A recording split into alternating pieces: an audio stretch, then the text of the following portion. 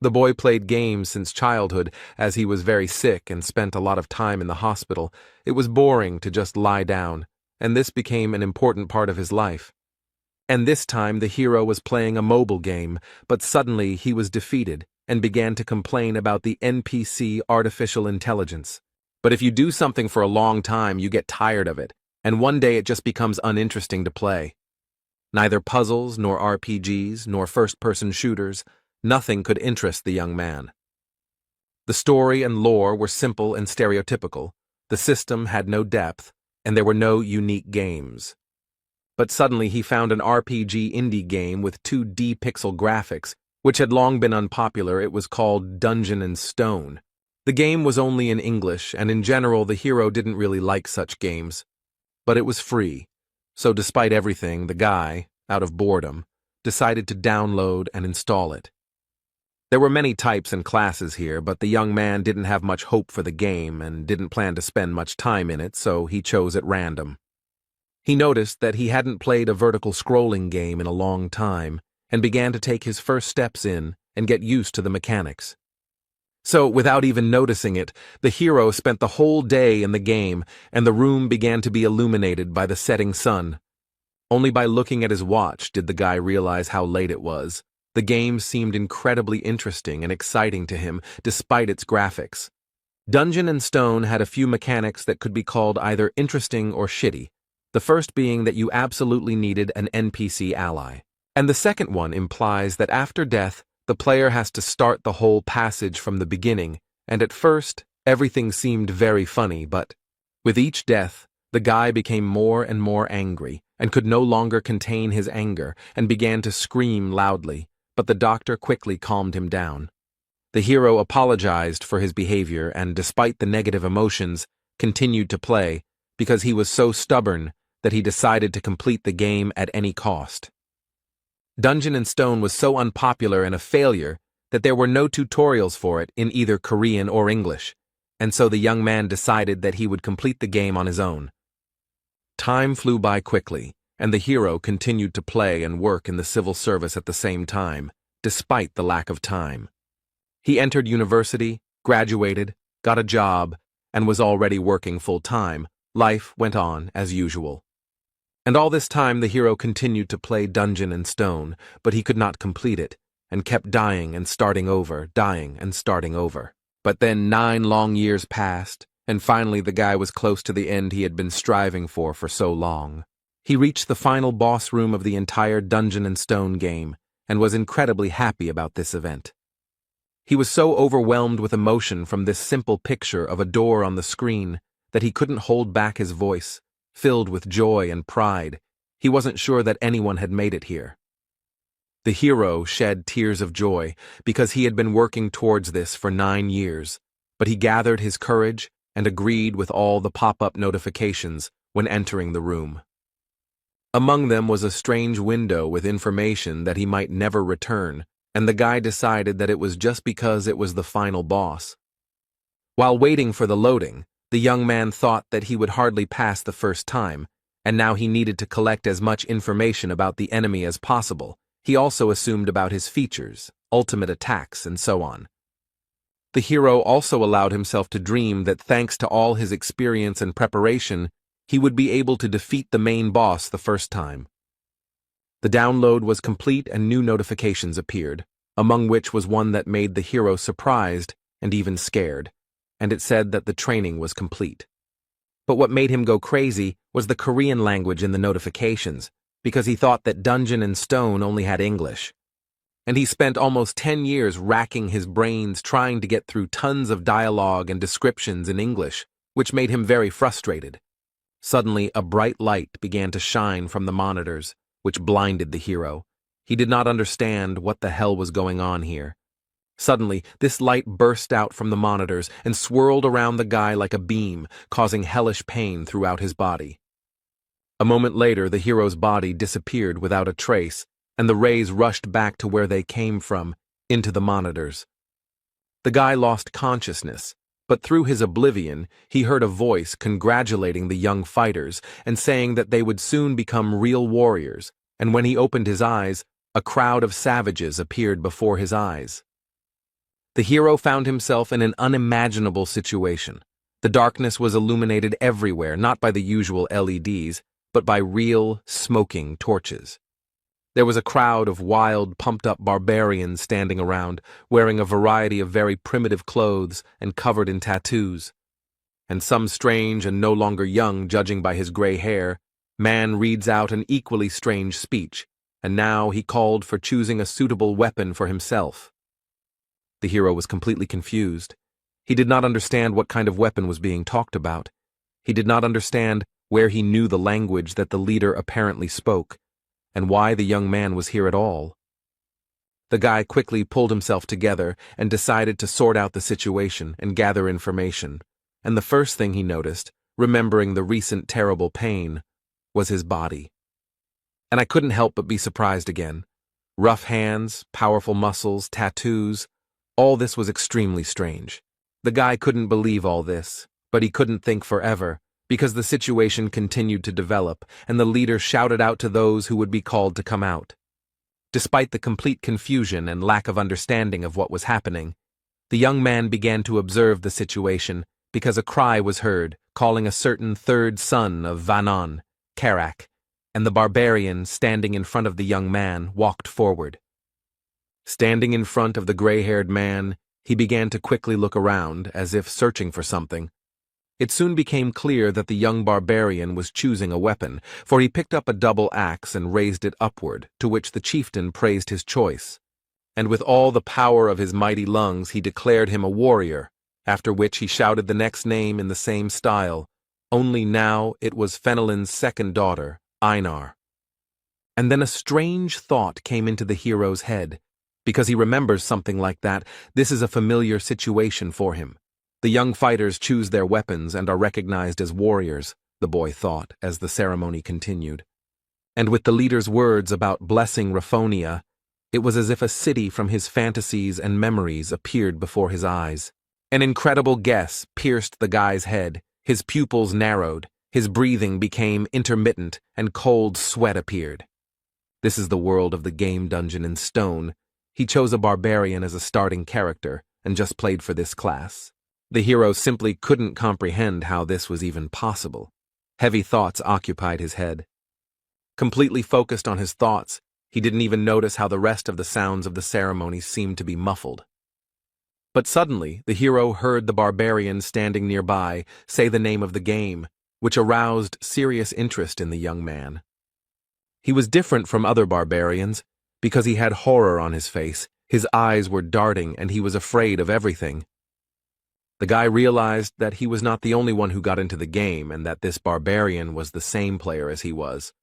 Suddenly, a threatening voice was heard very close by, asking who dared to open their mouth.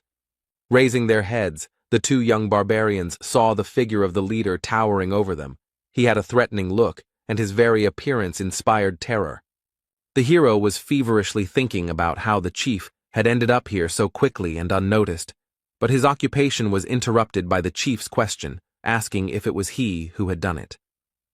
The guy shouted out decisively, denying it and trying to hide his fear, excitement, and worries. The hero glanced sideways at the barbarian standing next to him, mentally blaming him for what was happening. The leader realized who was guilty and turned his terrifying gaze on him, to which the barbarian tried to apologize hesitantly. And he asked if this was all really dungeon and stone, and there was horror in his eyes, cold sweat running down his forehead. But the young barbarian's words were interrupted by the chieftain, who simply swung his fearsome axe without the slightest mercy. The hero looked in horror at the place where the head of someone as unfortunate as he had recently been, and could not move from the fear that gripped him. Despite the emotions that overwhelmed him, the guy stood straight and tried not to show anything on his face because he could become the second victim. Without taking his eyes off the hero, the chieftain reported that Kadua's son, Orm, had been captured by an evil spirit. Seemingly satisfied that the second barbarian was okay, the chief turned around and walked back, ordering everyone to forget the evil spirit's words along the way. The ceremony continued, and the hero thought hard and realized several things, namely that people like him are called evil spirits. If someone finds out about them, they kill them, and that his head could be lying on the ground.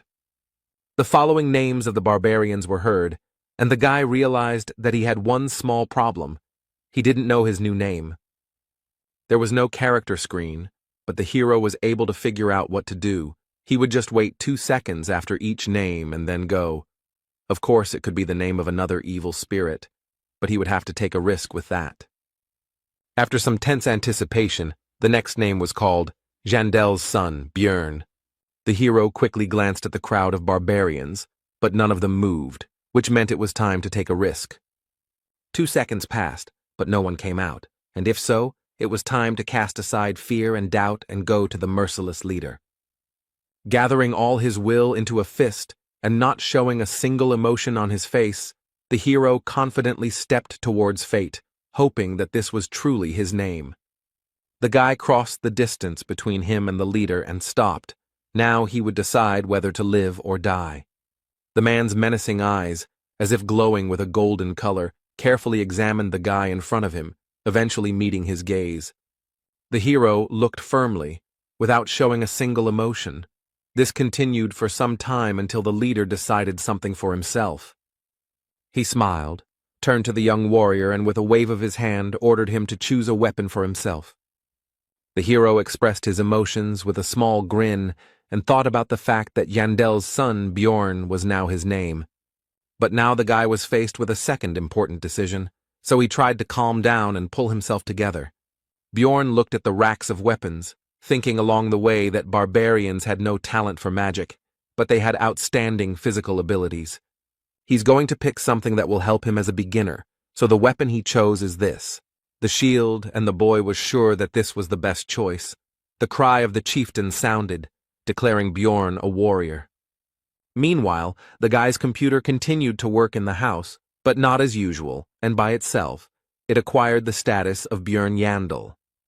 The hero went into recollections of how, during his first game as a barbarian, he chose a two-handed sword because it looked cool. But he died too much and too often, and could do almost nothing to the monsters he fought against. He couldn't figure out how to play a barbarian at all and increase his survivability because he died over and over again. Then he tried out a variety of weapons that would be suitable for a barbarian. These were double axes, huge hammers, a flail, and many others. It was a very unstable build, because every fight was like the last, and he barely survived, leaving the fight on his last breath. But one day, while browsing through the wares in a gun shop, he noticed a simple shield and an interesting idea came to his mind. And the barbarian should definitely be a damage dealer, because they are tenacious and strong, and although dwarves are better suited as tanks, his class also has everything needed for this role. The hero didn't like this fighting style because it required training, but he didn't want to waste time, so he decided to try it. And surprisingly, with such a strange build as a barbarian with a shield, the guy managed to fully implement this playstyle in a serious fight with one of the bosses, a basilisk, and defeat him. And although in reality the graphics and dry lines of what was happening on the screen were not at all impressive, in the player's head all this turned into an epic battle with a huge monster. The player realized that this was complete MBA, but in reality he summed up his thoughts and memories by saying that this was the most rational decision he could make now, and he would not regret it. Björn was brought out of his thoughts by the loud voice of the chieftain, who ordered the gates to be opened, which the adult barbarians immediately began to obey. Today, young fighters who are going through the coming-of-age ceremony are sent to the labyrinth, and among them is the hero himself. Their destination was just beyond the gates, in the city of Rafdonia, and the leader ordered the warriors to go forward, for in this city, their fate would be determined. After these words, the crowd of barbarians ran in disorganization through the gate, and with them ran the son of Jandel. The hero decided to run with them for now so as not to stand out, although he was not sure if they even knew where to run. After running around the city for some time, the barbarian who ran first reported that they were lost. At this, the rest of the crowd began to resent, and it was necessary to choose a new leader, and Bjorn thought to himself that they were no better than this leader. To which the ashamed leader lowered his shoulders calmed everyone down and was about to say that he was handing over his position, but in the middle of his speech he was interrupted by a barbarian girl.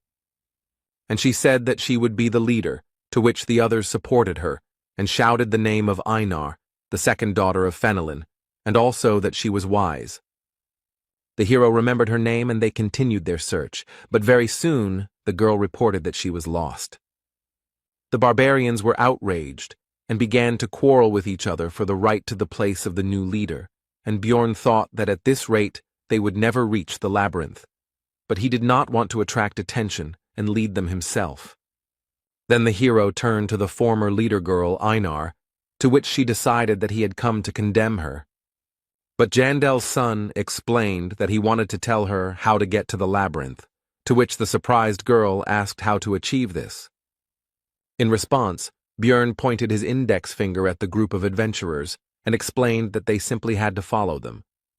The adventurers looked at the group of barbarians with disdain and mocked them, and they were also sure that they would not find the way. The pair of barbarians paid no attention to this, and Einar exclaimed that she would try to do just that. The girl exclaimed that she had found the way to the labyrinth, to which the naive barbarians immediately believed and returned her role as leader, and also began to praise her wisdom, while the hero wondered if they were really that brainless. Soon, following Bjorn's advice, the group actually reached the entrance to the labyrinth, and a huge crowd of various intelligent beings had already gathered there. The hero was overcome with doubts about the advisability of sending him to the labyrinth, because in this chaos no one would notice his disappearance, and he himself had been an ordinary person all his life. He had never even fought with anyone in his entire life, and would he be able to defeat the monsters? Would he not find another way to pay Rafdonia's taxes? Taxes are one of the strange systems of Dungeon and Stone, the essence of which is that upon reaching 20 years of age, each resident must pay money to the state, but the peculiarity is that if you do not pay, you will be executed. There are several ways to earn money.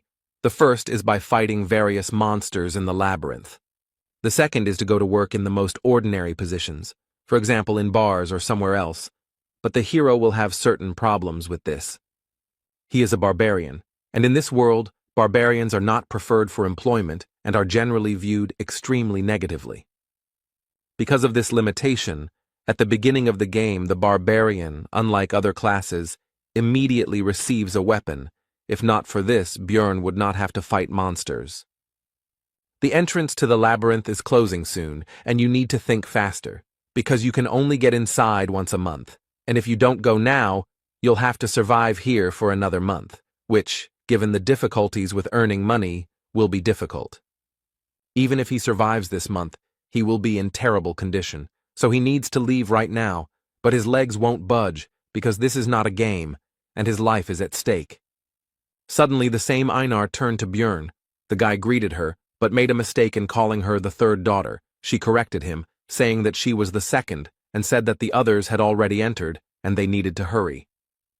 The last adventurers, except for a couple of barbarians, were already running through the portal, and the man next to him said that it would close in 5 minutes, while the guy noticed that the passage was getting smaller.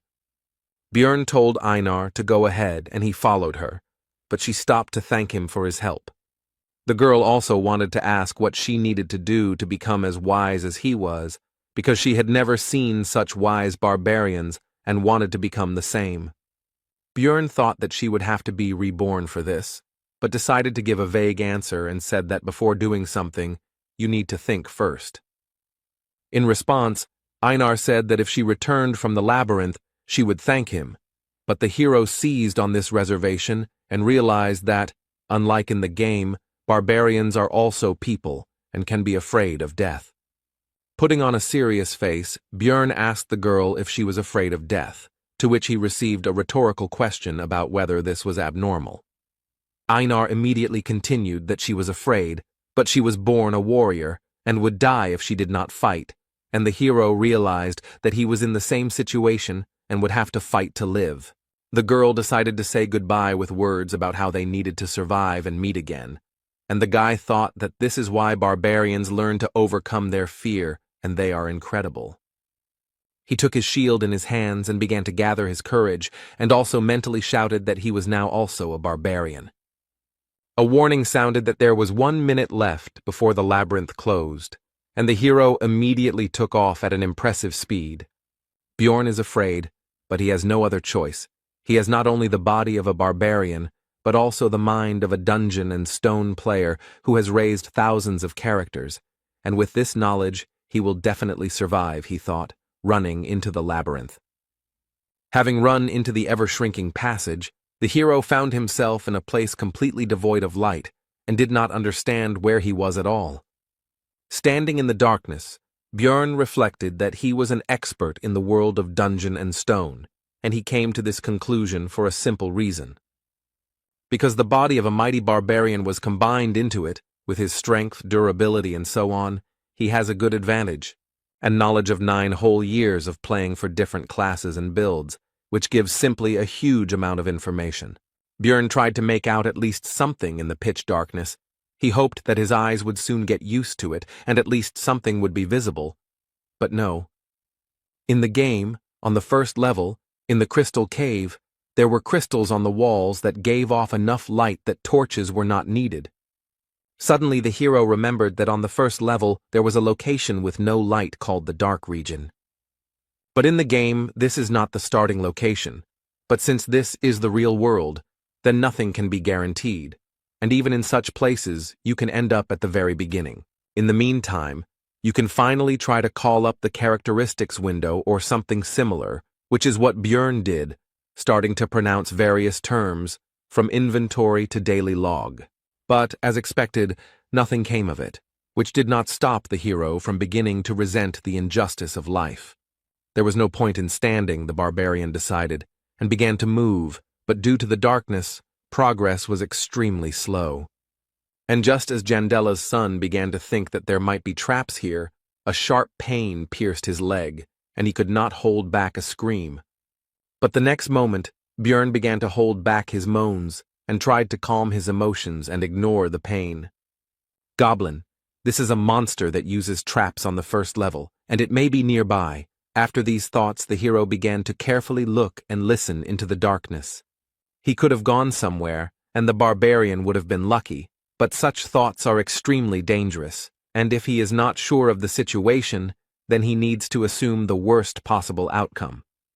If his trap is here, then its owner is nearby, and if he hears my scream and sees that I am caught in the trap, he will wait until I weaken from blood loss. Since this is the situation, then you need to do what is necessary, Bjorn thought, and began to remove the trap from his leg. He also noticed that it was smeared with a paralyzing poison, and if he had been given normal boots and not sandals, then everything would have been easier. But in any case, it's useless to think about it now. You need to quickly get out of the trap and be ready for battle. Your leg is numb. Because of the paralyzing poison, it's not even scary. The hero began to aggressively shout at the goblin to come out, because he didn't want to leave the vile creature behind him. But everything was quiet. Suddenly the goblin really was gone. But even if he behaved like an idiot, he would be an idiot who survived, Bjorn thought, and said into the darkness to stand still, and he himself would leave. His mind was clouded by the loss of blood, but the barbarian continued walking, when suddenly he heard someone else's footsteps. Although the hero now knows that the goblin is here, he still can't see anything, and he decides to try running. After running a bit, Bjorn suddenly stopped and turned around. The goblin's steps also died down. He was pursuing, but keeping his distance. In the pitch darkness, the goblin's vile laughter was heard. He waits for the victim to bleed to death and rejoices at the imminent dinner, not even hiding his voice. Then Jandel's son decided to pretend that he was completely weak and fell on the cold floor of the labyrinth, waiting for the goblin. The goblin came a little closer and began to carefully examine his victim and, as he thought, soon food. But the goblin was careful and smart enough to check if the victim was alive by throwing a pebble at the head. The monster's intelligence surprised Bjorn quite a bit, and he even thought that he was definitely smarter than the barbarians, while the object of his thoughts continued to throw pebbles. The goblin began to approach the victim, when unexpectedly for the hunter, he himself became the prey. Bjorn tried to throw his fist straight at the green-skinned creature's face, but missed, which even amused the monster a little. But the next moment, the hero felt as if his body began to move on its own, which was completely unexpected. This body is very different from his past. Instincts are highly developed in it, and the hero could even feel how his opponent moves. These thoughts went in parallel with how the goblin received blow after blow. With a loud, wild growl, the barbarian beat the already lying monster, who could no longer resist. How could the puny green-skinned one compete with the mighty barbarian? And now the hour of the final blow had come. Bjorn was not going to spare the monster, because what was the point? Even if it had intelligence, it was not even close to human. Besides, it would not spare the barbarian himself. A short time after death, the monster's body began to evaporate just as it happened in the game. In place of the corpse, there was only a small red object. It was the currency used in the world of Dungeon and Stone. To be more specific, it was a 9th-class magic crystal. His price is just a piece of bread, and for this Bjorn Yandel went through such a dangerous situation. This is a place where labyrinths and monsters exist that, after death, leave items and disappear. And outside the city, there are other places familiar to the guy from the game, where life goes on as usual and other races coexist. This is definitely the game world that the hero knows about, but he can never consider this reality a game, and with these thoughts, the barbarian continued to move through the labyrinth. The barbarian has been crawling in complete darkness for a long time now, but the bleeding still refuses to stop. The rejection of the human method of movement begins to bear fruit, because this way the guy does not use his injured leg, and he moves faster than you might think.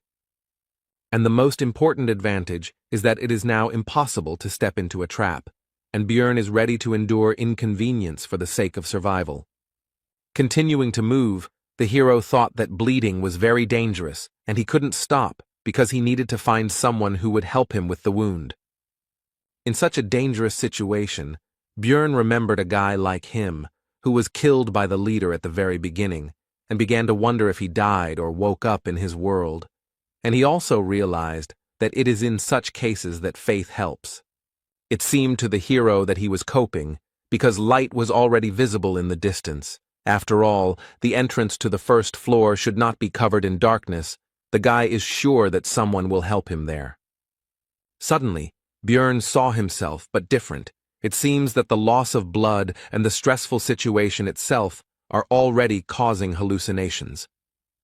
The figment of the imagination began to tell that no one would save the miserable dying barbarian, because he was not a beautiful girl or an intelligent man, but a savage that no one needed. Jandel's son felt his personality splitting and then joining, and then becoming silent again, and he was definitely going crazy. Despite his condition and the constant mockery of his own mind, Bjorn continued to crawl, and soon it brought results. He finally got out of the pitch darkness into the light. Almost immediately, the young warrior noticed a group of adventurers, and one of its members noticed the dying man himself. He turned to what appeared to be the leader of the Otrada, Drouse, and pointed to a wounded barbarian slightly off to the side of their squad's path. The blonde walked up to Bjorn and leaned over him, thinking out loud that he looked like a newbie, to which the guy mentally resented the fact that he was looking at him here instead of helping. Drouse continued his thoughts and said that it was suspicious, because this newcomer had arrived here before them, and Jandel's son could no longer even speak from weakness. The blonde grinned and asked the squad's priestess, Ursina, if she could heal this man, to which the barbarian himself could only be surprised that their squad had such a useful girl. Bjorn had already managed to rejoice at his salvation when the woman destroyed his hopes with her cold refusal. Then he asked the adventurer, Patsran, who had noticed the barbarian, if he could give him his potion, to which he pointed out the value of the potion, and the blonde added that he would pay for it later. Besides, there were quite a few of them. Having received what he wanted, the leader began to uncork the bottle and explain that this was not divine power, so it would hurt a little. After the potion hit the wound, Björn's body was pierced by such intense pain that it felt like his body itself was melting. After some time, the pain went away, and the wound on his leg was gone, the weakness almost receded, and the hero began to rise from the floor. As soon as Björn recovered, Draus began to ask about how the newcomer got here before their group, and also whether there was a secret passage, to which the barbarian explained how everything happened. The blonde began to think out loud about the fact that once every few hundred years, due to spatial instability, there is a chance to end up in the dark region. Bjorn began to rise from the ground as the adventurers passed by, and Draus informed him that he should not worry about the price of the potion. As the barbarian watched the group move away, he reflected that time in the labyrinth was extremely valuable, and it was a miracle that they had spent so much time on it. Bjorn should have been glad that he had survived, but he hated feeling sorry for himself. Meanwhile, the group continued on their way, and its members talked about the unexpected meeting, in particular arguing about his luck or bad luck, because on the one hand he got into an unpleasant situation, and on the other, he met them. The archer noted that his luck was to meet Draus, and not him, Patsran, because he was sorry to even give his potion. To this, the adventurer replied that there were many such worthless ones, and did not the priestess agree with him? To this, the archer said that if it were not for the rules of the temple, the barbarian could have been cured without any problems. Continuing the argument, pointing out the kindness of Draus, because he gave the dying man the opportunity to pay for help with information, and barbarians do not like to accept help from others, they also noticed that the bloody trail had been going on for a long time. The priestess noted that it was convenient to have a guide, who was the blonde man, to which the archer noted that he had memorized the map of the entire first level, which was an extreme rarity. But when the group finally reached their destination, they noticed that they were the first to arrive, and Draus came closer. And he activated the portal that leads to the second level of the labyrinth, and the adventurers began to move to the next location. But the archer made everyone pay attention to the sandals of their recent acquaintance and the trap nearby. The magician illuminated the cave, and everyone saw that the bloody trail stretched all the way from here, which surprised everyone, because they had lost him. The magician asked Draus how long it was to walk from here to the place where they met the barbarian, to which he received the answer that it was about 15 kilometers if you didn't take a shortcut. Patsran, having learned that he had crawled for so long in pitch darkness, wondered whether he could repeat it. He also remembered that the barbarian had then pulled his magic crystal towards them, which he carried with him all the time, no matter what. He simply had nothing more to thank them with, and after these thoughts he informed the group that he took back all his unflattering words about this guy. He realized that people like this barbarian never give in, no matter what, and never escape from problems through death. After his recovery, Bjorn continued to encounter green-skinned goblins in fairly large numbers. The first time, the barbarian was in pitch darkness and was also nervous, but now these monsters pose practically no threat.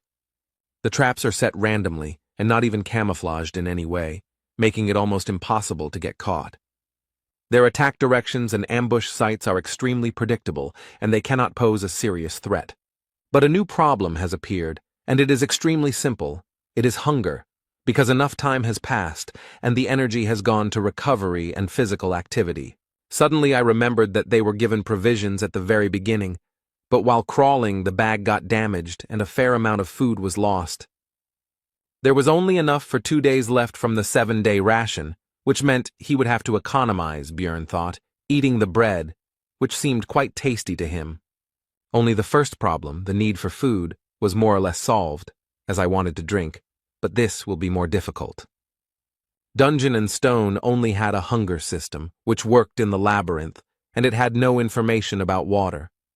But this is not a game, but the real world, and since they were not given water to take with them, it means that there must be natural springs somewhere, and the hero went in search of them. After some time, Bjorn heard the sound of water and went there, where he met a lonely adventurer resting. It was the first time he had met anyone outside of that blonde guy's group, but in the labyrinth there was an unspoken rule not to interact with others unless absolutely necessary. Having quenched his thirst, Björn decided to count the crystals he had obtained from the goblins, of which there were 44, which turned out to be quite a good haul for him. And now, the third problem has arrived, also connected with the needs of the body, namely, the need for sleep. And there are two ways to rest in the labyrinth.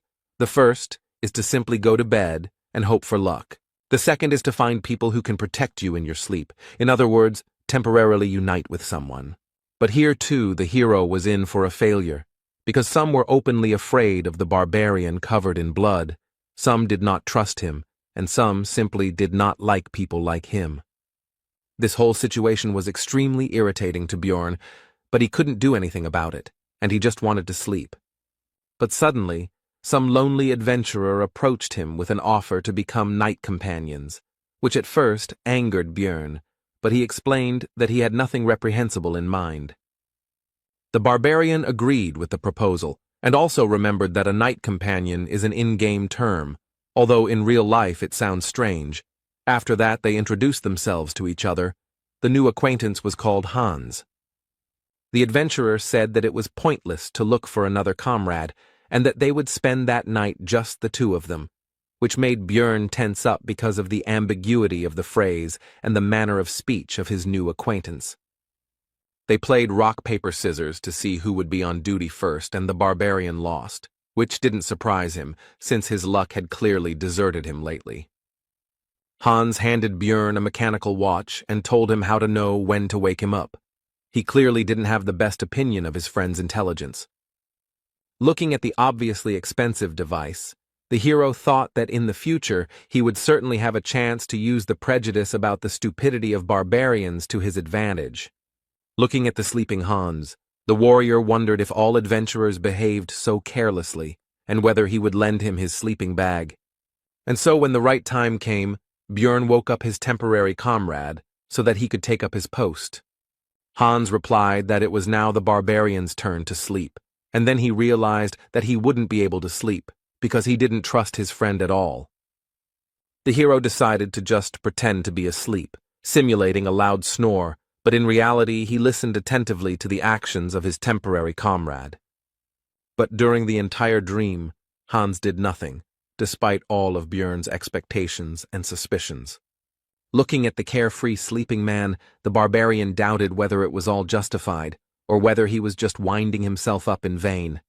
So, while thinking, the hero began to feel sleepy, because recently he had had very intense adventures, an injury, and the very fact of getting into this world. Björn was brought out of his sleep by a sharp cry of his name. It was Hans. After all, 2 hours had already passed, and now it was his turn to be on duty again, and he did not argue with his night companion since nothing had happened, and sent him to sleep. And although intuition told me not to trust this man, the facts said otherwise. Because he was the first to turn to him when the barbarian was in a difficult situation, he didn't scold him for his mistake, so he could sleep. But suddenly Björn woke up and saw Hans hanging over him with his huge hammer, who was surprised at his light sleep and said that he should sleep a little longer. The next moment, the adventurer's weapon rushed straight at the barbarian's head with impressive speed. But not enough, because Björn had good enough speed and reaction to dodge and jump away from the opponent. Hans clearly did not expect such agility from the barbarian, and now he was confused and did not know what to do next. Björn was furious about the attempted murder, and Hans began to try to justify himself, which only made the big guy even more angry because he thought his people were so stupid.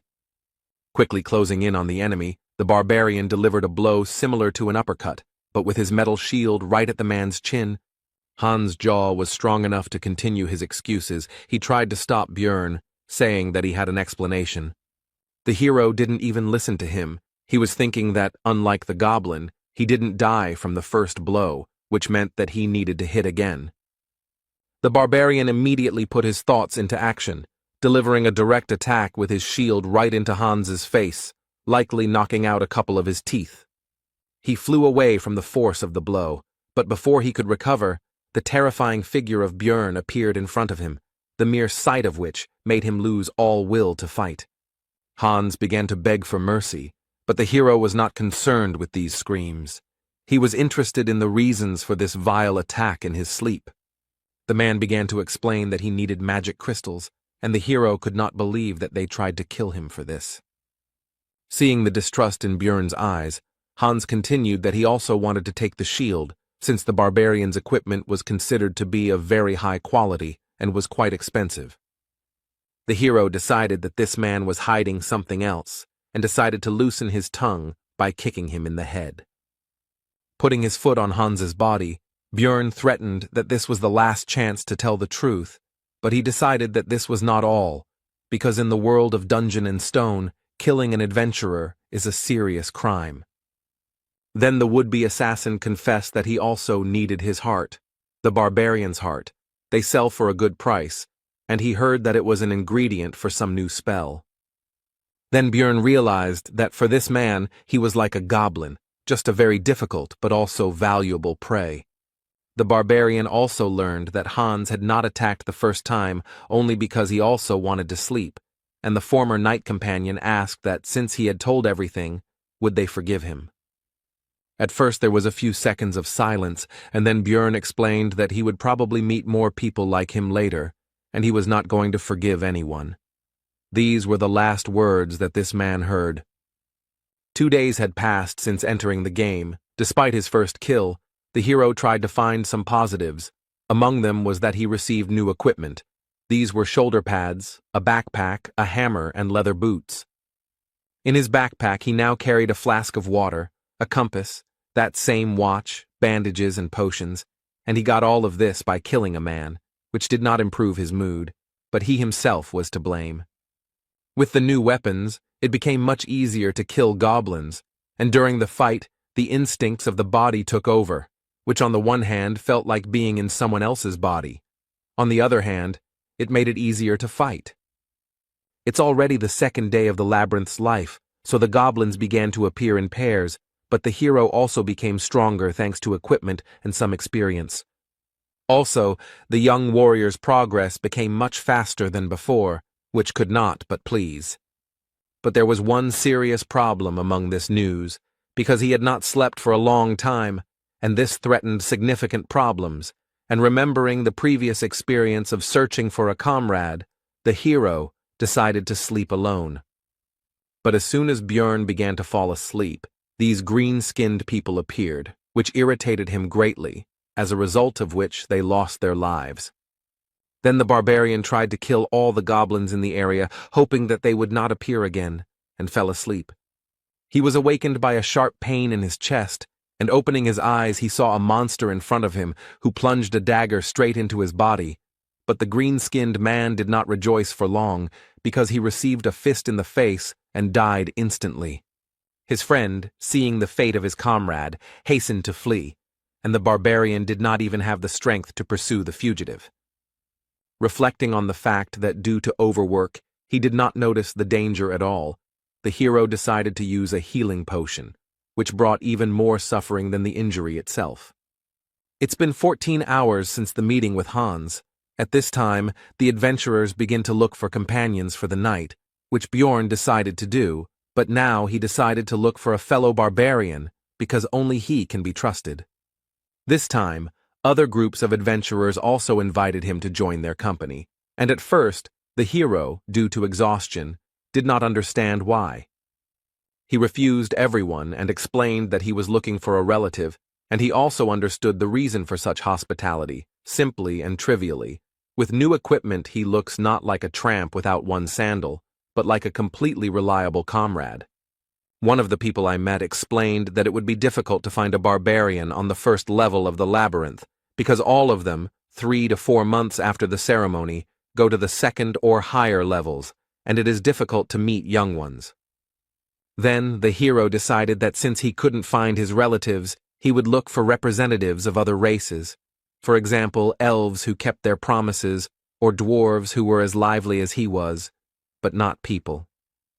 They wouldn't attack other adventurers, blinded by the thirst for profit, Björn thought, and after an hour of searching, he was lucky enough to find the elf sitting right on the floor of the cave, with a bow and quiver lying nearby. The barbarian asked the elf if she was alone, to which he received a tense silence, She was clearly afraid of the big guy who had suddenly appeared. Björn also noticed that the girl was wounded in the stomach, and it did not look like the damage was caused by goblins, so he asked if a human did it. The elf suddenly fell to her knees and asked for mercy, which greatly stunned the hero. Her eyes began to water, and she continued to beg for him to let her go, and also said that she had a little brother at home. Björn just stood there the whole time, thinking that in the game all the elves were very cold and very different from this representative.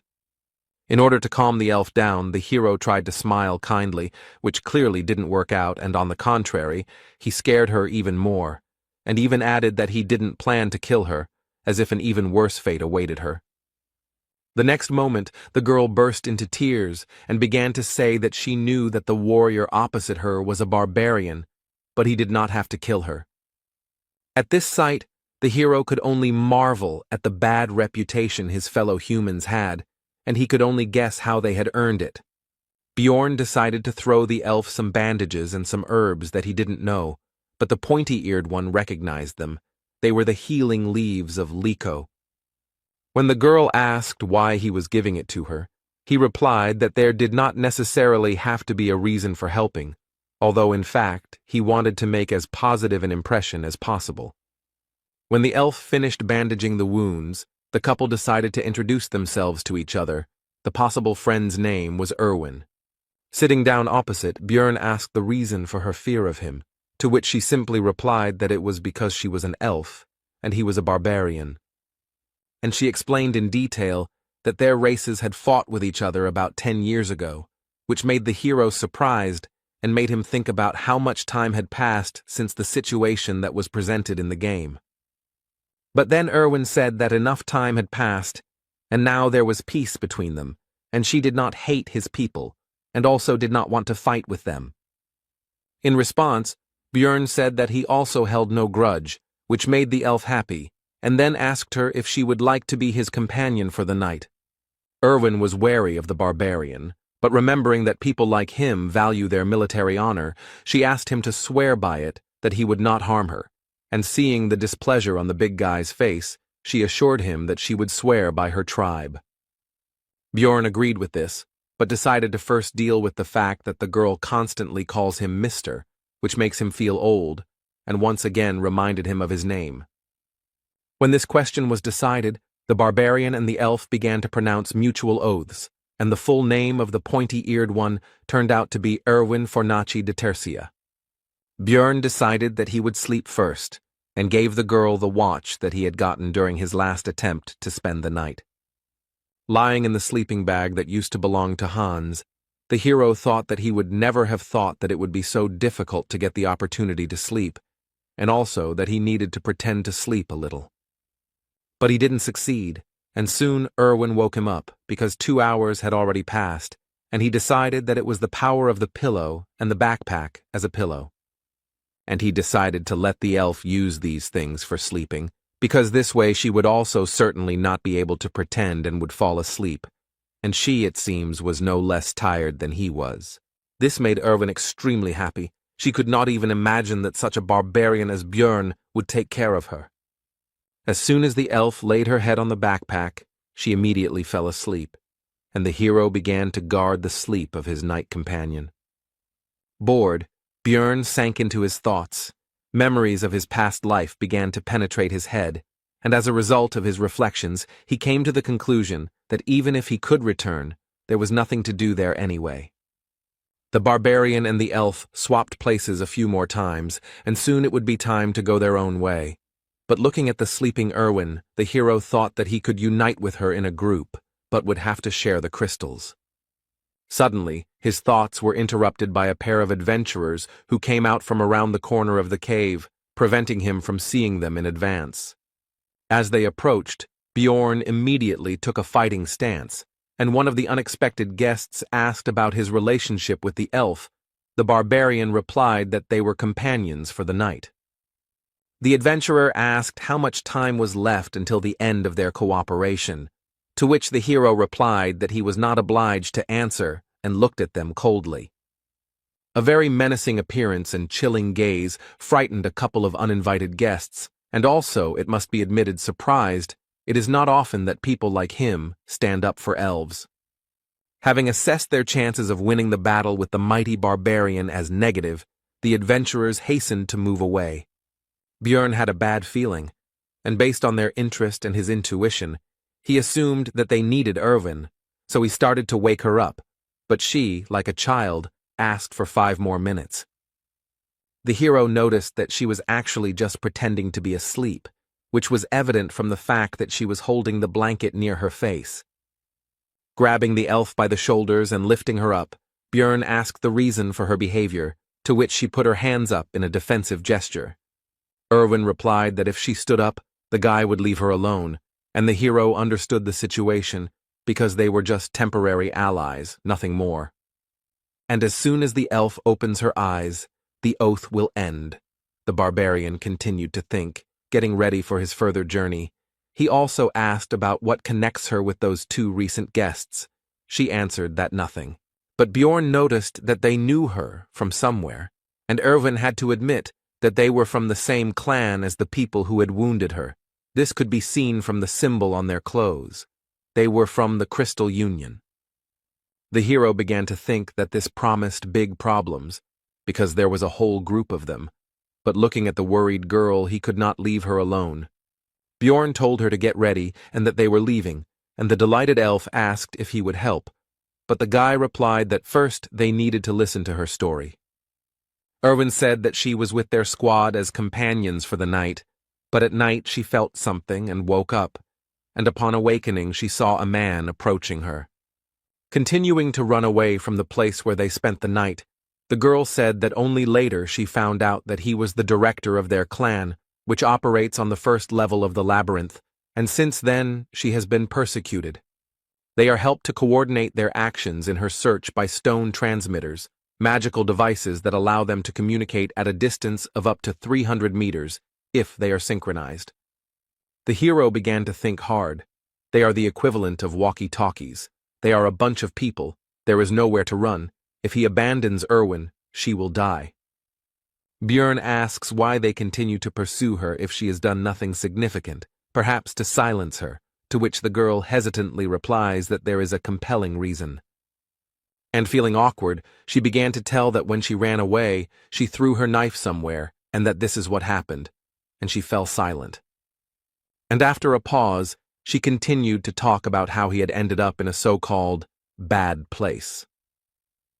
At this news, an unpleasant guess appeared in the barbarian's head, and the same unpleasant emotions appeared on his face. Smiling awkwardly, Erwin ends the story by saying that she heard that the director was so injured that even potions couldn't help him return everything to how it was. But after a few seconds, the emotions left her face, and she reported that they were being followed, and the distance was 150 meters. Looking out of the corner of his eye at Erwin, the hero thought about how she heard this from a very impressive distance, and also noticed the opening of her wound, and she was not complaining. Although they have sped up, the elf reports that the distance is still the same 150 meters, which means they cannot break away, and during this time the pursuer has probably informed his people about the situation. The only way out is to destroy them, but then there will be no way back. Is it worth risking for the sake of a companion, because he is not the target? While the hero decided to gather more information before making a decision, so he asked what Erwin was good at, and she replied that she was good at washing and cleaning, although her cooking was not so good. When asked if Björn meant battle, the elf replied that she was good at archery, which was understandable, but she also had mastered the magic of the spirits of the element of fire. When asked whether the girl had killed anyone, the answer was negative, but she tensely assured that she was quite capable of doing so. The hero had made up his mind, so he asked if Erwin would become his ally until he left the labyrinth, on the condition that she would only get 10% of the loot, to which he agreed.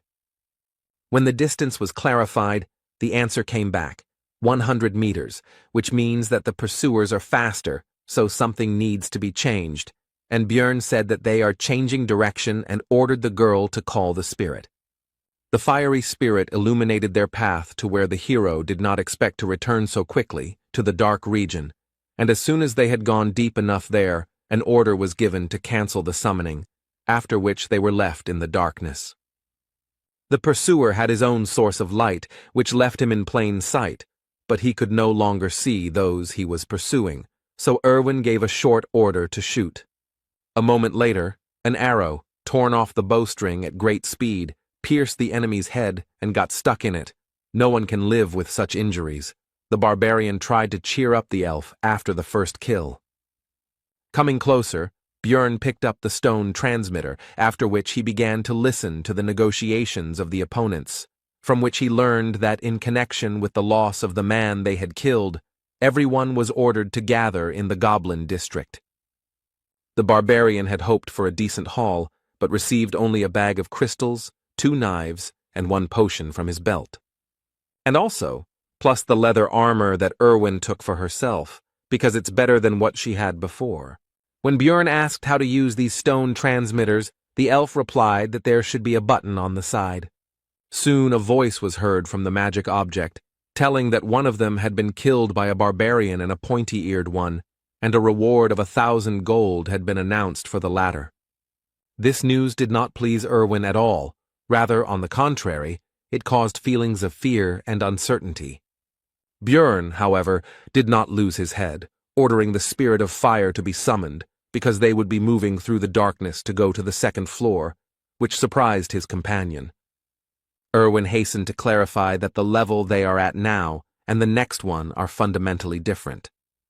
The barbarian explained that they would succeed, because they were a great couple, and continued mentally in game terms, a tank melee and a damage-dealing archer. Besides, in any case, it would not be possible to earn much here.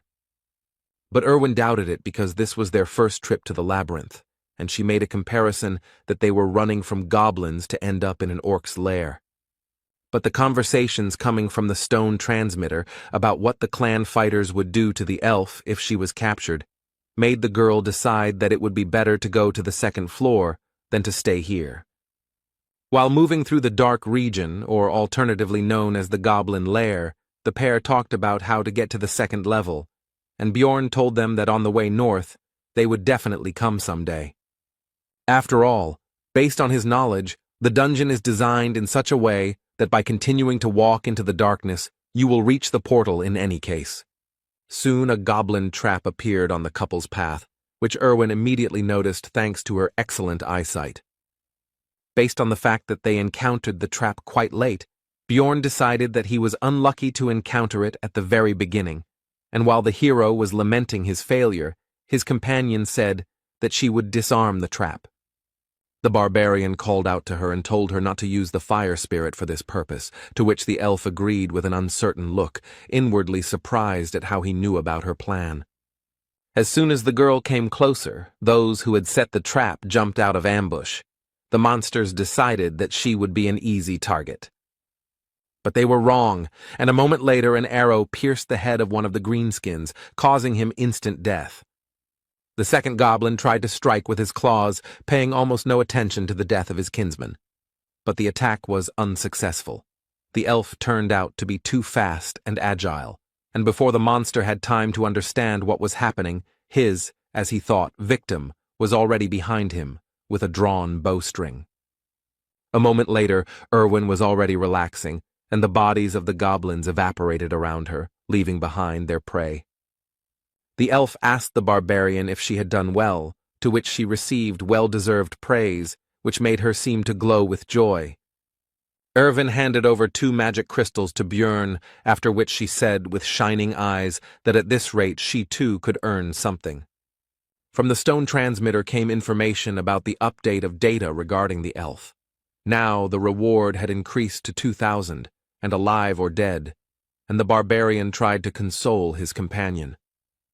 Suddenly, Erwin noticed a new danger in the darkness ahead, ghouls, which surprised the hero, because according to his information, such monsters should live in the south, not the north. The meeting made the guy think about the strange experience system in Dungeon & Stone, which consisted in the fact that EXP is given only when a representative of a new species is defeated, and there is no reward for a repeat kill. After closing the distance, the ghouls turned their ugly heads towards the living, and in their eyes one could see only hunger and no glimmer of reason. These monsters are faster and stronger than goblins, but they are still only rank 9 monsters, so they don't pose much of a threat. Plus, he's not fighting alone now, which makes the battle even easier when you have a comrade covering you. The pair walked north until their 3rd day ended, and soon they came across a long trail of blood and a piece of bread. At first, Björn had an unpleasant guess that he did not want to believe, but soon it was confirmed, because they found the very same trap, next to which lay one sandal. And very close by there was an already open portal. Remembering what the hero went through when he could have simply crawled back a dozen meters, he was overwhelmed with emotions. Soon, all other feelings were driven out by the barbarian's rage, and Bjorn gave vent to it by hitting the floor, which frightened his companion. The girl took the guy's anger personally, so she asked what she did wrong, and moisture began to gather in the corners of her eyes. But the hero calmed her down, saying that it was not because of her. Erwin then put all the factors together in her head, including the bloody trail, the pieces of bread, the sandal, and her companion's reaction. And she said in a mournful voice that he had been through so much, which made the barbarian wonder if she had really guessed what had happened. But it soon became clear that Erwin had come to the wrong conclusions. She thought that the hero had lost a precious comrade here, and uttered a phrase about the certainty that he had gone to paradise. Having gathered their courage, the pair of the elf archer and the barbarian tank went through the portal straight to the 2nd level, which is called the Goblin Forest. The next moment they were transported to a new area, but no one could have expected that they would appear not on solid ground, but above it. Upon landing, the hero noticed that he felt as if he had been chewed and spat out by a giant frog. Erwin also said that she was surprised herself, because she had never heard of such a thing before and her friends had not told her about it. While scouting the area, Björn came to the conclusion that the lighting from the stars was so-so, but there was no point in waiting for dawn because they were in the labyrinth, and also decided that in case of a threat, they could return to the 1st floor. Erwin asked if this was really the 2nd floor, since she had never heard of this forest, to which the hero explained that from the 1st level you can go through different portals and end up in other locations. And he continued, besides the Goblin Forest, there is also the Beast's Lair, the lands of the dead, and the dark rocky mountains, and when his companion asked about their next steps, the barbarian asked if she knew how to get back. When told that they would simply be thrown out when the labyrinth closed, Björn confirmed, but added that the 1st level would close in 168 hours, and the 2nd in 240. And most likely the Crystal Union will not go to this floor, so they will wait until the 1st one is about to close, and will be transferred there through their portal, and then they will be spat out into the outside world. But the hero decided not to sit around doing nothing all this time, and the couple set off to explore the surrounding area. Erwin, walking through the forest, felt nostalgic, and also reported that this place felt just like the abode of fairies, one of the species of which she is in the world of dungeon and stone. While scouting the surroundings, the elf noticed traps everywhere, although the barbarian was unable to notice their presence. So the girl decided to show their location and threw a stone straight into the trap, causing it to go off. Unlike the previous floor, here they were camouflaged. After that, Erwin started begging for praise, but Björn decided not to overdo it and simply said that she was throwing stones well. However, seeing the girl's displeasure, he still added that there was no need to rejoice over such trifles, and that he already considered her to be a fairly experienced adventurer, and she was pleased with this. After walking around a bit more, the girl expressed concern that there were enough traps, but there were no people who set them, and the hero remembered that their presence in this location was more of a feature of the zone. In the game, this place was also called the Goblin Forest, and in addition to the traps, there should also be many times more goblins here, and among them there should now be mutants, archers, and warriors, and the deeper, the more and more dangerous. Björn ordered to first deal with the traps in the area and then explore further, so that in case of danger, it would be possible to run to the portal without fear of getting a leg injury. After that, the couple simply searched for traps and disarmed them to secure their escape route. But they had to stop abruptly, because Erwin noticed traces of a group of goblins nearby, which she did not hesitate to tell Björn about, and also soon clarified that there were more than 10 of them, and they were about 50 meters away.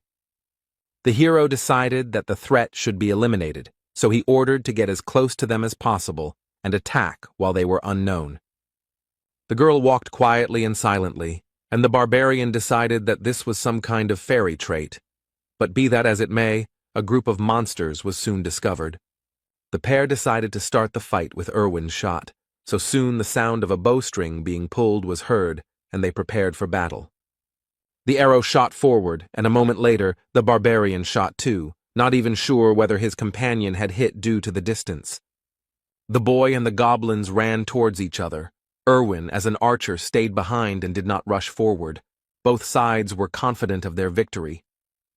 The second floor is different from the first. There are 3 times more enemies, and you can also encounter new species, and most likely the hero should have felt fear. But the barbarian did not feel it. On the contrary, the warrior's heart, which he received in his new life, trembled in anticipation of the battle. With a loud battle cry, the hero burst into the crowd of greenskins and began to scatter them in different directions.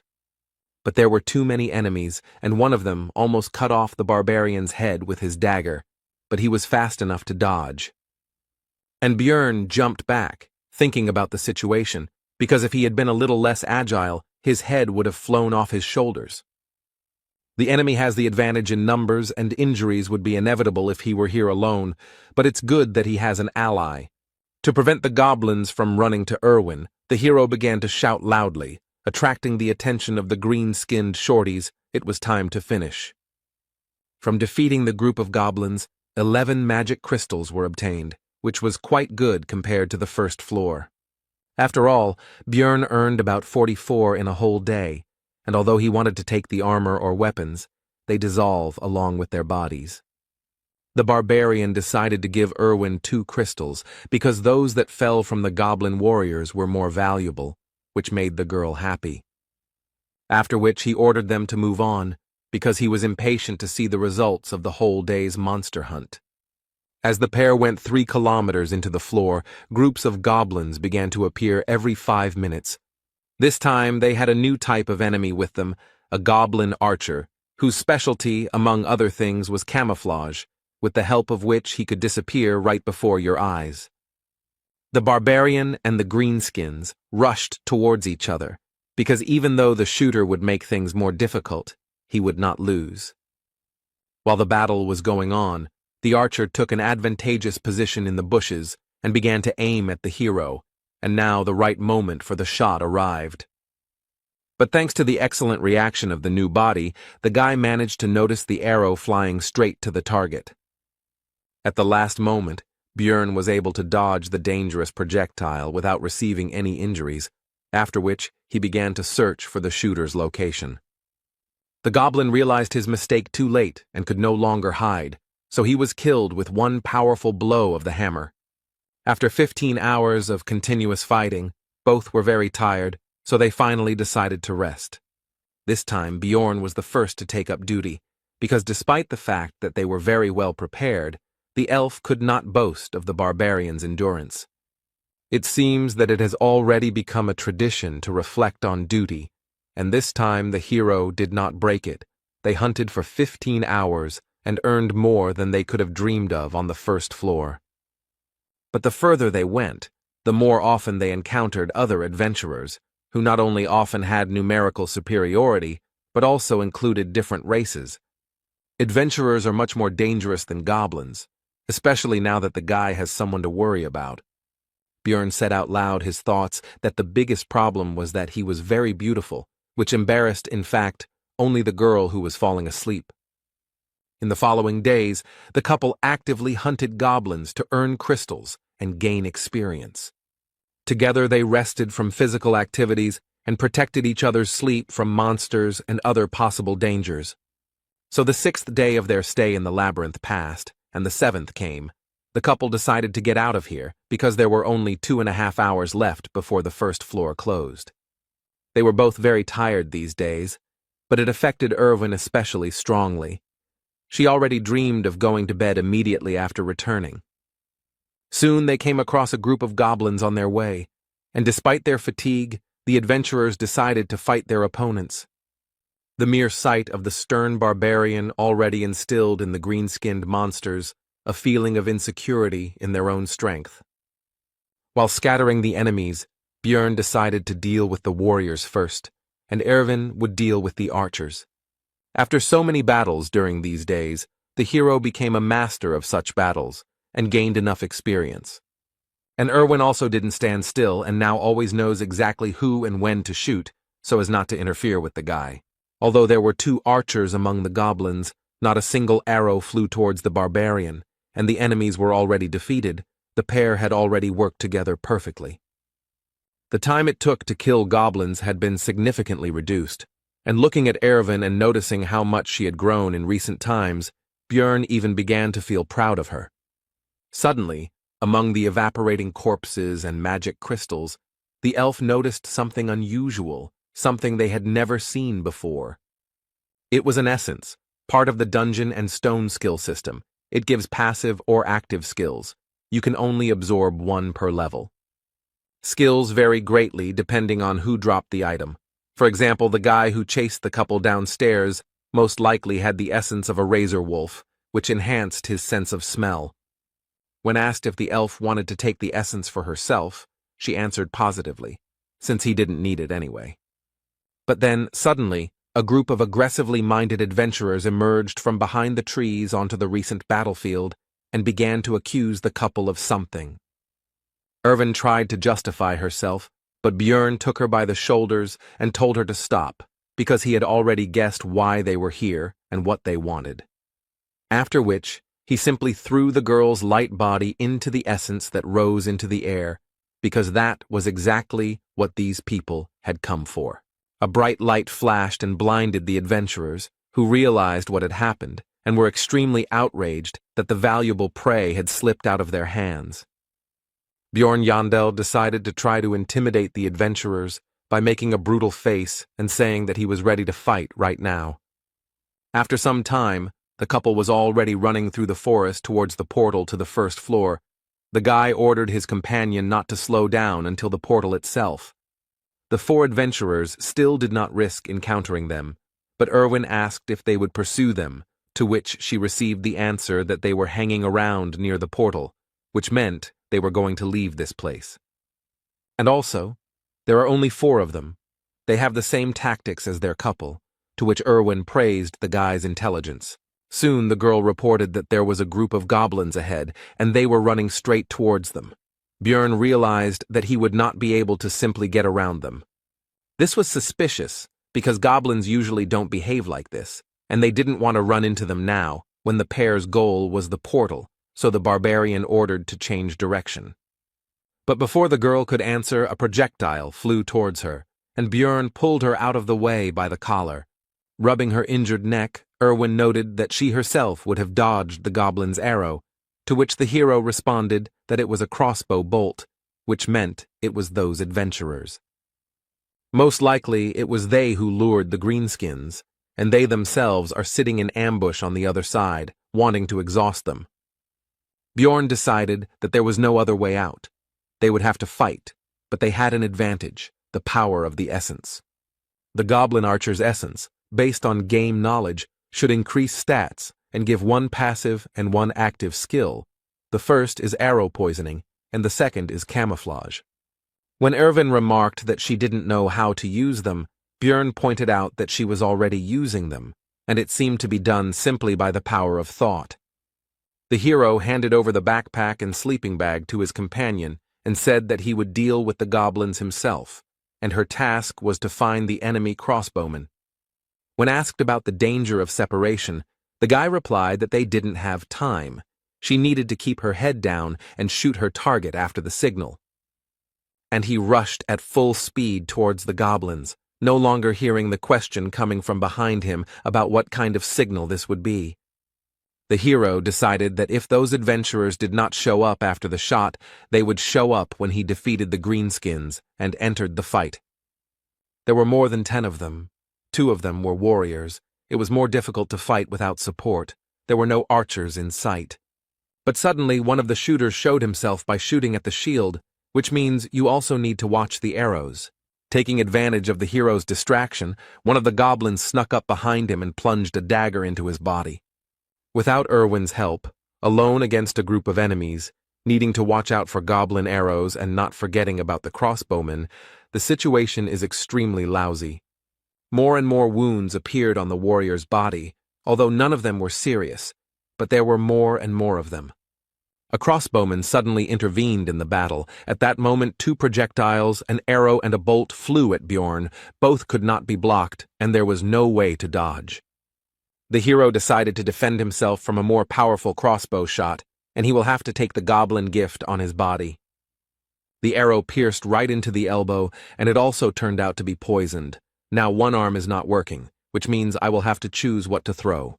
The hero decided to leave the shield, because although it would be easier to kill goblins with a hammer, the real threat comes from the crossbowmen, and without a shield it will not be possible to defend against a bolt. The battle with the greenskins became even more ferocious and difficult, but despite the advantage they had gained, the monsters could not win. Very soon there were only a few goblins left, and they decided to run away. This man had instilled fear in their little hearts. As soon as the battle was over, how did the adventurers who had been watching the hero's battle all this time show themselves?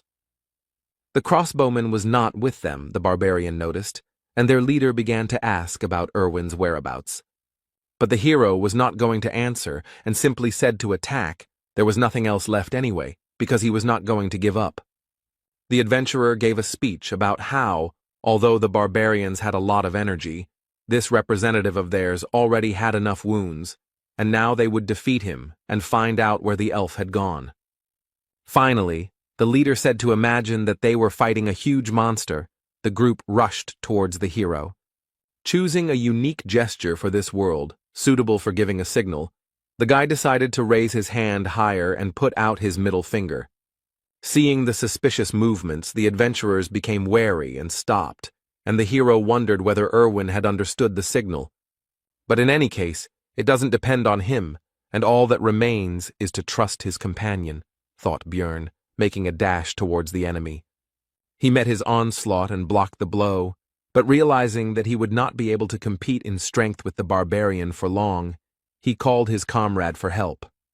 An elderly man with a katana named Elias intervened. He drove the hero away with a blow from which he had to move away and break the force contact.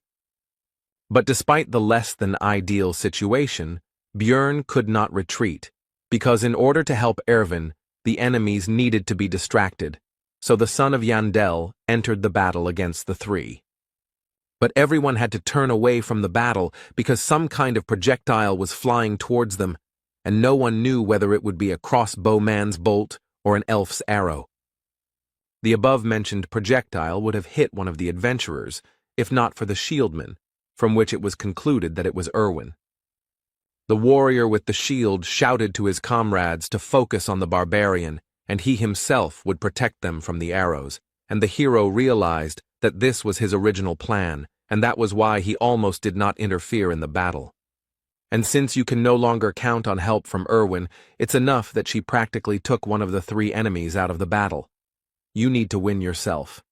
But despite the barbarian's strength, the battle was not in his favor.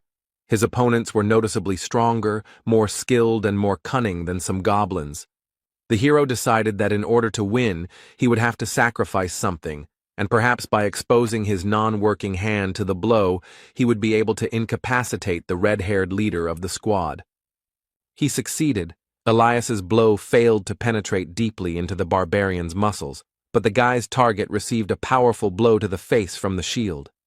Taking advantage of the moment of vulnerability after the blow, the older man attempted to cut the hero in half with a downward swing of his katana, but Bjorn was able to dodge. Elias was extremely surprised that such a mass of muscles could move so quickly, although he seemed like a clumsy brute, and froze in surprise. Erwin tried to take advantage of this, but the shield man covered his comrade and urged him to be more attentive and not get distracted. But this arrow turned out to be a trick. The elf was counting on the warrior taking the shot, because this arrow carried fire magic, and now the wooden means of protection would soon burn out. Erwin's next attack pierced the shoulder of his opponent, who was now unable to hide behind his shield, while Bjorn was thinking about how extremely skilled his archer was. The situation on the battlefield changed dramatically, and now the scales tipped in favor of the hero, although victory was still far away, because the red-haired man was already recovering from the blow to the face. The adventurer decided to deal with the elf first, and the barbarian could not stop him, so he only believed in his companion. The fight continued, and in an instant Elias opened himself up for a strike, which Bjorn couldn't help but take advantage of and tried to strike.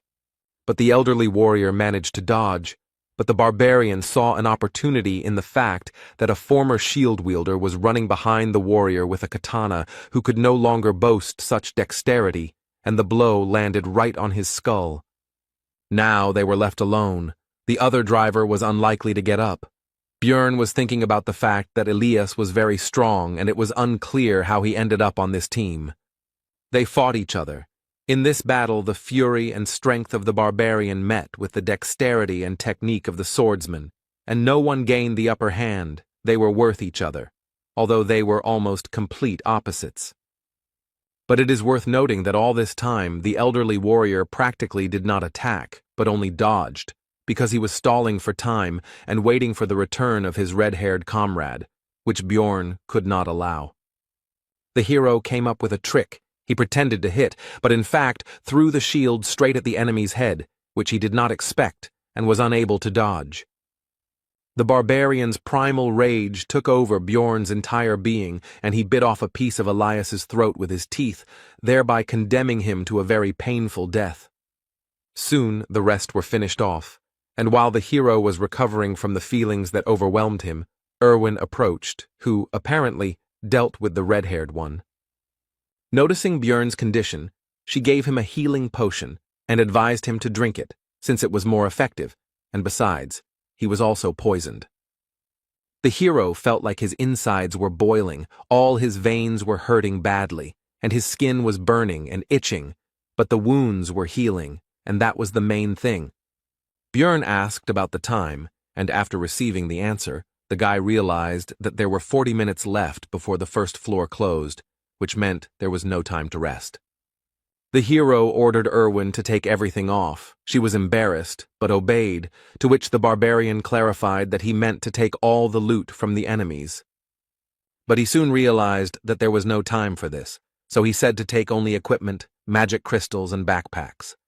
By the time they finished sorting through the trophies and ran to the portal, there were only 50 seconds left before the first floor closed.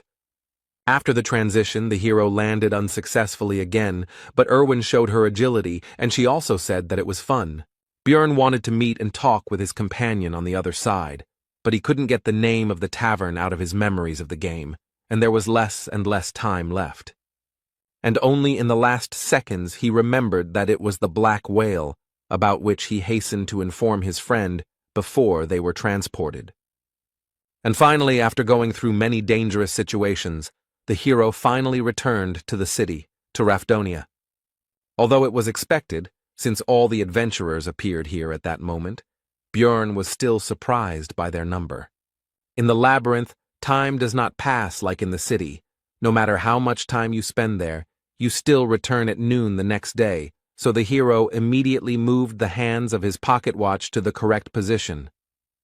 Making his way through the crowd, one of the barbarian comrades, Karak, son of Vannin, hurried towards Bjorn and shouted his name along the way. Soon the rest of the relatives began to gather nearby, and the one who found the hero was very popular in their circle. The entire disorganized crowd of savages headed out of the square, and Bjorn decided not to lag behind and not stand out from the group. Soon all the barbarians began to take turns exchanging magic crystals of various values for money, while simultaneously finding out who had managed to earn more. The woman behind the counter worked extremely quickly and professionally. Her vast experience was clearly visible. It turned out that the hero had earned significantly more than the others. The amount was over 180,000, which was significantly better than the others, in connection with which the relatives began to congratulate one of their own. The barbarian did not hesitate and accepted the praise, and also raised his hammer and shouted that he really was the best warrior. Others also noticed that he returned with better equipment, which only added to the joy. The savages began to throw Björn up in the air and chant his name, but the workers of the establishment did not like this noise, so they were soon calmed down. Soon the group of barbarians left the building and sat on the stone steps, waiting for everyone to receive their money, and the hero decided that he would follow the others, because he did not yet know the local layout. While examining the city, Jandel's son noticed a small detachment of elves, and among them he managed to discern Erwin. The girl also noticed her friend and waved awkwardly to him. Björn also greeted his friend and quietly asked to meet tonight, and despite the distance, the sharp ears heard everything. But the attentive elven eyes of one of the group of adventurers noticed the couple exchanging glances, so the attentive person asked if Erwin knew this barbarian. But only the pointy-eared can boast of excellent vision, so Karak also noticed what was happening and asked Björn about his acquaintance with this girl. Both began to deny the connection between themselves. As soon as the two groups turned their attention to each other, it became possible to notice with the naked eye the enmity between the two peoples. The tension grew. The last barbarians left the establishment just in time, and Björn hurried his relatives to leave, since in such a situation it would not be possible to have a normal conversation with Erwin anyway. Walking through the streets of Rafdonia, the hero noticed touching reunions of relatives who had returned from the labyrinth. But also everywhere there were grieving people who were unlucky enough to lose loved ones on this day. They cried, blamed themselves or others for what happened. Many did not wait for their parents, children, brothers and sisters, and loved ones that day.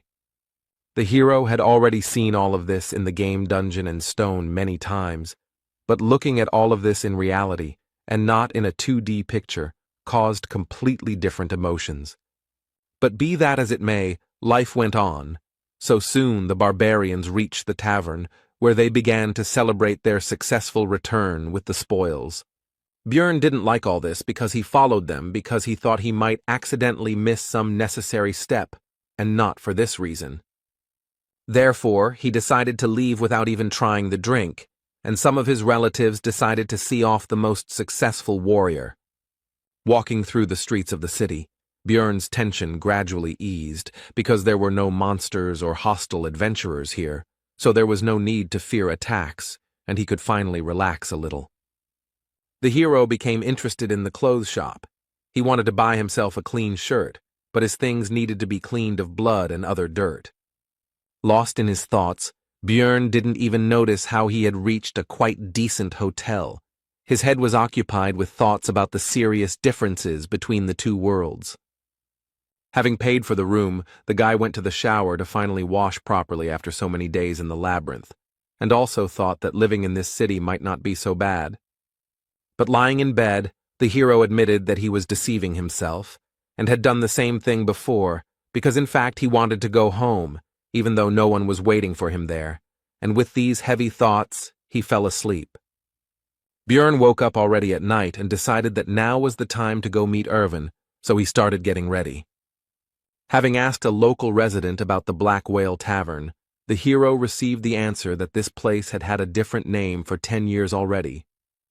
Finally, Björn became convinced that the game world was lagging behind this in time, and having learned about the current name of the tavern, he went there.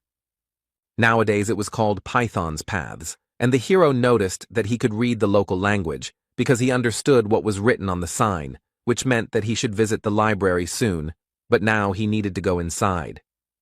The tavern had a good atmosphere, there were many customers, and finding Erwin here would certainly not be an easy task. But the hero was lucky. The girl was the first to notice and call the guy, but there was another elf sitting next to her. He had seen her during the day. She was clearly in a negative mood, and when asked who she was, the answer was that the pointy-eared one was Erwin's older sister. When the guy asked if she had a name, He answered Tessia, which was part of his girlfriend's full name, from which it was concluded that she simply did not want to introduce herself normally. The hero asked why she was here, to which the girl flared up and said that it was because the barbarian invited such a young elf to such a tavern. And she continued that the meeting was scheduled for last night, but the guy never showed up. He's just an insensitive barbarian. The hero was surprised why it was last night, and Tessia thought that he was just making a fool of himself. Björn decided to make sure, so he asked Erwin how many hours had passed since leaving the labyrinth and received the answer 30 hours. The hero thought that only 4 had passed, but it turns out that he had slept for more than a day, which made him feel guilty. Jandel's son decided to apologize and explained the situation he found himself in. He didn't think it would turn out like this.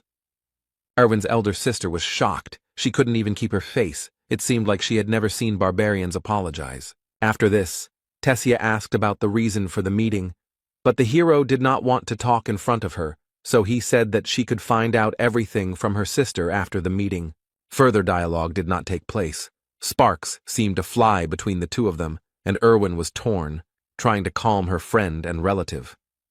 During the argument, Tessia suddenly slammed down a heavy bag and said that these 350,000 magic stones were payment for the essence. Björn began to explain that he would like to continue hunting in the labyrinth with Erwin, and she could earn the necessary amount with him, and they would divide the spoils in half. At first the girl was happy about this, but a moment later she became gloomy and refused, and the hero could not understand the reason because they made a good team. Tessia explained that now Erwin would be on the same team with her, and before that he was alone, due to the tradition that the first entrance to the labyrinth should be solo. The hero realized that now his girlfriend had people who would take care of her and decided to take the money, but noticed that based on the agreement he had made with his girlfriend about dividing the spoils 1 to 9, there was still 280,000 missing. To this Tessia responded with a bag she had prepared in advance, and Björn realized that she was simply trying to trick him, but he kept it all to himself and asked her to leave, because he still wanted to talk about something with his friend. But she didn't want to leave her little sister here, and was about to start objecting when Erwin herself intervened. She really appreciates her sister's concern and is glad that she came here with her, but she needs to thank Björn and say goodbye to him. Tessia agreed, but only on the condition that the barbarian swear that he would not sleep with Erwin, which embarrassed her sister. Björn calmly swore an oath on his military honor, because he didn't give a damn about it anyway, just like he didn't give a damn about the oath itself in principle. Tessia was satisfied with this and was already heading for the exit, but halfway there she turned around and thanked the hero for saving Erwin's life. Left alone, the friend said that she had never contradicted her sister before and asked if she would be angry about this. The hero calmed Erwin down because Tessia didn't look angry when she left and even thanked him with a smile. The girl tried to apologize for having already decided to be on a team with her sister, but Björn stopped her, and also thought that he himself would not have refused if a high-level elf had invited him. After that, Erwin handed the hero a bag with the red-haired man's and the crossbowman's magic crystals, and she had already taken her share. She also left the rest of the equipment in her house, and tomorrow they should sort it out and decide what to do with it. Erwin said that she wanted to somehow thank Björn for saving her, and he realized that this was precisely why Tessia had demanded an oath, but nothing had come to his mind yet, and the guy suggested ordering something. The girl's eyes lit up, and she said that she had deliberately not drunk anything yesterday so that she could share her first return drink with the hero. It is a special drinking tradition that involves having something to drink upon returning from the labyrinth, and for young elves it is quite important.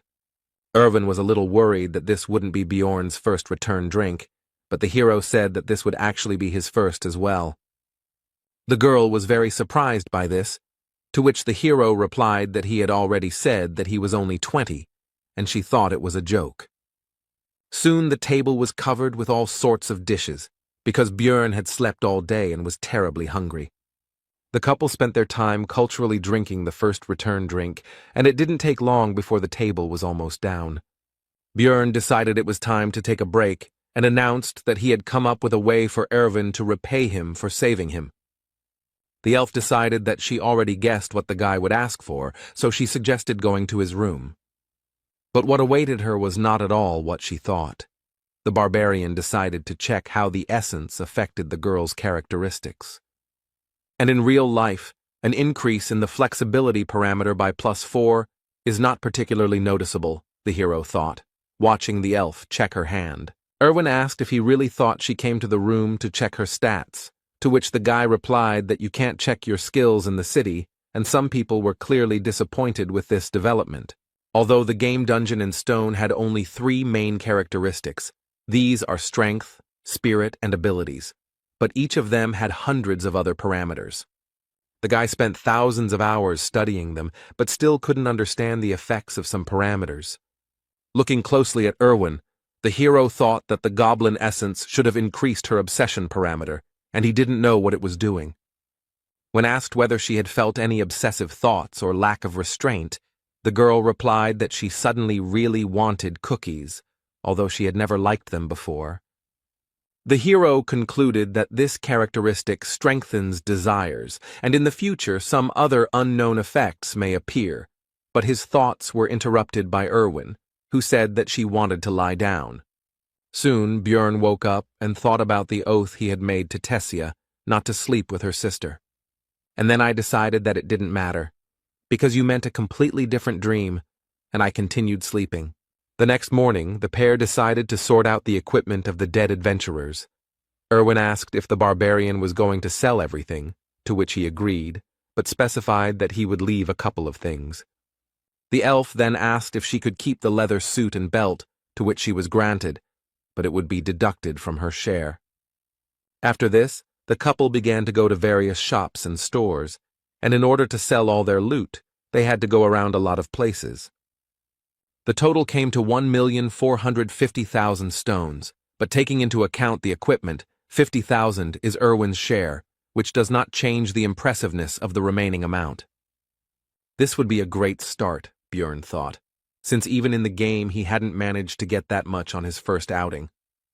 When the girl heard that it was time for them to say goodbye, she was upset, because she wanted to spend more time with the guy, and to console her a little, the barbarian suggested that they go to the central square together, since they were on the same path. Upon arrival, the couple noticed that a crowd of onlookers had gathered in the square, and a guillotine had been erected in the center. When the girl asked what was going on, the guy replied that it looked like the execution was beginning, while looking at the condemned man. There were other unfortunates nearby, whose only guilt was non-payment of taxes.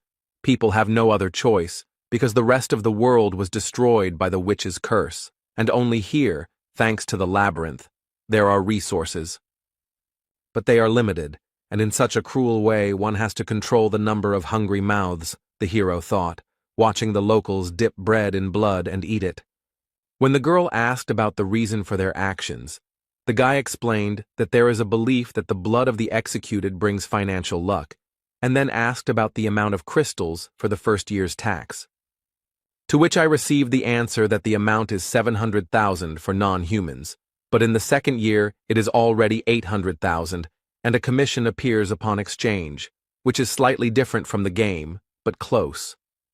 Taxes are growing every year, which means he can't stop training, otherwise his blood will end up on someone else's bread. You need to save up as much money as possible so you don't have to worry about it, so you need to get to at least the 6th floor in order to avoid execution and survive. After saying goodbye to Erwin, the hero went to the library, where he continued to collect surprised glances from other visitors, since barbarians are rare guests in such a place. Walking through the reading rooms, the hero suddenly noticed a familiar girl. It was Einar, the second or third daughter of someone there, he didn't remember, who seemed to have fallen asleep right on the book.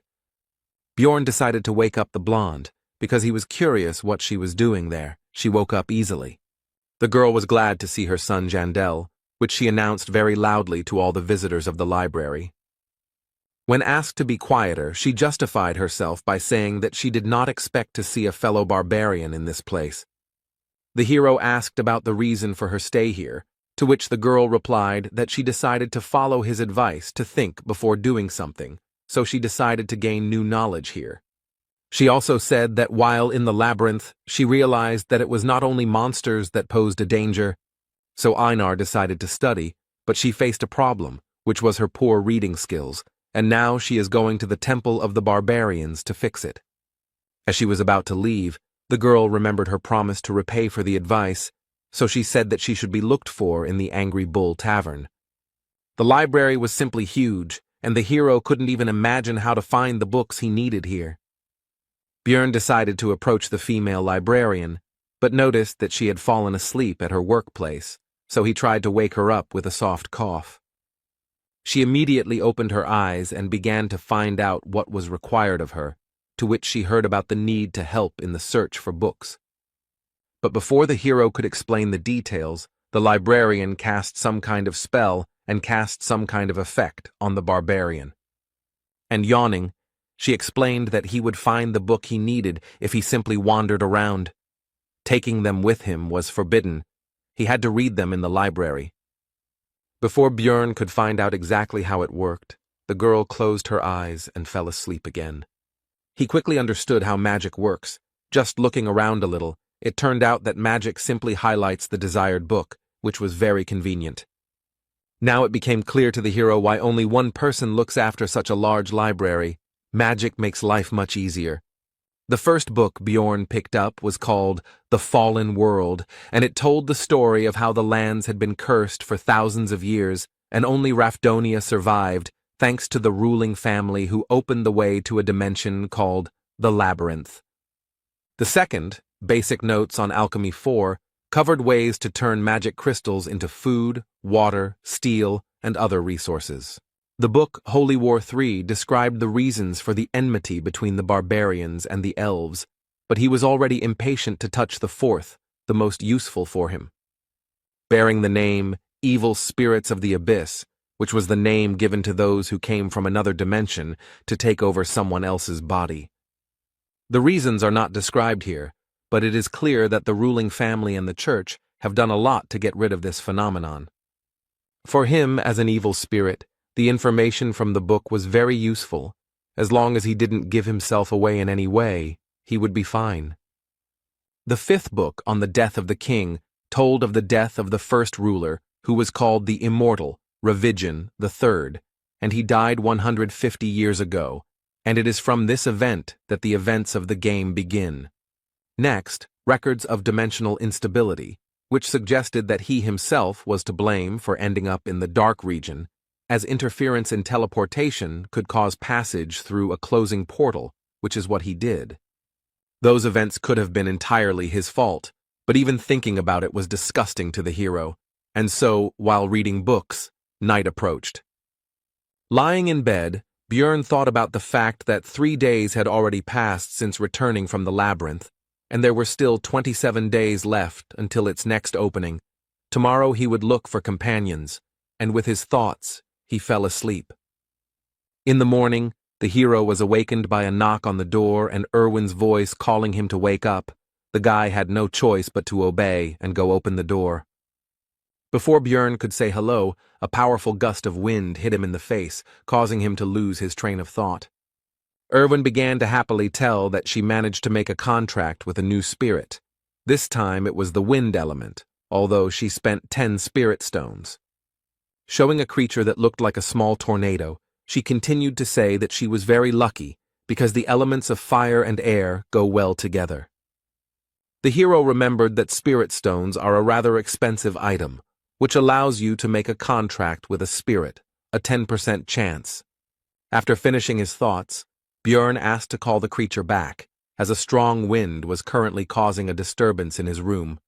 As an apology, Erwin decided to confirm her words about her good cleaning skills, and the barbarian admitted that she really did it very quickly and efficiently. After this, the hero asked the girl about the reason for the visit, because she has more important things to do, for example, preparing for the trip to the labyrinth. Erwin explained that she wanted him to be the first to know about her successes.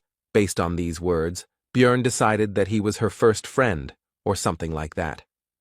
The barbarian said that he would live here for a long time, so if the girl had problems, she could come, and he himself thought that they could very well remain friends, despite the fact that they would be on different teams.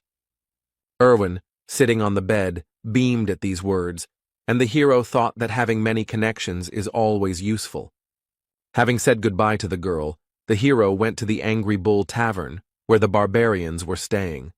One of the relatives told them all sorts of things as they walked through the establishment, in particular that they lived 10 people in a room of 5, but paid only 300 crystals. Soon they met the one for whom Jandel's son had come here. It was Einar, Feneline's second daughter. When asked why he needed her, the hero explained that he wanted to fight her for training. In response to this request, Einar explained that there was no point in spending her debt on this. She could just go to the site, and she was not against training in her free time. Björn didn't want to put this matter off for later, so he suggested that the girl fight right now. It didn't take Einar long to defeat the guy. It was just a crushing defeat. She was very good, which meant he would not waste his time in vain, so the hero was not going to limit himself to one duel and demanded another. The fights continued one after another. Einar emerged victorious from each one, but Bjorn was not upset. Because she was very strong, the main thing was that he learned. The moon had already risen in the sky and both fighters were tired, so they decided to finish training. Looking at the girl, the hero found her very strong, smarter than the other barbarians, and she was also unlikely to betray him. Björn decided to find out if Einar had a team, to which he received the answer that she was going to go alone, because she did not have the money to assemble a group. Having learned the information he was interested in, the hero decided that the best choice would be to invite the girl to join him. And he began to explain the conditions under which he would take 80% of the spoils for himself, but would pay for the creation of the team himself. But in the middle of the speech, Einar interrupted Björn and said that, not a word more. She looked determined. The hero tried to explain the benefits, to convince. But this was unnecessary. The girl meant by her words that she agreed without any words, since she wouldn't understand anything anyway, and simply trusted him. This brought a smile to Björn's face. He was glad that he finally had a reliable teammate. The next day they went to the Temple of the Barbarians, where the hero had recently begun his journey. There they were met by the same man who had conducted their ceremony back then. Björn had no desire to return here, but there was no choice. The man recognized them and asked the hero if he was following in Einar's footsteps in wanting to learn to read and write, to which he received a negative answer. When asked why he was here then, Björn replied that he wanted to obtain a certain spiritual seal, or more precisely, the seal of the immortal. The non-human races have different features. For example, elves can make contracts with spirits to borrow their power. Dwarves can also gain the blessing of armor, which increases the effectiveness of their equipment. Beastmen have the ability to form contracts with ancient beasts, called spirit beasts, and the barbarian race has the ability to apply a spiritual seal in the form of a tattoo on the skin of the back. The man began to question the source of information from which Björn learned about this method of amplification. But the hero had thought this point through. He had checked in advance whether this information was available in the library, so he replied that he had read it in a book. The man laughed at this and patted the boy on the back, and also said that he was proud of him and Einar. The chief noted that he had no reason to refuse, but the cost of this service was 800,000 stones. To the rhetorical question of whether the newcomer could handle such a sum, the hero answered in the affirmative, which surprised both his companion and the man opposite him. The chief became serious and asked where the young warrior got so much money. It was very suspicious. But the hero thought this through too and began to talk about how he was lucky to meet a wounded elf in the labyrinth. He used her as a slave and took away the magic crystals he obtained, and also gave her essence.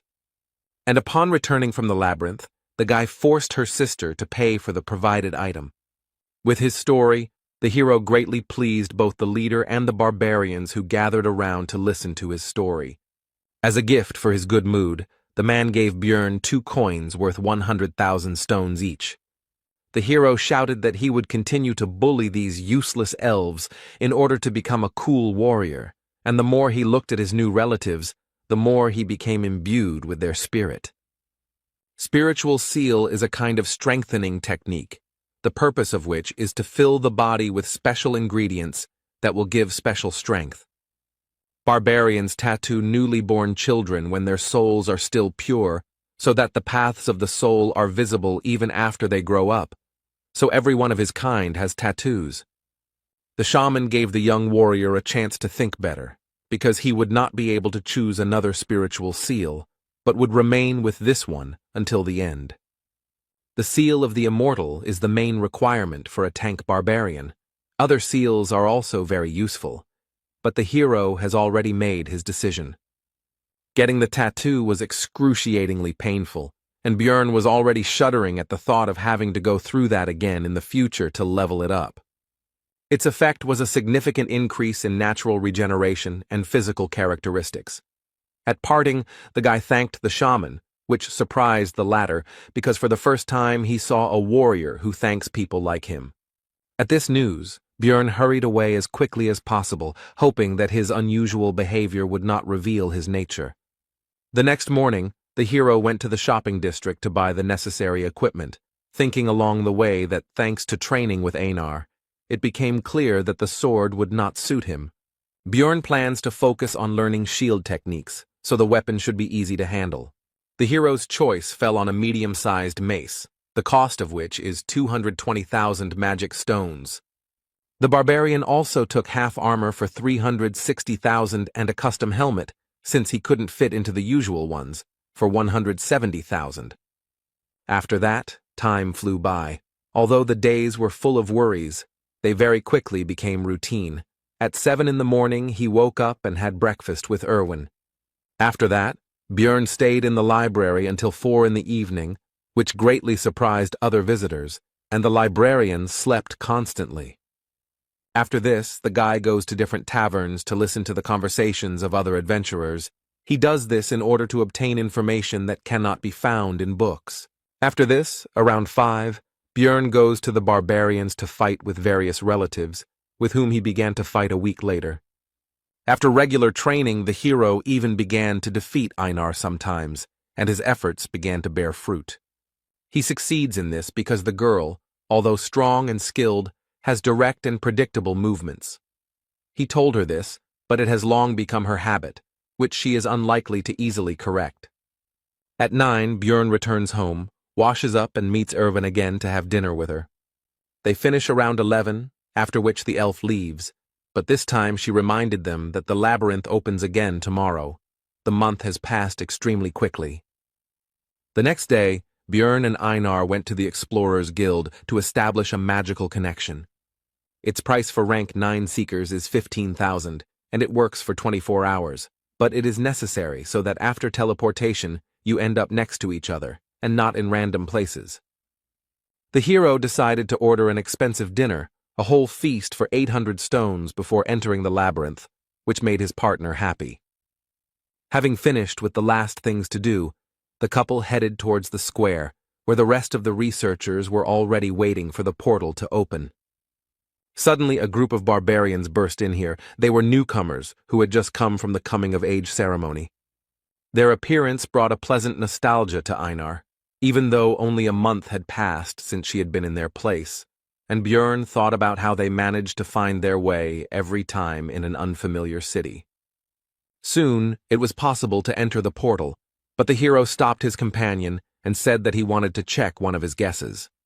The portal became smaller and smaller. Einar began to worry, but Björn was still waiting for the right moment.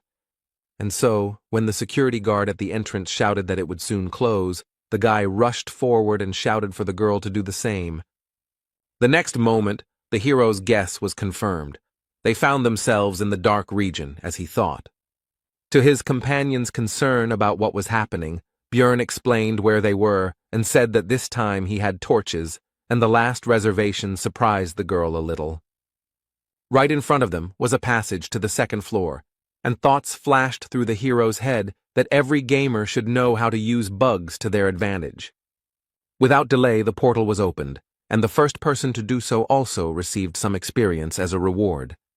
This time the location was different, the dark ground, The remains of stone structures and heartbreaking screams indicated that this was the land of the dead. But unfamiliar feelings distracted Björn from examining the area. He felt as if something was moving through his veins and filling his body.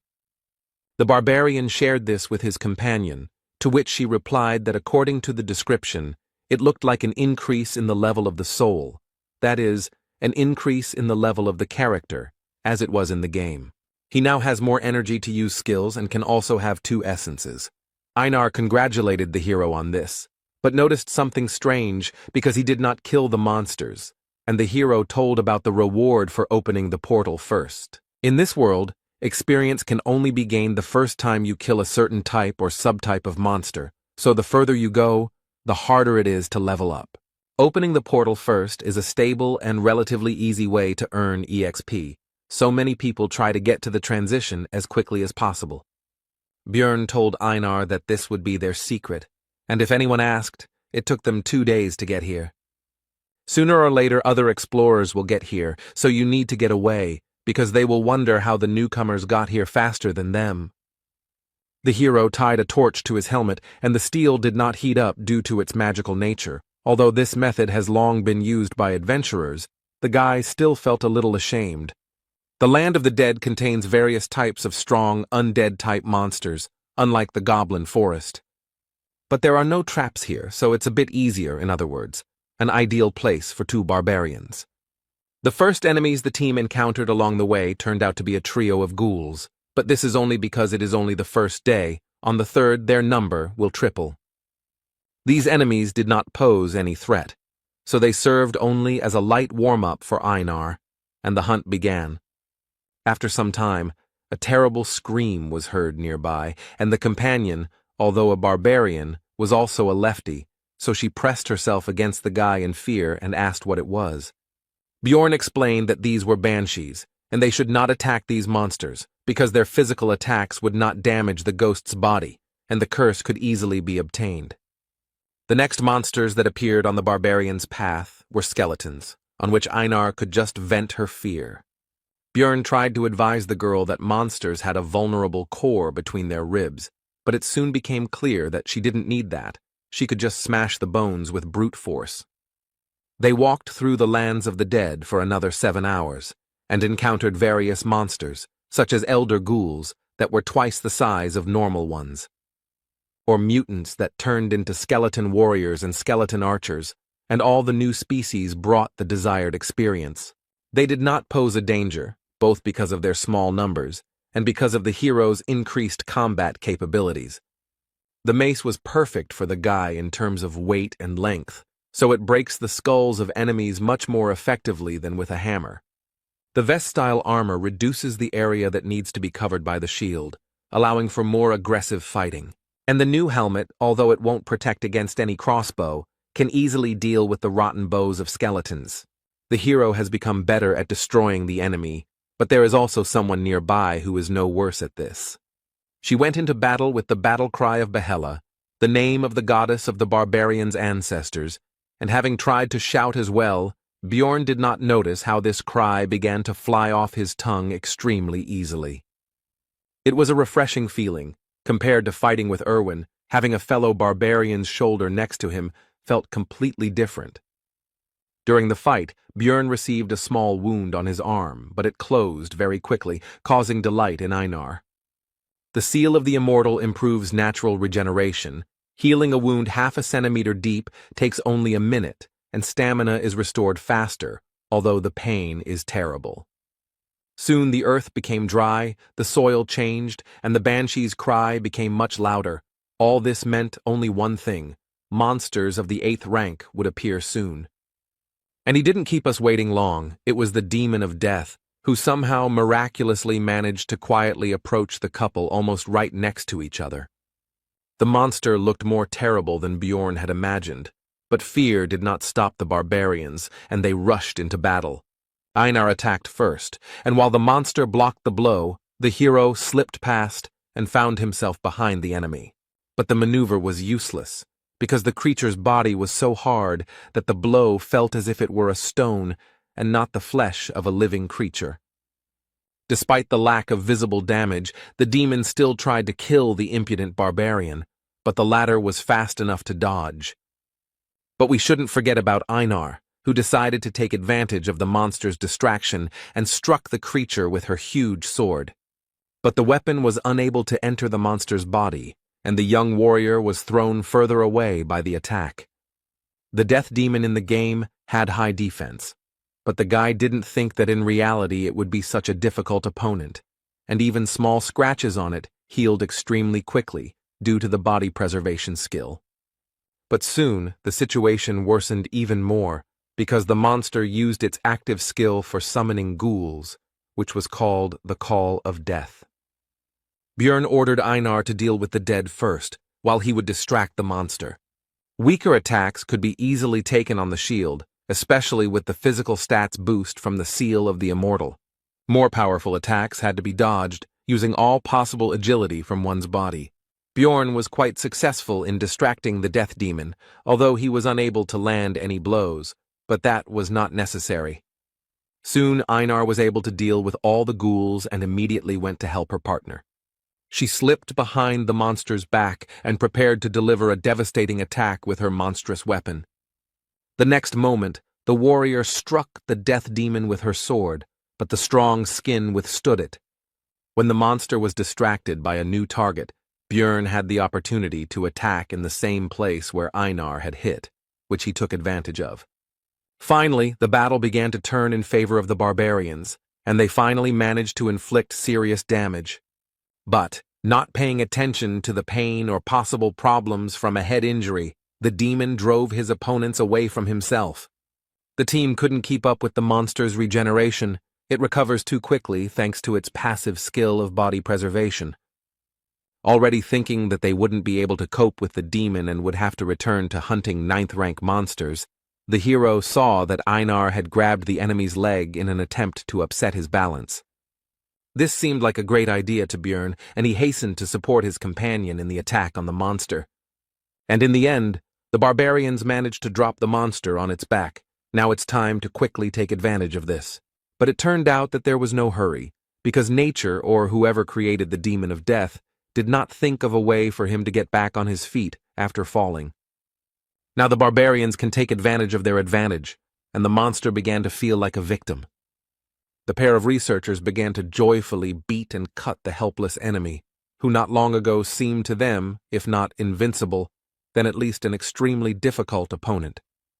After defeating the demon, a very large magic crystal remained in its place, which made Einar happy. But Bjorn hastened to explain to her that the cost of extraction was actually only 100 stones. But it turned out that for the girl, this sum was quite good, because for this price she would be able to buy the delicious bread that she ate at the feast before leaving for the labyrinth. The hero decided that it was not right to limit himself to one demon, so it was time to go and continue hunting, and also realized that hunting with barbarians was quite good, and Erwin was a little passive. In this battle they managed to find an excellent tactic, so the barbarians first threw the monster on its back as soon as they discovered it. After which they joyfully beat him on the head until he died, and as a result, they finished off 70 of these big guys. It was time to set up camp, and the hero again fell into thoughtfulness. He thought about the fact that it was extremely profitable for him to hunt death demons, because there was, albeit a low chance, but a chance to get an essence that would suit him very well. The next day, the number of monsters doubled, but this caused practically no problems. The barbarians simply felled them one by one, and then finished them off. True, if the demons could not be neutralized before they used the Call of Death, then they had to run away, because the creatures do not pursue prey outside their territory. After midday, the monsters began to appear in threes, which was already too difficult, so the barbarians wisely decided to give up the hunt and not take such risks. Soon the couple began to look for a place to stop, but when they had already succeeded, they met a group of searchers. With a threatening expression on her face, Einar informed the uninvited guests that since they had no business here, they should get lost. The group decided not to mess with the terrible barbarians and decided to leave quickly, and the girl watched them go. Einar said that now they would have to change their camp location, because these guys now knew their location, and people cannot be trusted. Walking after the girl, the hero recalled that she had previously disliked them, and also came to the conclusion that some story had happened to her during her first exploration of the labyrinth. Björn decided to ask Einar about this another time, and in the meantime his companion complained that they most likely would not be able to find such a good place for a camp.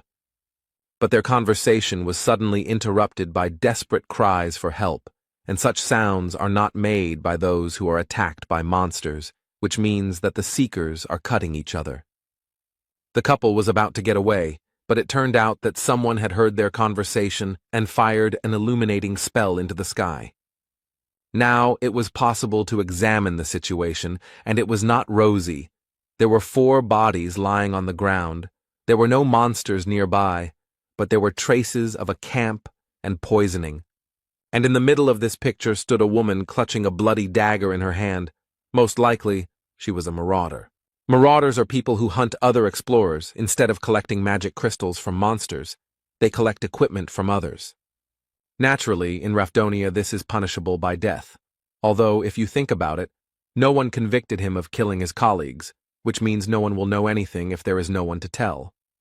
Looking at the girl, the hero realized that she was very strong and professional, and also had a noticeable appearance, but nothing was known about her, which meant that she did not leave witnesses of her work. Looking over the dead people, Björn noted that they had very high-quality equipment. The mage seemed to have reached the 5th floor. 3 apparently died from poison, and the 4th seemed to have resistance. Without any concern at all, the woman began to search the bodies. She was not at all afraid of the 2 new barbarians. Judging by how that huge sword fits, she must have an expensive spatial traveler's bag. Most likely the marauder was much stronger than them, which means the only chance to survive was to escape. Along the way, Björn left marks on the trees, just in case if they followed them, they would soon reach the portal to the 1st floor. On the way, the barbarians met a group of other labyrinth explorers, among whom there were no representatives of non-human races. People were hard to trust. Einar was especially sure of that, but they had no choice, so they reported that a marauder was chasing them. At first, the researchers didn't believe it, but Bjorn used the warrior's oath again. Then they said that they would take the things for themselves, and would also now use the camouflage skill. Everyone within a radius of 3 meters merges with the surroundings. This is very useful. But there is a drawback, which is the inability to move, otherwise the haze will dissipate. The barbarians came closer, but instead of using camouflage, a suppression skill was used, which paralyzed the couple. These people also turned out to be marauders, and this skill was obtained from a high-level stone golem monster. The victims would be paralyzed until they took any damage, the hero thought, as the researchers quickly searched their backpack and other belongings. They were also already anticipating the huge amount of stones they would receive from selling the valuable barbarian hearts. The man with the dagger was going to kill them both with one blow, as he always did before, so as not to free the victims from paralysis. The next second, the blade rushed straight at the hero's neck, but he already had an idea about how to get a chance to survive. As soon as the dagger penetrated Bjorn's flesh, he took enough damage and began to tilt his head back before it could penetrate deep enough. Now the paralysis had lifted from the barbarian, allowing him to grab his mace and kill the man who had just recently been about to take his own life. The searchers were shocked and even slightly horrified. They had never encountered such an extraordinary situation before. Taking advantage of the confusion of his opponents, Björn pulled the dagger from his neck and threw it straight at Einar in order to bring her out of her paralysis as well. But this also accelerated the blood loss even more, and the barbarian began to weaken quickly, so he had to leave everything to his partner. The warrior took full advantage of the opportunity and immediately released her anger on the people, instantly cutting one of them in half. Soon the rest of the enemies lost their lives, except for one, who, seeing the quick reprisal against his comrades, decided to escape. Einar was about to chase after him, but she heard Bjorn's request for help, so she hurried to use the healing potion. The hero was able to survive thanks to the seal of the immortal, but now there will be a scar on his neck that is unlikely to heal. His partner was only happy because he would be the only barbarian with such a mark, which could be considered an excellent reason for pride. Soon the barbarians caught the escaped enemy. Einar held him tightly, and they were already about to interrogate him. But suddenly, from behind their backs, a small dart flew at the man, which killed the man almost instantly. All this time the female marauder followed and watched them. They were never able to break away, which is an extremely bad sign. If they couldn't escape, then the only way out was to fight, so the barbarians rushed towards their new enemy. Even though they are newcomers, and this woman looks very experienced, they have the advantage in numbers and should have a chance to win. The next moment, the marauder dodged the young warrior's blow without any noticeable difficulty. And then she took on the dagger and attack of Bjorn, who, although he expected something like this, hoped for the best. Since she can compete with him in strength, it means she has probably absorbed more than one essence, and this once again confirms how high a level it is. Since the barbarian cannot overcome her in a normal confrontation with force, he will use his superior mass and start pushing. But the marauder did not expect that the enemy would pierce his armor with a simple, albeit poisonous dagger, which indicates that the woman knows how to use aura, which means there was no chance from the very beginning. Einar tried to correct the situation. She tried to stab him in the back with her huge sword. But the enemy flew past at lightning speed, inflicting serious wounds on the warrior, much worse than those received by Bjorn. Throwing a dagger into the air, the marauder addressed the hero with the words that the basilisk's paralyzing poison had already spread throughout the body, which meant it was time to surrender. The hero feverishly thought about the fact that the enemy was superior to them in strength, speed, and in everything, so would they really die here? The woman interrupted these thoughts by putting a dagger to the guy's neck and saying that if they swear not to say anything, then she will spare their lives. The marauder continued by saying that she had intended to suggest this from the very beginning. She didn't want to kill the barbarians, because she was indebted to them. Now it became clear to the hero why she simply watched their fight. She wouldn't have had to kill them personally if those researchers had succeeded. The wounded Einar extended her hand and said that they couldn't trust this woman, because she would definitely deceive them. When asked about the consequences of refusal, the marauder replied that in this case they would die, so there was no choice. The hero once again took advantage of the oath of military honor, and now it was Einar's turn to have her say. But the girl did not want to do this. It seemed that her dislike for people was extremely strong, as was the pride of wine, and even in such a situation she could not agree with this. Since Einar has spoken her word, it means the woman has no other choice, and today the warrior will leave this world. But Bjorn categorically disagreed with this, so he began to persuade the girl to take the oath anyway. He desperately reminded her that Einar had said earlier that she would follow all his orders, she just needed to trust him. The warrior did not want to swear by her military honor, but still gave in to her partner's persuasion. The marauder was satisfied with this and was about to leave, but the hero finally asked what floor she had reached, to which he received the answer that she had reached the 8th, which meant that there was no hope of victory. Soon the pair of barbarians returned to the first floor, and the guy noticed that Einar took it all much worse than he thought. It seemed that for his kind to beg for mercy, with the honor of warriors, was extremely shameful.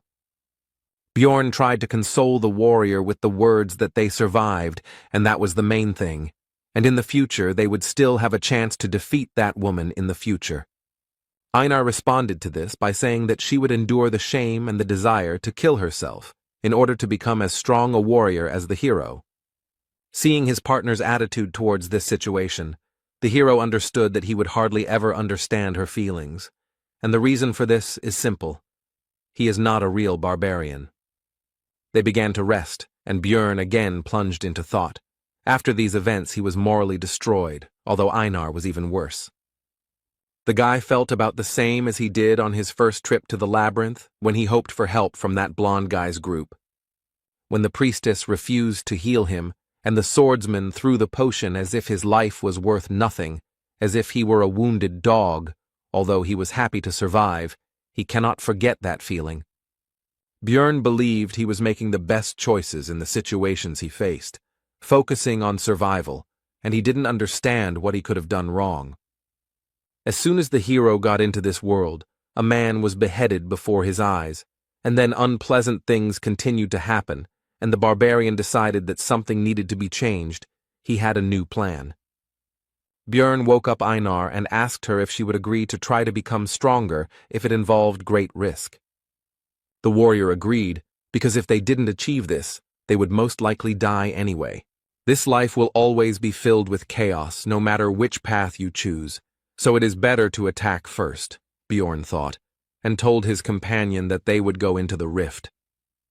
The team headed to an area that was also shrouded in darkness, but there were 4 types of monsters there. In addition to the goblins and ghouls they had already encountered, there were gnomes and razor-maned wolves. Soon, an ancient monument appeared before them, and when Einar asked what it was, Björn told them about the memorial to the man who first found the labyrinth, dedicated to Deflon Grandel Gabrielius. The hero said that he was going to open the rift and asked to keep it a secret. His partner agreed, but asked to tell what it was. Roughly speaking, it is a labyrinth within a labyrinth. In the game it was called an instanced dungeon, which was cleared by a selected number of characters.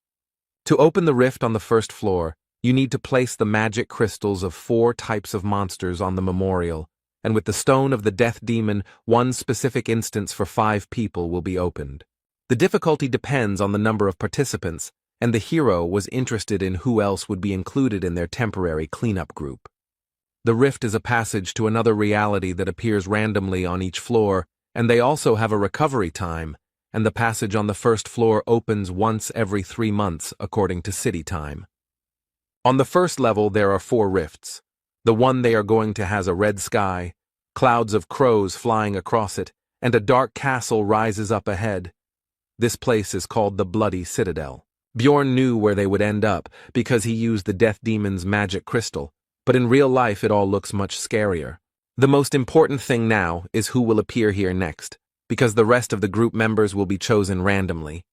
Meanwhile, Erwin and his sister were on the first floor, and the elder was teaching the younger that she needed to be able to defend herself without a bow and spirit, but with just a dagger.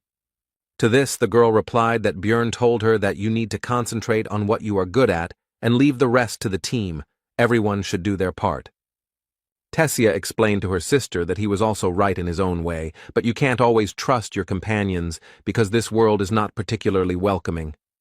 Walking through the labyrinth, the elder elf told them that before heading to the second floor, they should look for a rift, because although it was difficult to find them, 8 months had already passed since the last one, so they had a chance. Erwin said that it was interesting. Björn didn't tell her about it, to which Tessia thought that it was natural. After all, he was just a barbarian, and a newbie at that. He probably got to the top in the most ineffective way. Their conversation was interrupted by some suspicious sound, and when they followed it, they realized that this was exactly what they were looking for, a rift. This was their chance to become stronger and make some good money, so the elves immediately rushed into the rift before anyone else got there. The girls had almost reached it when the entrance to the rift closed right in front of their noses. It looked like some researchers in other places had managed to get into other entrances earlier. Meanwhile, in the Bloody Citadel, the barbarians waited for the first comrade to appear. It turned out to be a dwarf. And after him, a sorceress and a guy with a backpack stepped into the passage. The hero was surprised and glad about the presence of a magician. Einar noticed this and asked about it, and learned that magicians are valuable for the city, and only the strong can go to the labyrinth. In other words, she was strong enough to be here. The blonde heard this, so she praised the barbarian's intelligence. After which, she introduced herself. Her name was Aloa Raven, and she was a 6th-rank mage. The hero noted that she looked a little arrogant, but in the game all the mages were crazy, so the girl looked almost like a saint. The sorceress meanwhile introduced her companion. He turned out to be a professional porter whom she hired. His name is Tarjan. The explorers continued their acquaintance. The next one was a dwarf. His name is Hikuro Murad. He has been exploring the labyrinth for 3 years. After the introduction of the barbarians, the hero asked about the fact that they were not like those who would work on the first floor, since they ended up here. They decided not to reveal the details. They both just heard that a rift was about to open, so they were here. Everyone agreed to the proposal that Raven would be the temporary leader, and when Bjorn also wanted to accept this proposal, Einar interrupted him, because she considered him to be an intelligent, wise, and capable warrior. All this praise went on, causing the hero to feel ashamed and awkward. After hearing all this, Hikuro Murad laughed and said that it was difficult to find a wife who would respect you so much, and he was even jealous, which embarrassed the warrior. Their conversation was interrupted by the sorceress, urging everyone to move forward. It seemed she was not interested in this dialogue, so she changed the subject. The dwarf noted that they still needed to learn about each other's abilities, but Raven arrogantly noted that there would be monsters of the 7th rank and below here, and she and the porter alone would be enough. The sorceress continued by saying that she would also take the spoils from the keeper, which caused a conflict with Hikuro Murad, who was dissatisfied with the distribution of the spoils. The argument grew more heated, and the hero reflected on the fact that for successful magicians, research comes first, while for simple adventurers it is money, and here their interests clashed. Alua Raven tried to compromise. She said that she would give them all the magic crystals from this rift. Bjorn noticed that the argument was causing tension in the sorceress. She was very depressed. It seemed that she did not expect such a development of events.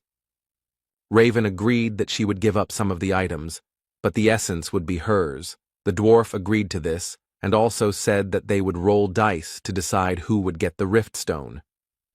But Bjorn didn't agree that they were thrown out of the discussion altogether. But the two didn't agree that he had the right to the stone, but they did agree to give 2 essences from ordinary monsters. This was the maximum that could be bargained for. There would be no suitable essences for their level here anyway, and Murad and Alua had already resolved their differences and calmed down. Looking at the Blood Citadel, Bjorn became determined to conquer its peak and become stronger, so that he would no longer get into unpleasant situations, and so that high-level researchers would not treat him with arrogance.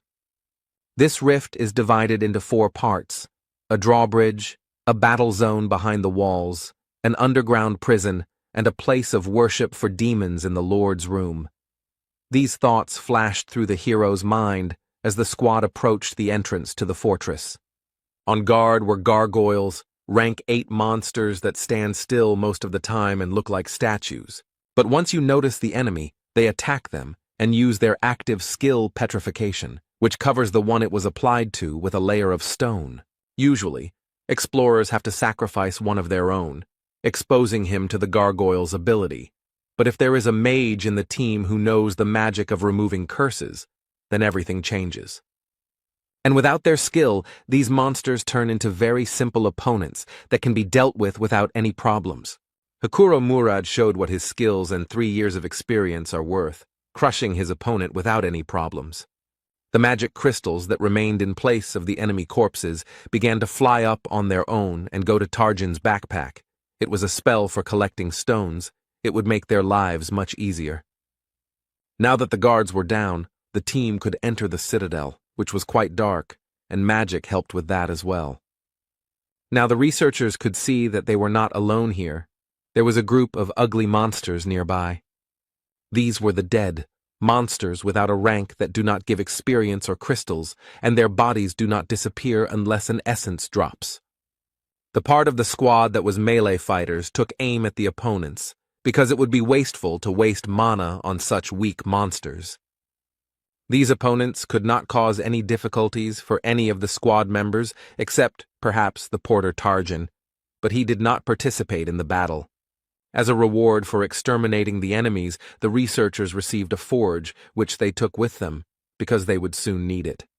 After walking a short distance along the corridor, the team encountered an obstacle. It was a steel door.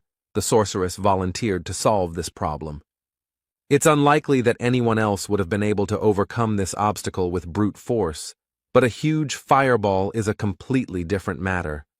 Looking at the result of the magic, Björn could only marvel at how overpowered magicians could be. The next obstacle on the squad's path is the first part of the fault, the drawbridge at the entrance to the fortress. It was raised. But Alua Raven knew how to lower it, so she asked Einar to blow into the horn she had recently received. With this action, the bridge began to slowly descend, and the long dormant magic seal was activated. And the dark bloody water began to rise higher and higher, and in it swam a crowd of the same monsters that the team had encountered not so long ago. The goal of this test is to survive the onslaught of countless undead.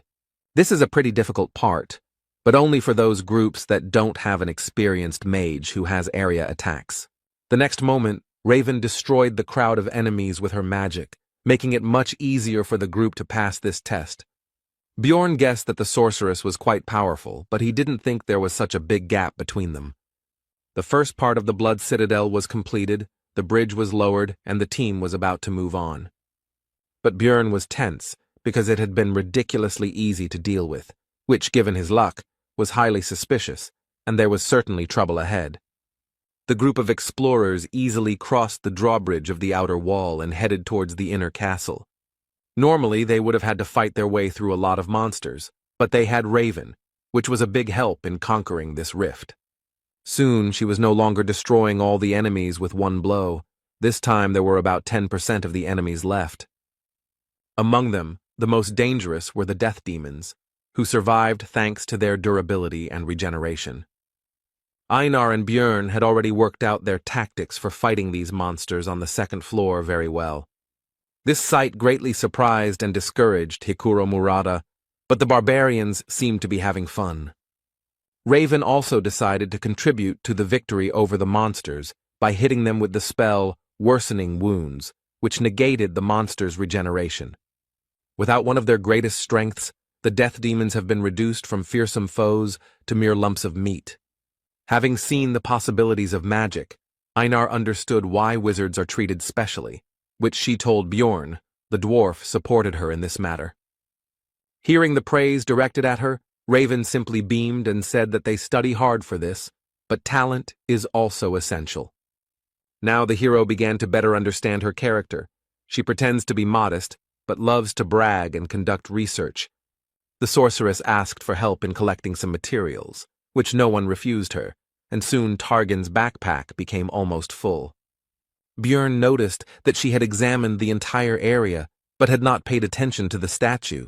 Did she really not know about it? Some gamers have a habit of pressing the interaction button when they see a unique object or a suspicious wall, and the hero was one of them, so he discovered a lot during 9 years of playing Dungeon and Stone. But it might hurt the sorceress's ego if a common barbarian knew something that she hadn't discovered, even though she had spent her entire life researching, so she would avoid things that might arouse suspicion. Soon, the group of adventurers entered the inner castle, which lay in ruins, and there were no monsters or possible prey nearby. So they did not stay here long, and quickly found the steps leading down and went under the thickness of the earth. The group fearlessly entered the first floor of the underground prison, the third part of the Blood Citadel, and began to explore it. Hikuro began to ask Raven about the monsters encountered in this location, to which he received the answer that they were a skull rat, a banshee, a death demon, a ghoul lord, and a corpse golem. To this, the dwarf noted that he had fought with all of these species except the last one, since it was found only here in the Bloody Citadel, after which the sorceress began to talk about its features. Soon the terrifying cry of a banshee echoed through the dungeon, and Einar again showed that she was not only a barbarian, but also a girl. She was afraid of these ghosts, and pressed herself against Bjorn. Raven couldn't help but scare the warrior, and began to ominously talk about how meeting these monsters would be terrible and indescribable. But Bjorn reassured his friend that magicians actually have ways to fight banshees, so there is nothing to be afraid of. The sorceress was surprised out loud at the barbarian's knowledge, after which she decided to stop joking and lured a group of ghostly monsters with her spell. And as soon as all the banshees gathered next to her, Raven used fire magic and incinerated all the opponents. Even their intangibility did not help them. and standing right in the middle of a branch of the fiery hell, she invited her companions to follow her, as if she did this every day. This display of strength, coupled with her behavior, caused surprise and even fear among the rest of the team, except for Targan, who seemed to have long known what his employer was capable of. Soon, the researchers found themselves on the second floor of the underground prison, where they encountered new monsters, such as a chimera wolf. Or the Lord of Ghouls, and the interior of the environment began to resemble the laboratory of an evil scientist, since there were ugly monsters and objects everywhere. The sorceress did not feel fear, because she herself carried out autopsies. Alua Raven had previously researched the first floor's rift maps, so she knew where to go and had no problem finding the secret door behind which the corpse golem's lair should be. Having prepared themselves, the group opened a passage, behind which they were met by endless piles of corpses, and a terrible smell instantly filled their nostrils. In the past, the hero would have definitely lost consciousness from all this, but the effect on the barbarian's strong body is not so strong. The first to succumb to the nauseating smell of rotting bodies was the porter Tarjin, and he parted with his breakfast. Next was Raven. She was used to looking at something like this during autopsies, but it didn't change the disgusting smell. Björn, Einar, and Hikuro were more resilient, so the squad moved on, with the melee fighters in front and the rest behind them. Soon, they reached the largest pile of corpses, and suddenly began to hear strange voices that became louder and louder with each passing second, and soon it became clear that these were the bodies talking to them. It turned out that this pile was the monster that the group came here for. The first boss, the corpse golem, awakened. The terrifying appearance coupled with the human-like voices caused fear in Hikuro, and he froze in place, as did Raven and Targan. The hero had thoughts about how they had always pretended to be tough, but now they were useless, which meant he would have to sort things out together with Einar. Dungeon and Stone is a niche game, but it has details that could appeal to anyone. One of them is the terribly realistic illustrations that look like photographs they often flashed on the internet. The hero was once again faced with the fact that no matter how plausible the pictures were, reality was on a completely different level. Alua Raven still couldn't recover from her dissection experience, so she wasn't just useless, but also a burden that needed to be protected. Hikuro Murad, a dwarf who had seen many terrible monsters during his 3 years of exploring the labyrinth, was no better. Tarjan, the porter, who looked quite stoic, especially for his role, was also of no help, which was to be expected. They all treated Björn and Einar like trash because they were newbies, and in the end, they, the barbarians, were the only ones left sane. And the corpse golem was not going to wait for the researchers to come to their senses, so it attacked them, releasing acid mixed with corpse poison from its body, from which the warrior protected herself with a broad sword. But Hikuro didn't defend himself in any way, and the splashes hit him right in the eyes, taking him out of the fight in an instant. Raven couldn't recover and was still vomiting. She couldn't even stand on her feet while Targan tried to help her with something. Seeing the dire situation, Bjorn ordered Einar to take the dwarf with him and go protect the magician, and he would try to distract the monster until the others came to their senses. The hero knew the boss's attack sequences from the game. He preferred to throw a corpse bomb at distant targets. But up close, he used his vile semblance of hands to catch opponents in order to absorb them, making them a part of himself. The vile corpses that made up his body stretched out their arms in an attempt to grab the living one, shouting out various phrases along the way, which instilled fear in the hearts of the researchers. Björn couldn't get too close, otherwise the golem would hit the mage with long-range attacks, so he had to stay at a medium distance all the time, balancing on the edge. After some time, the hero's efforts were rewarded, because Raven was able to gather her will into a fist and strike the monster with magic. Watching the huge wall of flames, from behind which came the screams of the undead bodies being burned, Björn was impressed by the power of the spell, as it alone ended the first phase of the boss fight. The outer body of the corpse golem was destroyed, and the second phase, the skeleton golem, had arrived. this was not the end yet. Einar and Bjorn rushed forward, because now the monster had no long-range poison attacks, and the two barbarians had every chance of destroying it. With their brute force, they would crush its bones. It wasn't long before they managed to break through his chest-bone plates and reach the golem's vulnerable core in the center, and the monster was defeated. At the sight of his death, as a reward, a beautiful ball of energy quickly formed. This was his essence. Elite monsters that do not appear in the regular labyrinth are highly valued by explorers, as they can be used to obtain valuable experience, which is very difficult to earn. Various magic rings, amulets, earrings, and other things that can be obtained from the Rift Keepers are also very good loot.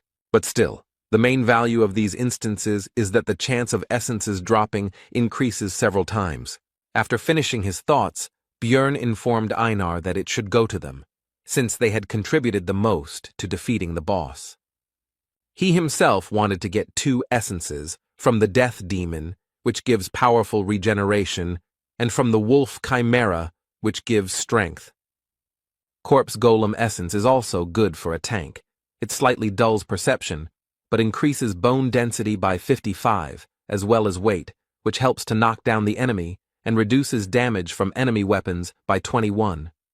The pain resistance is also useful, and the extra strength and poison resistance are a nice bonus. But the main problem is the essence skills. The active skill Flesh Explosion deals a lot of damage, but the price is your health points.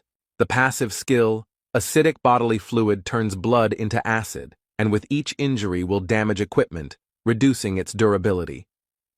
The essence is good, but you'll have to spend a lot on potions and equipment, Bjorn concluded his thoughts, and told his partner that the loot wouldn't dissolve for another 30 minutes, and for now, they needed to help the dwarf with healing. Soon Hikuro was as healthy as before. He felt shame and regret for his behavior, and only thanks to Einar he saved his life. But it seemed to him that he had already seen all sorts of monsters, but the hero was irritated, because due to mental problems they almost died from a monster, with which otherwise they would have dealt without problems. Alua Raven had more or less recovered, so it was time to discuss payment. He said that it was thanks to him that their group survived this fight. So as a token of gratitude, he demanded that they take the Rift Stone for themselves, since if it weren't for it, everyone would have died, after which a tense silence ensued. The silence was broken by Hikuro Murad. He supported Bjorn, because he was in great debt to his partner Einar, and also, in principle, to him himself. Raven was against it, but decided that if they came across a Rift Stone, the barbarian would have a chance to get it, and he decided that he shouldn't count on more. After this, Bjorn decided to report that the corpse golem had dropped essence, which surprised his teammates. The sorceress simply beamed with joy and excitement, because this essence is extremely rare, so even large guilds do not know its effect, and she really wants to study this thing. Bjorn had a proposition. He could give up his loot from the boss, but in return he wants to get the essence of the keeper if it drops. Alua Raven was confused by this deal because the keeper might not drop anything at all, which she told the barbarian. Bjorn replied that he was ready to take the risk, which pleased the sorceress, since she was more interested in the rare, unexplored abilities of the corpse golem. When Hikuro asked how she was going to take the essence, she showed him the artifact vial and said that she had everything she needed. It was an extremely expensive magic item that wouldn't pay for itself with essences below rank 6, but she didn't seem to care. Soon all the work was completed, and the team hurried to leave the terrible lair of the corpse golem, moving on. On the way, the researchers came across statues that resembled gargoyles, but turned out to be, in fact, the most ordinary sculptures. Coming closer to examine them, Raven reported that the Lord's room should be very close now. After touching a certain point on the statue's face, a book fell from somewhere on the ceiling and was deftly caught by the sorceress. It seems she had read about the cache in advance, and the volume itself was called the Necronomicon and contained rich knowledge about black magic. Raven said that she was taking the book for herself. The dwarf agreed with this, because none of them possessed the magic of distortion, which was needed to carry out of the labyrinth what should usually disappear. These are usually the weapons and equipment of monsters. But this book was actually an ordinary item, and the sorceress decided not to report it, and the barbarian was forced to remain silent so as not to reveal his excessive knowledge. After that, they wandered around the rift and destroyed monsters until they finally met the second intermediate boss, the Bone Rider. Raven noticed that luck was clearly on their side, since they had obtained the essence of the corpse golem, and now they had also encountered a successful opponent. She was right, because the monster of the 7th rank, the Bone Rider, is divided into several types. The first one is called Sadness and uses fog, which causes psychosis, annoying the enemy. The second is Hatred. He uses the Soul Kill skill, which lowers the target's level, the hardest enemy. The team encountered a Desire type that could regenerate using the Life Force Absorption ability. Normally this would cause some problems, but the party's mage knew the spell Worsening Wounds, which could negate the effect of his skill. Without his main advantage, the boss was unable to cause any problems and was soon defeated by the researchers. And they were lucky again. The second elite enemy dropped essence, which happens very rarely. By agreement, this was the spoils of the barbarians, and Björn decided to give it to Einar, since it did not suit him very well. Since the life absorption skill is only fully revealed with swords, and he is not going to change weapons, it is better to try to get another essence with the help of the enhanced warrior. And during the adventures, the hero realized that Einar could be trusted, and the girl herself, meanwhile, beamed with joy and hurried to devour the prey. The only thing the hero forgot to do was to tell about the side effect of the Bone Rider's essence. At first, Einar did not understand what had happened, and why all her companions began to seem larger to her, but Björn explained that it was she who had become smaller. Raven explained in more detail that this is a standard effect for the essence of the Bone Rider. The density of the bones increases, but they shorten, and the hero already knew all this from the game. Einar was very upset about this, because her relatives already looked down on her because she was a woman, and now no one would see her as a warrior at all. The sorceress tried to console her by saying that she had become more beautiful, her facial features were softer, and now her appearance would impress even aristocrats. But this only upset Raven even more, because she no longer looked like a warrior at all. Bjorn told her that everyone already knew about her excellent fighting abilities, and he himself thought that if it weren't for the tattoos, she would look like a very ordinary girl, while the dwarf joked that if he took this essence, then everyone would stop noticing him. Soon a death demon appeared in the corridor, and Bjorn told Einar to stop being sad and try out her new powers. The girl didn't seem to be particularly excited about what had happened and didn't expect much, but she still had a duty, even though she didn't look like a warrior. After which, without burning with enthusiasm, she approached the monster and swung her sword, as a result of which she divided the monster into 2 unequal halves. Björn immediately pointed out her new power, and the girl looked in disbelief at the demon's dissolving body and quickly came to her senses. The hero encouraged the girl by saying that she was now not a simple warrior, but a great warrior, and Einar finally regained her good mood. Soon the team came to the door behind which the Rift Guardian should be. Their adventure was coming to an end. The hero thought that they had been lucky throughout their journey, since Einar had absorbed a good essence, and they had also received a large share for the corpse golem. But there was one thing. Has there ever been a time in his life when everything went easy and simple? What could be the worst-case scenario in this situation? After all, it was always like this for the hero. It just seemed that everything was fine, but then he would receive a new blow from fate, as happened, for example, with his personal life. And his arrival in this world, maybe someone would call it luck, but not him. For the guy it was the same trouble, only even worse. He was brought out of his thoughts by Hikuro, who was about to open the doors, and Björn finally noticed one peculiarity. The handle was red, so he tried to stop his comrade. But the danger was discovered too late.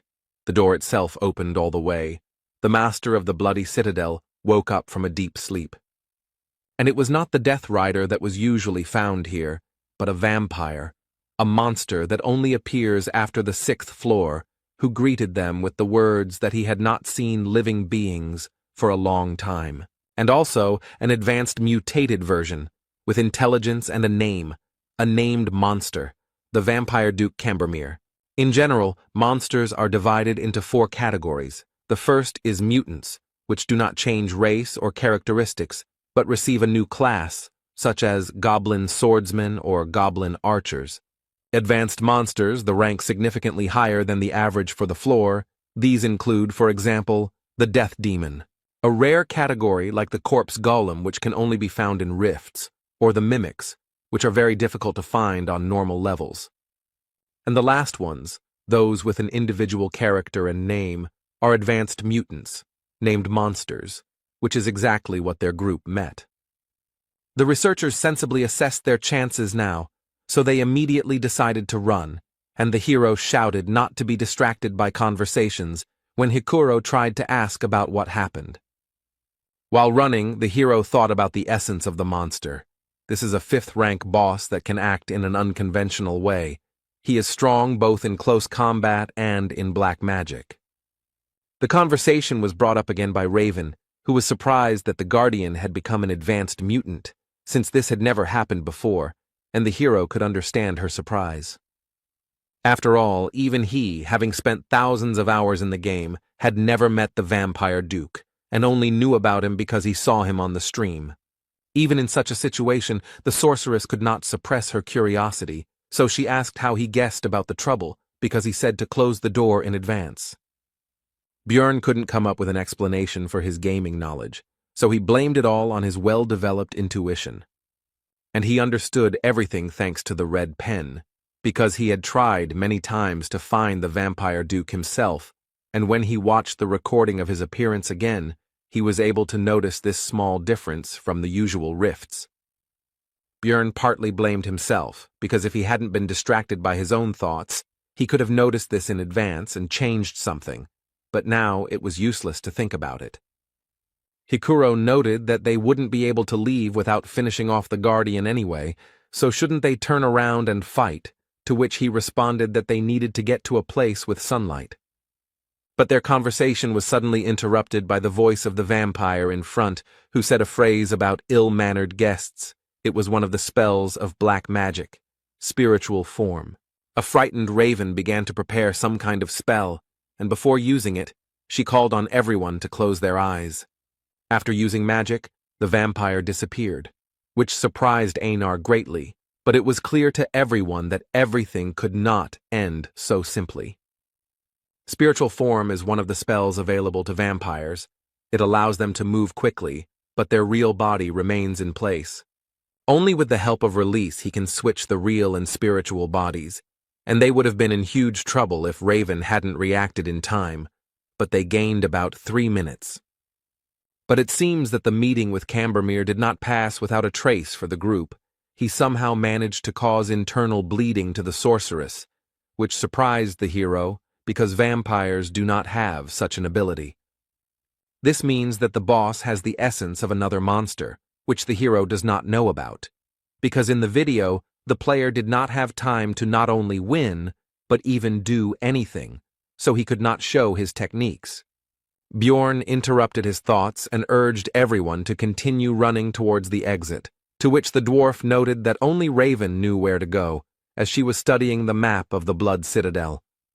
The hero shouted that he also knew, which surprised Hikuro, and the latter asked how he knew this, since this was the barbarian's first trip to this rift.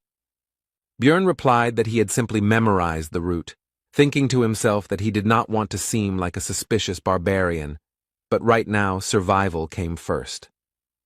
On the way to the exit, the hero thought that technically he had told the truth, but he had only received this knowledge after visiting this dungeon hundreds of times in the game.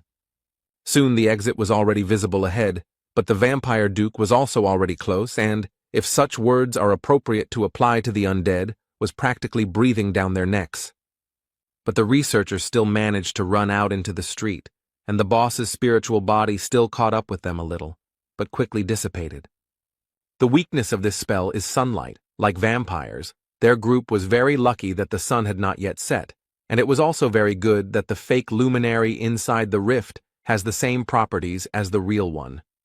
Now that they were temporarily safe, Hikuro noticed that Björn had indeed remembered the entire route the first time, and asked if he had really completed the ceremony just a month ago, causing the barbarian to tense up. The situation was defused by Einar, who began to praise the hero, saying that he was a great warrior who was capable of more, which amused the dwarf, and he said that in the future he would truly become one. Putting aside idle talk, the group began to think about further actions, because the sun would soon set and the monster would emerge from the dungeon in search of prey. Although Raven was wounded and needed rest, Bjorn said that they needed to find at least some cover, so they needed to retreat to the outer wall. Soon a place for a camp was found, and the hero decided to temporarily leave his companions to take something that could help in their situation. He went to the statue that was located near the fountain, where he knew there was a hiding place that Raven had not discovered. Inside was the so-called tear of the goddess, a disposable item that heals well and is also useful in fighting monsters that have the attribute of evil.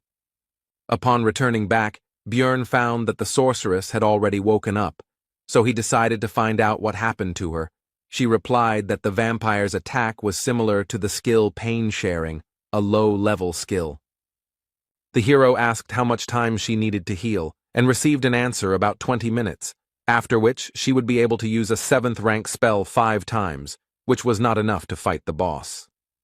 Then Björn asked about the presence of solar-type magic, and although in this world it was rude to ask a mage about his arsenal of spells, he took advantage of the reputation of barbarians.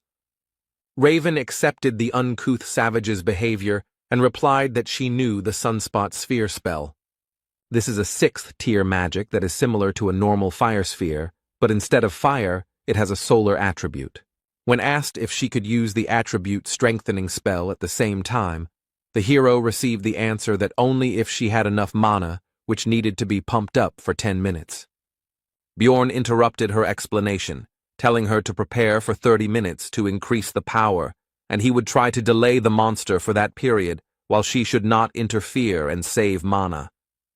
At first, Raven meekly agreed, but then she came to her senses and began to be indignant at the fact that the hero was acting like the boss, even though she was supposedly the leader. Hikuro supported Bjorn's plan because in this adventure he got to know him well enough to trust him, because he has a keen eye for human nature.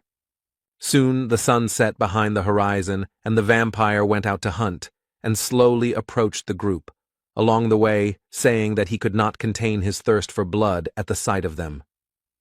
The enemy is already here. Raven needs 30 minutes to prepare the spell. The team needs to hold out during this time at any cost.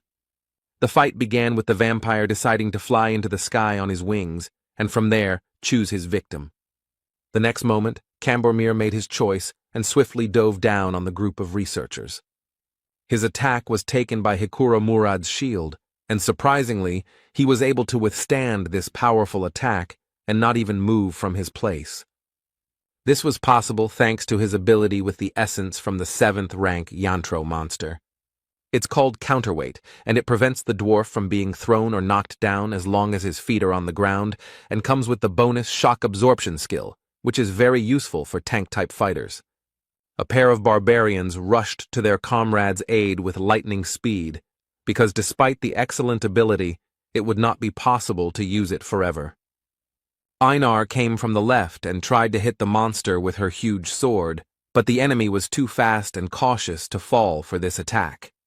The truth is, what he didn't expect was that Bjorn would already be waiting for him behind him, and the vampire flew his body straight into his shield. The hero struck with his mace and Cambormir no longer had time to dodge, so he took the attack with his crossed arms. The force of the blow dragged the monster along the ground for several meters, but it did not appear that it had sustained any significant damage. But the hero experienced the use of the pain-sharing skill, and the vampire was not even embarrassed by this attack. The next moment, the entire body of the Rift Guardian began to transform into terrible six-eyed crows. Soon, a large flock of birds appeared in the place of the enemy, heading straight for the research team. The dwarf used his second essence from the living armor, emergency restoration, and the barbarians defended themselves without any special abilities. When hit, the crows were torn to pieces, blood splashed everywhere, which allowed the enemy to use another of his skills. It was a sacrificial seal that enhanced the vampire's physical abilities, depending on the number of victims within 100 meters. Cambermere also had skills such as Eternal Life, which increases regeneration proportionally to lost health points, and Bloodmaster, which allows you to obtain a skill from the victim's blood. Vampires rely on these three skills to make them very strong, but they also have black magic, which allows them to, for example, turn into mist to avoid physical attacks, transform into crows that cause an explosion upon impact, as well as splatter blood, which helps the monster in applying the seal, as happened recently. They can also use blood to summon various disgusting creatures to help them. In short, a vampire is a high-ranking monster with frightening characteristics and abilities. While the hero was thinking, the world did not stop in place. The battle continued all this time, and now Hikuro missed the monster's blow. And he immediately tried to develop his success by attacking Bjorn, but he managed to put his trusty shield under attack, and looking at the enemy's strength, the hero remembered that this was exactly why everyone abandoned the game when they reached the 6th floor. There were still 5 minutes to wait, and the dwarf, who was the main force in the battle, was defeated. Einar and he himself were exhausted. Then a plan appeared in Bjorn's head, and he immediately ordered his partner to take Hikuro and retreat back, and he would hold off the vampire. He wouldn't need the weapon anymore. This wasn't a battle anymore. A feverish thought flashed through his mind, and the hero quietly uttered the cry he'd learned from Einar, Yahello. After this, the vampire duke pierced the barbarian's body with his long claws right through the armor, and the hero began to drink the health potion, healing the wound right in the fight, mentally urging the enemy to continue. Seeing this, Raven was confused. Was the barbarian really going to take potions the entire fight to survive? Her thoughts flashed through her mind. She had never heard of anyone fighting like that, because it made no sense. It was just absurd. After all, the pain from taking potions is already very strong, but it becomes even worse if the wounds are serious. But the hero did not fall from pain shock, and therefore more and more empty flasks fell to the ground at his feet. The potion's effects were already causing smoke to billow above his body, but he didn't stop and continued to fight despite the terrible pain. In such a situation, his heart could stop at any moment, but Bjorn even manages to block some attacks, and even moving in such a state is already a miracle. Of course, he can't block every attack, but he didn't miss any of those that were aimed at vital points. It was now, looking at what was happening, that Raven understood the expression she had once read in a book about how the real value of a barbarian was not in his physical strength, but in his strong mind. Tarjin said that the situation was becoming too dangerous, so it made sense to get out of here, but the sorceress responded sharply negatively because there was nowhere to run. They were locked here until they killed the monster. Raven wondered what she was doing. Even a young barbarian could think rationally and make rational decisions. But what was she, a wise sorceress, doing? She made a decision, so she sent Tarjin to help Einar with healing the dwarf, so that the warrior could quickly return to the battle. As Raven rummaged through her backpack, she thought about how mages weren't just about firing spells from afar. They were also supposed to analyze the situation based on their knowledge and choose the best path for the team. She found what she was looking for, that very test tube, and made the best decision in this situation, in her opinion, because she wants to live. Raven conjured a number of magic circles that increased accuracy, helped with range projection, and performed automatic targeting. And when everything was completed, she threw a vessel with essence at Bjorn with magical telekinesis. This should help in defeating the Keeper. The test tube shattered on the barbarian's armor, and he instantly absorbed the loot from the corpse golem, which instantly increased many of his stats. When fighting the vampire, the hero's head became empty and his vision became clouded. He had to choose what to sacrifice and what to save. He forcibly threw away his weak heart and fought with all his might. He had to ignore such insignificant things as his arms and legs and protect only his vital points. But suddenly something changed. The picture of the battle changed. The vampire duke's claws couldn't cut through the bones. Could it be that he was fed essence? The hero thought. It was painful for Björn to think about how he would have to change his training and development plan because of this, but if we look at the current situation, it is a very fortunate development. After all, the doll that was beaten one-sidedly can now move, and even such a small thing increased the guy's chances of survival by an order of magnitude.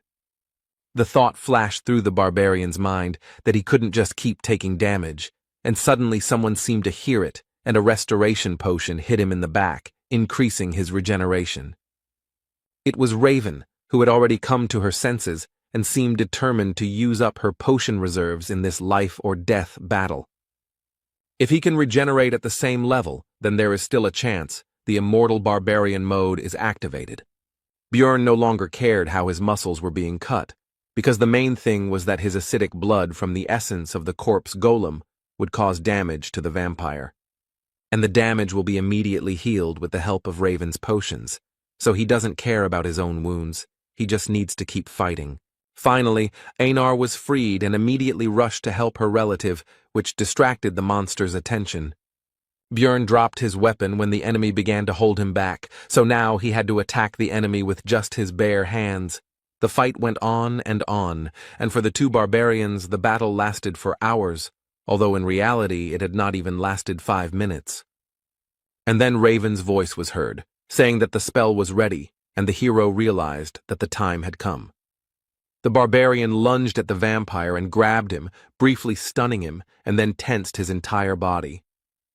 And with a cry, Yahello threw the body of the monster high into the sky. Although Cambormir had enormous strength, he was still quite light. After this, Björn shouted at the light Murad to use another of his skills to hit the vampire. The dwarf began to charge the lightning. Discharges gathered around him, hitting his shield, and the power grew. To strike the airborne Rift Guardian with full force in the next instant, inflicting a stun effect on him. After this, Björn decided to use his trump card. These were the very tears of the goddess that he pulled out of the statue. In the confusion of the battle, he was able to save this item no matter what. Running up to the vampire, the barbarian shoved the flask into his mouth without even opening it. But that was not necessary. After all, immediately after this, the hero delivered a powerful uppercut to the monster's jaw, which damaged the flask, and the liquid was released. At the place where the item was destroyed, grace was formed, which temporarily sealed all of Duke Cambormir's resistances and increased the damage dealt to him. The monster's intense shock changed its stunned status to paralysis, leaving it temporarily defenseless. Raven finished preparing the 6th-tier Sunspot Sphere spell, so she shouted at Björn to get away from the Guardian. But it was too late.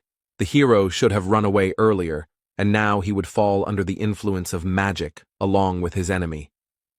Soon everything was engulfed in flames, but Björn, despite his terrible wounds, did not lose consciousness, and also noticed that it was too quiet around. He did not realize that the vampire had used pain sharing. It was necessary to make sure that the keeper was defeated, so, overcoming the weakness in his body, the hero began to rise. What he saw did not leave him indifferent, because the vampire was still alive, despite the terrible wounds and the fact that most of his bones could be easily seen, which began to quickly grow flesh thanks to the eternal life skill, and the hero remembered another skill of his, Source of Darkness, which allowed him to live until the heart was destroyed. The rest of the team passed out from the pain, and only the barbarian could do something until the keeper woke up. Overcoming the pain throughout his body, the hero slowly walked towards the boss to finally finish this fight. The weapon was lost long ago, and now there is no time to look for it. But after absorbing the essence of the corpse golem, the guy has a new ability that can help. This is Flesh Explosion, which allows you to exchange your health for damage to the enemy. The skill brought incredible pain, but this is the only chance for survival. His instincts screamed at him that he was already at his limit, but the hero would still die if he did not continue to fight. So he continued and continued. It was impossible to stop for a second, because then the monster's regeneration would turn all efforts into dust, and Björn, meanwhile, held on solely by the strength of his spirit. Soon, overuse of flesh explosion meant there were no more arms left, but he had to keep dealing damage. The hero then decided to use the rest of his body, so he leaned on the monster with all his weight and used his skill again. The creature died. It was not in vain that he fought to the end. The level also increased, but in this game there is no healing from this event. The only thing that can save him now is the loss of essence, which is possible, since the chance is 33%. And the hero was lucky. The essence was immediately absorbed, thanks to which death did not overtake him today. And in the meantime, a line about an abnormal growth rate appeared on the guy's monitor in his world. The manager is watching him. The first thing Björn saw when he woke up was Einar's face, and he also realized that his head was lying on her lap. The first thing the hero did was ask about the whereabouts of the rest of the team, to which he received the answer that they had left 3 days ago. But now it was more important whether he himself was okay, since the barbarian had been unconscious for 4 days. Björn immediately rose to his feet with alarm, because it turned out that this was already the 7th day in the labyrinth. And only after that did he pay attention to his body, surprised that he did not feel any changes or injuries. He also noticed that something was missing, so he asked Einar where his pants were, to which he received the answer that they were too damaged and had to be torn off. And his partner also encouraged the barbarian by saying that he had nothing to be embarrassed about, because she already knew that Björn was a great warrior, and he himself mentally asked her to stop. The hero cast aside his embarrassment and asked about what had happened during these days. Einar replied that Hikuro Murad had taken the numbered item, and Raven Alua had taken the rift stone. Björn thought about the fact that since he survived, it meant he absorbed the essence of the enemy, and this meant that they had all 3 items of the keeper, and the warrior was indignant that they had actually agreed on something else. But Raven was very insistent on her right to possess the rift stone because she had huge expenses, and the dwarf withdrew from the discussion, leaving them to sort it out themselves. And then the sorceress said that Björn had already taken the best thing, so he would not complain that this thing did not go to him. The hero realized that it seemed that she was the only one who realized that the guy had absorbed the vampire essence, and also mentally agreed with her sorceress, because Raven had spent her potions, test tube, and golem essence. Einar continued the story by saying that the sorceress then walked along the rift and collected various items and then simply walked through the portal without even waiting for the barbarian to wake up. After that, Björn thanked the girl, saying that he was glad to rely on her, and she replied that they were partners, so it was natural. The hero decided that even if Raven had gutted the place, some items should still have remained, but before starting the search, he decided to dress up, so he asked the warrior if she had any extra clothes. Soon all the business was completed and the barbarians returned to the city. There were a lot of problems this time, and the guy hoped that at least the profit would balance it out.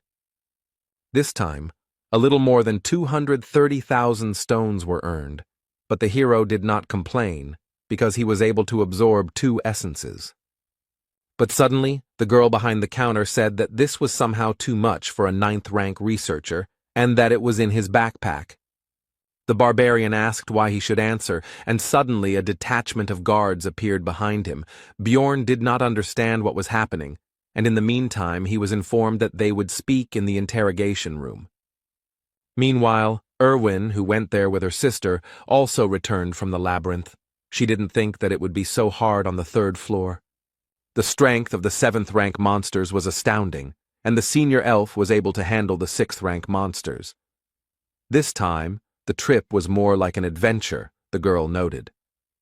While standing in line, Erwin thought that she wanted to meet Björn as soon as possible, to show him off and show him her new essence. She managed to earn 184,000 stones, and the guy behind the counter remarked that it was a bit too much for a researcher of her rank, to which he received the answer that she went to the labyrinth with her sister. When the clerk asked about the relative's name, Erwin replied that her name was Daria Wittenberg de Tercia, and after checking the list, the man concluded that she was already an experienced researcher, so everything was in order. Once at home, the girl was thinking about when Björn would return, because she definitely needed to treat him to dinner for the stones she had earned and listen to him about his adventures. But upon arrival at the hotel where the barbarian was staying, news awaited her that he had not yet returned, so the girl decided to wait, because what could have happened to him? He was strong. The girl visited there every day, and a week later she witnessed the owner of the establishment taking Björn's things somewhere, so she went to sort things out. The man said that he had already waited longer than he should have for the client. The labyrinth had closed a long time ago, and he had not returned, so everything was obvious.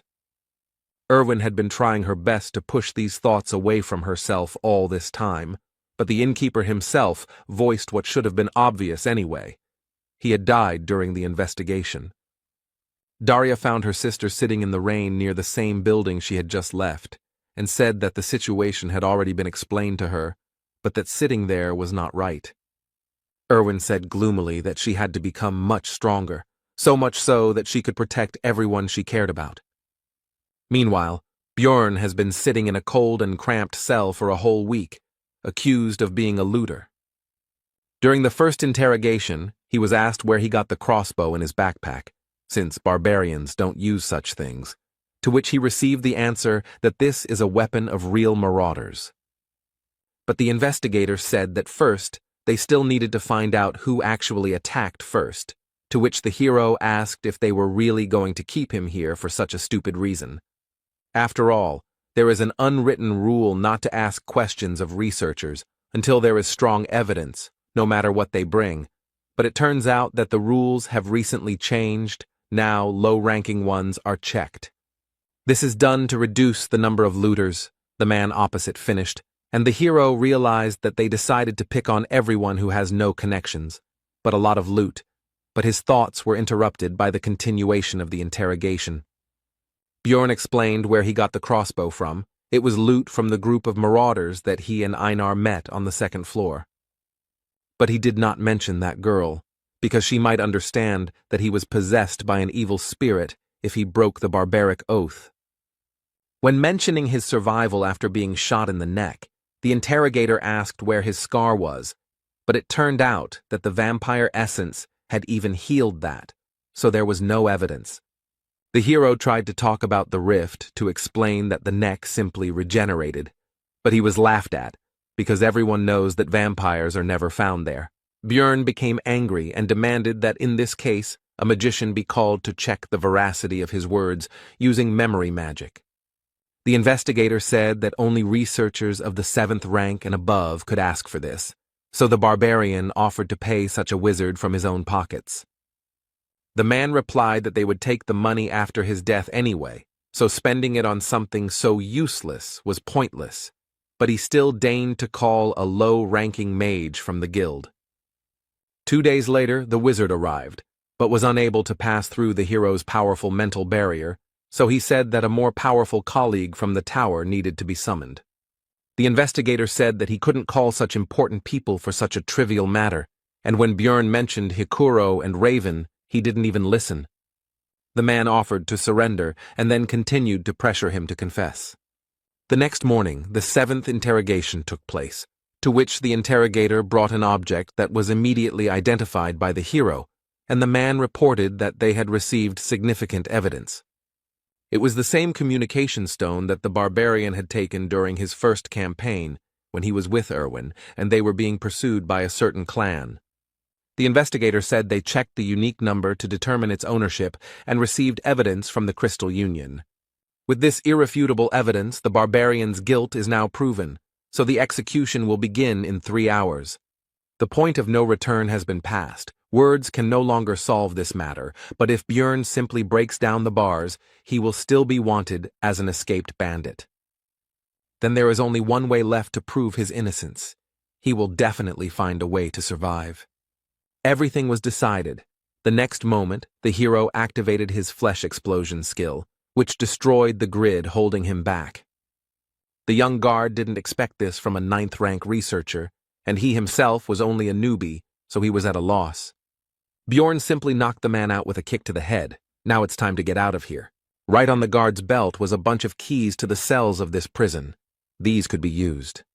After all, there are plenty of prisoners here who can create the chaos that is so necessary now, which will be a great help to the hero. Surely a significant portion of them committed some crimes, but the innocent researcher doesn't care about that now. Soon all the prisoners came out of their cells, and then began to shout the word barbarian, and someone soon added freedom, and a chorus of voices began to chant the phrase barbarian freedom. Directly above them, the usual life of the Explorers Guild continued, visitors and employees not yet even suspecting what had happened on the floor below. Their peace was suddenly disturbed by a crowd of prisoners who broke down the doors and began to wreak havoc. One of the guild workers called on the researchers to help subdue the criminals, for which there will also be a reward. The hero understood that the former prisoners would not hold out for long, since they did not even have any weapons, and only some were able to get hold of some improvised means, so he rushed to the second floor. Bjorn had a plan. He didn't just want to escape, so he instantly passed this floor, but at the entrance to the third, a small detachment of guards blocked the way forward. The barbarian extended his hand to the side and used flesh explosion, and then acidic blood mixed with pieces of flesh and bone rushed like rain onto the first floor. All of this fell directly on the crowd of prisoners along with the researchers, which allowed the hero to activate the sacrificial seal, which enhances physical abilities depending on the number of victims. They give their bonus at a distance of 100 meters, but this will be quite enough. The mighty barbarian received even more power than he had before. Bjorn rushed forward with a Yahello cry, and the magical doping allowed him to literally drive his opponents into the ground. It also increased defense, although not so much that the guards' swords would not cause any damage at all, but enough that the blade would stick in the muscles. But all this was pointless. The guards could not believe their eyes, because the wound healed almost immediately, thanks to the hero's new essences. Bjorn feels the power that overwhelms him. The effect of this doping is simply mind-blowing. These guys can't do anything against him. The guards were at a loss. How could a 9th-rank barbarian be so strong, since only low-ranking researchers were locked up in the branch? There is a prison for high-ranking people, but today they were just unlucky enough to meet a hero. They were clearly not ready for something like this. Soon the way was clear, and Bjorn could now calmly enter the branch manager's office on the 3rd floor. As soon as the hero opened the door, he noticed an ambush, but there was no way to avoid it. However, it was not necessary. The man's sword reached the barbarian's flesh, but he did not rejoice for long, and the reason for this was not even the enemy's rapid regeneration. Much faster than he could see the enemy's recovery speed, he was hit by the effect of the corpse golem's acidic blood, which instantly took the swordsman out of the fight. Suddenly the barbarian noticed that there were not only the two of them in the room, but also some girl in a rich dress. The man, overcoming the pain, shouted not to touch her, because she was the daughter of the head of the district, which made Bjorn think that he had hit the jackpot. The barbarian interrupted the swordsman's threats with a blow to the head. Now, due to new information, the plan has changed. Initially, he did not intend to do this, but the presence of the girl changes everything. While the hero was thinking, the daughter of the head of the district tried to interrupt his thoughts, outraged by his terrible act and calmness. She accused him of knowing about her presence from the very beginning and setting everything up. Bjorn became irritated by this and shut her mouth. The guards burst in, but did not dare to do anything, because the barbarian had the head of the district's daughter in his hands. Then, the hero demanded that they bring him the investigator who was handling his case, the leader of the Crystal Union, and the magician from the Magic Tower. But that wasn't all. Bjorn went out onto the balcony with the hostage and took a deep breath, because it was time for the next point of the plan. The barbarian shouted his battle cry, attracting the attention of the onlookers so he could deliver another blow to his enemies. There were enough people nearby, and the hero began to loudly talk about how he was a 9th-rank researcher, whom the guild tried to frame and kill, and also swore that he was innocent. The bastards set him up. He didn't do what he's accused of, and now their leadership won't be able to hide such a grand event. Now a lot of people know what's going on.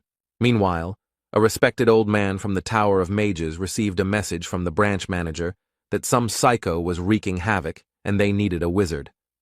And the elder decided to send Raven Alua there, and also clarified that the one who arranged this freed the prisoners and took the daughter of the head of the district hostage.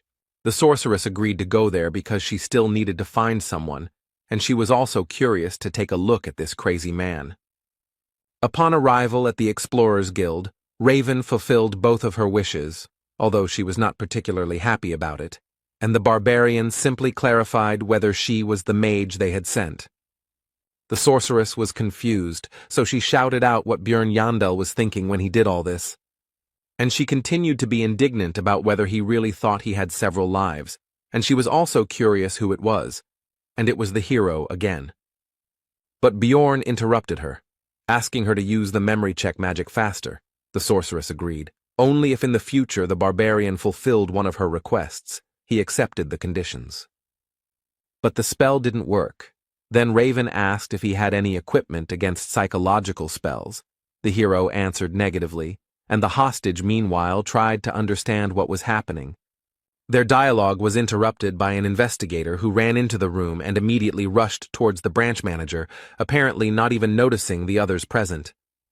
He asked what could have happened here, since they had taken care of most of the prisoners on the first floor.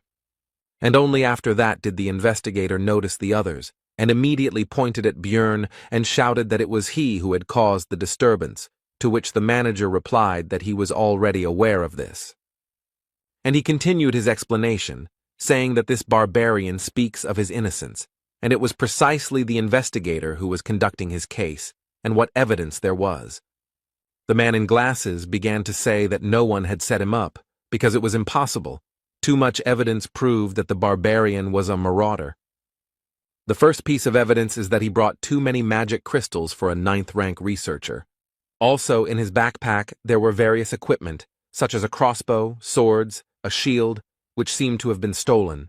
The investigator also found the owner of the message stone that was found on the barbarian, and received information from the Crystal Union that Bjorn Yandel was killing innocent people and stealing their things. The hero noticed that this testimony was not only from a member of the same clan, but had not yet been verified by magic. This news surprised the branch manager, and he asked if these words were true. The investigator screamed that this was because the barbarian continued to lie about being wounded in the neck and surviving, and also said that there was no scar because he had absorbed the vampire essence.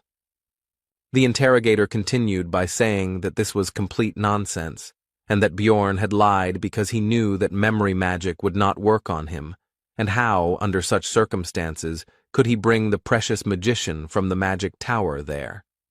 The man was confident that his arguments were irrefutable and was already anticipating the end of the annoying savage. But Raven indifferently reported that the information about absorbing the vampire essence in the first-floor rift was true. This news surprised the head of the branch and the investigator, and the latter, stuttering, asked what she meant.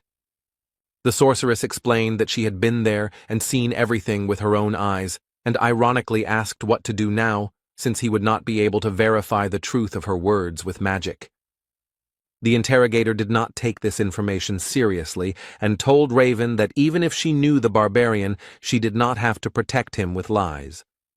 But the blonde sorceress interrupted the man and threateningly asked if he really doubted her words. And, without changing her tone or facial expression, she continued to talk about whether investigating the cases of low-ranking researchers with his pitiful powers had forced the investigator to look down on magicians as well.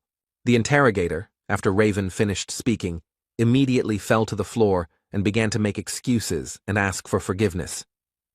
This was because the wizards of the magic tower were close in status to the aristocrats.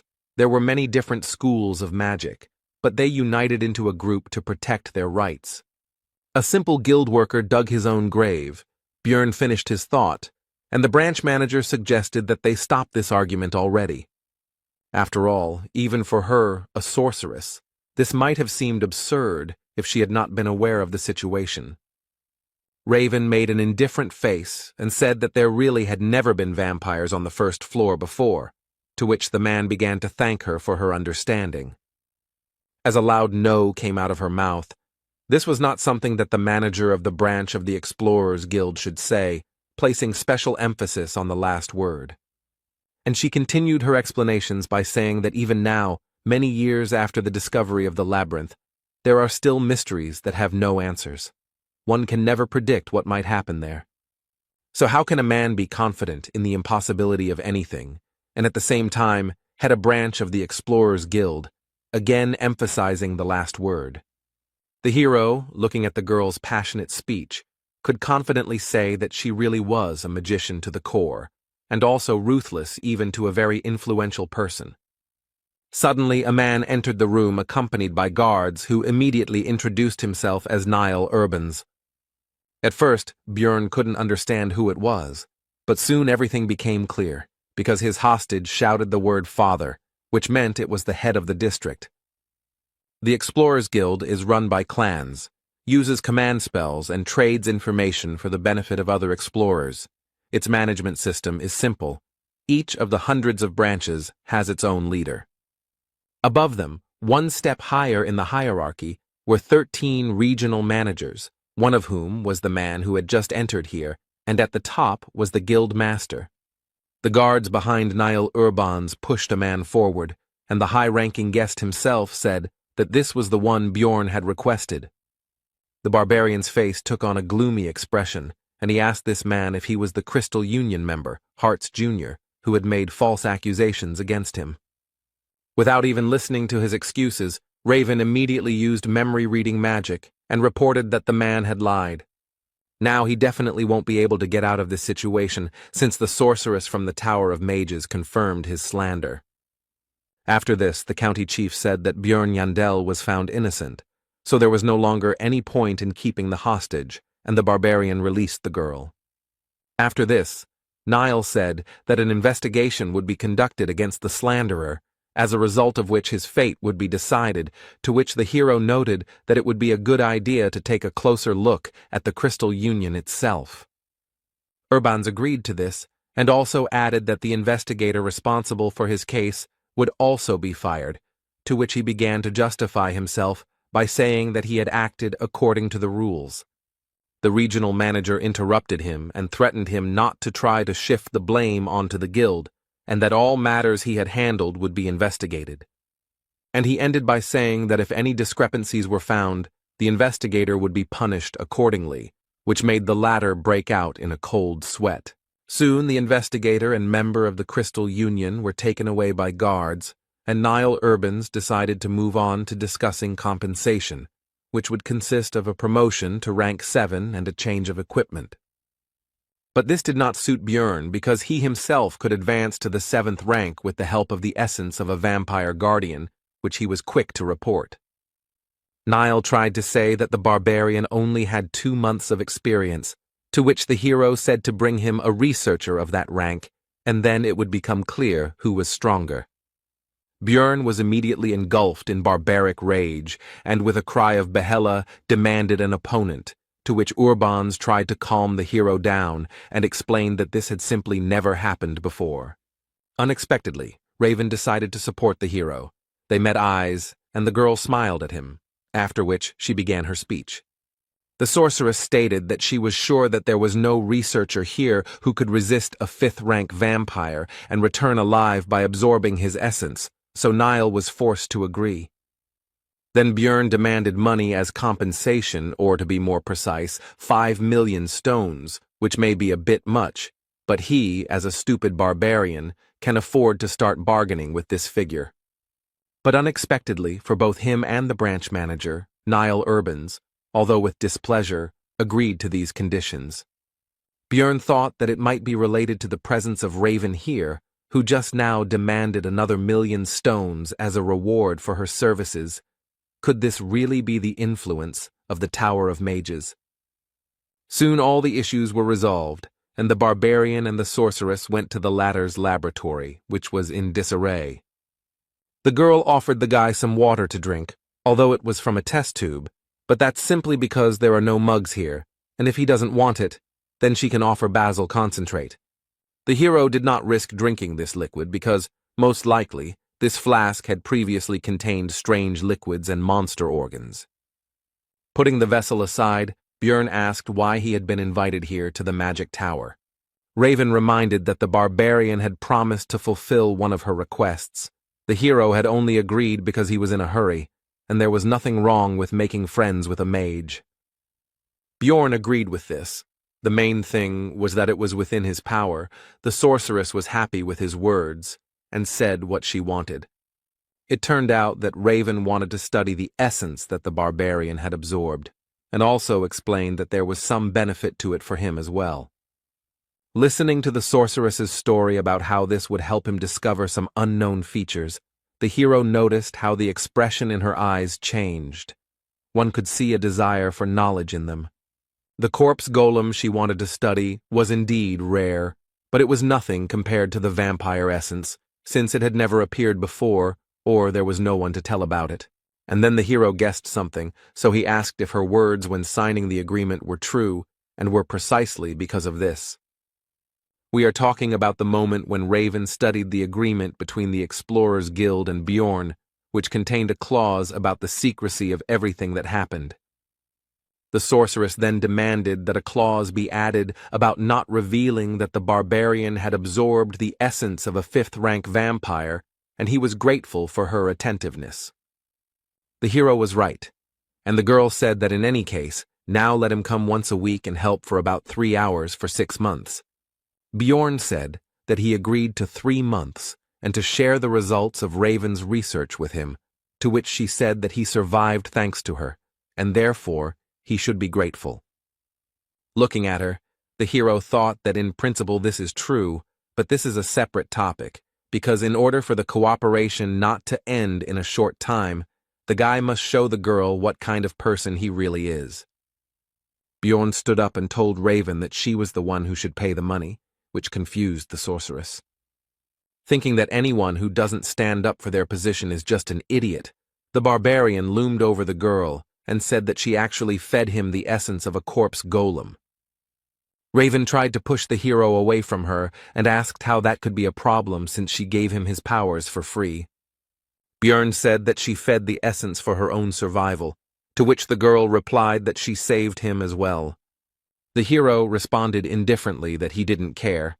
Raven had to pay 10 million, because that was exactly the amount needed to remove the essence in the temple. The sorceress asked in bewilderment why he was getting rid of such a precious thing, and exclaimed that he was a crazy barbarian. Bjorn explained that it was not the essence he wanted, meaning it had caused him serious damage, to which the girl responded that she had heard about the value of this thing to researchers. The hero said that this is the mage's biased opinion, since they cannot absorb essences. If he does not believe, let him ask other adventurers. Raven said that he was just sure that she didn't know any other explorers besides him, but that wasn't true. He should just wait a little. After this, the sorceress took out a magical communication item from somewhere and called a certain Patsran to resolve their dispute. The girl asked him how he would feel if someone fed him an essence he didn't want, to which he said the answer was obvious. To begin with, Patsran would be very angry, because despite the possible value and uniqueness, the essence, which was not in the plans, would only interfere. It's hard for mages to understand, but researchers can't just absorb everything and hope to move up the floors that way. And when asked about possible compensation, Patsran replied that he would demand 15 million, because the more essences a person has, the more expensive the removal, and if they cannot pay him, he may kill. This news worried Raven, and while she was collecting her thoughts, Bjorn decided to think about this Patsran. This researcher is obviously of a very high rank and experienced nature, since he understands the importance of skill combinations and has connections in the magic tower. If you were to ask the same question to some 9th-rank rookie who was barely surviving, then the answer would be completely different. Interrupting the hero's thoughts, an old magician entered the laboratory and said that he was the teacher of this lady, whom the barbarian had forced to tense up. Bjorn understood that since this was Raven's mentor, it meant that this was the person who controlled the 5 floors of the tower, the master of the great Artemian school. He was even higher in status than the regional leader. The old man said that he had overheard their conversation and drew the sorceress's attention to the fact that her sound insulation magic was working with many holes. And he explained that he did this to satisfy his curiosity, because his youngest student had dragged a man to her for the first time, and even a living barbarian, the hero, paid attention to these last words. And the old man ominously informed that usually Bjorn's relatives are delivered dead, or simply their hearts are brought. After which he changed his behavior, laughed, and said that it was all just a joke, but the hero was a barbarian who understood the mood of others well. Bjorn decided to respond with a barbaric joke, so he pointed his finger at the wizard and said that he really wanted to crack that skull. And after a few seconds he said that it was all a joke, so the old man should relax and laugh. Raven, looking at this disgrace, exclaimed that Bjorn had already gone completely crazy, although this was clear from what he had done in the guild. Having already decided that he had gone too far, the hero began to think about how to resolve the conflict, but the old man laughed and assessed the character of the boy in front of him. He also said that the older generation could easily tell the difference between a joke and a threat, although it was clear that he was actually furious. The hero decided to take advantage of the reputation of his people and praised the magician, saying that since he understood barbarian humor so well, he was not such an old man, and asked if there were any barbarians in his family. Teacher Raven decided to return to what he came for. He had heard about compensation and would like to offer Bjorn something else. He took out a box and presented its contents. It was an artifact. Number 9425, the Ring of the Frost Spirit. Numbered items are rare things. You can only get them from the keepers, and each of them contains a unique skill. Would he really just give away such a valuable thing? Bjorn asked what use he would be. The mage replied that he absorbs one of the skills of the absorbed essence, and this would be useful to him, because having acidic blood is very problematic. The hero agreed, because it seemed that even the head of the school did not know about another function of the ring. He was escorted to the exit by Raven, who reminded him not to forget about helping in research. The sorceress tried to ask her master for forgiveness, but he said that the item was useless anyway. Its market value was 1.5 million stones. Bjorn, meanwhile, was also pleased with the deal, because thanks to his game knowledge he knew about another ability of the artifact. Both parties were pleased with the deal, thinking that they had deceived each other. When Bjorn arrived at the hotel, its owner was surprised that he was still alive, and also said that he had already thrown out his things. The hero got angry because he had paid for another week. He said that he would reimburse everything, but the hero was not free of anger. He did not want to forgive. But the next second he calmed down, because he realized that this behavior was not typical for him, and he tried to remember how long he had been behaving like this. From the moment he came to this world, even when his life was in danger, the boy kept his emotions in check and remained calm. When I first killed, I only thought that it had to be done. The process was simple. Even during the escape from prison, there were no doubts. Remembering the argument with the old man from the tower, Bjorn knew that 29-year-old office worker Lee Han-soo would never do something like that. It seemed to the hero that these were all just changes under the influence of the surrounding reality. But the discomfort continued to grow, and now he is sure that after each battle the body's instincts break out. His mind becomes simple, rough, and aggressive, as a barbarian should be. It seems as if his consciousness is merging with this body. But for survival it would be even better.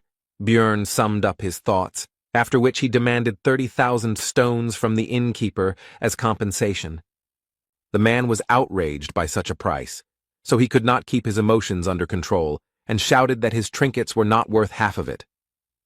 The barbarian immediately drew attention to this, and pointed out that, according to this man, the things had been thrown away, and the owner of the hotel had no choice but to pay the required amount. Soon Bjorn changed his place of residence. Now the room was more expensive, twice as expensive as the previous one. It had its own bath, good windows, etc., and it was also closer to the square with the portal. The next day, the hero went to Einar, who greeted him with joy, because she was worried about her partner when he disappeared for such a long time. Meanwhile, the rest of the tribe shared the news that the whole city was talking about the so-called barbarian of freedom. Björn realized that this was all about him, so he asked cautiously for details, in particular about the name of this hero. To which he received the answer that no one knew about it, which meant that the guild was somehow able to maintain his anonymity. But the rest of the barbarians were not interested in this. They were simply happy and proud that such a man appeared in their tribe. He fought alone against 100, refuted false accusations. The relatives admired these actions, and the hero did not think that this would become such big news, and also hoped that it would not lead to serious consequences. Afterwards, Björn and Einar went to Karmelby, a middle-class area with many craft shops and merchants. Here, the team sold the loot and equipment of the hero himself, which turned into scrap metal, resulting in 800,000 stones, of which 300 went to the warrior. Einar suddenly became surprised by something and drew Björn's attention to how people had put clouds on a stick and were eating them. Of course, it was just cotton candy. The hero decided that it would be a good idea to treat the girl to both sweets and just lunch, while the warrior could not believe what humanity had come up with. But soon Einar's mood worsened. She thanked her partner for treating her as before, because the other barbarians now avoided her and did not see her as a warrior. And lately, some guys have started to hit on her, trying to get her attention, which had never happened to her before. Einar finished pouring out her experiences by asking Björn for forgiveness and saying that she would not be able to go to the labyrinth with him. As a result, the girl left the group, and although her problems were very important to her, they were not the main reason. The main reason is that the elder of the sacred land, a famous sword master, noticed Einar's talent. Therefore, the warrior decided to study the art of the sword under his command in order to become much stronger than she was now. When asked if the sword master could go to the labyrinth with them, the girl replied that there would be special training, so they couldn't leave the sacred lands for 6 months. The hero understood what kind of training this was, so he decided that Einar really shouldn't miss such a chance, and she herself said that she couldn't ask him to wait for her. And she doesn't necessarily ask to take her back when the time comes, but she will try and come back so strong that she will no longer pull Björn back. He couldn't hold her back, because during the second exploration, she was defeated by the marauder, and she also had to use the oath. In the rift, Einar could only watch as others took the initiative while she remained at best in the background. It all hit her hard, so she agreed to the training. Björn will have to look for new companions, although there is an option to go on his own, because he has grown a lot in 2 months. Namely, he absorbed 2 essences, thanks to which his characteristics have greatly increased. But from the 3rd floor, it is impossible to travel alone, because as the floors increase, the absence of other roles in the team becomes critical, so finding comrades is a necessity. The hero needs companions of a similar level to climb higher and hunt higher-level monsters, and his first target for recruitment was Raven. After completing the research, Björn spoke about it, but nothing came of it. She didn't even listen and refused. She demanded to invite her only if the group was larger, everyone at least 6th rank, and there must also be a priest. Raven told him to put this nonsense aside and handed the research subject the result of this very research, which he began to study and came to the conclusion that he already knew this from the game. The growth of characteristics, among which the most prominent were regeneration, magic resistance, and soul power, as well as all of his active and passive skills, he studied and tested, except for Bloodmaster. This allows one skill of the one whose blood is absorbed to be temporarily used. Source of Darkness, Sacrificial Seal used when escaping from prison, Eternal Life, increases regeneration depending on damage. Before Björn left, Raven decided to inquire about what that thing was that the hero had shoved into the vampire's mouth during the battle in the rift. The guy decided not to say anything and said that the situation was quite chaotic then. She probably messed something up. The sorceress began to say that she saw everything with her own eyes, but the barbarian interrupted her, saying that he was hungry after which he quickly ran away. Raven was unhappy with this. She realized that Bjorn was hiding something, so the girl intended to find out everything on her own. To this end, the blonde headed to the huge library of the Magic Tower with confidence, to find answers in the books, which she did. She read that it was similar to a goddess tear, a consumable relic of unknown origin that, when destroyed, bestowed a powerful holy blessing on the surrounding area. 150 years ago, during a dimensional collapse, Cardinal Andron used 3 such objects to save the Holy Pope, and it was never mentioned publicly again. Suspicions grew stronger, because how could a barbarian who had recently undergone the ceremony know about the location of the relic, as well as its effect? Upon arriving in his room, the hero began to think about another artifact, the Golden Mask, which drops after defeating the boss of the Bloody Citadel when many conditions are met.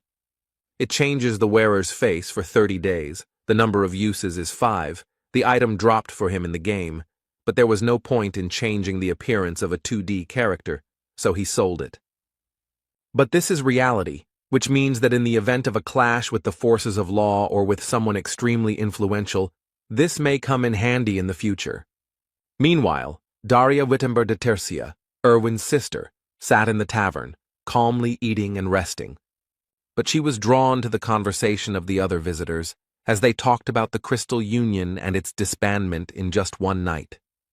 This clan created a huge information network with the help of communication stones and offered various services to newcomers on the first floor. It grew very well. At first, everything went well. Some people found salvation there, but soon the Crystal Union became mired in disgusting deeds, mocking and doing terrible things to newcomers. Take, for example, what almost happened to Erwin. The elf did not want to admit, but if it were not for the barbarian, something terrible could have happened. Daria finished her meal and was about to leave, but decided to listen to the curious information when she heard that they fell apart because of some barbarian of freedom, because it seemed ironic to her. The researchers talked about the recent incident in the Explorers Guild, and one of them said that the rule about increased search for marauders among newcomers will be revised due to the growing problem. They continued their conversation, and when it came to the fact that it was a 9th-rank barbarian, Daria decided that it couldn't be a simple coincidence. If this barbarian of freedom is that same Bjorn, then the situation with his disappearance becomes completely explainable, the elf thought, heading home. But should she in that case tell her sister about her suspicions, who still can't get over the shock? The next day, Bjorn Yandel went to the Explorers Guild to find out about the gathering teams, active above the 3rd floor. Having received the ID card and the hero's badge, the employee could not contain his surprise and exclaimed about some 5 stars. When asked what it meant, the man tried to change the subject, but Bjorn already guessed that it was some kind of internal guild code, and as a result of recent events, he received the status of a VIP client or something like that. Among the list of proposals, the hero noticed a familiar name. It was Hikuro Murad, so he immediately decided to meet him.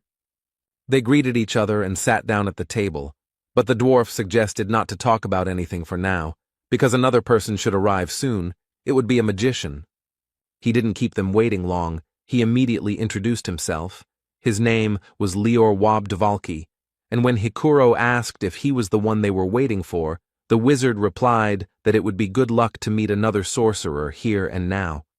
Murad didn't seem to be very good at understanding clever words, so Bjorn explained that the magician meant that everything was correct.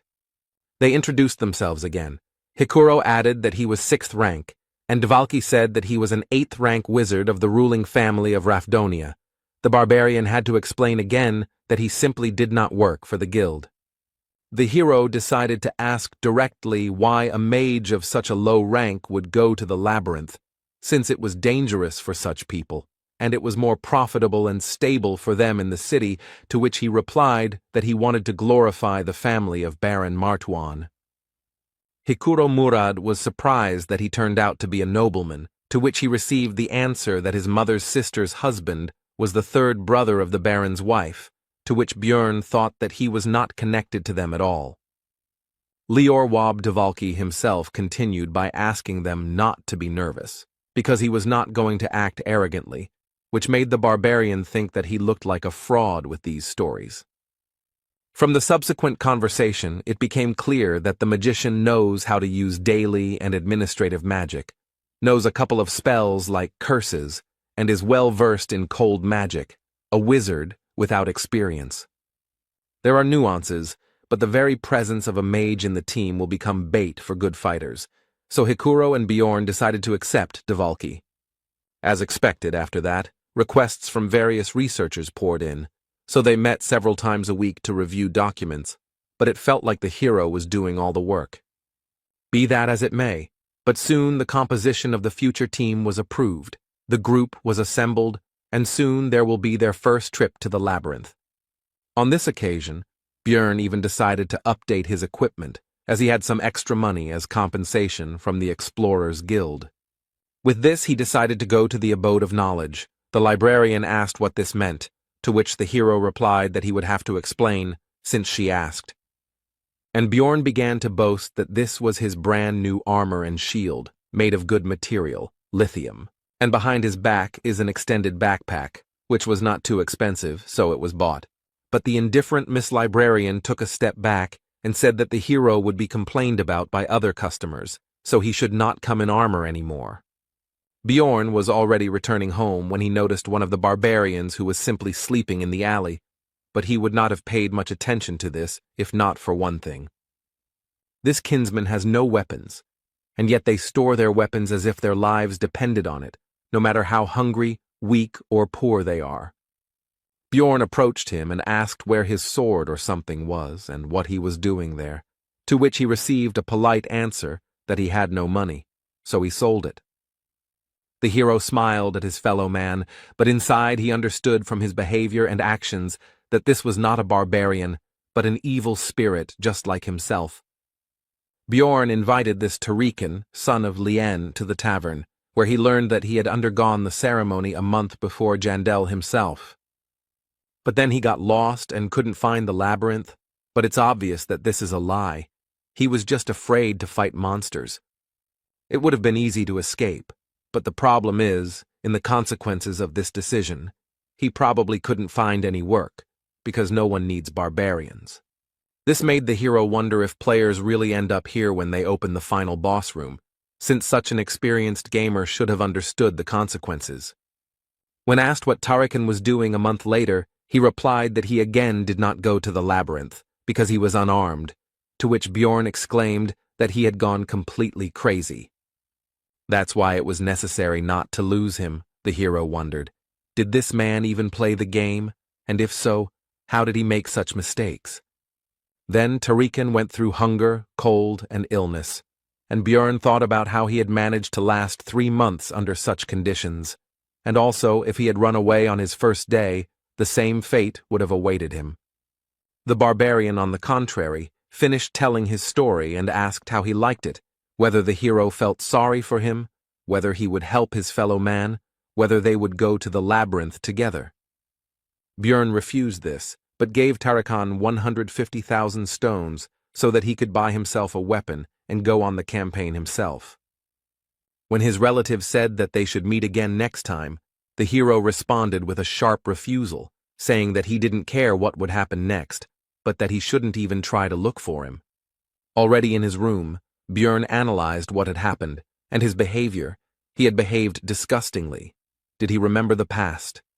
A logical person would say that this Tarikan is nobody to him, and the hero is stupid for giving him his money, but an emotional person would be angry at the weak help to that barbarian.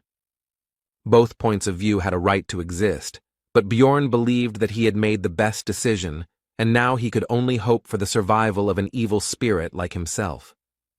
Soon, the newly formed team set out on their first expedition into the labyrinth. The squad's wizard, Lior Wab Dvalki, an 8th-rank mage, 25 years old, was inspired and ran around everywhere.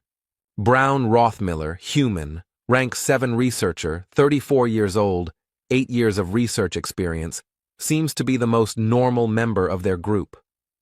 Hikuro Murad, a dwarf, a 6th-rank explorer, a tank and the leader of the group, and right next to him stands the second tank, Bjorn himself, a 7th rank. The last one is Misha Karlstein, a 7th rank beast woman, 25 years old, 5 years of experience exploring the labyrinth, and someone also said that she is the 13th princess of some tribe. She has a strange habit of saying Nia at the end of her lines. She claims that it is an innate trait, but the hero has never encountered this. Thus began their team's first exploration of the labyrinth, and under Rothmiller's leadership, they reached the portal to the 2nd floor in 10 hours. It was a good result. Although someone still came earlier than Brown was unhappy, soon the group entered the portal. Bjorn regretted that he could not use his method, because he does not trust them.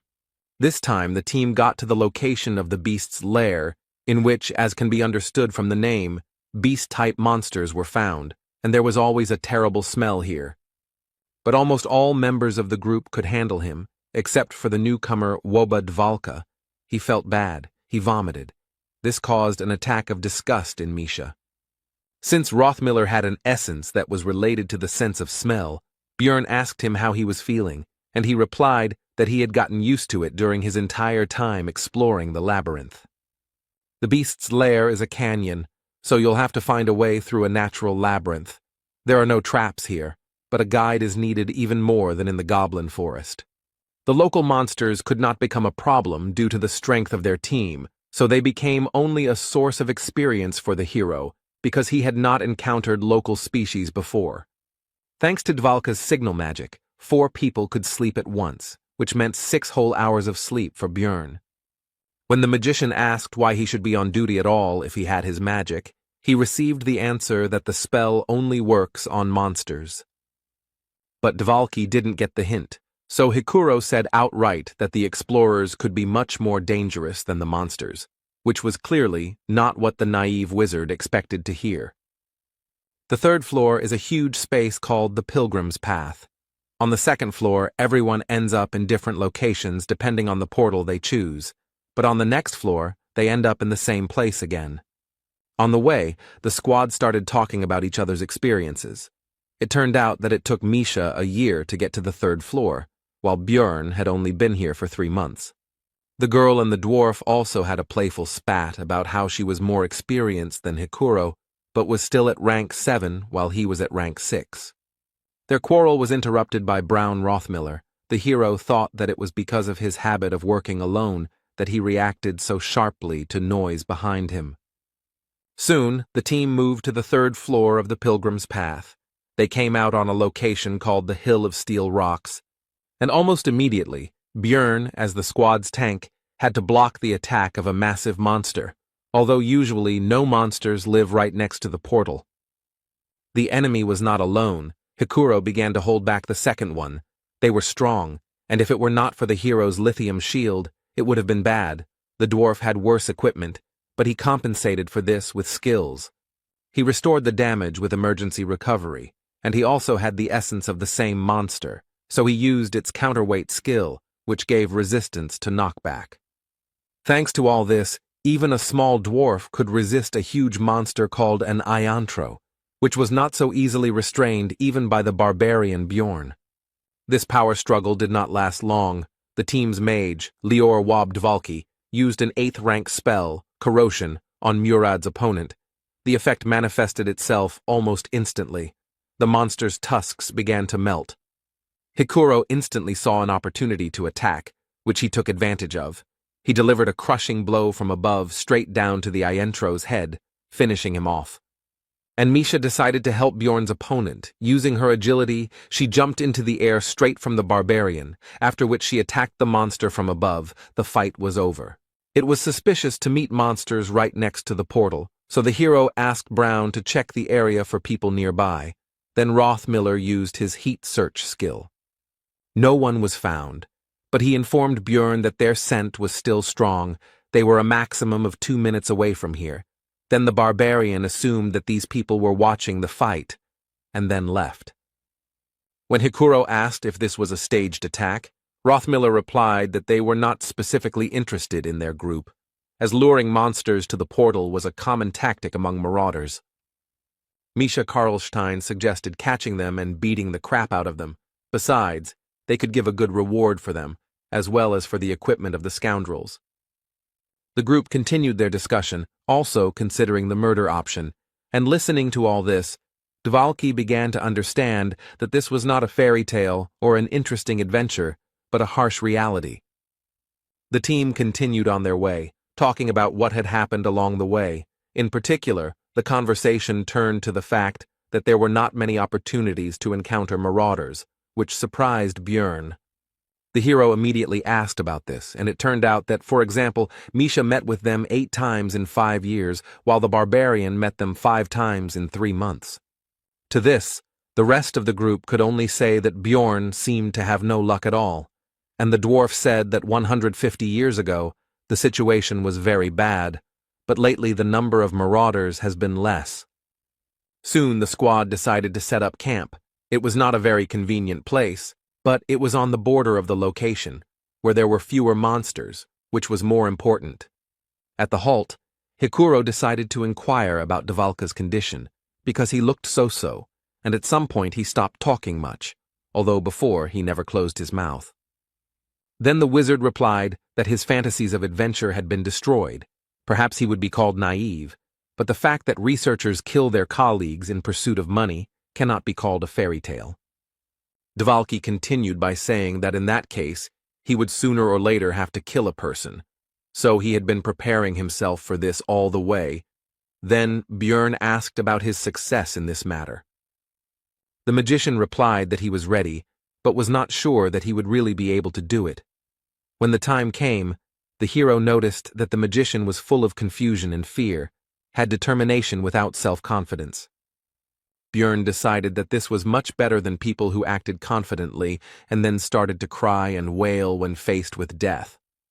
Brown said it was important not to overestimate his strengths, and it was good that Wob seemed to understand everything, but now he asked the team to give him some time. He wants to show something. The group climbed to a higher ground and were treated to a beautiful sight, and Rothmiller reported that no one knew the nature of this magical phenomenon. But the reasons were not so important when you saw something like this. Soon the light disappeared, and the labyrinth was filled with the usual darkness. Everyone went to bed, but Bjorn remained at his post. But Dvalki also did not fall asleep soon. It seemed he was thinking about everything that had happened during this time. The next day, the hero analyzed his development. The amount of experience earned was about 50. 150 were needed to reach level 4. It would take a lot of time, but there was no rush, because there was another slot for essence. The barbarians' thoughts were interrupted by Brown Rothmiller, who said that they had reached their destination, and that the orc settlement began here. This is the area with the most monsters on the 3rd floor. All of them are rank 8 and above, making it the 2nd most difficult area on the level, but if the party isn't going to the 4th floor, this is a good place to hunt. The squad leader, Hikuro Murad, said that this was the best place for the team members to get to know each other, and only then would they decide what to do next. Soon after these words, the first detachment of greenskins appeared nearby, and the explorers prepared for their first, more or less serious battle. The fight began with Wob casting the 8th tier spell, Ice Spear. He and Brown Rothmiller would deal damage from a distance. Meanwhile, the squad's tank, the hero himself, and Hikuro Murad will hold back the monsters and protect the rest of the team. Misha Karlstein will kill those approaching one after another, taking advantage of their stiffness and his agility. In the back rows of the greenskins was their shaman, who no one could get close to, so he was able to begin working his magic. It was the rage skill. He cast it on a simple orc warrior, and now his resistance to physical attacks is tripled for 10 seconds.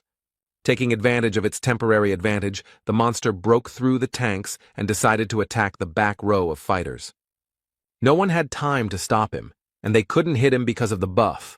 But the long-range fighters weren't that defenseless, or rather, Rothmiller wasn't that defenseless, so he took out a small shield, which he used to block Dvalka's attack. The orc was unable to develop his attack and properly use the opportunity. 10 seconds had already passed, and Misha could have killed the greenskin. Soon, almost all the enemies were defeated, and the last of them, the orc shaman, lost his head from a crushing blow from the barbarian's mace. The battle was over, so the team began to rejoice and share their impressions with each other. The hero was thinking that the battle had taken 8 minutes. They were lacking damage, so it was slow, but expected, because the squad had 2 tanks and a scout who did not have much power, not fast, but stable. After that, the explorers continued to walk through the monster settlement and fight. The closer to the center, the more monsters they encountered along the way. Once they even met a great 7th-rank orc warrior, whom they managed to defeat without any particular problems. But the calm and simple hunt could not last long. Right in front of the squad, a powerful explosion of some high-ranking fire spell thundered.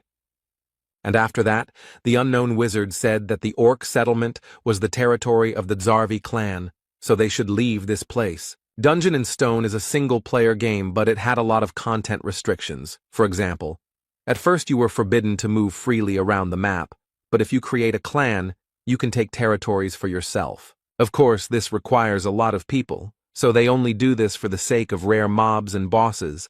But why then capture the zone on the 3rd floor? The hero wondered. Hikuro Murad, the leader of the squad, asked about the reason for their presence here, since their clan was active from the 6th floor, but the magician was not going to explain anything, which he said. Then the dwarf said that he knew about the granting of territories to clans for their merits, but he had not heard that this place belonged to Zarvi. Whether it was the responsibility of the team leader or the famous stubbornness of the dwarves, it doesn't matter, but he decided to take the hard way. While the two were arguing, Misha, for some reason, tried to hide behind the barbarian's broad back. But it was pointless. The beast man, who had been standing next to the magician all this time, turned his attention to her and asked if she was stupid, at which the cat came out of her hiding place and said his name, Talon Orifring. The guy demanded that they not call him that outside, and the wizard said that since she was his sister, an exception could be made for her. But Talon refused, saying that he couldn't explain, but it was a family problem, so his father wouldn't mind. The magician agreed, but said that he could at least explain the reason why she was being driven away from here. It turned out that they urgently needed the essence of the great orc warrior for internal clan reasons, and if everything went well, then next time this zone would be free, so they would be grateful if they left. And he continued that there would be no monsters left anyway, so it would be better for their team to leave. But the hero understood that if this requirement was not met, the clan would use force. In the labyrinth, the rules are written by the strong, so it's best not to forget about it. So as not to do stupid things, Bjorn understands that the dwarf wants the best for the squad, but you need to know your place and leave while you're alive. Unexpectedly, Lior Wobdvalki stepped forward, saying that he would sort it out, introduced himself, and tried to establish a dialogue between himself and the clan mage, as if between colleagues. But nothing came of it. The wizard from Zarvi said not to call him elder, and that he was only a pitiful worm, that he was not worthy of being called by the proud word of a sorcerer. He urged Dvalki to find some shame in himself and not dare call himself a magician when all he could do was perform pathetic street tricks. Lior had completely failed.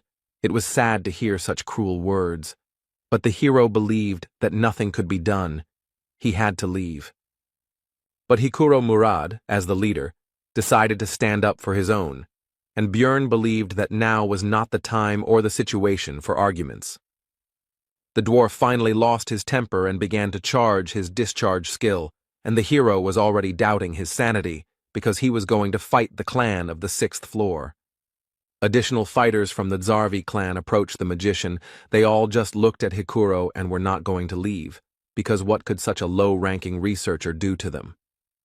The dwarf lunged towards them with a cry of rage, while the wizard seemed to be only waiting impatiently for this, since in this way he would be able to kill this squad with impunity, citing self-defense. But the hero couldn't let that happen, so he made a lightning-fast dash and knocked the commander of his squad into the ground. He pinned Hikuro's head to the ground, not allowing him to move, and told him to stop. The dwarf himself seemed to also begin to understand what had almost happened just now. The Zarvi clan members just watched the performance with predatory eyes, and their wizard said that they had a good team, and Murad should definitely thank the barbarian later. The squad moved away from the scene, and then Hikuro began to apologize for his actions, saying that he had lost control. Rottmiller began to scold the dwarf, and the hero thought that it was right, because it was better to accuse him now so that he would remember everything. But the next moment, Brown forgave him and even praised him for defending his comrade. Misha Karlstein also began to ask for forgiveness. She said that if it were not for her participation, it would have been much easier to cope with the situation, and Dvalki began to deny her guilt. Hikuro noticed how awkward but sincere this consolation was, and the atmosphere between the squad members somehow changed, and the hero began to feel some kind of shame from this situation, as always in such cases. Misha began to talk about how she doesn't like to talk about her family because she is the only one who couldn't make a contract with the spirit beast. Beastmen are able to make contracts with the spirits of ancient animals. This agreement itself can have different forms. Some of the beasts themselves aid in battle when summoned, others cause obsession, increasing the contractor's physical attributes, and some bestow blessings and abilities. Of course, not everyone can sign a contract, but the problem is that Misha is the direct heir of the Karlstein family. She cannot summon a spirit, and this disgraces her family. Meanwhile, the girl continued her story by saying that as a child, she had good relationships with her brothers and sisters. But when she became an adult and was not chosen by the spiritual beast, then everyone began to ignore her, and also called her a half-breed. They say that she has dirty blood. Misha's mother died immediately after giving birth, so there was no one to tell the truth to. The girl could not tolerate such an attitude, so she left home and learned to fight, and that's how she became a researcher. The dwarf and the beast woman had a touching scene, with the former feeling sorry for her, and the latter saying that he reacted to the recent event in this way because he considered them true partners. The hero felt worse from the sweetness of this moment. He mentally asked to stop this conversation, but this was not destined to happen. Hikuro decided to tell his story too. Murad dreamed of becoming a blacksmith, but he lacked talent and was unable to complete his preparatory training for 10 years. That's one of the reasons why he became an explorer after he was 30. He needed money for taxes, so he had to run away. Lior Wabdvalki was completely moved by all this. He shouted out that he considered himself the most untalented and also decided to talk about his failures, about how he was able to become a magician thanks to his family status. But he didn't have the talent to enter the magic tower. If he was a real magician, then that person from the clan would have shown at least a little respect. Hikuro began to console the boy, telling him that the old man was just a bad guy, and that Wab was a great sorcerer.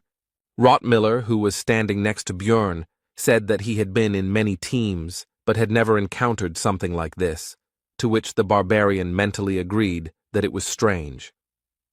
But the next moment, Brown also became a part of all this, and the hero thought that at least someone from this squad understood him, but it turned out not to be so. He said that when Murad and Misha talked about the experience, he was very upset because of envy, because they were not born human, so they do not know what he had to go through. They were surprised by this, and they asked the question, don't human researchers have advantages because they can become magicians, priests, elementalists, and open the aura? The hero mentally noted that this was only available to the talented, but he remained silent, while Hikuro laughed and noted that it turned out that they had a team of losers, and if so, they would cover for each other's shortcomings. There was harmony between the squad members. Everyone encouraged others. Dvalki promised to do everything possible to be useful. Misha encouraged everyone to try, and Murad expressed hope for long-term cooperation. They all laid out their problems and supported each other, and now all eyes turned to the hero. Now it was his turn. This made Björn tense up. They were all looking at him so strangely, waiting for something. Would they throw him out if he didn't say anything? And what should he say at all? These thoughts were rushing around in his head. In the end, the barbarian could not think of anything better than to shout loudly that he was left without a mother, after which there was silence. His comrades looked at him strangely. The hero was still tense and decided that this, apparently, was not enough. Then Björn started screaming again, but this time about how his mother died when he was born, and his father went into the labyrinth and never came back when he was little, and now he is an adult, but he cannot see them, even if he wants to. The hero fell silent and began to wait for the other's reaction to the speech. Also, technically it was all true. Einar told him about it. Rottmiller noted that it was hard for him at such an age, and Misha decided to apologize, because she complained about the difficulties in her family, and for him, everything was even worse. Dvalki decided that the hero was just pretending that everything was fine, and Hikuro offered to replace his parents if he wanted. Björn shouted that everything was okay, but inside he was screaming for them to leave him alone. The shame inside him was beyond all bounds. Somehow the hero became the most pathetic member of the group, but he didn't care, and it wasn't like he actually had a mother. In fact, he is a barbarian who uses his knowledge from the game as an advantage over other researchers, and has already reached rank 7 in a measly 3 months. Although, if you think about it, he is a loser who somehow ended up in another reality, where he is considered an evil spirit, who are killed as soon as they find out about them, and he has already been on the verge of death. While Björn was thinking about how shitty his life was and was being consoled by Misha and Dvalki, Hikuro and Rothmiller discussed the group's next steps, eventually deciding to go to a location called the Witch's Forest. When asked why not move to the 4th floor, Murad replied that he had seen too many teams underestimating the difficulty and dying there, so they needed to work on their teamwork first. The hero remembered that the Witch Forest was a zone that was only visited in extreme necessity, a bad place for hunting, and not very suitable for warriors. But the 4th floor is no better, because in addition to monsters of the 7th and 6th rank, there are also occasionally 6th rank ones, which can be quite problematic. The hero died there many times because he went there unprepared, so the dwarf's fears are understandable. But despite this, Björn still approached the squad members with a proposal to go to the 4th floor, because Hikuro and he are pretty strong tanks, so if something happens, they can provide an opportunity for escape. He wouldn't even have to run away with the vampire essence, the hero thought. And they also had a mage and 2 experienced researchers in their squad, although the damage would be small, which would make the hunt slow, but they should be able to overcome the floor. Misha told Dvalki that Björn was saying the right things, but she was worried because he was a barbarian, but even a broken clock shows the right time twice a day, so she might as well listen. The hero didn't say anything, but he got angry because he could hear them perfectly well, and in the meantime, the dwarf suggested holding a vote. As a result, their pathetic team decided to go to the 4th floor. They had a long way to go. 3 days had passed since entering the labyrinth. Rothmiller was once again choosing a place to stop. Hikuro suggested walking for some more time, but Brown said that it would take a long time to find another suitable place. Björn noticed that they set up camp at 9 in the evening, just like the last 2 days, which was quite curious. It seems to choose its future resting place based on the remaining distance and speed, which doesn't sound very complicated, but is impressive, especially in the labyrinth, where the concept of day and night does not work. The hero asked Brown about his plan for tomorrow, to which he received the answer that they would be at the Witch's Forest before lunch, and he also advised everyone to have a good rest, because moving through the forest would require a lot of strength. Björn thought that Rothmiller didn't even think about the answer. He was just a walking GPS navigator, but he didn't expect anything else from the veteran researcher. In the middle of the night, Brown woke up the barbarian. Although it was not his turn, the hero, seeing the tension of his comrade, asked whether they were people or monsters, to which he received the answer that both. The sounds were like those being pursued. Rothmiller recalled the attack at the exit from the portal. Björn replied that the guide said that it looked like a trap for those who escaped.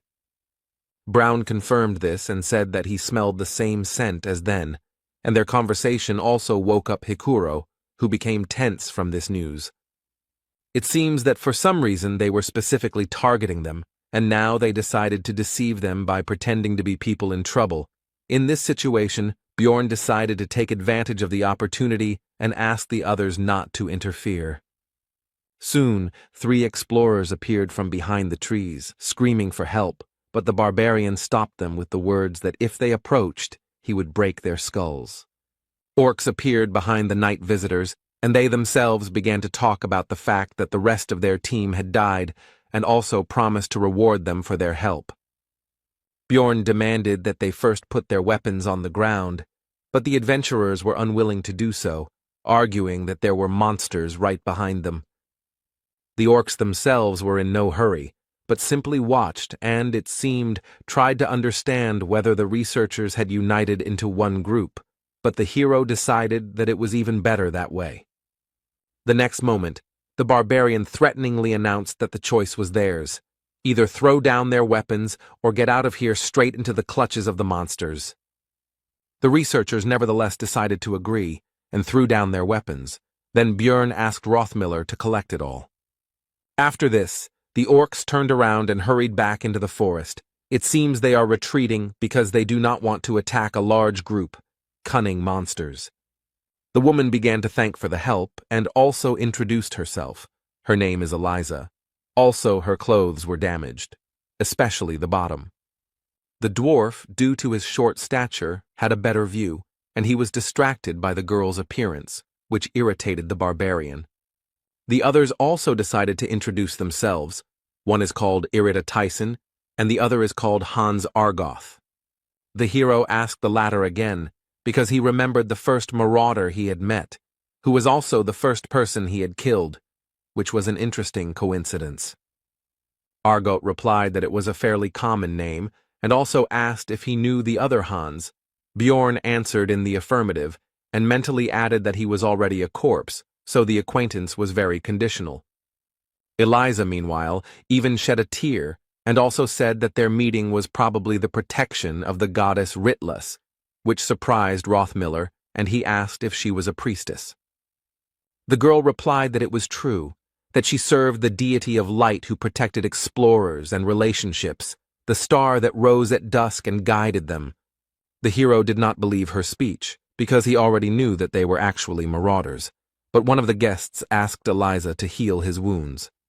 And the girl used a divine spell, which surprised the barbarian, because this meant that she really was a priestess.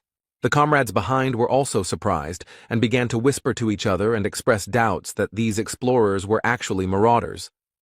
And Rothmiller himself could not believe his mistake, and his feelings can be understood, because in the world of Dungeon and Stone, priests are sacred and pure beings, and people are very devout believers. The priestess beamed and asked with a smile whether this was sufficient proof of their reliability, and whether they could take the weapons. But Bjorn answered negatively, and thought that all this only works for people, and he is a barbarian, a different race, and also a different religion. The hero demanded a reward from their team for saving them, because even though they were using a holy attribute, he didn't care, but the priestess asked about the amount of the reward. Bjorn demanded 2 million stones, but they did not have that kind of money, so the girl asked to give it to them when they got out of the labyrinth. But the hero said that he only trusts those who belong to his tribe, and if they do not have the required amount, then let them give in things. Armor will be just right. Soon the night guests' gear was neatly stacked nearby. This was part of Bjorn's plan to first take as many items from them as possible. The researchers had already relaxed, but the hero, thinking that in any game you need to kill the healer first, had already raised his mace over the priestess's head. The girl's head was broken, blood splattered everywhere, and both the teammates and comrades of the dead woman were shocked by what they saw. The barbarian, however, responded with a grin and an apology, and explained that his hand had twitched, and it also seemed to him that they might be marauders, and he could not help himself. Irida and Hans began to panic. They said that they would die now, and all because of this crazy savage, but they were looking somewhere down. Soon one of them was enveloped in some kind of dark purple haze, and he began to die quickly. Hikuro asked Davalka if this was his magic, to which he received a negative answer. Suddenly the seemingly dead priestess, whose body lay behind Bjorn, stood up and in an inhuman voice remarked that this was strange. Her face was covered in blood from the wound, Her eyes were red and her head was turned at an unnatural angle. She asked the barbarian how he knew she was an enemy. The hero only wondered whether his life could be normal and why everything couldn't go peacefully. Eliza's resurrection from the dead clearly left no one indifferent, and Rottmiller and Misha froze as if they had seen a corpse golem. Bjorn, saying that he would sort everything out, rushed forward and hit the priestess on the head with his mace again, and he also realized that since she had come back to life, there could only be one answer to the question of how this was possible. This is a hidden class that can be unlocked upon reaching the 5th floor, the Karui priest, who has a huge number of combat spells and curses. It also allows them to use dark and light magic at the same time, allowing them to disguise themselves as ordinary clerics. Of course, there are also weaknesses, for example, the fact that Karui is an evil god, and if such a priest is found out, his head will be cut off immediately. Also, for full use, it is necessary to regularly sacrifice living creatures. Apparently, for this reason, she became a marauder, because it is easier to find prey in the labyrinth. The hero was taken out of his thoughts by the fact that the second researcher was also quickly killed by the same dark purple haze. The mist gathered around Eliza, forming a skull mask across half her face, and she stated that she had lost 2 useful servants because of their group. The hero, it seems, decided to unbalance her, so he said that she had a bad upbringing, since she blames them for what happened, because it was she who killed Hans and Tyson, and now he will avenge them for their comrades. This speech discouraged not only the priestess, but also the barbarian's companions, while he himself was anticipating the amount he would receive for equipping the dead. Suddenly, corpses began to rise from the ground. Now everything was not so simple, because this is the skill of the priest, Karui Call of Death.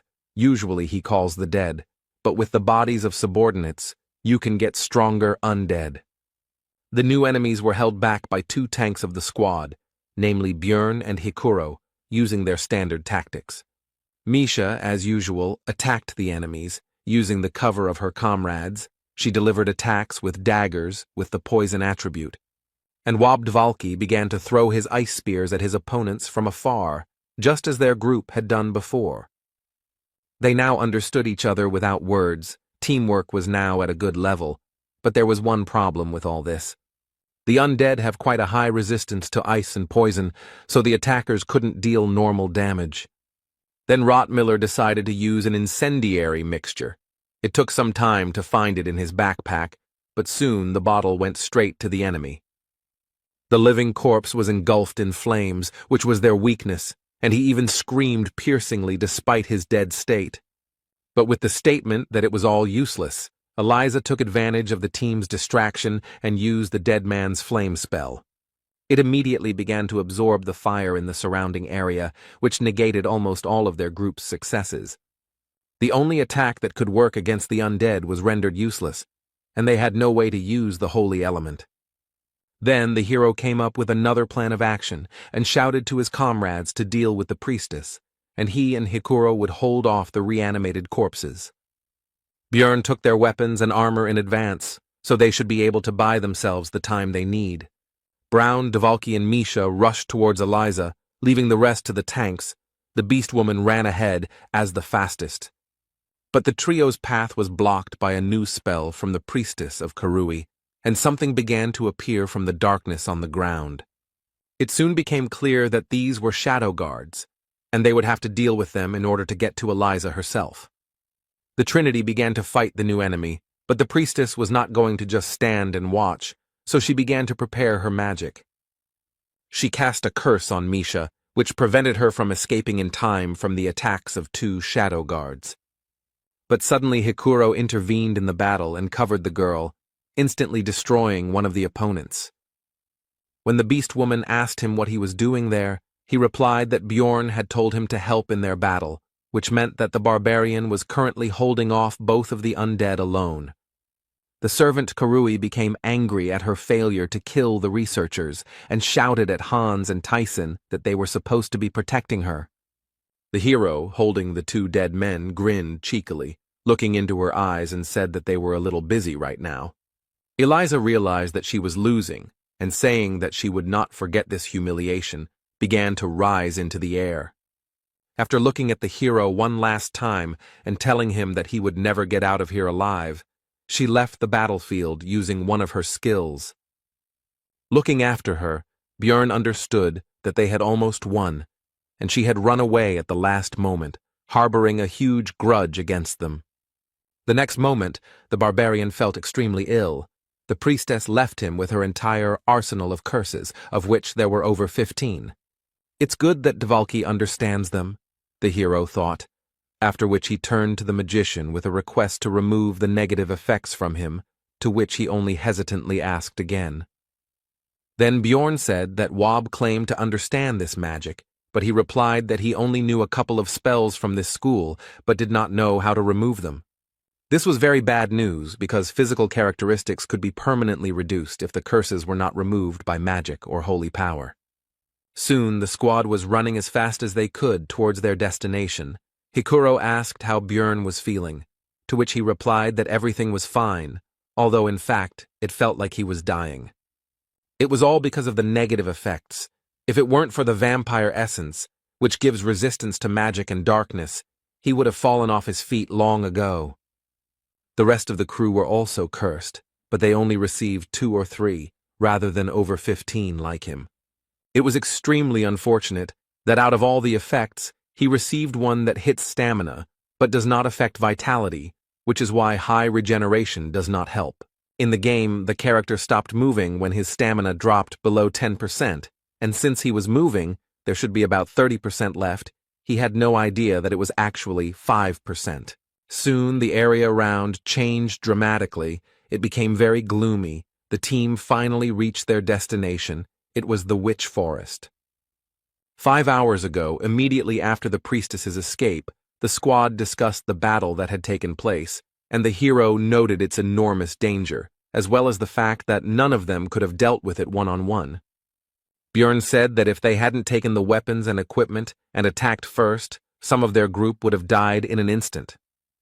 Misha's eyes lit up at this, and she shouted that reliable barbarians are the best. She had doubts, but the hero simply went and smashed Eliza's skull. Björn asked Rothmiller if he could track the priestess, but he replied that there were no traces, so it was impossible. The hero informed everyone that she would definitely try to finish what she started before the labyrinth closed, because they would be able to reveal her, to which Dvalki said that they did well and could do it again. Bjorn became angry at the wizard's frivolity and asked what would happen if monsters intervened in the battle, after which he said that they needed to go to the witch's forest. This is the area surrounding the portal to the 4th floor. There are monsters of the 7th and 8th ranks here, many of which have a spiritual body that is immune to physical attacks, so it is not the best place for warriors. But right now, this is the best option, because in this special zone, all status effects, except for the effects of the zone itself, lose their power, which allowed the squad to get rid of curses. Rothmiller noted that it was strange that the barbarian understood the local geographic features, and that this was his first time climbing to the 3rd floor, to which the hero replied that he had studied in the library. Misha and Dvalki took it as a joke, because a barbarian who reads books is simply an impossible phenomenon. Be that as it may, Karui's curses disappeared, but now the effect of the zone appeared, which consisted of auditory hallucinations. The voices constantly screamed at him to die and tried to hurt him by telling him that he had no mother, but he didn't care about their words. Björn thought it wasn't that strong to be called a mental attack, but not everyone thought so. Misha asked how he could listen to all this nastiness and be okay, to which he received the answer that it was quite bearable. Hikuro and Brown were perfectly fine. The beast woman was more or less coping. They had all visited this place before, and Bjorn himself was also normal. But Lior Wob Dvalki, who entered the labyrinth for the first time, felt unwell and began to vomit. This happened because, in addition to auditory hallucinations, ordinary hallucinations began to take effect, as well as disorientation. Now the hero looked at the world as if through a crooked mirror. Bjorn asked the wizard if he would be able to use his magic in such a state, to which he received an affirmative answer. Hikuro Murad decided to set up camp to rest a bit, since the hero had barely slept the night before. And then there was this race. The dwarf said he would watch for a bit, but the barbarian was no longer listening. He threw his things to the sides and simply fell right onto the bare ground. The hero lay with his eyes closed, and also thought that with such adventures he would definitely not be able to bear it one day. His thoughts were interrupted by Hikuro, who leaned over the barbarian and said that he had seen Eliza before when he came to the guild to recruit a team. In the Bloody Citadel, where they went with Bjorn, the dwarf received a numbered item called the Guardian's Bracers, thanks to which his rank was raised. Perhaps she heard about it somewhere. This artifact has the number 3112. It is usually found in rifts above the 4th level. It is one of the 3000, so it is quite strong. The hero was again in a bad mood because of his luck, because he had worked so hard to get the essence, and the guy who had barely lifted a finger then took the numbered item for 50 million. Bjorn asked his comrade why he didn't recognize her right away, to which he received the answer that she was dressed completely differently, and her clothes were so dirty and torn to pieces in places. But it was crystal clear that these were just excuses, and in fact, he was busy staring at something completely different from her face. Bjorn realized that when their team was meeting and discussing their plans in the bar, she could overhear everything and set up an ambush. Hikuro said that treasures always bring trouble, but the barbarian told him not to shift responsibility. It was he who was not careful, to which the dwarf quickly left. Soon, Bjorn was awakened by his comrades, and Rothmiller noted that he was sleeping very soundly, and he had heard that even barbarians could not stand it on their first expedition, and Misha simply asked how one could sleep in such noise. It turned out that the hero was disturbed by the presence of a group of enemies nearby. These were fairies who were flying nearby. These are rank 9 monsters whose only skill is releasing poisonous pollen mixed with stimulants, one of the few types of non-combat mobs in the game. Bjorn said that there were quite a few of them, and that certain guy should be nearby, so was it worth fighting, to which Hikuro noted that Dvalki had gotten better, so they could handle it. The fight began with Murad sending his lightning at the fairies, after which the monsters simply fell to the ground. But that was not the end, for a monster of the 7th rank appeared, a half-troll that only appears in the witch's forest and has a habit of chasing large groups of fairies. The monster brought its club down directly on Hikuro, who covered himself from the attack with his shield, although it was not so easy for him. He stepped back a little, and the hero remembered that the dwarf simply did not have the same resistance to pain as he did. This is one of the main reasons why the location is not suitable for warriors, because they have to take damage, but here the pain is greatly increased due to the effect of increasing pain sensations. Most monsters are immune to physical attacks, and also use mental magic. The hero finished his analysis while Hikuro led the fight. Soon Dvalki finished preparing his spells. First he used improved freeze, which strengthened the following ice magic, and the half-troll was defeated. The strengthened ice spear pierced through him. Rothmiller urged everyone to get ready quickly, because the witch's forest is not the best place to relax, so they need to quickly move to the 4th floor. But the plans changed abruptly because some group of researchers was coming out to them. Hallucinations and disorientation prevented them from being seen, but they were getting closer, so this would not last long. Among them was Eliza, who immediately pointed her finger at Bjorn and his comrades and said that they were the ones who killed her dear companions. The researchers prepared for battle, and one of them sent the priestess back, while the hero mentally complained about this woman and the problems she caused. Bjorn knew that this battle could not be won, so they needed to run, but before that they could use one item, which he shouted to the dwarf. He immediately used his guardian bracers, which pushed back the enemies and temporarily provided protection from any negative effects. While the team is fleeing, Misha decides to inquire about how this woman managed to find them, wondering if the witch forest shouldn't be safe. The hero guessed that after entering the forest, Eliza lost their trail, so she began to look for the researchers. She decided to use them by pretending to be a poor priestess who had lost her comrades to marauders. And now he is trying to pit their groups against each other so that he can then simply go and devour all the participants in the conflict. But explaining all this would take too long, and the effect of the item would soon end.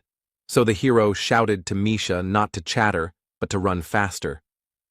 The scout is the first to notice the enemy's movements, the one who leads the team along the best route. They collect data in advance and then use their rich experience to lead others in the labyrinth. But all their skills are truly tested in the Witch Forest. Rothmiller's key strength is smell, because he has enhanced his sense of smell with special essences, and in this place, he copes surprisingly well. At a certain level of sensitivity, one can even smell mana, which now helps Brown in planning his route.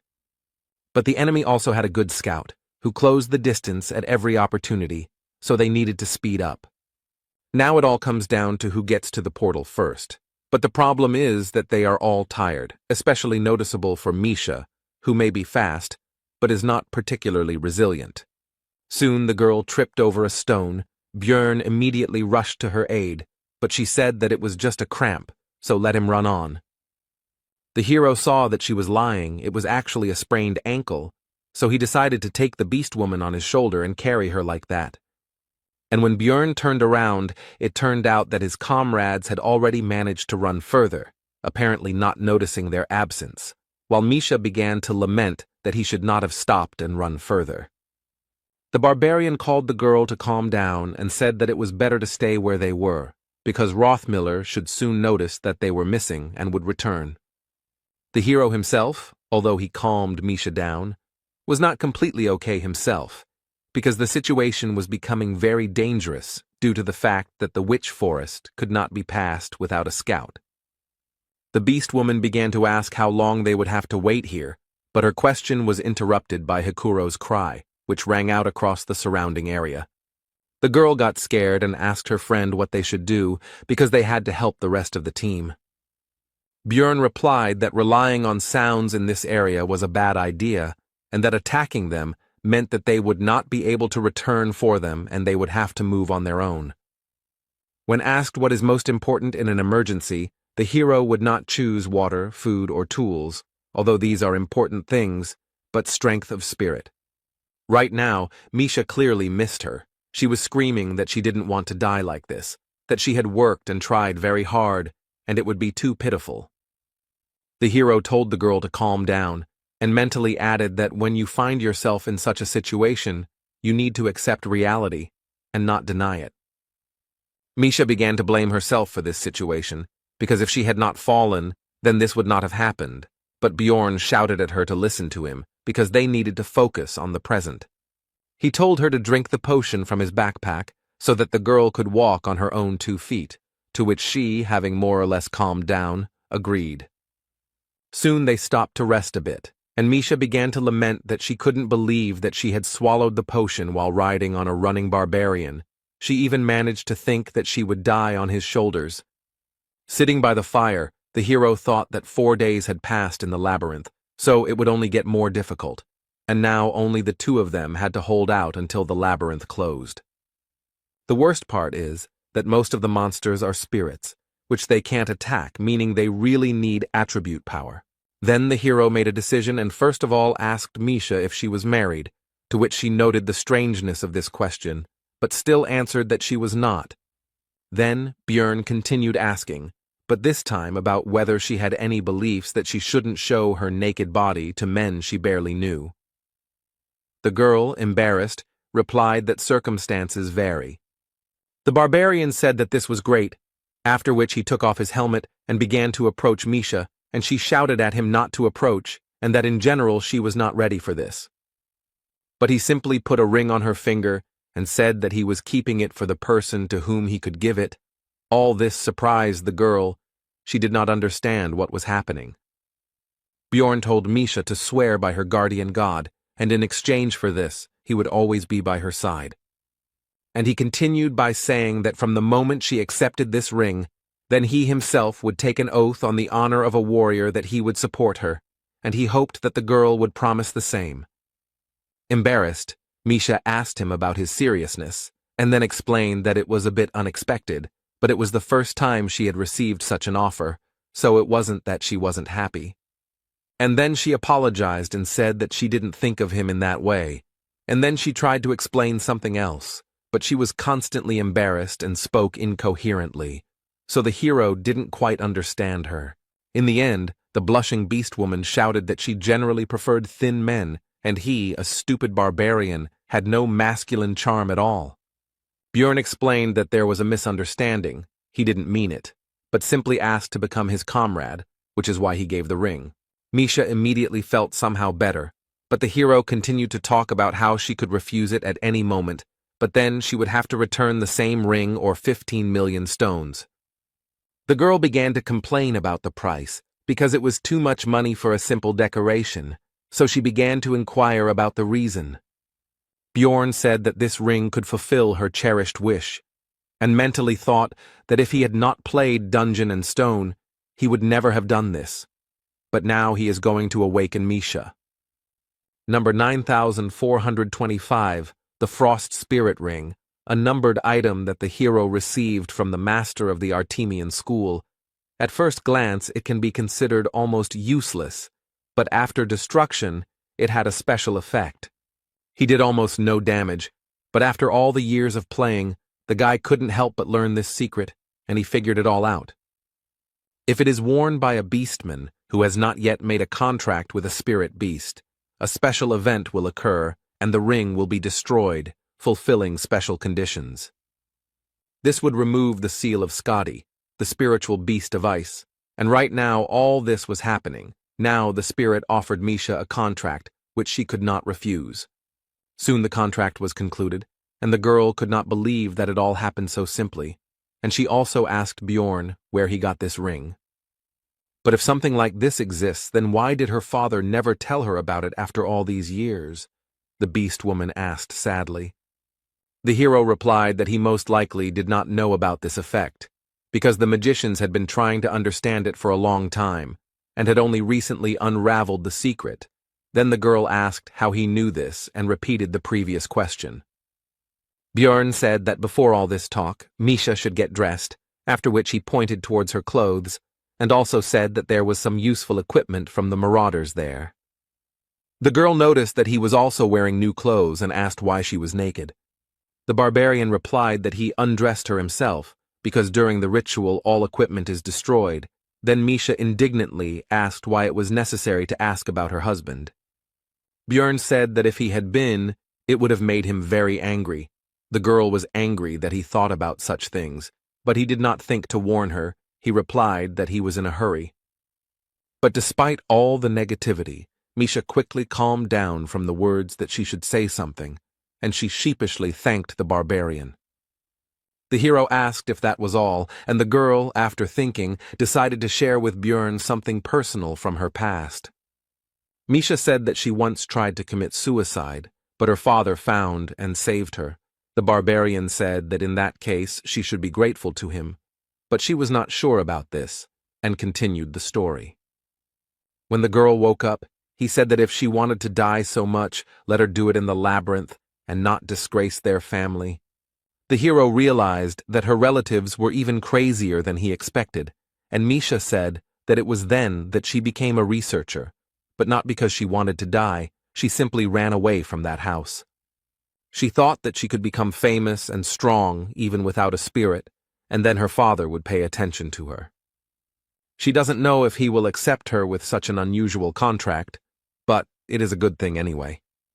And the next moment, the girl bowed to Bjorn at the waist and said words of gratitude once again, and also added that she would not forget his deed for the rest of her life, would seal it in her heart and thank him.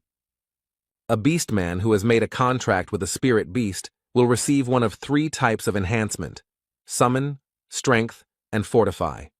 Misha Karlstein received the last one, and now her body is forever imbued with the power of the ice beast, Skadi. Now they have the attribute attacks they needed so much, and finally, they don't have to worry about encounters with spirit-type monsters, and they are pretty weak, so there won't be any problems. Now Misha can fight alone, but like the barbarian spirit seal, the beastman must strengthen the spirit beast. The girl is only in the first stage, so she cannot yet add an attribute attack to her weapon, but she used to be a martial arts master so she can fight with her bare hands.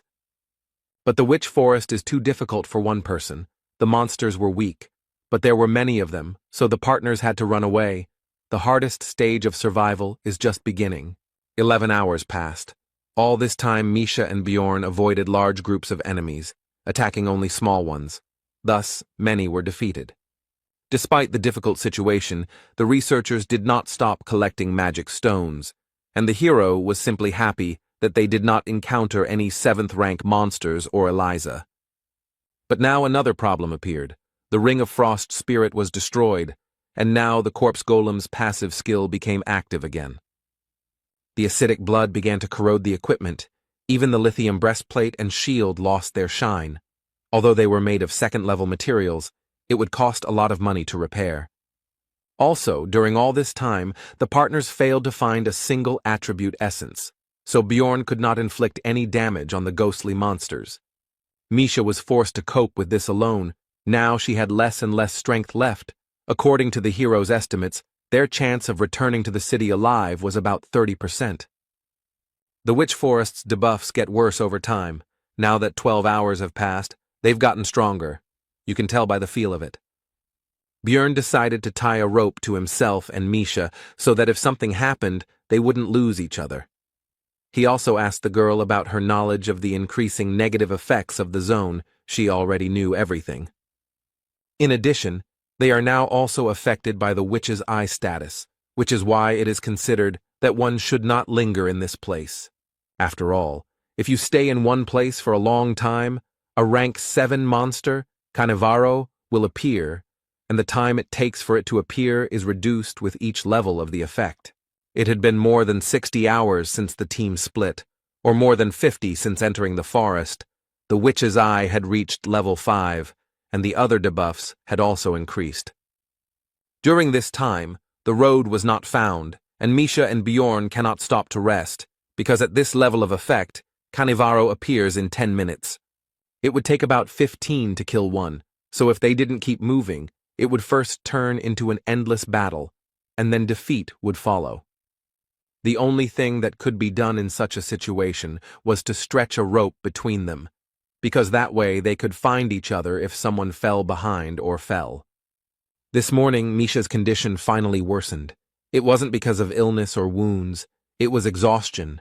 The barbarian had to slow down, but the rope continued to tighten. The girl could no longer maintain even a very slow pace. The hero believed that perhaps most of the damage was related to the hallucinations she was seeing.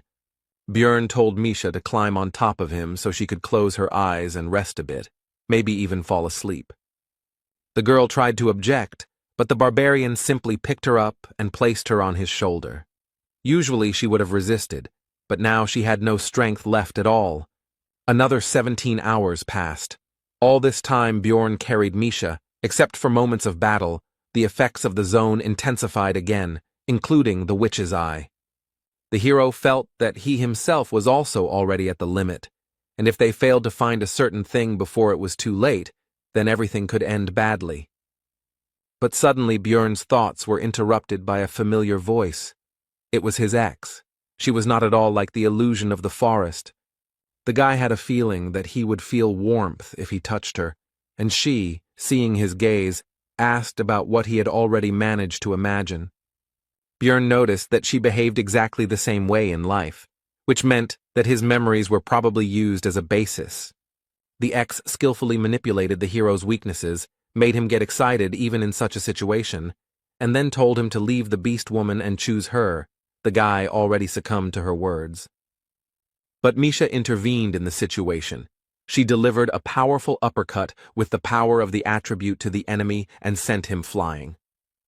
The hero, while his partner was fighting, slowly came to his senses and began to assess the situation sensibly, realizing that it was still some kind of illusion. Misha, meanwhile, continued the fight, apparently winning without any particular problems, even using only hand-to-hand combat.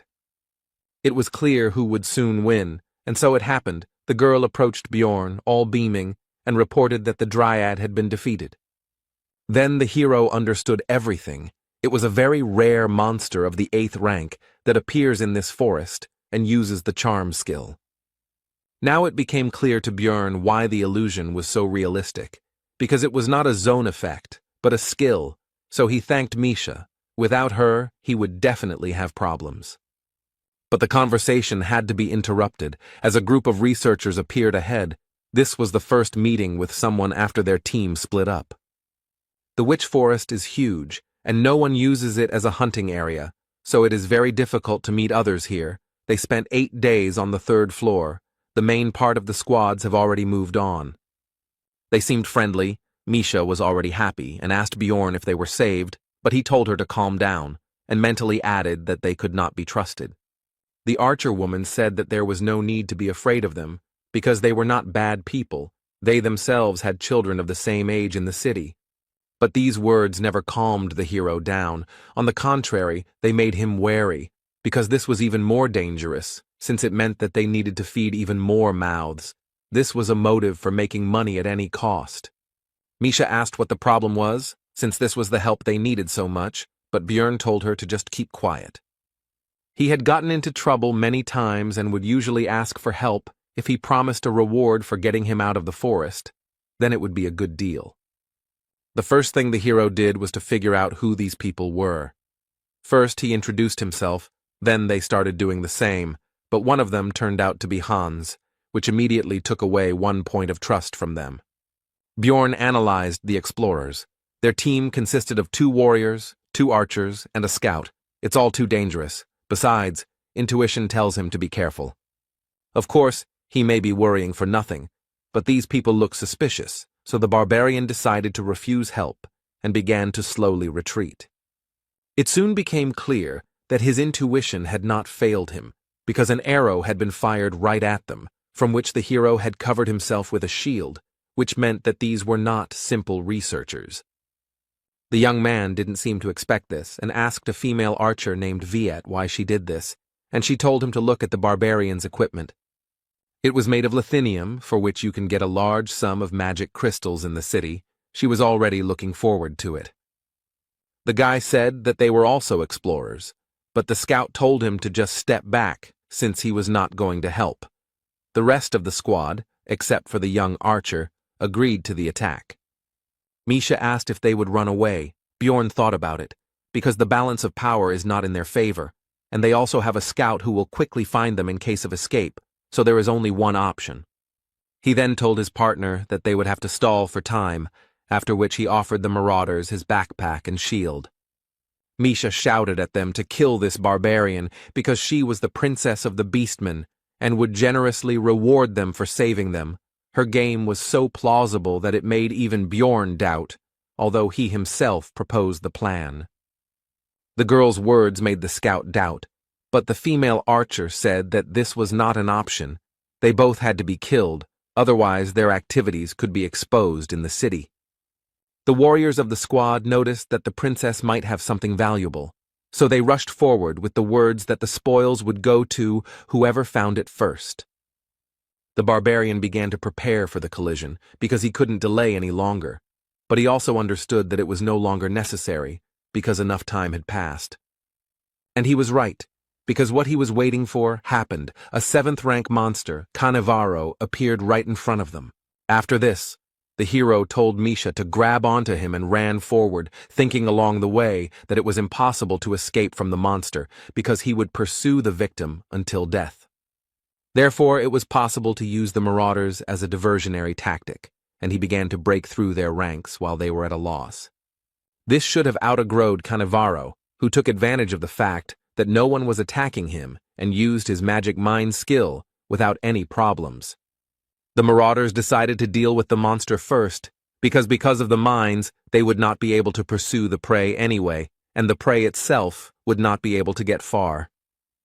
The hero understood that there was no way he could dodge the mines, so he had to rely on his strength and regeneration, simply running straight through the traps.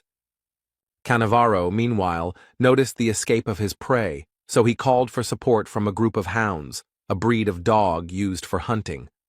It seems that the marauders greatly overestimated their strength, because they began to lose their lives very quickly, one after another, from the monster's arrows, mines, and dogs. One of the dogs managed to catch up with the fleeing Björn and Misha and grabbed the barbarian's leg, preventing him from continuing his escape.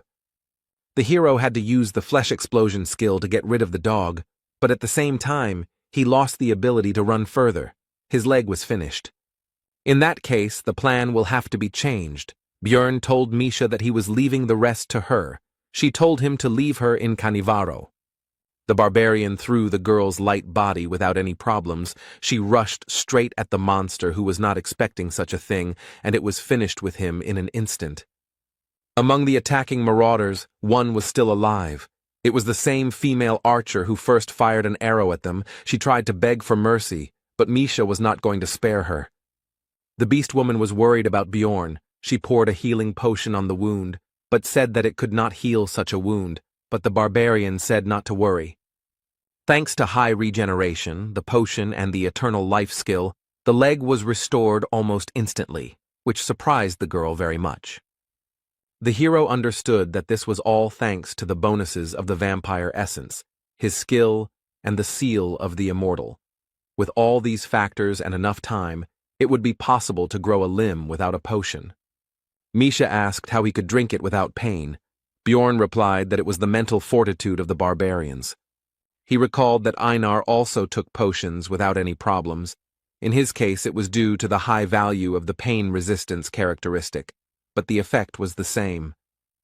The hero suggested that Misha pack up and leave before a new Canivaro appeared, and she herself asked how he realized that those researchers were dangerous.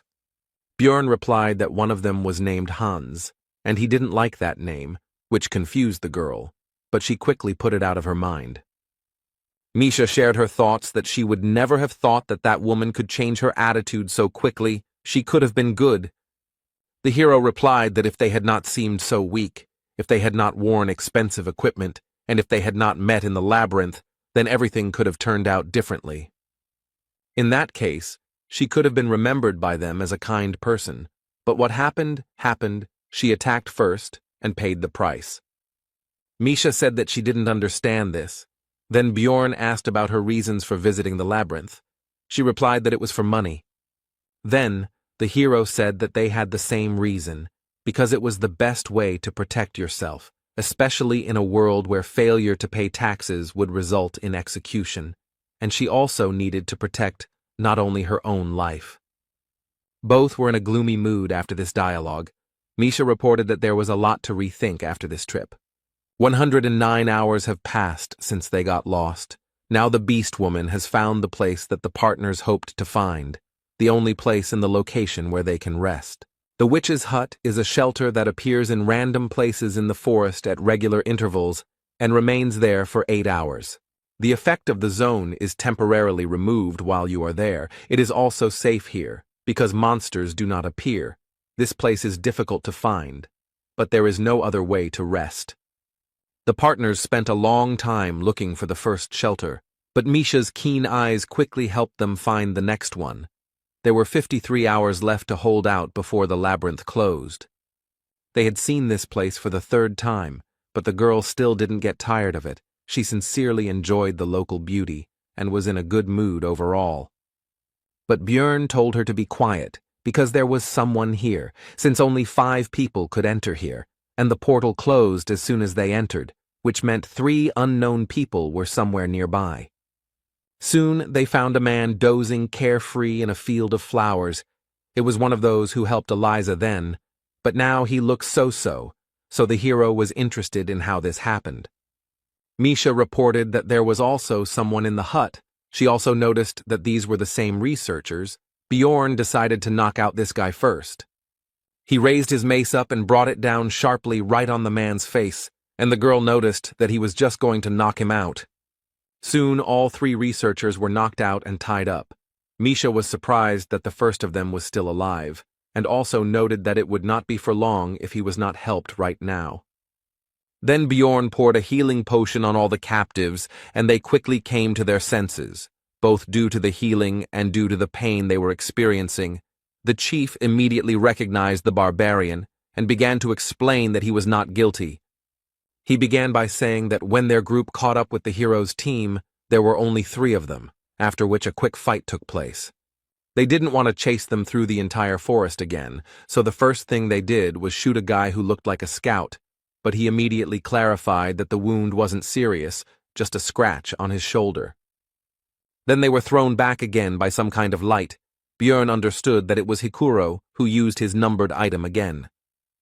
When they came to, their scout had an ice spear sticking out of his head, which meant that at the right moment, Devalki was still able to kill the man. Looking at the captives, the hero thought that the rest of the team seemed to have managed to escape, and that the scream that he and Misha heard after the separation was due to Rothmiller being wounded. The man meanwhile continued his story by saying that due to the loss of the scout, they could not continue the pursuit, and simply wandered around the area. The problem started on the 2nd day after his death. Eliza showed herself. They understood everything. Only after she absorbed the life force of one of the researchers, the girl turned out to be a priestess of Karui. The man started to justify himself by saying that they had been deceived, so it was not their fault, and they had not intended to kill anyone for no reason. But Bjorn told him to shut up. Then tears began to flow from the man's eyes, and he began to apologize and say that they had been very stupid to fall for the deception, and he also promised to compensate for all the damages and beg for mercy. Misha told the hero that she would accept any decision he made, and he himself was thinking about what to do with all this, because even though he had already killed people, back then they were freaks who attacked first. They were not worthy of living. This case was different. They caused problems, but no one died. It was completely different. Björn wondered if it would be right to kill them. It was as if 2 images appeared in the hero's head, one for good, the other for evil, but not in the usual image of an angel and a demon, but in his current, savage and former, from the past world, form. The barbarian said that whether it was right or wrong didn't matter. The main thing was that they could create problems in the future, so it would be easier to kill them. The good man said that you can't kill people because of one mistake, so why does he doubt? Because sparing them would be the right thing to do.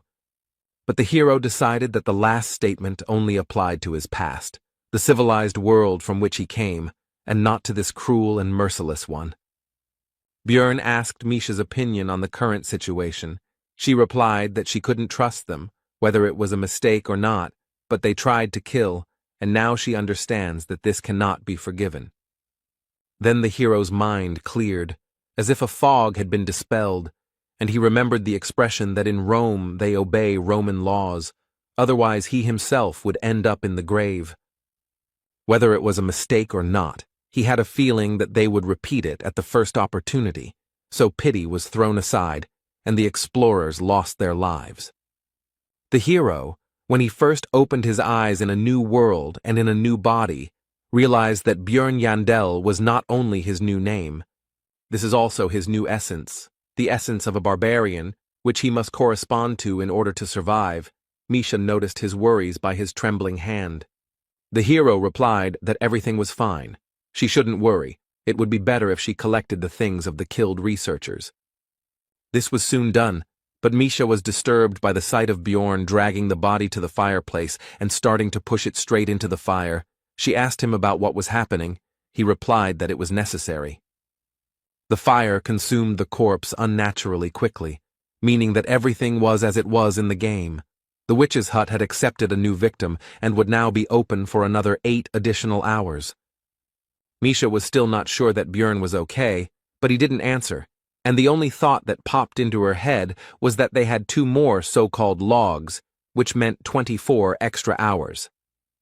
The hero pulled off his helmet and asked his companion if she was going to rest, but she simply remained silent. She was clearly uncomfortable with what was happening. Since she did not answer, the barbarian said that he slept on the bed first, after which he fell face down on the pillow and thought that sleeping on the bed was very good. But in reality, he was only unsuccessfully trying to distract himself from the thought that he was increasingly renouncing humanity and accepting the life of a barbarian, and that life was not punishing him for this, but, on the contrary, rewarding him. All night long the hero dreamed about his past life, namely work, meeting a girl, dating her and his future life, calm times. But in the morning he realized that it was just a dream, and his new reality was life in a monstrous body and fighting real monsters. Björn noticed that besides him, Misha was also sleeping on the bed with her head on his leg. He wondered when she had gotten in there, and it was also time to wake up, so he began to wake her up. Chewing the dried meat, the barbarian thought that there were only a day left before the labyrinth closed, and the hut would cease to exist in an hour. They had to hold out for just a little while longer, and soon they would return to Rafdonia.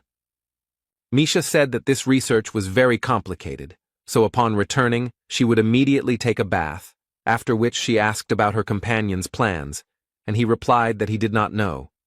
As soon as the shelter closed, it became clear that something was wrong. Everything around turned red and became even darker than it was before. This meant only one thing. The special condition of 7 sacrifices in the witch's hut had been fulfilled, and now the Chaos Lord Riakis was wandering around the floor. The hero explained to his companion that this was something like zone bosses, but much stronger, and also each level had such a floor lord. The girl had never heard of such a thing, so she was surprised. Björn explained that she didn't know because the method of summoning was kept secret, because if some psycho summoned one, then a couple of deaths wouldn't be enough. When Riakis appeared, erosion began. All the monsters began to dissolve into chaos. The Lord has an effect on the entire floor and kills everyone he meets until he dies himself. Also, his call closed all the portals. You won't be able to escape. If you were here when this monster appeared, then prepare for death. Misha asked about the reason for his appearance right now. Then Bjorn explained that it was all probably because of them, since burning those bodies in the hut was one of the conditions of the summoning. 10 years have passed since the last call. The hero thought that 3 corpses would not make a difference, but someone burned 4 of them earlier. The girl began to panic because of this. The barbarian said not to tell anyone about this, because if someone found out about their participation in the conscription, it would not end well. The barbarian also reported that the zone effect no longer affects them, so they will now be able to leave here, and their path will lie in the orc settlement. The Zarvi clan has settled there. It is huge. They operate above the 6th floor. They have hundreds of members. A meeting with Riakis is deadly, so to increase the chances of survival you need to join them. It's unlikely that the entire clan will be on the 3rd floor, but to control the area they should have at least 10 teams, which would already be good. A huge crowd of researchers had already gathered here. The clan leader tried to call for order, but from everywhere came requests for help, promises of a reward for saving, accusations, and lamentations.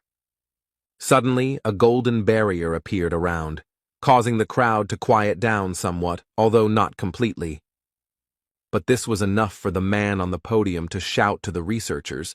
He explained that it was already safe here, since their priestess had activated the announcement of the destruction of evil, and his clansmen were standing guard. And he continued his speech by saying that they only needed to hold out for a day until the floor was closed, during which time Zarvi would fulfill the agreement with the royal family and do everything possible to ensure that most of the people returned. He ended with a threat that if he created any problems or if anyone disagreed with him, he would be immediately thrown out. The hero decided that the last part was unnecessary, but overall the speech was good because the panic was calmed down a bit, and thanks to the barrier he would be able to rest a bit. Announcement of evil destruction is one of the main skills of priests, which creates a safe zone for explorers and keeps monsters out. Misha and Bjorn were resting by a tree. The latter decided that they were not going to drive them away, but they needed to be on the alert, because some problem might arise. The hero asked the beast woman how confident she was in her ears. She replied that she was not sure, but some people say that they like them. Bjorn was misunderstood, so he explained that he meant her hearing, to which she awkwardly replied that she could hear just fine, so he told her to listen to the researchers' conversations.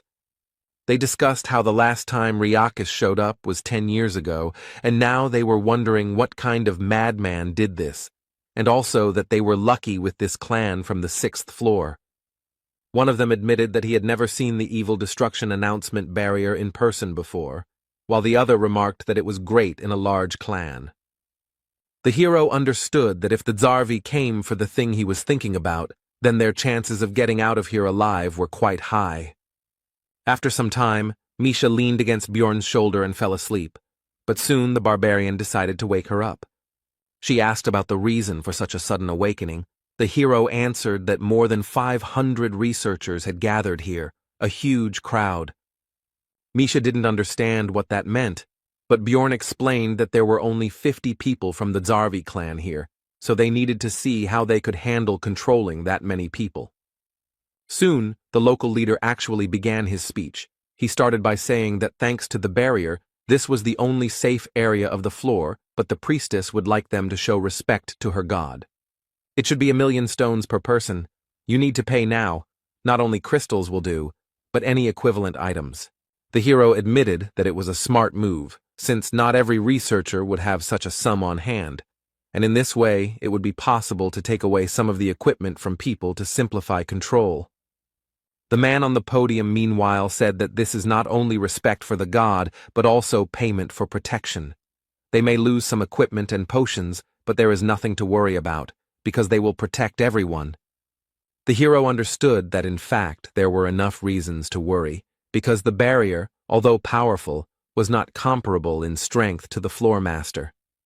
They were unlikely to kill him, but for now they had to obey the rules, so Bjorn asked Misha to take the things they didn't need. He thought they were very lucky to have taken the equipment from the marauding attackers and wouldn't have to give up their own. Many researchers were unhappy with this situation and were unwilling to pay 1,000,000 magic stones for protection for one day. As the heroes expected, some people began to leave the barrier and cope with survival on their own. There were about 300 researchers left, which meant that the Zarvi clan received 300 million magic stones.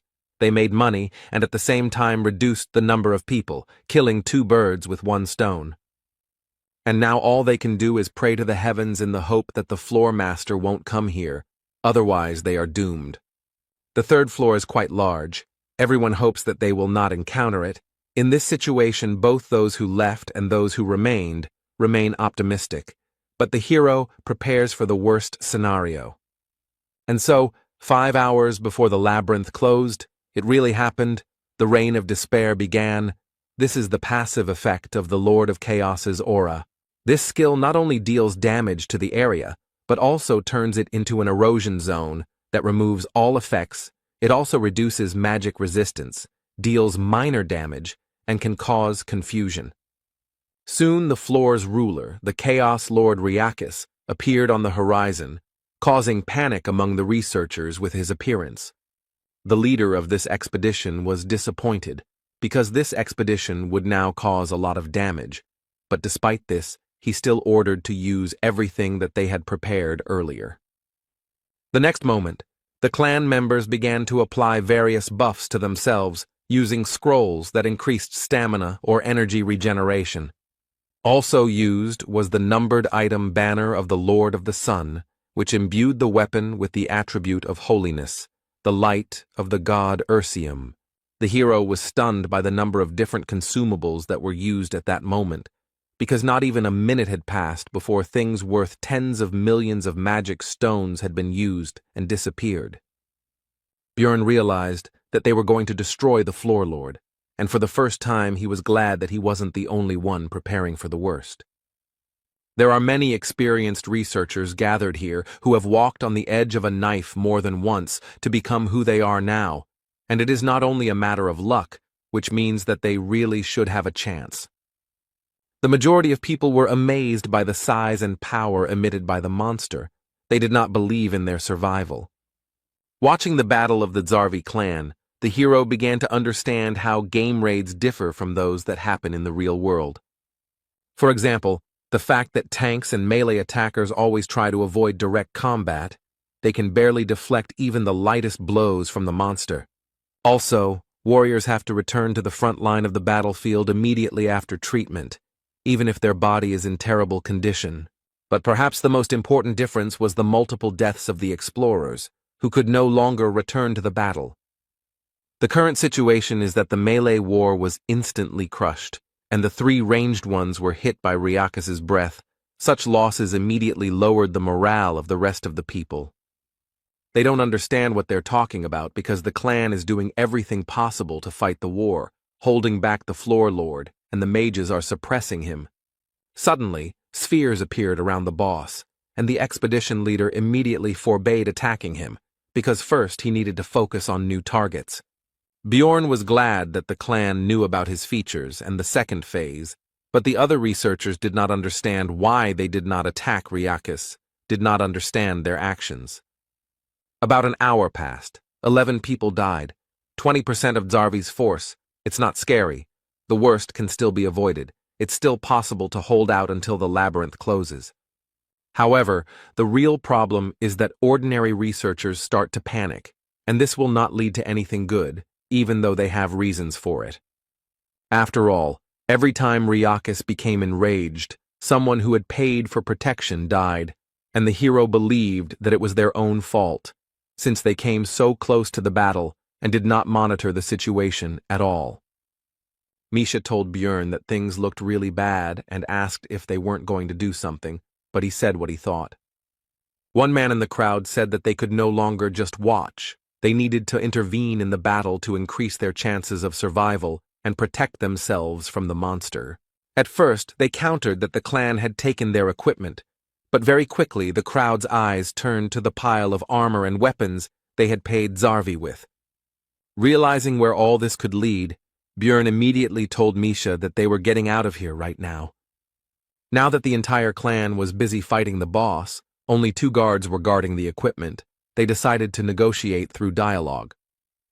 But the panicking crowd did not listen. They attacked even the high-ranking and experienced researchers, but the numerical advantage was on their side. Soon the clan fighters were defeated.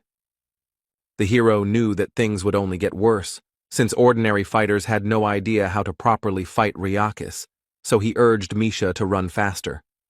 Soon, spirits of chaos appeared on their way, but there was no time to fight them. They needed to run away, so they turned in the other direction. But it was all useless, because soon they were swallowed up by complete darkness, which meant that the floor master had swallowed all the spheres and used his ultimate skill. Evil Cleft is a reactant skill that appears after absorbing 10 spheres. The radius of action is 5 kilometers. The term is 45 minutes. If you do not have time to escape, then death awaits you. There are also many chairs, the peculiarity of which is that it attracts all those who fall under the effect to the center of the zone. Soon, Misha and Bjorn found themselves there along with other researchers. There were about 200 of them left. Of the Zarvi, who were originally 50, only 20 remained. With 11 dying in the few hours of battle and the rest in the last minutes, it was obvious what happened when the pair escaped. Now the clan fighters were aggressive towards the other researchers. They bared their blades in their direction and refused to let them get closer to them, because it was because of them that many people died. They also said that they should be grateful that they were not finished off immediately, and that there would be no protection now. The ordinary researchers were at a loss, and then one of them said that they needed to get out of here as quickly as possible, otherwise everyone would die. He had read about this in ancient texts. He also said that they needed to get out of the 5-kilometer zone. There would be monsters in their way, but if they acted together, then they would have a chance of salvation. Bjorn understood that the main problem was that if you move away from the center, the clones of Ryakis and the spirits of chaos will attack like crazy. More than half of the researchers left, but the hero and the girl were not going to bet on such low odds. They would bet on what looked more reliable, on the clan. So they headed there, but Talon blocked the way. Bjorn started the conversation in a friendly manner and asked if they had received the essence of the orc hero. He first answered that they had, but then came to his senses and asked how he knew this. Meanwhile, the vice-captain of the Zarvi clan, Iraz Magrain, was later informed that 23 people had survived, including 3 priests, 6 mages, 12 ranged attackers, and 2 warriors. He was especially saddened by the fact that only 2 fighters survived, many of whom died when the commotion occurred, and many were unable to get support from the others. They tried to buy time, but Ryakis still absorbed the spheres, and now the lack of melee warriors will be fatal. Only 2 of them will be able to clear the way for everyone else, especially this spear swordsman. The vice captain was constantly asked to give orders, asked about something, reported new problems. Everything was very bad. Iraz Migraine could not come up with a plan of action, but suddenly a cry from the entrance to their temporary camp distracted him from his heavy thoughts. The vice captain asked who it was, to which the fighter replied that it was a barbarian from Karlstein's sister's team, and that he had somehow learned the information that they needed the essence of an orc hero. And he said that he could clear a path with her help. Then Migraine used his skill survival instinct, which can highlight targets that can increase this very chance of survival, and Bjorn glowed brightly. Iraza application saved from many situations, and now it said that this barbarian was a chance for salvation, so he came closer and first of all asked the name of the guest. After that, he introduced himself and asked how he knew about the essence of the orc hero. Bjorn replied that it was an assumption, but why else would such a respected clan occupy a zone on the 3rd floor and take so many expensive consumables with them?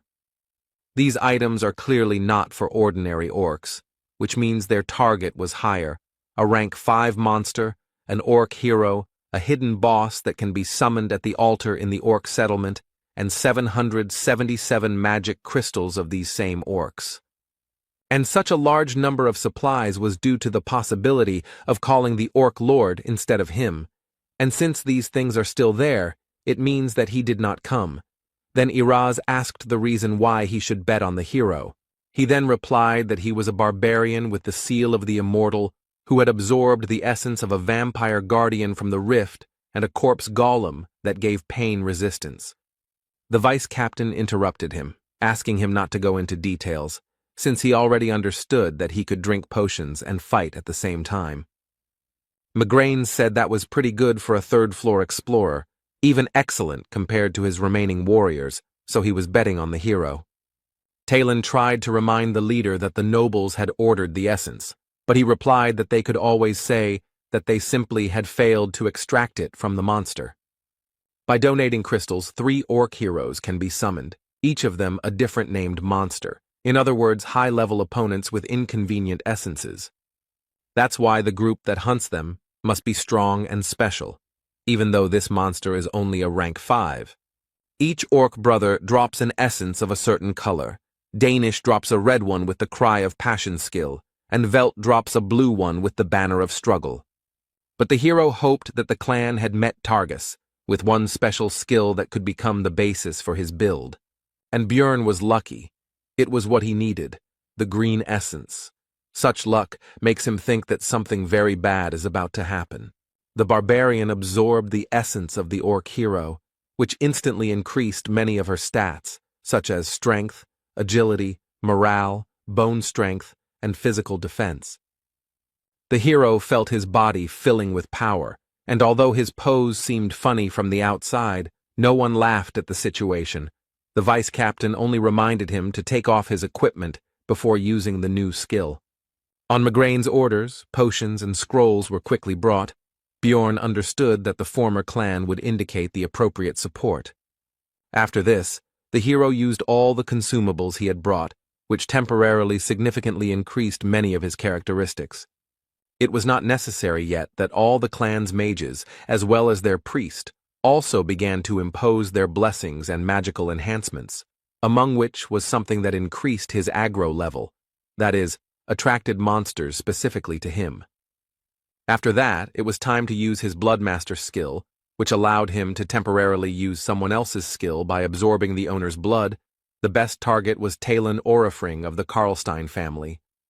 Judging by the redness of the eyes, it was the unholy one, which reduced the maximum amount of essences by 1, but increased the effectiveness of active skills by 1.5 times. After that, the hero finally used the skill he received from the orc hero's essence. It was gigantification, which increased his body size, his aggro level, and his physical characteristics. All his clothes were torn. The people around him had different reactions, but the blushing Misha covered her eyes with her fingers and then peeped through them. Migraine decided that the hero needed to cover himself with something, so he ordered several cloaks to be brought, and soon the preparations for the exit were complete. There were 30 minutes left before death, so the giant barbarian, with a cry of Yahello, rushed forward at maximum speed. Behind him ran 23 members of the clan, Misha and 40 researchers who decided to stay here. They were allowed to join in exchange for all the equipment. Migraine also suggested using the sacrificial seal on them, which increased their characteristics depending on the number of victims within 100 meters. Now, with all these buffs and skill, the power and instinct of destruction overflowed the hero's body, and it was good that they did not need to be restrained. The road was blocked by small clones of Ryakis, although they were only that size for him now, but their height was almost 2 meters, but now Bjorn could handle them without any problems. These creatures carry damage to the person who destroys them, and even a barbarian with overinflated pain resistance still felt the numbness, which is why it is very important to have a tank in the evil rift. Of course, in his case, thanks to the vampire essence, and specifically the skill source of darkness, it is enough to simply protect the heart. But for others, be he a famous swordsman, mage, or priest, all this will be useless. All the monsters attacked only him, because gigantification increases aggro proportional to body size, and barbarians are already very large, so it is very difficult to imagine his level. Talon Orifring entered the battle, and after destroying one of the clones he immediately received a blowback, so he asked the priest to heal him so that he could continue the battle. The hero shouted at him to stop getting wounded for no reason and get out of here, because he should be the only warrior on the front line. This is because he has the Orc Hero's Path passive skill, which increases all defense when health drops below 50%, with the maximum effect being achieved at 20. And to use this skill to its full potential, no one should approach the front line. He will deal with everything himself. The giant barbarian was breaking through the path for the rest of the explorers, and he was doing it as quickly as possible. The others were also hurrying after him, because soon this place would collapse. The vice-captain decided to send Tylon to the back of the crowd, because you never know when monsters will appear from behind. He himself was worried that just one single attack had caused him unbearable pain, so he had to retreat like an idiot, and he didn't understand how the hero could stand it. The Beastman wondered who this was, because at first he seemed like a simple third-floor explorer hanging around his sister. He seemed like a simple barbarian warrior. No matter how much resistance he has, even though he is a tank, how can he not hesitate at all? In the crowd of researchers, conversations began to break out about how it was true what they said about the barbarians, that in bravery there was no equal among them, and also that with such a person in the clan, they would be like behind a stone wall. They were surprised that he was still unknown, and no one knew his name. They were afraid to think about what they would do without him. Mac Klana noted that if there was a barbarian hero among them, the famous Balkan, then Bjorn would most likely be like him, while Tylon thought that everyone would soon be talking about him. Soon the exit from this location appeared ahead, so everyone gathered their remaining strength and hurried to leave it as quickly as possible.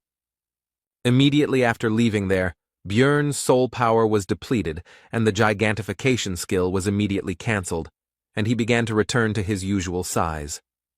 A few seconds later, when not everyone had yet managed to leave the zone, an explosion was heard that destroyed the entire orc settlement and those who remained inside. They were very lucky that gigantification ended immediately after their exit. It's a real miracle that they managed to escape.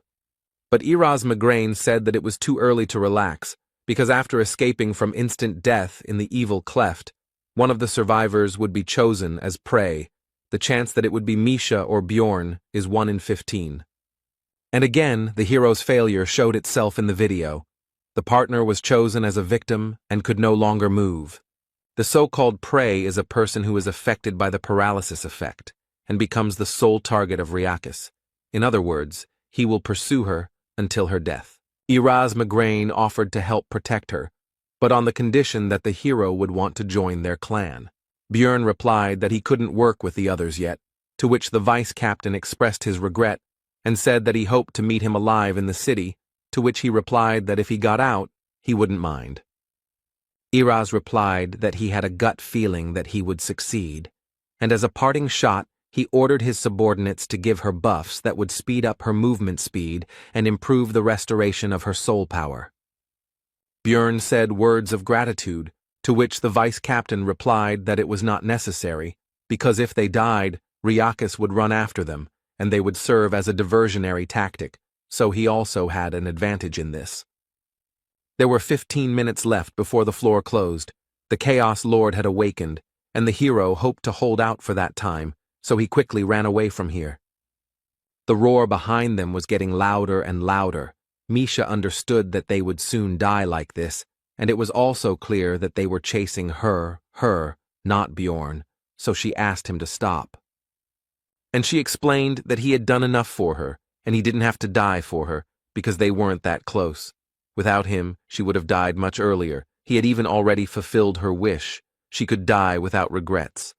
But the hero refused, because she really doesn't want to die at all, and doesn't necessarily have to tell him all this nonsense, and he also understands that the girl is afraid of being abandoned.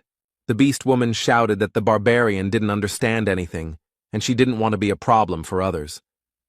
Then Björn said that this feeling was not more important than her life, so if she wanted to survive, she just had to ask him, and then she would have a chance. These were simple words, like the barbarians themselves, but the girl still understood them, because even from the forest he had constantly tried to help her save her life.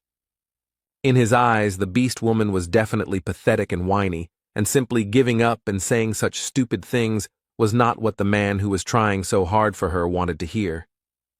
Misha said that if Bjorn saved her, she would be there for the rest of her life to help, to which the barbarian noted that she had already said that before in the forest. Then the girl replied that in that case, she would give him all the money from this study, and the hero replied that this already sounded better. This exchange of words raised both their spirits. But their high spirits didn't last long, because the buffs from the Zarvi clan ended. A rain of despair began to fall, which meant the presence of Ryakis nearby, and more spirits of chaos were getting in the way. The hero was going to use it later, but he had no choice, so he used his skill called gigantification, which raised his stats, but now what was more important to him was that his steps became bigger. With the remaining soul power, the skill would last for another 2 minutes, and there were 200 seconds left before the labyrinth closed. Bjorn told Misha to give the countdown. The further path was blocked by the spirits of chaos, so the hero had to engage in battle with them, but he did not experience any problems thanks to his increased characteristics. There were only 90 seconds left before the labyrinth closed, but things became more complicated because they were now within the radius of its deadly breath.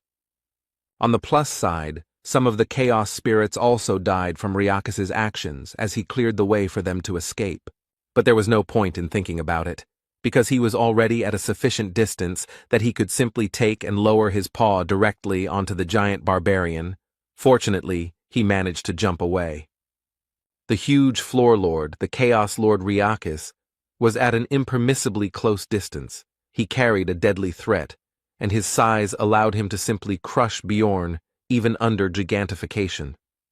In this situation, Misha again began to persuade him to leave her, but the barbarian was unwavering, because she would die in this case, while the girl believed that it was not worth it, and he himself should save himself.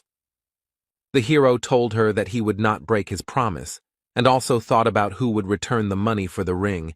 He also said that they would not die today, they would get out of here alive. But their conversation was interrupted by a blow from Ryakis, which instantly deprived the barbarian of his hand. It happened so quickly that he did not even have time to feel it. Misha, with even greater force after what had happened, began to persuade him to leave her, but the barbarian simply demanded to clarify the time. There were 60 seconds left. Now Bjorn has to hold out for 1 minute without an arm. He can't escape, which means it becomes a little more difficult. The hero turned around and ran straight at the floormaster, which scared Misha, but demanded that she continue counting the time. He attacked with his breath the place where they had just stood. He wouldn't shoot under his feet. The main thing was that he didn't move. After that, the hero managed to dodge this monster normally, because he had managed to study its behavior during the battle with the Zarvi clan. All this was very difficult for the barbarian, because for a very long time he had not been able to rest normally. Even the time spent under the barrier could hardly be considered normal rest. At some point the monster still managed to strike, which the hero could not dodge. Even a light attack from such a monster was very powerful.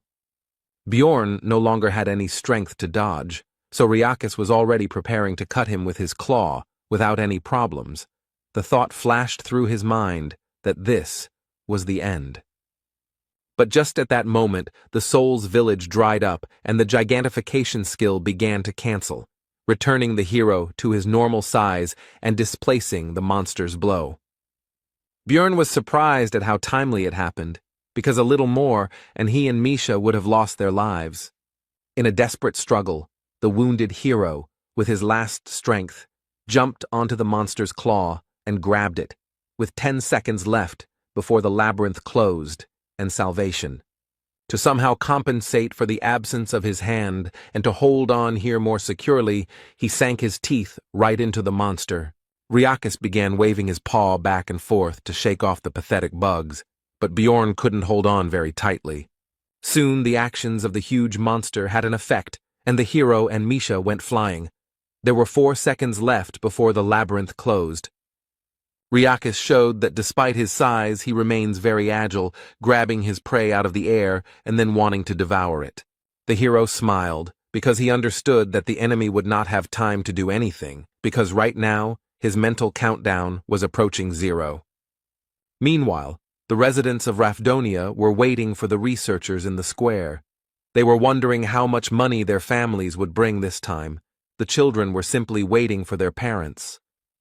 Soon the portals were opened, but the townspeople were faced with a picture they did not expect. Many people were injured and were now simply lying on the ground. Misha came to her senses. She immediately heard the words of those around her about the need to quickly call the guild and so on. But she only paid attention to how they talked about the seriously injured barbarian. The girl immediately pushed her way through the crowd and saw Bjorn, who was lying on the ground and showed no signs of life. Her heart sank into her heels. She was already expecting the worst, but when she put her ear to his body, the beast woman heard his heartbeat, which immediately caused tears of joy to flow from her eyes. Soon, talk about what happened on the 3rd floor began to spread through various taverns and other places. The victims of the tragedy numbered in the hundreds. And the survivor said that they got out thanks to one barbarian who got to this floor in 3 months of research. His name is Bjorn Yandel. He was given the nickname Little Balkan. It didn't take long before this news reached someone high up. He didn't remember such a rapid growth during his entire career, and besides, the hero's essences go beyond the scope of simple researchers. There have been similar cases in history. They were intelligent, born under the star of a special destiny. They were forever remembered by everyone as heroes. The man was interested in who the researcher who interested him, Bjorn Yandel, was, such a hero or an evil spirit. 2 days passed. The hero finally woke up, and the first thing he decided to do was gather the whole team and discuss everything that had happened. Everyone was happy to see each other alive. Rothmiller began to apologize, because if he hadn't been wounded, they wouldn't have had to abandon Misha and Bjorn in the forest. But the barbarian interrupted him, because first they should place an order. The hero inquired about the events that had happened after their separation, and Hikuro then told him that with the help of his emergency recovery skill, he was able to use the Guardian's bracers without recharging. When they ran far enough and healed Rothmiller, they tried to find the missing team members, but nothing worked, and then they ran into the priestess of Karui again. This news excited Misha, so she demanded to continue the story. It turned out that the group had to run to the 4th floor, taking advantage of the entry restriction. This level is called the Sky Tower. The color of the portal that leads there changes periodically, and those who enter before it changes begin to climb 100 floors together, and there are also safe zones there. Hikuro reported that just sitting there for 10 days was unbearable. And also, in the very first test, they got the essence that Rothmiller absorbed. The hero was outraged by the difference in their positions at that moment. The monster whose skills Brown mastered was a rank 7 mimic. It gives the skill Treasure Warehouse, which gives a personal spatial warehouse. The key point here is that when you first open this space, there are various things to find inside. This time, it was 2 million stones, 3 top-quality potions, and numbered items. Hikuro decided to sell the last ones, since there was nothing useful there, and the hero was irritated by their luck, because at that time he was suffering in the witch's forest and fighting for his life, but decided not to take it out on his comrade. He decided to justify the bent cutlery by saying that he couldn't control his strength because of the new essence.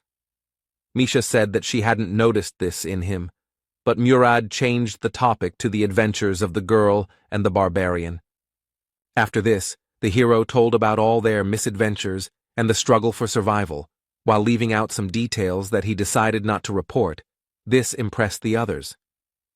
Rothmiller decided to congratulate Misha on signing a contract with the beast because she was very worried about this, and also asked about what merit Bjorn had in this.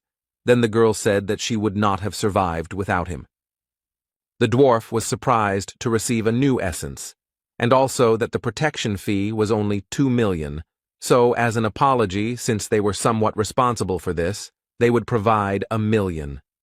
Dvalki regretted that he was not there himself, because this was the greatest and most amazing story of those he had heard, and Hikuro supported him in this, and also added that he was worthy of the title of Little Balkan.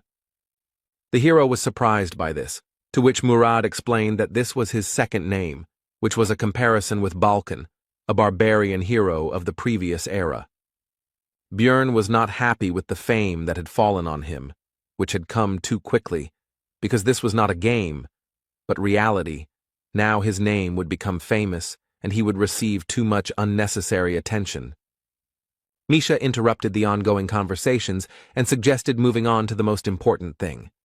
It was necessary to discuss the distribution of the spoils from the labyrinth as well as the reward for the message about the priestess of Karui.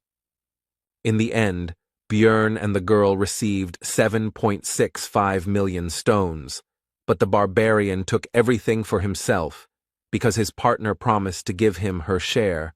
After that, several days passed. The hero had a lot of things to do.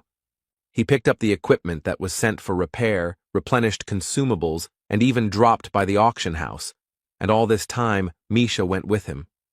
The barbarian did not understand why she was constantly hanging around him. She must have her own things to do. He thought that it might be about the money he took. Maybe she regretted it. The hero also decided to invest money in Misha's growth, because now she is his main comrade. His thoughts were interrupted by the fact that the girl was going to go to her family, while she looked like she did not want to talk. Bjorn decided that this was her family business, and he couldn't interfere. He encouraged his partner, and she told him goodbye to eat right, eat vegetables, and so on. She began to take care of the guy after what happened. On the way home, the hero thought that he himself, with his characteristics, can move further along the floors. But before that, he needs to strengthen Misha, update her equipment, get essence, improve the contract. On the way, Bjorn accidentally came across an execution process. At first, he was going to move on, but he heard onlookers discussing that this time an evil spirit was on the chopping block. After that, he could not pass by. The man sentenced to death turned out to be an acquaintance of the hero named Tarikon, the son of Lian. It turned out that he had not bought the weapon with the money he had received earlier. The poor fellow was terrified. His eyes caught sight of Bjorn's figure in the crowd, and he tried to shout his name, but it was impossible because of the gag. Then the barbarian turned away, unable to look. A moment later, the execution took place. The hero understood that he could well have been in his place. He decided to think about it at home, but some guy called out to him and started asking where he came from, and suggested Europe, Asia, and America. He continued speaking, and the barbarian thought that this could very well happen, but he did not expect it to happen so soon. True, for this case he had one prepared answer, and it goes by the name of Strategy Einar. He made a stern face and said that there was no need for complex words, after which he demanded to speak directly. The blonde praised his acting and said that he was not to be feared. Because they were all here because of this damn game, Bjorn drew attention to the incorrect pronunciation of the last word. The guy continued to speak. He admired the hero's successes, after which he said that they have their own alliance, but the barbarian interrupted him and asked if he was an evil spirit. He answered in the affirmative, after which Bjorn shouted loudly into the sky and said that the leader of the tribe taught to immediately kill people like him upon discovery. After this, the hero simply rushed at the blonde with his fists, because that is exactly how a real barbarian should react. Soon Bjorn was sitting in the garrison. The guard first decided to thank him, because his younger brother would not have gotten out of the labyrinth alive without Jandel. The hero accepted his gratitude, after which he asked how much longer he should sit there, because he was hungry and unhappy that he had not managed to finish off that evil spirit. The man was about to answer when another guard ran through the door and said that the detainee had a certificate of a hunter of evil spirits, which immediately interested Bjorn, but he did not show it.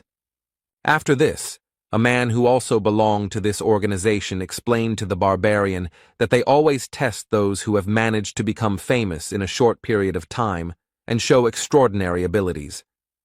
Bjorn put on a show of being a simple-minded savage who was angry at these suspicions, after which he was released. Now he went home in a lousy mood. He didn't even think that these guys knew such details about evil spirits. That blonde guy was pretty good at using words from his world. But fortunately, the hero noticed the catch when the hunter messed up his pronunciation and said Vigra. If they had reached such a level, then it was no wonder that Tarikan had ended up on the chopping block. Now Bjorn considered this world even more dangerous and out of reach. Upon arriving in his room, the barbarian found an unknown envelope on the floor, given recent events. This could be somehow related. Inside was a pill and a letter, which said that it was sent, presumably, to the player, warned that this cannot be said about the hunters. They also have their own community. It guarantees complete anonymity, and to get there you need to take a pill. It is signed by ghost hunters, and at the end there was an insult to the king of Rafdonia. Meanwhile, in the secret Ministry of Public Order, which reports directly to the ruling family, a subordinate bowed before his superior and began to briefly recount what had happened. After which he said that it would be better to see everything with his own eyes and turned on the magic device, which showed Bjorn's meeting with that blonde man. At the end of the screening, the chief said that in such cases, evil spirits prefer to flee, and he attacked without a doubt, so by all indications, Jandel is found innocent. Standing by the open window, the man was surprised that Bjorn had become famous in just 3 months. He thought that fate might have prophesied a hero's path for him, and that was good, because the city had always lacked talent. The barbarian decided that yesterday's letter was not a fake, but in any case he had to show potential observers that he did not understand anything and wanted to get to the bottom of the truth, so he went to the magic tower. He went to the only competent mage he knew, Raven Alua, who said that this is what all researchers get when they become famous enough. She also felt sorry that it had not come to her, because she would have immediately checked the letters, which had now disappeared. She would have been curious to read what the evil spirits were writing in these letters. Raven also told about the pill. It was made by an extremely talented magician who must have mind control magic, other dimensions, and deep knowledge of alchemy. By swallowing it, you can enter a special world of spirits. Only the mind gets there. The body remains in place. This happens at midnight on the 15th day of each month. There, they most likely exchange information. And those who tried to get in there later died in a pool of bloody vomit. Bjorn asked about the possible toxicity of the pill, but Raven said that the magicians had studied it a long time ago, and there was nothing like that in it. Then the hero asked the reason for the death of these people. Then the sorceress answered that evil spirits, it seems, can distinguish between their own and others, and then separate the souls of the intruders from their bodies. Raven also added that in that place, everyone has the appearance of their soul, so they cannot recognize their appearance. And it is also impossible to establish that the pill was swallowed by someone, otherwise everyone would have already been caught.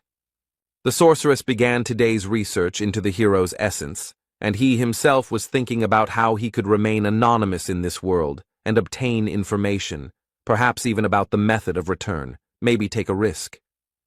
After this, Björn weighed all the risks and possible benefits before deciding to swallow the pill, because if it was so dangerous, the community would not have created it. However, he wasn't going to accept it right now, because anonymity was anonymity, but the sender of the invitation probably had a way to find out who had joined. For example, it may be that he is the only one who received such a letter in a certain period of time. Then he will be immediately found out as soon as he joins, so it is better to wait 3 to 6 months. 15 days after the labyrinth was closed, in one of the laboratories on the upper floors of the magic tower, a mage asked a certain Queen of Souls if a newcomer had joined, and she answered negatively. He had to send the delayed letters further. The wizard was disappointed that it was again not the one he was looking for, although he took the shield at the coming-of-age ceremony, but it was not the player. Björn didn't notice how time flew by. He was promoted to a 6th-rank researcher. Every day he was busy with various things, and the magic stones flowed away like water, but it was necessary, so he didn't regret it. A new mace was purchased for 400,000. It was gigantic in size and mass, and a spell of immunity to acids was cast on the armor and shield for 510,000. Also, the hero couldn't show off naked with every gigantification, so pants with automatic restoration, size change, and the same immunity to acids were bought. It cost 900,000. For Misha, twin lich blades were bought for 550,000. As well as the blood of a wild beast, for pumping up spiritual beasts for internal use for 2 million, as Björn wanted, invested in its strengthening. The beast woman had upgraded her contract level and could now imbue her weapons with a human attribute, which was noticeable from the haystacks used as dummies. Another 1 million went into the 2nd stage of the immortal seal for Björn. It only took 10 minutes, which compared to the 12 hours of pain of the 1st stage seemed like a fairy tale to him. But the indicators of endurance and resistance to magic increased significantly. The spirit also increased, and the special ability improved. At the end of the procedure, the shaman offered to tell fortunes. The barbarian did not refuse. The man then said that he was destined to experience countless good and bad events that usually happen once in a lifetime, and that he was destined to share the fate of those who are called heroes. Björn decided that even if this was true, nothing would change. He had to do what he had to do, and in order to withstand any adversity, he would prepare for everything he could. Also, all this time, the hero was visited by Misha. She took care of him, invited him to share food with her, and also tried to accompany him everywhere. It didn't take long before the barbarian returned to the shaman for the 3rd stage of the seal. It was time to choose a certain feature. It could be the spirit of flame, the spirit of iron, and the spirit of the wild nature. Björn chose the latter. It cost 2 million stones. In addition to the stats, it increased his threat level and gave him the skill Wild Splash, which also increased his threat level, in exchange for giving a bonus to Constitution. To attract the attention of a crowd of monsters, and at the same time increase the body's endurance, this is what, plus gigantification, this is best suited for a tank. The hero did not think that he would achieve such success in 3 months. The shaman said that last time he did not tell everything about Björn's fate. He also needs to always and everywhere beware of those who are filled with resentment. There will be many of them. If you dispel their grievances, then you will receive luck, and vice versa. The hero overcame the 3rd stage of the seal and was about to leave when Einar appeared from the bushes, calling him to her shelter, because she should not be seen. The warrior said that she heard from the elder about his new nickname, Little Balkan, and now she is burning with curiosity, so she asks to tell him how he got it. Björn told his story, and Einar was pleased that the hero had joined the team, because she was worried, but now she wouldn't be, because he was not alone and Hikuro seemed reliable to her. Jandel was concerned about the girl's condition, as she had become very thin, So he asked if the elder was starving her, but she explained that she was undergoing muscle compression. Suddenly, a loud voice rang out around the area, asking if Einar had run away again, so it was time for the warrior to leave before her mentor became even more angry. Finally, the girl said that she was glad that Bjorn had become more handsome, because before his face was filled with anger, which she did not consider bad, but now he looks relaxed. These words surprised the hero. Later, the barbarian visited the library, where the girl, who had never initiated conversation before, said that he had become a celebrity. But the hero simply said goodbye. Earlier, he would have tried to get closer to her to get benefit from the magician, but now it makes no sense, because he has become stronger, and there is already a magician in the team. This is rationalization. After all, his priority now is survival. He is not in a position to delve into other people's souls. His moral principle rejects idle curiosity. This is why the hero always treats the people around him with caution and weighs every action they take. That is why he always focuses on their possible value to himself and thinks about using them for his own benefit. That's why Bjorn killed people when they posed a threat, was ready for betrayal at any moment, and thought about how to get the most out of any situation. But at some point this thinking cracked. He kept his cool and acted for himself alone, until that situation on the third floor happened, and the barbarian risked himself for her. He changed, and Einar noticed it. The hero began to catch himself more often wanting to do something useless. His body changed. Something else changed. He doesn't know how to solve this, so he will be like a barbarian and will not restrain his desires. Bjorn demanded that the librarian say what she wanted to say. She asked how he knew about her intentions. He replied that he could see it in her eyes. The next day, the barbarian went to the Promise of Flowing Water Cafe. He somehow squeezed through the front door. The other visitors did not expect to see a savage in such a place, so they decided that the owner was in debt. Soon he was called by the client for whom the hero had come here. It was Shavina Amur, a 7th-class officer of the Administrative Department of Revision, and also a friend of the librarian. The girl asked him what he should get, to which he replied that he would like to have beer with meat, since he was not a fan of sweets. Obviously, there was no such establishment. It was just a little revenge for the invitation here. After that, he asked to get down to business.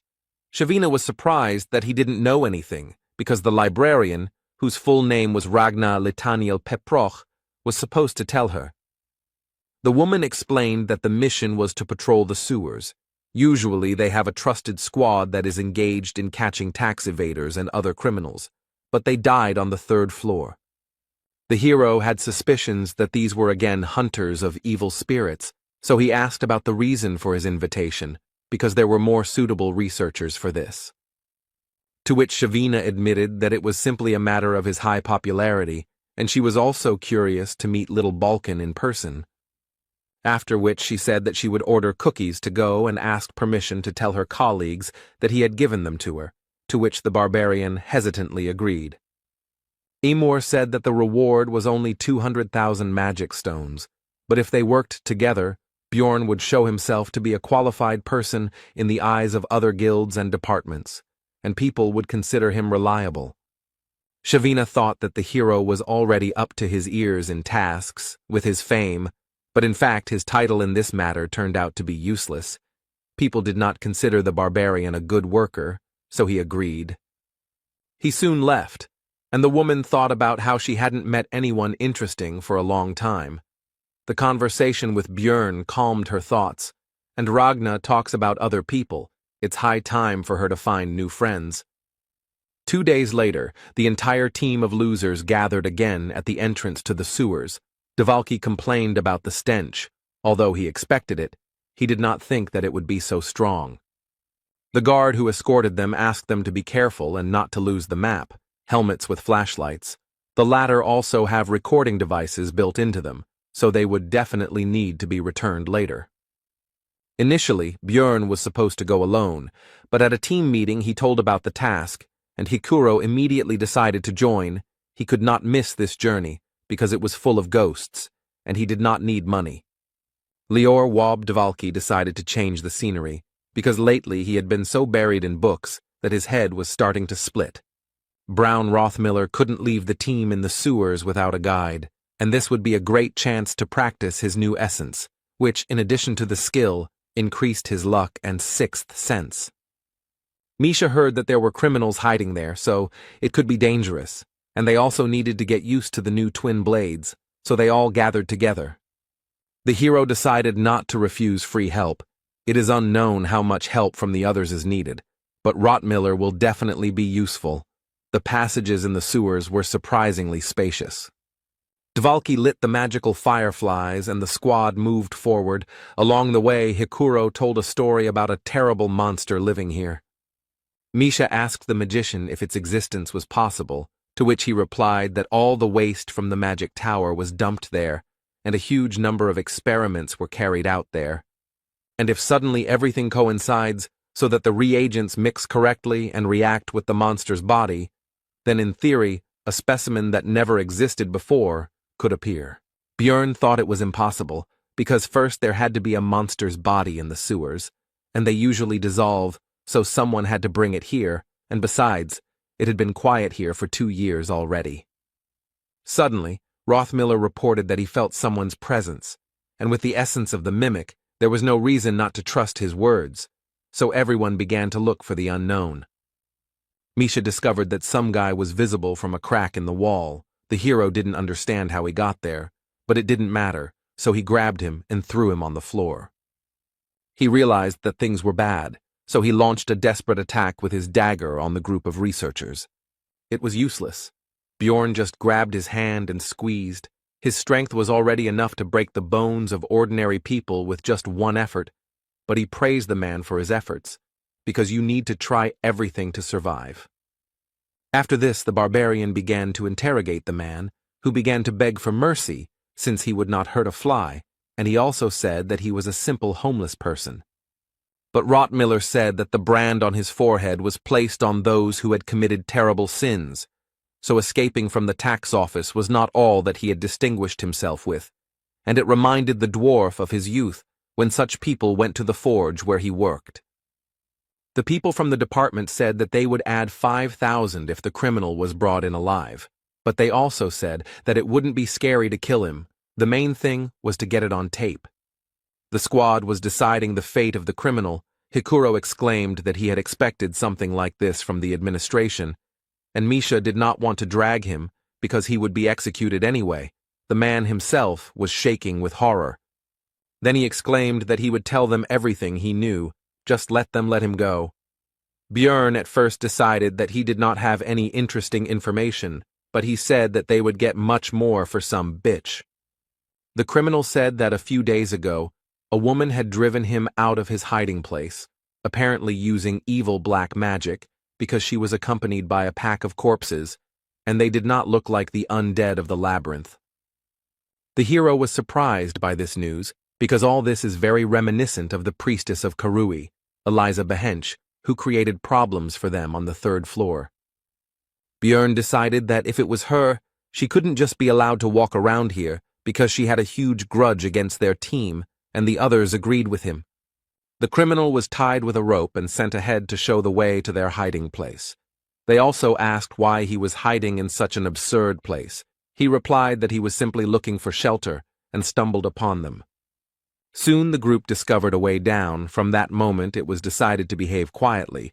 The man said that there was no other way out. The team moved forward and the criminal said that if this is really the woman they think, then they should let him go. Soon a pile of corpses appeared on their path. The man stopped in fear and did not want to go further, but Bjorn hurried him and he had no choice but to obey. But it turned out that the bodies were not lying there for nothing. This place was full of magical traps, so the hero immediately shouted for everyone to retreat back. The criminal went first. He could no longer escape, and all the power of magic rushed towards him. It reduced his maximum health, and when it reached 0, it killed him. Eliza felt the activation of her spell called Call of the Evil God.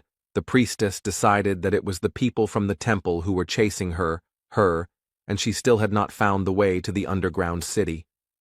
And then a voice came into her head, demanding that she make a sacrifice to him, and then the woman understood what she needed to do to get help from her god. Bjorn pulled their guide closer, and he himself was partially trapped, which reduced his maximum health by 29%. It turned out that the criminal was dead, and Bjorn was glad that he had sent him ahead, because he could have ended up in his place. Hikuro noticed that the deceased had a nameplate. His name was Hans Mark, which gave the hero a bad feeling, because all meetings with the owners of this name did not bring him anything good. Soon the team reached the criminal's hideout. It turned out to be quite cozy, which they did not expect, but Eliza was not there. Dvalki found a faint trace of mana. After examining it more closely, the wizard came to the conclusion that something was hidden under the floor. Then the hero took off his armor and decided to break through the stone underneath with his massive mace. The squad's mage immediately said that with magic, everything would not work out so simply. But the barbarian didn't think so he used gigantification, because if you can't break through with brute force, it only means that not enough effort was put in. The squad watched with tension as the big guy began to punch the floor, and he finished his previous thought by saying that, by the way, this doesn't work on ghosts. But soon his efforts finally bore fruit. Hikuro asked Dvalka that it shouldn't have worked, but he himself was no longer sure of it. Rottmiller reported that thanks to his improved sense of smell, he can smell this woman, and there seem to be no other threats, so they can go down without unnecessary fears. The sixth sense is also silent. Meanwhile, in the underground city of Noark, where the priestess of Karui was heading, a guy was running quickly through the streets with urgent news. Bursting into the vice-captain's office, he reported that the entrance had been destroyed, although, judging by the reports from the surface, the royal family had nothing to do with it. The man who received the news said that this passage had long been forgotten. The last time it was used was during the incident with the Karui cult, so it could be the priestess on the run. The vice-captain asked Amelia, the same female marauder that the hero and Einar met on the second floor, to go and sort out this incident. Meanwhile, the team moved along the passages and was surprised that such an incomprehensible labyrinth was discovered under the sewer. Misha was curious, so she first asked Hikuro, but he didn't know. Then she turned to Dvalki, but he didn't know anything about it either. Rottmiller stopped the group and reported that the smell of the priestess was getting stronger here. It was no longer just a trace. She was somewhere nearby. Eliza herself was wandering through the corridors of this place at this time when the voice of her god suddenly laughed. He did this only when something bad happens, and this could mean that people from the temple were already close. After that, she hurried to run away, and from behind she heard the voices of her pursuers, whom she recognized with surprise. It was the same barbarian blockhead with his gang. When Eliza realized what it was, she immediately decided to stop running away, because this time she would not let them go. They themselves were walking towards their death. After this, the priestess began to summon various creatures to help her with the spells Gate to the Kingdom of Demons and Shadow Guardians. Previously, Misha had some difficulties when fighting these opponents, but now she has become stronger thanks to the contract with the spirit beast and new equipment. Bjorn also became stronger. He rushed into the thick of enemies with the active skill Savage Splash, which increased his threat level, which lured enemies to himself, and also increased his physical characteristics. The others also entered the battle. They had won last time, but now everything was even worse, and Eliza decided to use the curses that had worked so well last time. But Dvalki used the 7th rank spell, Radiance, which removed all the effects with the evil attribute. It was the hero who asked him to learn a spell against this magic, and he went and learned a mass cleansing magic. Bjorn broke through to the priestess and tried to strike her, but she used the spiritual form spell, the same one that had caused her to fly away last time, and it also gave resistance to physical attacks. But Dvalki was ready for this too. He used materialization, which brought Eliza out of her ghostly state, and then used accuracy increase on the barbarian. Now the priestess was vulnerable again, and the hero grabbed her and slammed her into the ground with his enormous strength. But he did not stop there, although after this blow she was no longer capable of resistance. The others watched the beating of the servant of Karui in confusion, and could not say a word. But Dvalki nevertheless reminded the barbarian that they needed her alive if they wanted to receive the reward. Bjorn listened to his words and stopped. The priestess was tied up, and the hero began to carry her. The beating and paralysis magic allowed him not to fear any surprises. The hero, already in a good mood, praised the team and suggested getting out of here, but turned around and saw that the rest were lying unconscious on the ground. Before he could even react, he was poisoned by the basilisk's paralyzing venom, the effectiveness of which was halved due to his body type. Bjorn recognized the woman who came out of the shadows. He knew it was too easy, and it never happens like that with him. The marauder was surprised that the barbarian could still move. She praised him, because he had become noticeably stronger since the last time. After that, she looked at the hero's unconscious companions and assumed that he was not running away because of them, although he could, and Bjorn himself decided that she had come here to tie up loose ends. Then the woman let him go only because he was a greenhorn, but now he has become a celebrity with a nickname, and since he himself descended into this cesspool, it would be a sin not to take advantage of the opportunity, so thought Jandel. Bjorn shouted that he was keeping his promise, so there was no need to pursue him, but the marauder ignored his words. She asked how he knew about the passage here and why he invaded. But the hero did not understand anything, which he said. Then the woman clarified the details, and he replied that if she was talking about that magic thing, then he simply pierced it with a mace. The marauder was somewhat taken aback by this news, but continued the interrogation. She decided to find out the reason for his stay here, to which she received an answer about the priestess of Karui. Then Bjorn cheerfully suggested that they part ways peacefully. Since she had already found out everything, there was no need to give her an antidote. He could handle it himself. But she interrupted his flow of words. Amelia said that since the hero now knew about this place, she could not just let him go. Then he offered to take another oath, but the woman replied that this time everything was different. After that, Bjorn took off all his armor. The marauder asked what was going on, to which the barbarian asked if she knew 2 ways to piss off an opponent. She answered negatively. Then the hero replied that the first was not to finish the sentence, and the second remained unknown, because instead of continuing the sentence, he threw his mace forward. Amelia was perplexed by this development of events, but this did not stop her from dodging the improvised projectile. But after the mace, the hero's shield also flew, which surprised the woman. Bjorn himself called this action Captain America's throw. Amelia was flexible and agile enough to dodge this as well, and the thrower himself rushed forward after the projectiles, hoping to deliver a crushing kick. But as Bjorn expected, the opponent was too experienced and agile. Neither the blows nor the attempts to grab her achieved their goal, but that was not all. The hero decided to act unexpectedly. He used gigantification, thanks to which he was able to reach the woman who did not expect this. After that, he was still able to strike the enemy directly on the head, but it did not seem to bring the expected damage. She snatched the dagger and enveloped it in an aura, which was very dangerous. Such an attack would easily cut off his arm, so Bjorn had no choice but to use flesh explosion, which also splashed the enemy with acidic blood. The woman's view was now not as good, but she still continued to advance, but this time she was no longer able to dodge the kick.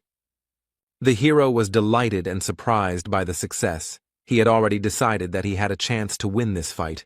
When the opponent's voice came from behind, it was the self-replication skill. He instantly understood. Amelia said that she heard about Bjorn absorbing the vampire essence, so he should survive this too, and then used the Asura strike skill. The battle ended there, but the hero survived thanks to the source of darkness and was restored by eternal life and a healing potion. The woman said that she was surprised by the savagery of his regeneration, and after all, his head was torn off. Bjorn jumped up from his seat and asked why she didn't kill him, to which the woman folded her arms across her chest and said that he was the one who attacked first, and most people prefer to solve problems by talking. The hero replied that he was fighting for his life because she couldn't let him go with the knowledge of this place. but Amelia clarified. She said that she couldn't let him go just like that, emphasizing the last two words.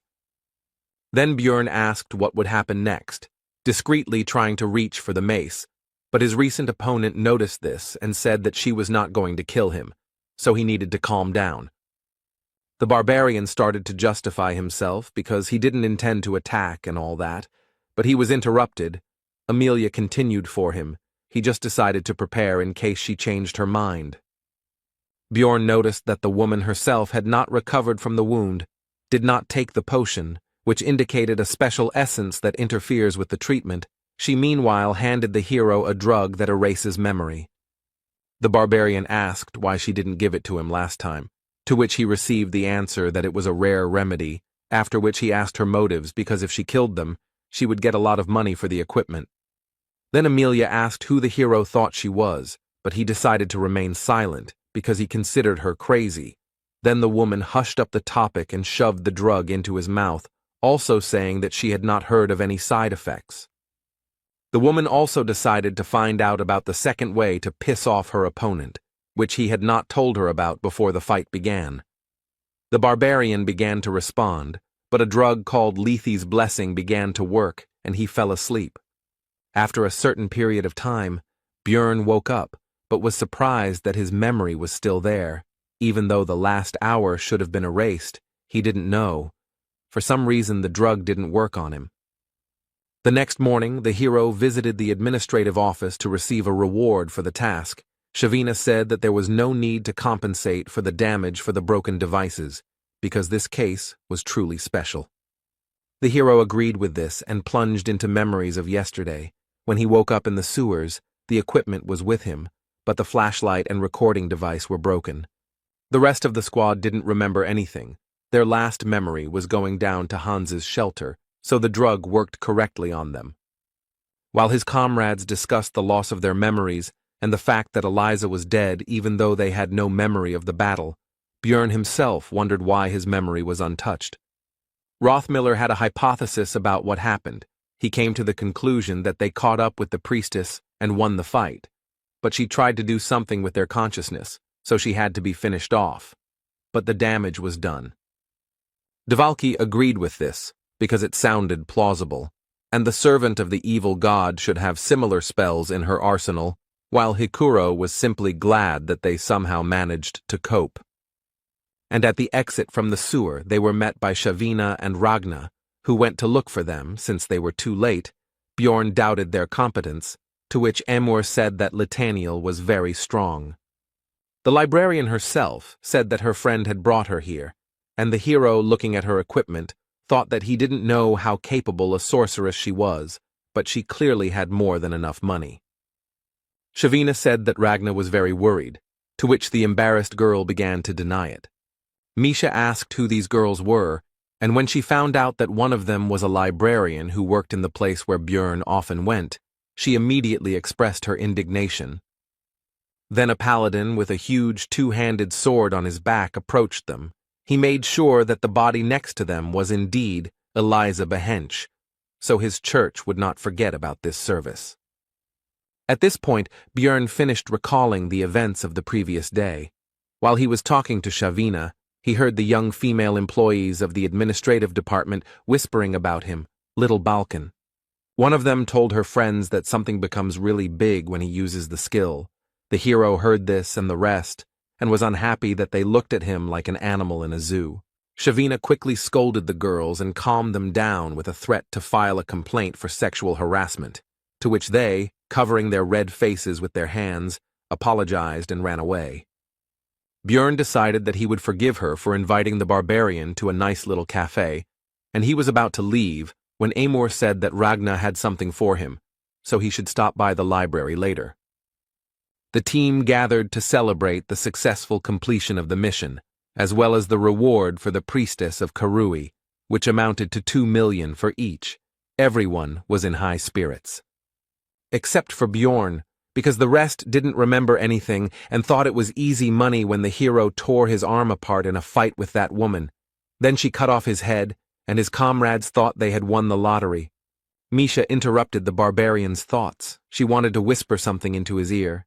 She started to say that her dad wanted to meet him, but suddenly a loud voice rang out, and she was not heard. A guy came up to the table. It was Hans Hodge. He once advised the hero to go to the guild after Einar left the team. Maybe it was because all the Hanses Björn had met so far were assholes. But this man didn't give him any good feelings, so the barbarian chased him away. Not even a minute had passed when the Moslans burst into the tavern door. They belong to the organization of knights of noble origin of the same name. They are very powerful. The hero had already decided that it was all because of the meeting with Hans, and that they were bringing him bad luck. But it turned out that this time the problems had not overtaken him, but Dvalki, who was taken into custody for insulting the dignity of the nobility. 3 hours later, outside Moslin's office, the team waited at the gate for the investigation to be completed, everyone in a mood that was the exact opposite of what they had recently experienced in the tavern. Hikuro had already asked the others whether Dvalki would survive, but when the wizard finally came out to them, everyone rushed to him to find out the details of the incident. Half an hour later, in the tavern, the magician said that he would have to leave the team, after which he decided to explain the details, starting with the fact that his older brother is Baron Martuan, but Wab himself is not quite a nobleman. He is the son of the previous baron and a servant, and since the wizard turned out to be a disgrace to the family, immediately after birth, he was adopted by the third brother of Baroness Tirva, although only on paper. In reality, he was raised by his mother. Hikuro didn't understand what this had to do with their team, to which Dvalki replied that his father had died a year ago, and his second brother had taken the vacant place. And after the death of the former baron, his eldest son died, like everyone else in the indirect line of succession, and now his brother sent Moslans to him as a warning so that he would not stick his neck out and live in the shadows. He believes that he was angered by the fact that he had become part of the team as a good researcher, especially considering the presence of a celebrity in the squad. Bjorn clarified that Dvalki was leaving them out of fear of his brother. The wizard answered in the affirmative, but also added that in exchange for dropping the charges of insulting the nobility, he was forbidden to enter the labyrinth. The team members agreed to continue the discussion tomorrow.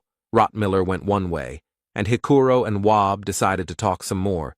The hero decided to go to the library, because he had business with Ragna. Misha wanted to go with him, since she had nothing to do anyway. But Björn drove her away and also said that since she had a lot of free time, then let her train, he was in a bad mood because of the change of plans.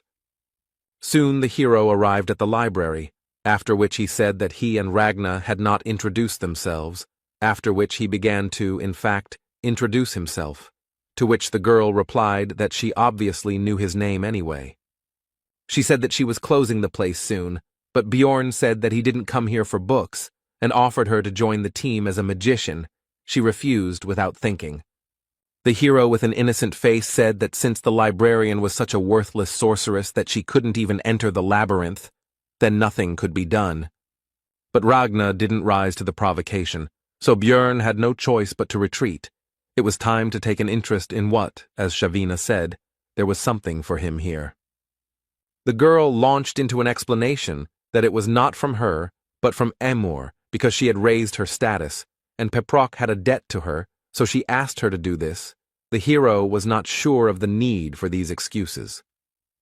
Bjorn asked what it would be, to which he received the answer that it was books, after which a spell was cast on him that allowed him to find volumes of high secrecy, and it was allowed only to nobles and the chosen ones. The hero asked if this was possible. Ragna replied that if he didn't blab about it, then no one would know. She had only used this spell a couple of times anyway. No one cared about what was happening here. The top secret books were definitely different from the regular ones. Their contents were incredibly useful, so the barbarian wanted to read all the works he could get his hands on. Bjorn almost missed his chance to start reading because he arrived at closing time, but Ragna let him stay after closing while she put everything back in place.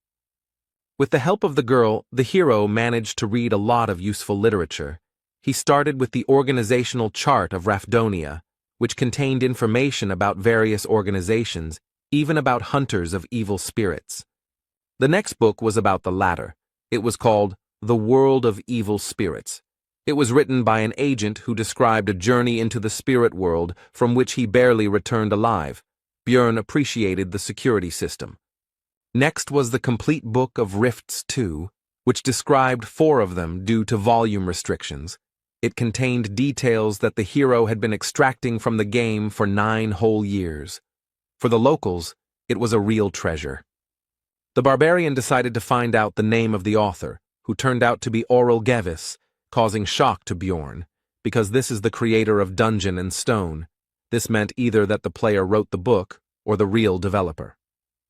If it is the second option, then everything becomes much more complicated, because it would mean that the reason why the hero ended up in this place was not an accident, but someone's intention, which is much worse. If that was the case, then the developer must not be a mere human, but some sort of divine being. But be that as it may, Björn was glad to know it, even though the world had once again reminded him of his ignorance. If he could track down that name, he might one day find his way back, since opening the gate to the abyss might not send him home, but asking everyone he met about it was a dubious idea, so he had to be careful. The barbarian was so immersed in his reading that he didn't even notice how morning had come.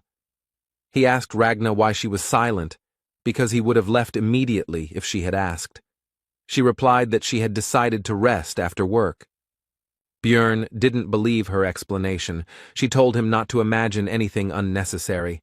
The hero looked at her face for a while and decided that she was actually a kind person, even though she seemed indifferent to everything.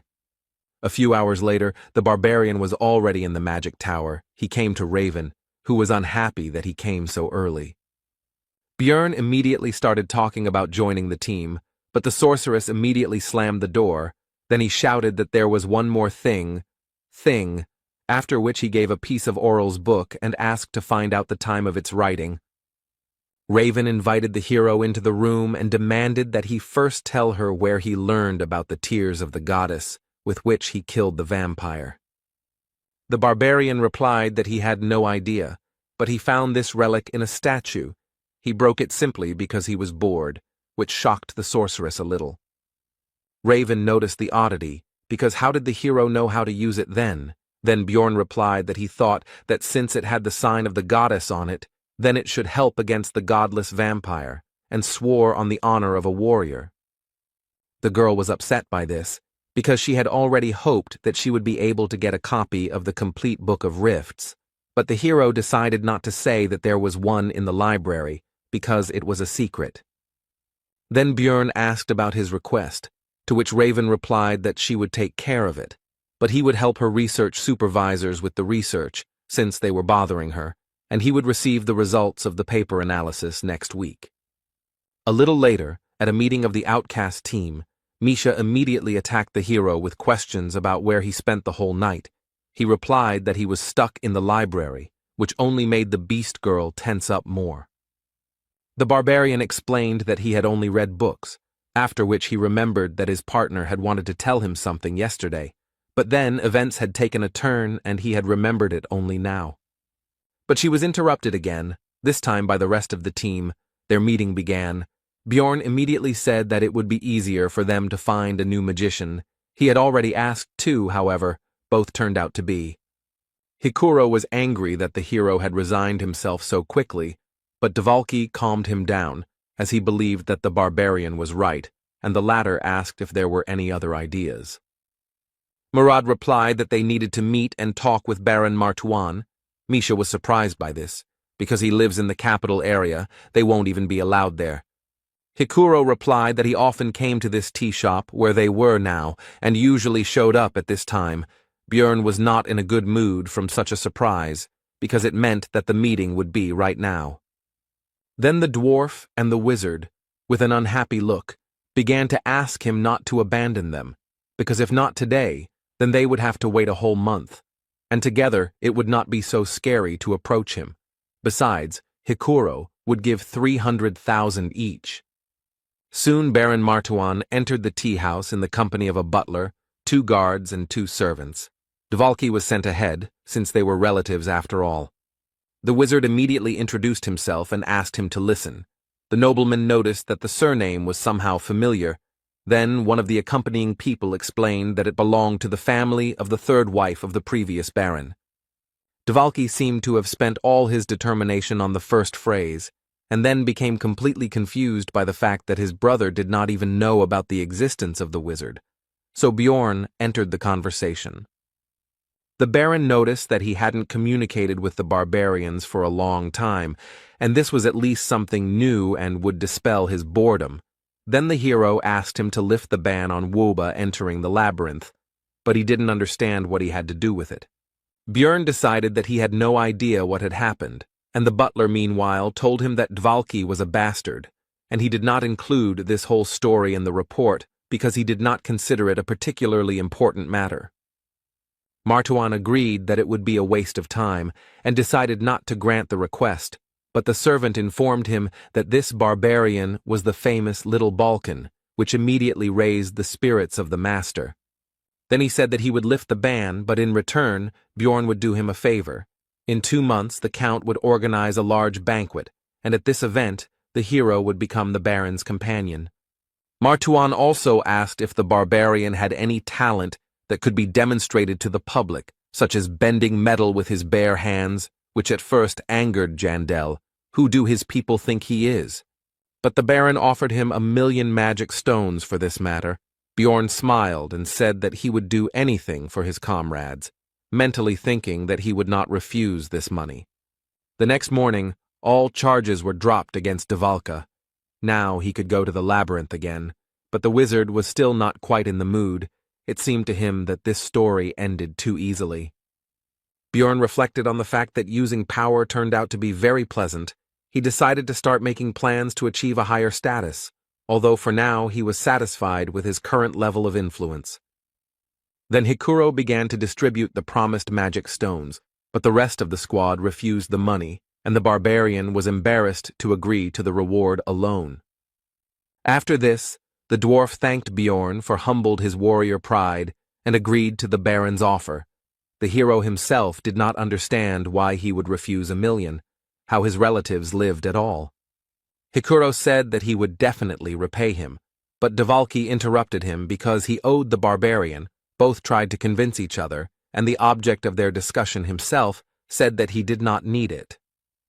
Time flew by quickly, and the day of the opening of the labyrinth arrived. Bjorn again came across a new group of relatives whom he helped to get to their destination. He also gave them a great deal of advice, from how fire burns to warnings about the dangers of evil spirits and marauding people, and they were happy to learn from the famous Little Balkan. The barbarians joyfully saw the hero off on his journey and wished him luck. Hikuro was touched by his sincere concern for the newcomers. Bjorn replied that he was simply helping in any way he could, since learning only from one's own mistakes was quite harsh, and the dwarf agreed with him. The hero also recalled how a few days ago he met with Karak, the third son of Fanun, who reported that the rest of his relatives had mostly died, because due to traditions they had not been properly taught. Meanwhile, Misha asked Rotmiller where his weapon was. He replied that it was in the treasure vault, because he had already gotten used to his new skill and now takes out all the things only when necessary. Bjorn was thinking that his last 3 trips to the labyrinth had been pretty shitty, and now it was time to see what awaited him today. He was not going to relax and was ready for anything. Thanks to a lucky spawn point, the team reached the rocky desert on the 2nd floor in just 9 hours, where they hunted new monsters for experience and reached the next portal in 4 days. On the 8th day, the squad reached the 4th level, where all the monsters from the 3rd appear, but among them were also 6th-rank opponents, unique to this location. In other words, this is a great place for gaining experience en masse, because it's not for nothing that this location is called the Training Tower. Having taken up the hunt in earnest, the team earned 3.9 million stones, 780,000 for each. This amount came only because of Rothmiller's greed skill, which increased the chance of crystals dropping by 30%. It was less than Bjorn's first foray into the labyrinth, and he was beginning to understand why there were so many marauders here, since that was what most people usually got. But the hero was not upset and continued to spend his time usefully. namely helping Raven with research and visiting the library. From the sorceress, he learned that the complete Book of Rifts 2 was created 150 years ago, which is also the date of the death of the first king of the dynasty and the beginning of the game. All this happened at the same time. Even in everyday affairs, Björn continued his thoughts. He would like to know what happened then, but he did not have such an opportunity. There was no choice. He had to continue his trips to the labyrinth. Time passed. Soon his fifth campaign ended. This time 790,000 stones came out per person. Nothing extraordinary happened inside, except that the level was raised, and now there is room for another essence. The hero tried not to be nervous because things were still going well, so little by little his strength was increasing. He was getting new skills, equipment, and so on. But suddenly he interrupted himself, indignant about the course of his thoughts, because one should not forget that if everything is good, then the situation only gets worse, because always when he relaxed, some shit happened. He couldn't stop. He had to keep pumping. That was the only way he would have a chance to survive. If someone saw him now, they would think he was crazy, but Björn believed that he should always prepare for the worst. The next morning, Misha noticed that something had happened to the barbarian, because his gaze had become somehow cruel. Then he decided that this was only his personal problem, that he could not sit still. The hero thought that he needed to improve, but his thoughts were interrupted by the girl's offer to touch her ears, which surprised Björn greatly. Misha explained that her brother always felt better from this, although they were very young then, she says by the way about the older one, who still treats her well. Looking into her eyes, the hero saw only a sincere desire to help, which is why the environment in which you grow up plays a key role, and she doesn't even understand what's bad about this situation. Björn said that Misha shouldn't say such things to strangers because they might misunderstand her, which somewhat discouraged the girl. If the barbarian hadn't found out in the witch's forest that she liked skinny guys, he himself could have thought up something wrong, like that she wanted to seduce him. Misha replied that Björn was not a stranger to her, to which he told her not to argue with this. She agreed and offered to taste meat in exchange for the previous method of calming her down, which the hero considered an excellent offer. Later, he went to the library, where he started a standard conversation about nothing with Ragna, after which he said that if she had any business, then she should ask. The girl was surprised at how he guessed her intentions every time. The barbarian's explanation remained unchanged. He saw it in her eyes. Then the librarian began to explain that since he was a researcher, the information that a dimensional collapse might soon occur in the labyrinth might be useful. This phenomenon is a real disaster. Even floor bosses cannot compare with a disaster of this level. When the hero played Dungeon and Stone, he encountered this event somewhere once in 100 playthroughs. Ragna thought that Björn did not believe her, but he asked where the information was obtained from. She replied that she received it from a mage named Shernal Fergang from the Tarutane school. They have been researching this phenomenon for many years. After this, the barbarian thanked the girl and said that he would try to figure it out, and began to leave, thinking along the way that he had a new matter that needed to be resolved. But he was unable to find out anything. He had already begun to doubt the veracity of this information, and 10 days later Misha heard rumors about this, which she told her partner about. The researchers in the tavern also soon began talking about the collapse of dimensions, and Björn listened attentively to it all. It seemed strange to him that rumors were spreading at such a great speed, although there was not even a trace of their source. He wondered if something was spreading this information. He would like to know what they were talking about in more secluded places, but the barbarian could not even hope for that. It infuriated him. So he was left with the last option. Björn wanted to wait 3 months, or even 6, and only then take this pill to access the world of evil spirits, but he decided that 2 would be enough, and then took it. Today was just the 15th, and soon it would be midnight, just the time when this special space opens. The hero was looking forward to it. And exactly at the appointed time, the barbarian's soul entered into resonance and began to be drawn to a certain place. He realized that he was already in some indefinite space and in a past body. Meanwhile, in the real world, a law enforcement officer was reporting to his superior that Lee Han-soo, 29 years old, had been reported missing by the company he worked for after being missing for a month. The man asked about his family, to which he received the answer that the missing man had a mother, but when informed of what had happened, she said that she did not care about it. Then the boss asked why they, the violent crime unit, had been assigned this case, and the subordinate said that the guy had entered his house through the cameras but had not left it. All the windows and doors were also closed. The case was suspicious. There were no signs of forced entry into the house, no lost items, no one had used his card for a month, absolutely no leads. The clothes he was wearing were found in the room, and the way they were lying, it looked like he didn't take them off himself, but as if his body just disappeared. Whoever did all this was just crazy. The boss ordered a request for an examination, but the subordinate said that he still had something to show, after which he began to take out a massive object. It was the missing person's monitor. It wasn't even plugged into a power outlet, but it still somehow turned on, and lines began to appear on it, stating that the coming-of-age ceremony had been successfully completed, and other inscriptions. The subordinate said that he had already been like that when he was found, and he had also already studied this issue and found out that this was not an isolated case. Something similar had happened abroad more than once. The hero thought about the fact that 5 months of his stay in this world had already passed. During this time he had already repeatedly committed all sorts of barbaric things for survival. Now he could no longer be the same as before. When he saw his computer, his body itself began to type on it, immediately needed to enter the password. Lee Han-soo decided to enter the insult to the king of Rafdonia that was at the end of the letter. Nothing else came to mind. Only then did he notice that he was now in his past body, but he was distracted by the change of surroundings, which turned into his room, which now looked like the real one.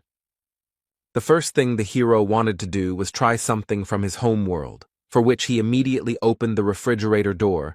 Inside, for some reason, everything was filled with cans of cola, but he didn't care. He couldn't resist, so he immediately opened it and tried one, but he was disappointed. There was no taste at all. It was as if it was not soda, but ordinary water. But his regrets about this had to be postponed for later, because suddenly the doorbell rang and a female voice asked permission to enter. The guest explained that this place is the location where the owner feels most comfortable, and because of his high mental defense, everything looks like fog to her. And she came here because the password that the hero entered initially was incorrect, and the girl came to check everything personally. Her name was the Queen of Souls. She was something of a guide for the members of the spirit hunter community, and she tested intruders by making sure they couldn't imagine clothes and a room from Earth. The hero remembered that the suit he was wearing was a gift from his ex, and also wondered how the girl would confirm that he was a player since she couldn't see anything, but she told him not to worry. He was now a member of the community. He decided that there were other ways to check since he was acknowledged, and the Queen of Souls continued by saying that now they would no longer use the method of killing by separating the soul from the body, as they do with NPCs. After that, the girl taught him how to use the community forum, which looked like a regular forum, actually. First, he had to create a nickname, but his usual one was already taken by someone. Then he wrote it a little differently, and the Queen of Souls asked if he was a fan of it, which surprised the hero because he didn't understand what they were talking about. Immediately after that, the girl began to dissolve into thin air, and as a parting word, she said that if he needed help, he should just make a request. All of this made Lee Han-soo feel like he had been trained. It wasn't difficult to figure out the community. There were different rooms with different names. He decided to enter the one called for newbies, and immediately found himself in a new space. The leader asked where he was from. The hero replied that he was from Korea. The man continued the conversation by saying that everything here was not decorated yet, since they had few points, after which he asked to make the nickname visible. The hero did not understand how to do this. Then the leader noticed that he was in the community for the first time, and explained that he just needed to think about it. Here you can also imagine objects with the power of thought. After that, Lee Han-soo managed to make his nickname visible. It turned out to be Elf Nunna. This immediately surprised the other players, who began to discuss it, which discouraged the guy. What they are talking about is his previous nickname was Elf Nuna, and he wrote a stats summary 3 years after the game, but it only had 100 views. So did he somehow become popular without knowing it? Although all this is not important now, first you need to understand the situation. It would be reckless to attract attention without understanding the situation. So he pointed out that his nickname has 2 letters N. He is just a fan.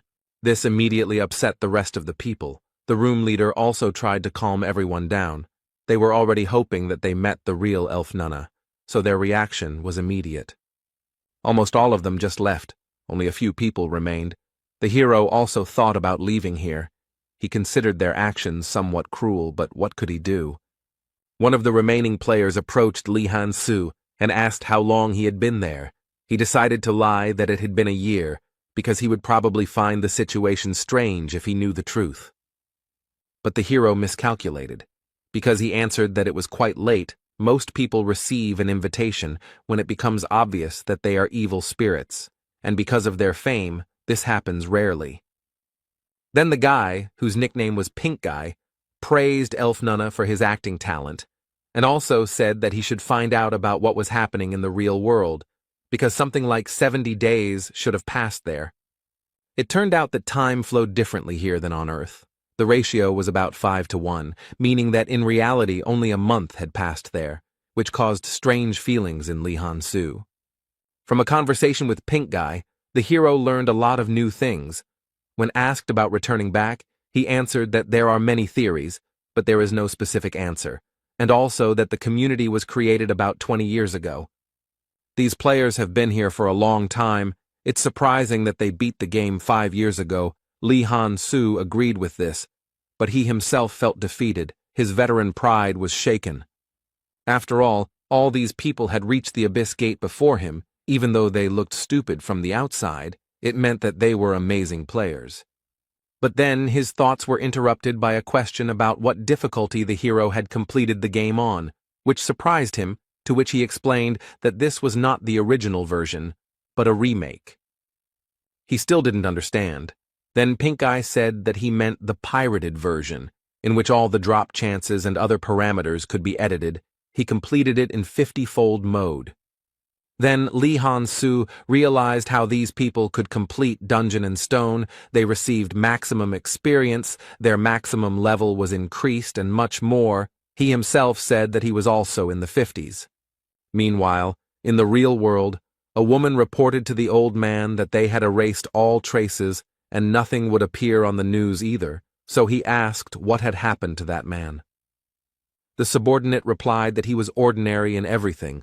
The old man continued that this was so, but besides the game, he was slightly evil. But besides that, he managed to defeat the legacy of Auril Gevis. The woman said that 5 years ago the world was perfect, but was sent to the trash because no one could cross it. The old man continued by saying that this man still managed to do it, so it was not a mistake. The man was curious about how far Lee Han-soo, a man who had gone through what everyone thought was impossible, could go. Meanwhile, the hero finished the conversation with Pink Guy. It turned out to be useful in many ways, because in addition to useful information, the guy got a conversation about all sorts of crap, which relieved a lot of stress from him. The monitor didn't show the usual time. It was counting down the minutes until closing. At first it was 12 o'clock, now it was 7 o'clock. Lee Han-soo wondered how the closing of this space would happen. After that, the hero went to the market, which was used to buy and sell goods and information for ghost points, the rate of which was 100,000 points for 2 million stones, and began to look through the orders. After sorting by value, Lee Han-soo identified several high-reward ads and began earning new currency. It was very effective. Soon his balance exceeded 130,000 VP, because there was no information that he did not know about this game. After that, he placed an order on the market for the information he was interested in, and almost immediately, a player with the nickname Elf Nunalove responded to it, which surprised the hero. In his post, he did not ask specifically about the collapse of dimensions, but about the Tarotane school and the mage Shernal Furgang who belongs to it. After all, it was still difficult to understand whether the informant was lying or telling the truth. He started by saying that he wanted to know what he had been doing lately, and immediately began asking about the source of the rumors. Thus, he was able to find a person with reliable information, and the player guessed that it would be about the collapse of dimensions. He replied that the rumors were true, but the phenomenon itself would not happen. He continued by saying that high-ranking officials and other politics were involved in this story. Then, Lee Han-soo said that he would add 20,000 VP on top, and Elf Nunalov agreed. He started by saying that the Tarotane school was studying dimensional magic, and in particular, the labyrinth, and this master had decided to conduct an experiment for which he needed as few researchers inside as possible. That's why the wizard spread the rumor, shouting from every corner that a collapse of dimensions would soon occur, and by doing so, they stopped the influx of people on a new journey. Lee Han-soo asked Elf Nunalov if there was any problem with him sharing this information. He replied that he didn't just blab it, but earned P.O. Moreover, the royal family will soon begin to act and calm down the rumors, starting speeches in the squares and posting announcements in public places. And their reason is simple. When there are only a few researchers working, the source of magic stones dries up. The hero was satisfied with the information, so he said that he was going to transfer additional compensation to Elf Nunalov's account, but he said that he did not need anything. He very simply gave up on what was essentially 400,000 stones, which allowed Lee Han-soo to understand that he had settled so well in this world that such a sum was nothing to him. This explains why he is aware of all the details of what is happening. Although the hero himself did not find even a grain of information, after several days of diligent efforts, it reminded him of how he started. He realized that it didn't matter what difficulty they had played the game on, because this was the real world, which followed the rule that the strongest would survive, and in which many of the evil spirits had already succeeded. He was just a newbie here and still had a long road ahead of him, but despite all these thoughts, Lee Han-soo was having a lot of fun. He remembered his first client, who bought information from him about passing the first floor boss. A girl who wanted to know all the details about a location called Skull Island on the 6th level of the labyrinth. And this guy with the nickname Elf Nunalov, who he just met, they spent a year of their lives to achieve their status. With all his knowledge, it never even crossed his mind that he would not be able to achieve all this himself. Meanwhile, in the real world, the old man read the logs that appeared as the hero's adventures progressed and could not believe what he was seeing. He considered this man to be completely and irrevocably insane. He asked the woman about the number of those who had made it to the 2nd floor on the first try. There were 117 of them, but there was not a single one in such a condition. He looked at the status that the hero had achieved in 2 months and did not understand how it was possible, but his subordinate said that even for some loser with a bit of luck, something like this is not something incredible. The old man interrupted her and said that luck alone could not achieve this, otherwise they would have already seen something like this.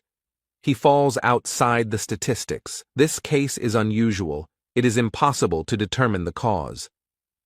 Lee Han-soo shows an abnormal growth rate. Now he, the administrator, is watching him. The man suddenly remembered the time when everyone was criticizing the game, calling it a failure, and he had the last word. He said that he simply acted rationally. Even if it was just one person who would be properly prepared and sent there, then their chances would increase. Meanwhile, the time spent in the world of evil spirits has ended. 1 hour there is 1 second here. You need to be careful with this, because now every midnight on the 15th, he will be vulnerable for 12 seconds. While warming up, Björn thought about how the spirit hunter community had exceeded all his expectations. This place had proven to be a great source of information. Swallowing the pill early had been a good decision. But enough thinking for today, because he had been awake all day, and then the mental fatigue from the extra 12 hours had piled on. Now it was time to sleep. Tomorrow he had to accompany the Baron. At noon the next day, Björn was given a suit that the aristocracy thought would be appropriate for a barbarian to wear to their event, and he set off for the first quarter, the imperial capital, Carnon. He led a column of mounted knights and carriages, and along the way he thought about how he needed to quickly sort this out, and then stop by the heavenly auction house. His legs were already aching because the journey was long. The Baron's butler approached the hero with a remark that he was obliged not to turn his head, but to look straight ahead and keep his back straight, since he was honored to lead the cortege of the respected Lord Martuan. Björn thought it was his own mistake. What else did he expect when he let the barbarian go ahead? So he was not going to listen to this man's lectures. The Count's house, where the banquet would be, was about 6 kilometers away. It was still summer now, hot. But soon this distance was overcome. The hero met the Baron, who was beaming with joy, because for the first time so much attention from the guests was focused on him, and he had only just arrived. After this conversation, Martuan went about his business. Bjorn was left alone among the nobles. One boy asked his parent to buy him the same barbarian. The latter felt uncomfortable, like an animal in a zoo.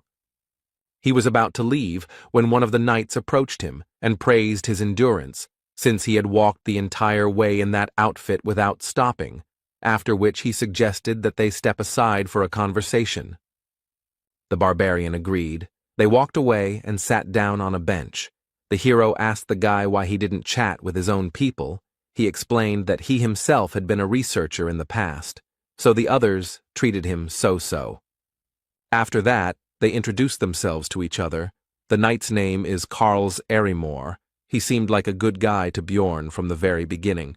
This was because he did not show the arrogance typical of the other nobles.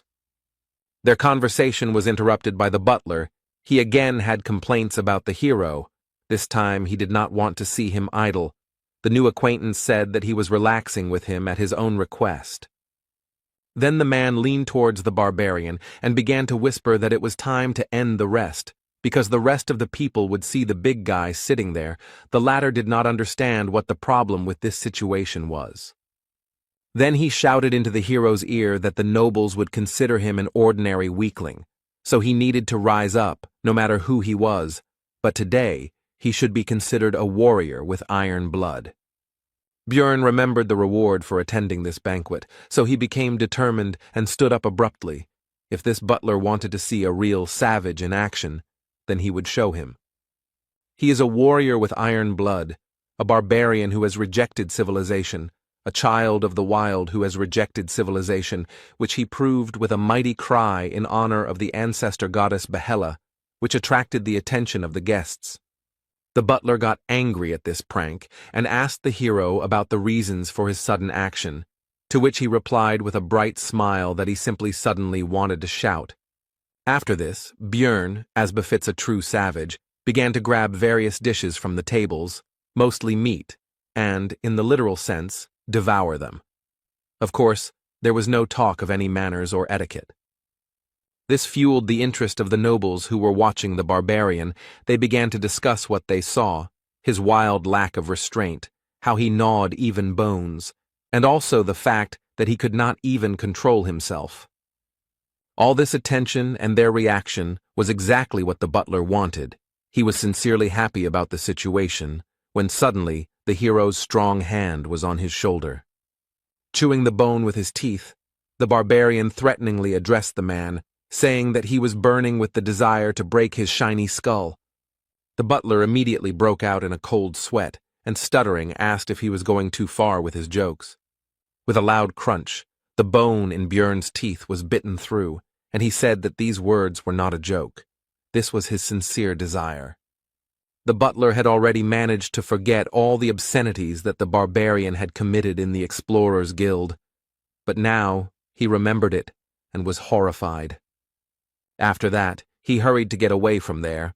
This whole situation made Karls Erimor laugh. He didn't even think that this man could have such an expression on his face. The knight asked if Bjorn's teeth were in order. I received the answer that he was quite strong, and the hero was in a good mood because this banquet was finally beginning to come to life. For a while he enjoyed what was happening, like a true barbarian, But soon, curious nobles began to approach him. For example, two girls who asked to touch his hand. He did not refuse them. The ladies were pleased with what had happened, and as they walked away, they discussed their impressions. And now, a married couple of elderly noblemen approached the hero. They asked Björn to shout some more, to which he activated his barbarian opera mode and melodically chanted the name of his people's ancestor goddess, Yahello. This reminded the old couple of their youthful days, and soon new nobles rushed to the hero with their requests. Now Jandel felt like those mascots in animal costumes at various events. Bjorn did not refuse them. Meanwhile, the knights began to discuss his behavior. One called him not Little Balkan, but a little clown. The second said that he had lost the honor of a warrior. The third simply insulted him. The hero heard their words. He noticed the insignia of cadets on their clothes, so he wondered why they were barking behind his back, because they didn't even know how to use aura yet. The Baron soon arrived, apologized for interrupting the speech and disturbing the atmosphere, and then said that the barbarian now needed to go with him. He needed to be introduced to someone. The hero followed Martuan and met other nobles in the banquet hall. He introduced his companion to the Viscount as Little Balkan, to which he asked what brought this explorer here. Bjorn replied that the Baron had helped him in one matter, and now he was protecting him to repay the debt. The nobleman admired the presence of a barbarian as a personal bodyguard. Martuan began to say that he had not demanded anything from the barbarian for his service. He himself had decided to thank him in this way, and the hero played along with him. The Viscount admired his noble way of thinking. So 13 more similar conversations took place. In other words, of all this, people only less than 15 were worthy of being called aristocrats. The fame of the Little Balkan grew. As a result, Björn got to know all the nobles present. In the game for this, he would have to raise his fame level considerably, after which he began to communicate with people and put on performances. Soon, the paladin who met the hero's team at the exit from the sewers came to the Baron to express his respects. He did not expect to see Jandel here, while Martuan was surprised by their acquaintance. It turned out that this man was not a simple minister of the church, but a whole captain of the 3rd Division of Paladins of the Order of Letless, the god of research, and also the goddess of the stars. His name is Pal Krovitz. While Björn was surprised that someone like him was earning extra money by collecting corpses, he said that the hero could always come to their organization if he needed help, because they would remember his deed. The Baron and the rest of the nobles were unaware of the reasons for this, so Krovitz told them about the capture of the priestess of Karui, and also added that they valued their relationship with Sir Jandel. The hero's fame grew even more. The nobles were delighted, but soon it was time to get ready, because Count Ferdehilt, the organizer of the banquet, arrived. He wanted to meet Bjorn. This caused a bad feeling. When they met, the elderly man shook Jandel's hand and said that he had long dreamed of meeting him, but the barbarian thought this was strange, since he had only become relatively famous quite recently. Even in the game, such an event was not triggered until quite a long time had passed, and the Count was sticking to him, meaning he wanted to appease him, which made the hero uneasy. Ferdehilt suddenly said that looking at Bjorn, he had a great idea. He offered the barbarian to participate in a dueling competition of knight cadets, which discouraged Jandel. The hero had a bad feeling about this sudden quest, but he still agreed to it, because he was promised 2 million magic stones just for participating. And for the victory, there was a prize. It was a numbered item, 7,777, the necklace of Garfus, which turns the crystals placed in it into a random substance, can only be found in the cracks on the 5th floor, very rare. In many ways, this artifact is similar to the Frost Spirit Ring. It also has a low number, and the unique property is considered not very valuable, which is why it is considered useless, and it also has a secret. The hero remembered his recent worries about the future. Now he decided to send it all to hell. He was still tense, but he decided to accept his fears and move forward. He was not going to avoid problems. The Baron said that Bjorn didn't have to win, just hold out long enough to keep his reputation intact, but the barbarian said he could smash his opponent's skulls in 10 seconds. Martuan said that if he wins, he will give an additional 1,000,000 stones as a reward. Jandel did not expect such financial injections. His body was suddenly filled with motivation. He will do everything possible to win. However, he couldn't calmly wait for the duels to begin, because as soon as the Baron walked away, a pack of rats approached him, those 3 cadets who had insulted him earlier while he was busy communicating with the nobles. The one who called him a little clown was outraged by the hero's speech about victory in 10 seconds. He believed that the barbarian had forgotten his place after the clowning he had arranged. The second, who said that Bjorn had lost his warrior's pride, advised the barbarian to pray that they would not become opponents because he would rip his throat out in 10 seconds. The third one, who insulted the hero, did not have time to say his line because he was interrupted by Jandel, who asked the knight cadets if they had any serious problems with their heads. After which he said that they pounced on him like a pack of cowardly rats, and even a baby warrior would not act like that. The knights were offended by this statement, but Bjorn shut them up again, pointing out that their courage had only awakened when the Baron left, and that this was their honor and dignity. Before they could respond, the barbarian began to shout to the whole area that the cadets had attacked another participant in the competition in order to try to scare him with their numbers, and added that they had problems with their heads. The surrounding nobles, of course, heard all this, so they began to discuss the situation. Some began to say that knights should not behave like this. They were ashamed of it. Therefore, the 3 cadets hurried away, and the hero said goodbye to them with the words that the next time they met, he would solve all their problems with their heads. He hoped that they would understand his hints. Soon the tournament itself began. The participants came out and fought each other, and when it was Bjorn Jandel's turn, he realized that his hopes were justified. One of those knights was his opponent. And he was also lucky that it was the most infuriating of them, the one who insulted him, although he himself was nothing special. After this, the opponent raised his blade up and began to swear by his honor and dignity that he would only use fair methods in combat, but then he was interrupted.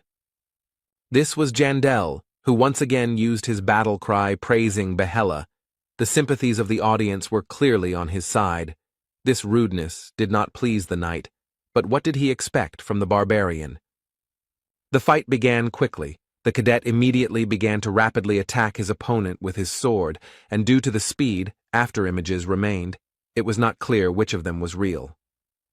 But this was not a problem for the hero. The solution was simple.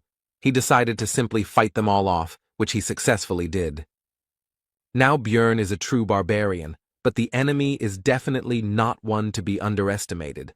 Or rather, it wouldn't be worth it if they were in the same conditions. After these thoughts, Jandel used his skill Wild Splash, which increases the threat level by 3 times, and physical characteristics increase proportionally to this value.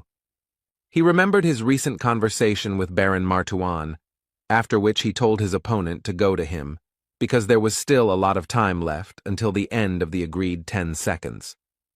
Wild Surge increases the threat level, which provokes monsters, but it affects people differently.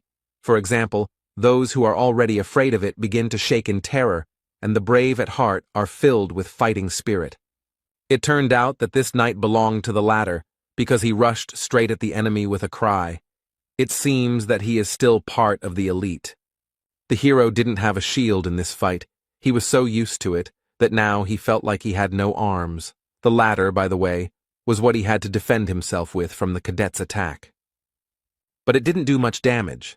The blade cut through the barbarian's skin, but didn't go too deep. The enemy didn't understand how that was even possible. The hero, seeing all the worries on the enemy's face, explained that he was simply too weak, while simultaneously pulling his hand back and yanking it, splashing blood. A certain amount of red liquid got into the knight's eyes, and it was acidic due to the essence of the corpse golem. After such a move, the enemy no longer posed a serious threat, so he was grabbed by the neck and lifted into the air. At the same time, the hero reminded him of his promise to solve his problems with his head. He definitely had problems, and if someone has them, then the easiest way is to get rid of the cause. Any barbarian would agree with this, and if not, then okay, After these thoughts, the knight was cured, if you can call it that. After the battle, Bjorn decided to visit the temporary infirmary of the followers of Letlas to find out about the condition of the defeated man. The priestess said that he would live, but the barbarian should have been more gentle. The hero replied that he did not expect such weakness from the enemy. He was a knight after all. The blow was delivered not even with an axe, but with a fist. He did not expect that he would be knocked out from such a jab. The priestess noticed that it was not a jab. The cadet's brains were already flowing. Bjorn replied that since he remained alive, then we count the knockout. At that moment, the girl experienced a semblance of the stupidity of 3 barbarians at the same time. The knight soon came to. He decided that he had to go to the competition. The minister of the church explained that he seemed to have lost some of his memory due to the injury he received in the duel, but it should return soon. The barbarian hovered over the victim and asked if he really didn't remember anything, to which he answered in the affirmative. The hero decided that he wasn't lying. Then Jandal asked him for a favor, after which he would immediately get out of here. He reminded him of his own statements addressed to Bjorn and told him to repeat them word for word. The knight agreed with this, but the further he spoke the phrase, the more uncertain his voice became, and soon he fell silent altogether, grabbed his head with his hands, and exclaimed that he remembered, but there was no joy in his voice. Bjorn was pleased with the patient's memory return. He smiled and encouraged him to continue speaking. This made the cadet quite tense. He was already covered in sweat while speaking, but now there was more of it.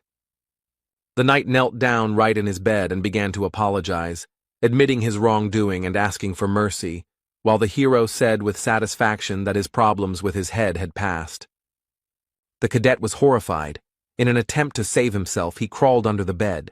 The girl was stunned and kicked the barbarian out, and he himself was satisfied, because today he had healed injuries that even the priestess could not heal. As it turned out, the Baron was just looking for Bjorn. He asked where he had been. He replied that he had been visiting the knight with whom he had fought. Martuan was surprised by this act, because in battle he had beaten the enemy without mercy. Jandal refuted his thoughts. He said that if it had happened in the labyrinth, then that cadet would not have left alive, but as it was, he expected that he would be stronger, since he was so slow. The hero asked about possible problems. The knights were from noble families. The Baron replied that there would be no problems even because of deaths. If such did appear, he would sort it out.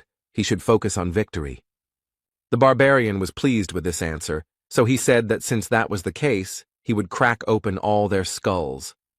And in the next battle, Bjorn was again pursued by luck. This was also one of that trinity of rats. This representative of them then spoke about the loss of military honor. As soon as the start of the duel was announced, the knight began to accuse his opponent of lack of shame, because he entered the ring after the previous dishonorable beating and warned that this battle would not be so easy. He still didn't attack, but continued his speech. He began to say that the barbarian's previous opponent was the weakest of their 3, but the hero was not going to conduct a dialogue here. He moved forward.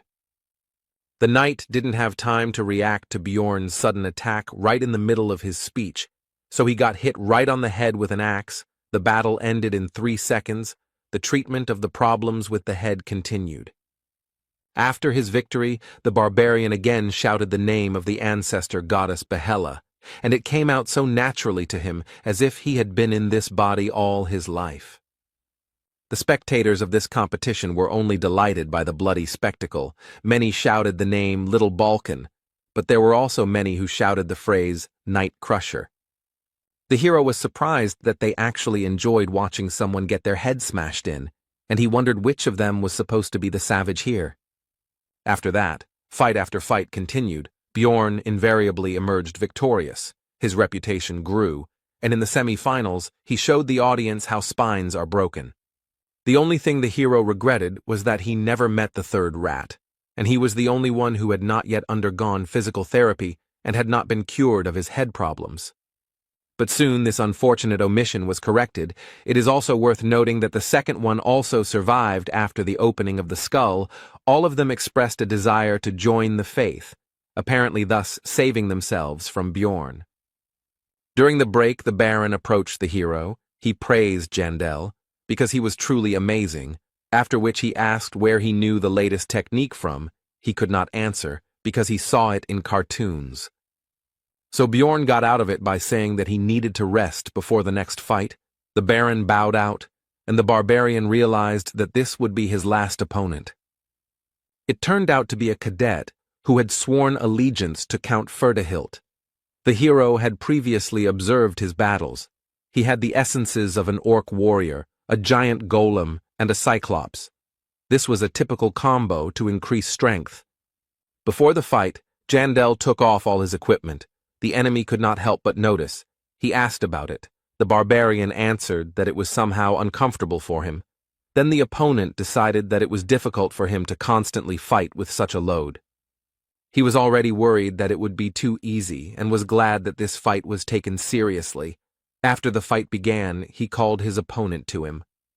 But his attempts were obvious to Bjorn, and judging by the way he relaxed, the hero came to the conclusion that it was not in vain that he did not reveal all his cards until the very end.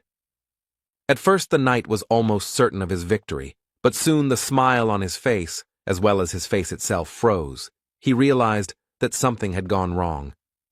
He raised his head higher and higher. A shadow gradually moved over his face, and his posture became more and more tense. The hero used gigantization and wild splash. The first increased the threat level and physical characteristics proportionally to the increase in size, and the second increased the same parameters, but without turning into a giant. This was a great combination of skills that greatly increased Bjorn's main stats. Now he was like a monster himself. Perhaps the threat level had increased so much that it had affected even the experienced knight, or perhaps he was not particularly brave, but whatever the case, he began to tremble in fear before the colossal barbarian. The enemy did not stand there in a stupor for long. He could not gather his courage, but threw his sword to the ground and, screaming for salvation, rushed to run through the crowd of spectators. Bjorn was never upset by this development of events. It was easier for him, so he just stood and watched the events unfold. The referee soon shouted that one of the participants had left the battlefield. These words made the knight come to his senses. He returned to the arena and said that it was not on purpose and asked for another chance, but he was denied. The count, at this moment, made a truly terrible impression. He asked his cadet about how long he would disgrace his name. This even made the hero doubt the correctness of using gigantization.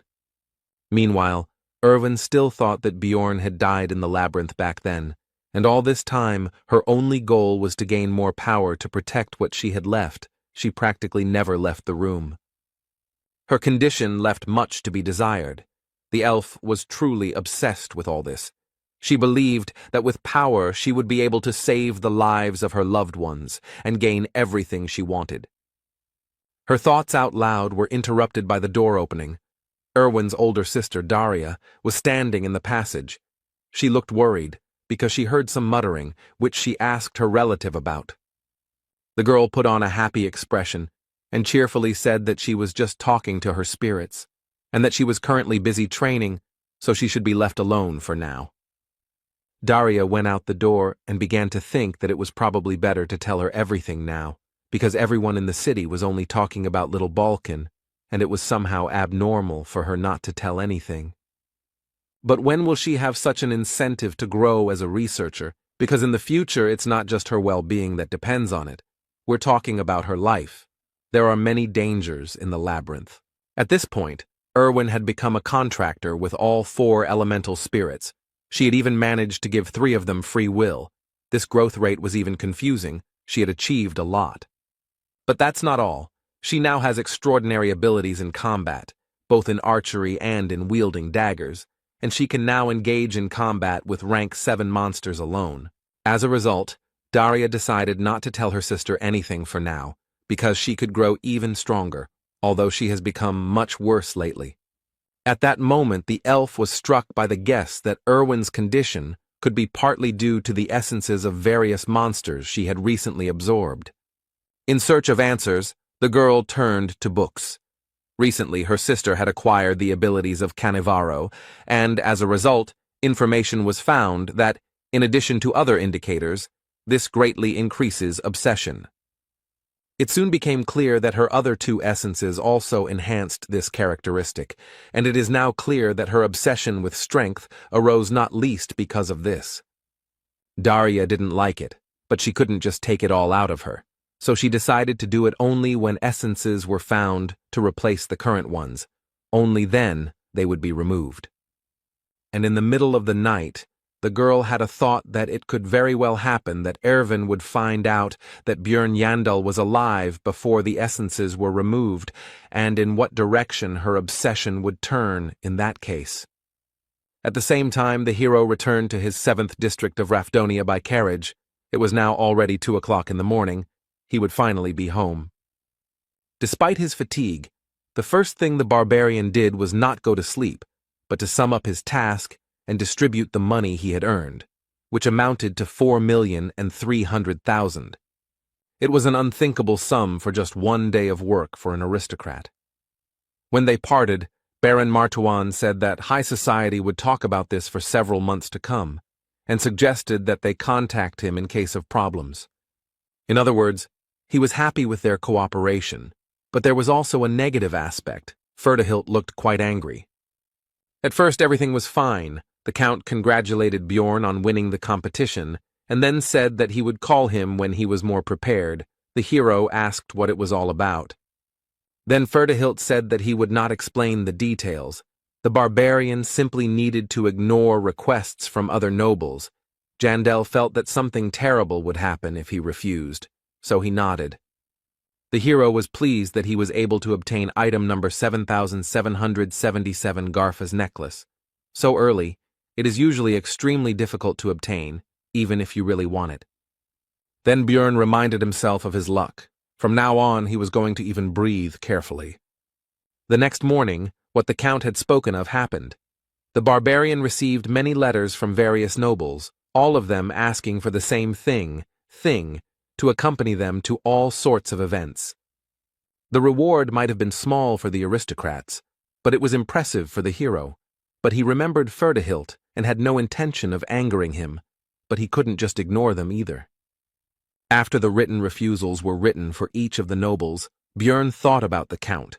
He considered him a dangerous man. People like him seem calm, but it is better not to cross the line. And it was so bad that he couldn't figure out his intentions. Jandel wondered what reason he could possibly have for being interested in some barbarian explorer. He decided to find out more about the Count in the community. Meanwhile, it was already the last month of helping Raven with her scientific work. Upon arrival at the magic tower, the girl looked somehow nervous.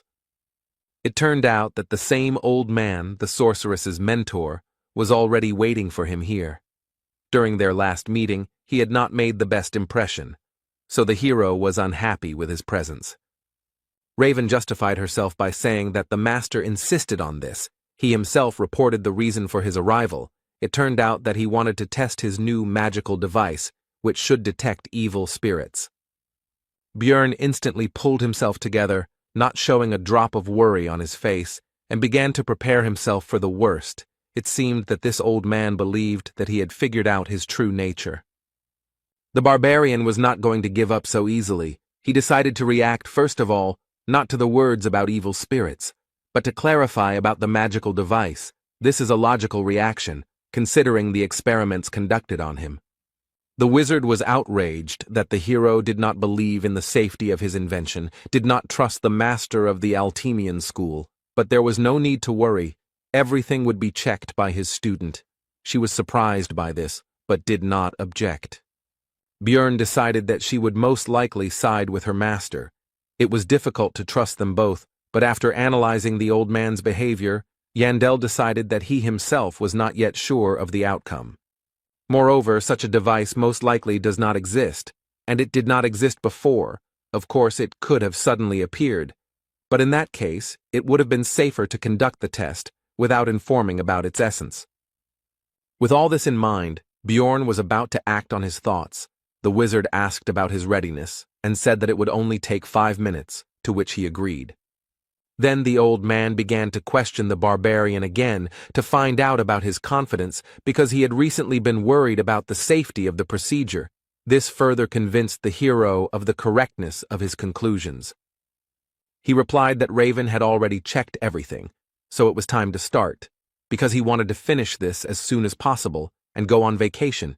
He had figured out the wizard's plan and was not going to fall for his bait.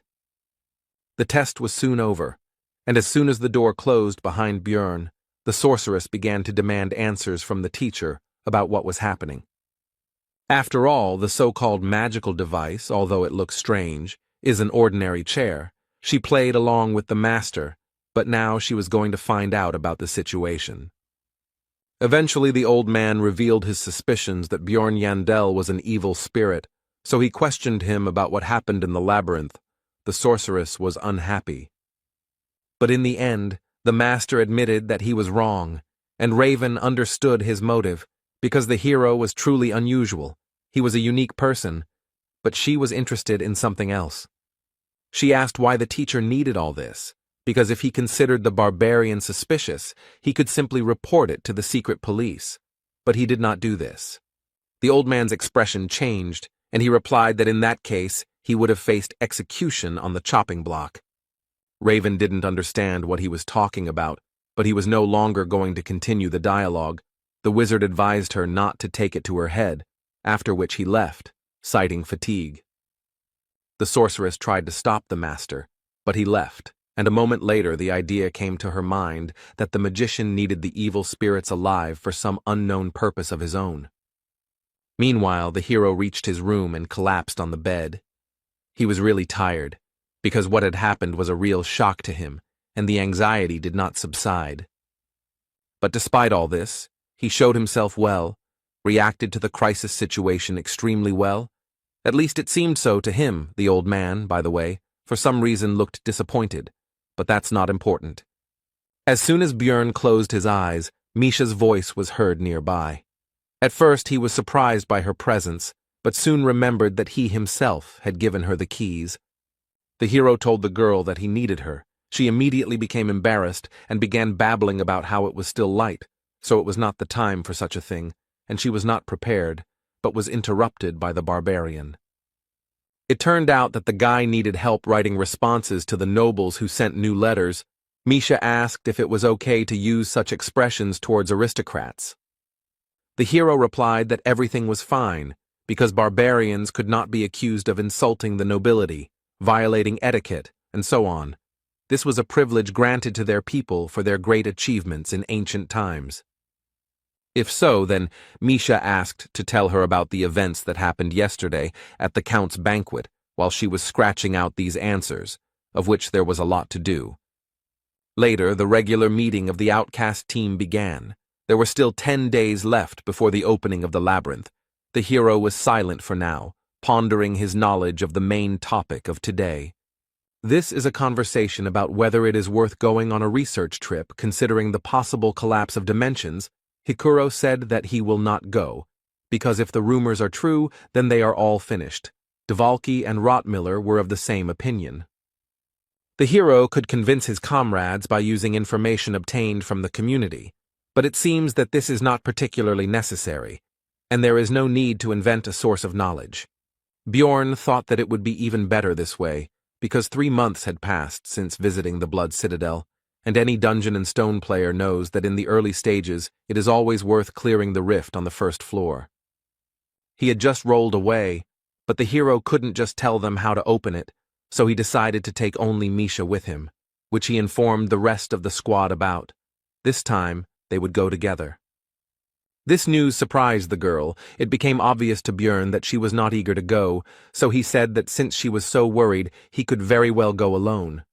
Misha accused the hero of being a savage who didn't even think about asking her consent first, or at least trying to speak more politely than usual. Then Bjorn asked the girl to go with him and added a magic word at the end. Then she agreed and said that she still would not have let him climb into the labyrinth alone, but the barbarian was surprised that it worked. The next day at the market, Hikuro and Rothmiller learned from the newspapers that the royal family was claiming that the rumors regarding the dimensional collapse were false and that the Tarutane school was spreading lies. Then Murad went with the good news that they could go to the labyrinth together, but the barbarian replied that he and Misha had already taken the mission and could not, after which he slammed the door. The girl was surprised by this and asked when the hero managed to take on the bodyguard assignment. He replied that it was actually just an excuse, which aroused the cat's curiosity. Björn explained that this time they would go into the rift. Misha asked about his source of information about this. He replied that it was the books he read in the library, and he didn't tell Hikuro about this because, unlike the Beast Girl, who still keeps the secret about the Ring of the Frost Spirit, the dwarf doesn't know how to keep secrets and will blab everything after the first glass. Jandel asked Misha's opinion about the rest of the team. She replied that Dvalki would definitely blab by accident, but she was not sure about Rothmiller. The girl's words almost perfectly coincided with Björn's thoughts. Apart from Brown, his hero was able to understand him the easiest of all of their squad. He would keep the secret, but at the same time he would begin to ask suspicious questions about the source of his knowledge, and might even begin to suspect the barbarian of an evil spirit. Misha understood her friend's reasons for not telling her about the rift, but she couldn't help but ask why he decided to take her with him. Her tail stood up straight in anticipation of an answer. The hero had several reasons for this. The Beast Girl is surprisingly meticulous in everything and knows how to remain silent.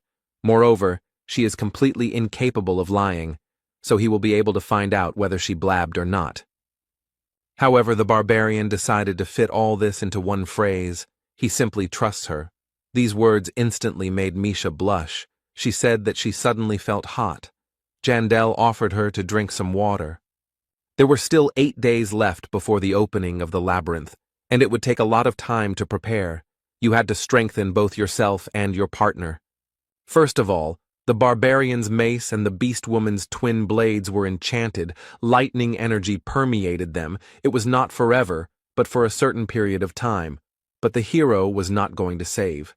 Also purchased were a lightning scroll, thunder grass, and advanced healing potion. Misha doubted the need to make such purchases. 2 million were spent from their joint account that they opened. The next day, Bjorn went to the shaman to strengthen his immortal seal to the 4th stage. This cost another 4 million magic stones. This increased the characteristics of willpower and fortitude. Thanks to the increase of the last parameter, the hero could stay in the form of a giant longer, to be precise, 1.5 times longer. Just when he was checking this, Misha came to visit him. There were still 7 days before the trip to the labyrinth. At breakfast, Bjorn said that he was going to the library. The girl asked to take her with him. Then the barbarian was surprised that she was interested in reading at all. The beastman was outraged by this. In the end, they still went together. But this time Ragna used a simple book search spell, not the one she had been using on Jandel lately. He asked the librarian about it. She replied that she was using those charms specifically for him, so she couldn't do it in front of others. Bjorn noted that she should have told this only to him. Then Ragna asked Misha to forget everything she had said. This discouraged both the beast woman and the barbarian, but the latter did not want to think about it too much. When there were 5 days left before the opening of the labyrinth, Jandel finally fulfilled the agreement with Raven. The research of his essence was finished, and at parting, the girl advised the hero not to die there. The hero asked if the sorceress was going to take the pass to the tower. She replied that he could come in if necessary. She would be curious to hear about Bjorn's successes, because he is a magnet for trouble. During the remaining time, all other matters were completed, and the day of the opening of the labyrinth arrived. This time, the novice barbarians were sent there again, to whom Jandel again gave advice.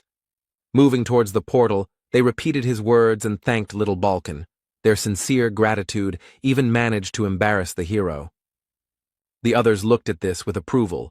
Hikuro noted that they were lucky to have such a reliable mentor. Bjorn also gave advice to the rest of the team, because this time they were split up. After that, the 3 entered the passage. Half an hour passed. Misha was already starting to worry, but Jandel told her to wait further. He was going to use a method that had already been tested. Everything went as planned. The partners found themselves in the dark region right in front of the portal to the next floor. Its opening brought valuable experience, and the beast girl did not understand what had happened at all. Then he explained to his companion about the phenomenon of dimensional instability, to which Misha said that she felt sorry for Rottmiller, because if he had found out about such a loophole, he would have considered all his work pointless. The hero agreed with this statement, because Brown takes his role quite seriously. He once said that his dream as a scout is to open a portal with his own hands, and he will try to do this. On the other side of the passage was the rocky desert, which did not suit them. They would have to go back and look for another passage, because there were no magic crystals needed to open the rift here. They needed to go to the beast's lair. According to Bjorn's estimates, they would have to walk for 2 days. After 3 hours, they encountered another type of 9th-rank monsters. They looked a bit like goblins, but in fact, they were gnomes that looked like clay dolls. The girl and the guy were distracted from collecting magic stones by a team of researchers who were in a hurry to be the first to reach the portal for the sake of precious experience. They had no idea that it was already open. Misha admired their high-quality equipment, but Bjorn said that there was nothing surprising about it, because one day they would also become the owners of something similar. The girl noticed that the hero was very ambitious. She assumed that it was because he was a barbarian.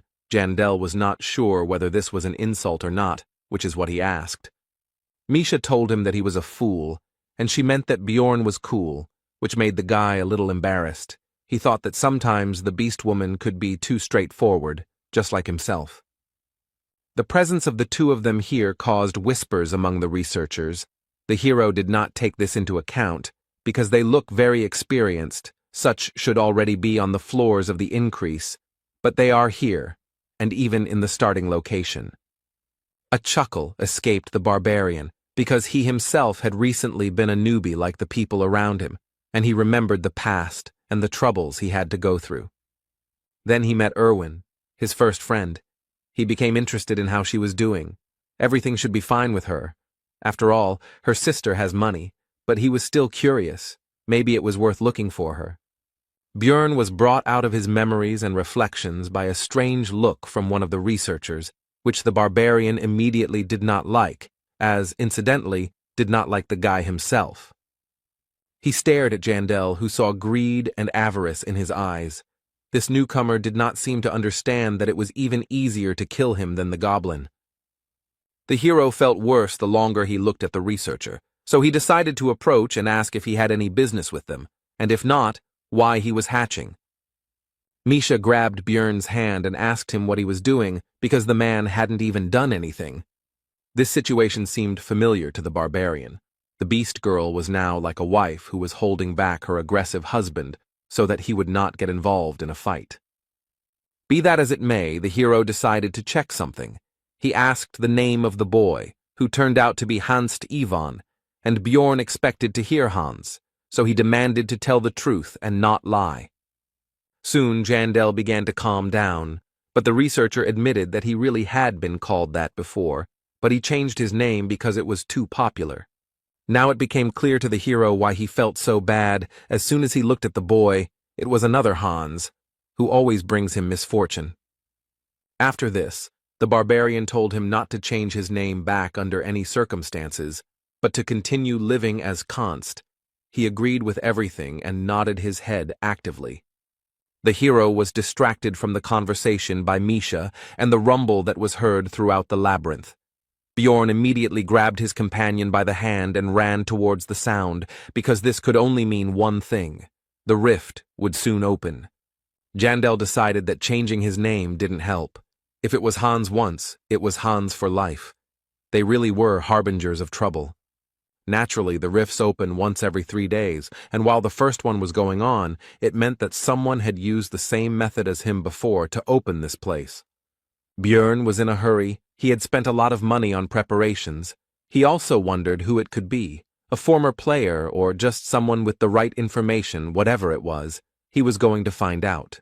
But to do this, It was necessary to get inside, so to increase the speed, and, accordingly, the chances of success. Because the space is limited, the barbarian took Misha in his arms and rushed to the entrance. The partners still made it in time. They were the last of the 5 participants. 3 were already inside. It was time to get acquainted with the new members of the formed Rift cleanup squad. The young man introduced himself simply as Carlson. The massive beast man of the bear family was Abman Urikfried, and the girl was Genzia Nefrin. The hero decided to give fictitious names. He himself became Bjorn, the son of Thor, and he called Misha Michelle, but she didn't understand what was going on at all. Bjorn could only hope that she would start to think faster. She soon confirmed his words, but she was completely incapable of lying. Her face could not hide anything. After the introduction, Jandel decided to decide on their roles in the team. He himself is obviously a defender. Genzia said that she absorbed the essence of a goblin archer and is a scout, and Carlson is a vanguard fighter. The hero figured that the girl was somewhere on the first floor, the boy on the second. They had 2 newcomers in the group. This was radically different from the situation in the Bloody Citadel, but it was not surprising. After all, rifts appear in every 5th or 6th labyrinth. In Rafdonia time, this is once every 5 or 6 months. This time the opening was forced, which shortened the time. Experienced fighters simply do not know about what is happening. Therefore, it is not surprising that newcomers appeared in the squad who did not even look at the 2nd floor. The hero finished his thoughts. Abman was the next to tell about himself. He simply pointed to the huge crossbow behind him, but Bjorn said that he would like to know the details. Urikfried said that he would like to know about their couple first. Bjorn said that he is 6th rank, and Michelle is 7th, and they usually operate on the 4th floor. The Beastman said that he is 5th rank. The barbarian asked what he had forgotten there, but he answered his question with a question, and he wanted to know the same thing. They began to look into each other's eyes. Bjorn said that he and Michelle usually go in a team, but this time there was a problem, so they went in together and got stuck on the 1st floor due to the lack of a scout, and then they noticed a rift appear. Abman said that he had the same story, only he left his squad a long time ago. Jandel did not believe in such a coincidence, and all this time Carlson and Genzia were watching their argument. The hero didn't know if there was such a powerful build for a marksman to go solo, but given its appearance, it seemed quite likely, and he didn't think that newbies could get crystals to open the rift. It would be impossible for them to get to the 2nd floor and back in that time, although it may well be that they are actually hiding their true identities. After that, the hero asked who was the first, and therefore opened the rift. Carlson said that they got here almost at the same time. Genzia did not know, and Urikfried asked what business it was of his. The question was postponed. It was decided to divide the loot into 4 parts. The newcomers would get 1 for 2, but would be able to absorb unnecessary essences. Misha would take the abilities from the keeper, and the rest would be rolled into a dice. After the discussion, the squad took battle formation and went forward. The hero felt strange, because he had already gotten used to the dark locations of the labyrinth. He also noted that they were lucky, because the rift he was going to get into was open, which meant that the preparations, including consumables, were not bought in vain. Half an hour later, the team encountered their first enemy, a rank 7 monster, Yeti, an elite gatekeeper that lives only in glacial caves. Genzia Nefrin was afraid of the enemy, because she was not sure of victory over such a beast. Abman said that the paths in the rifts that need to be followed are usually guarded by monsters. Urikfried decided to make the first attack. For this, he took his huge crossbow from his back and loaded it, after which he shot at the monster. It hit, but Yeti blocked it with his hand. Now he couldn't pull the arrow out of his body. It was like the effect of the hook arrow skill. Then it was up to the melee fighters, Bjorn and Misha. The newcomers didn't bother.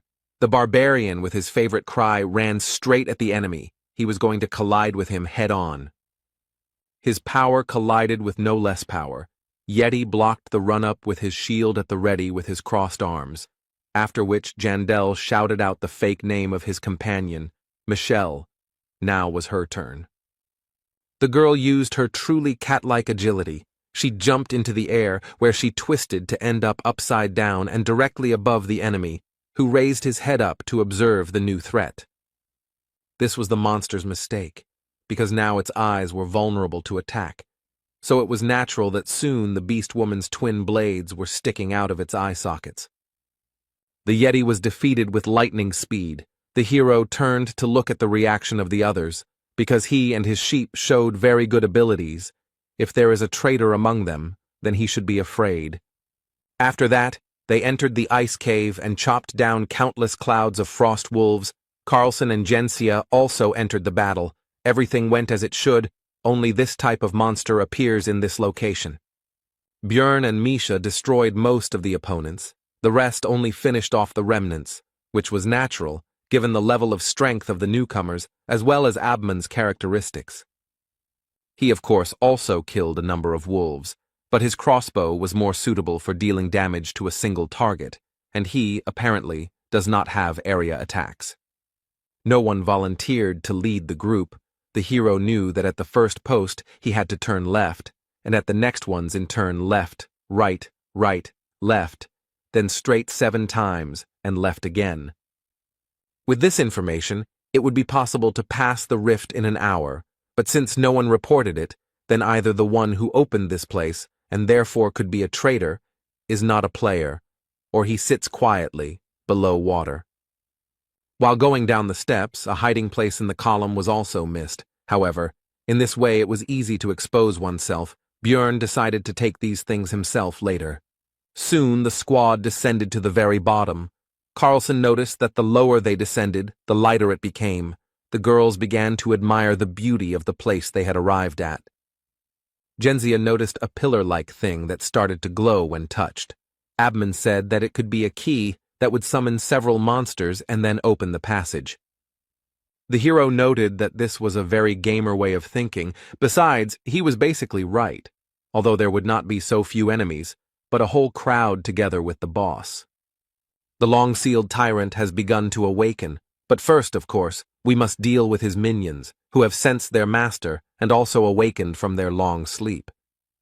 Abman and Jensia did not expect such a number of opponents, but Bjorn calmly suggested retreating to the stairs, since it would be easier to build a defense there.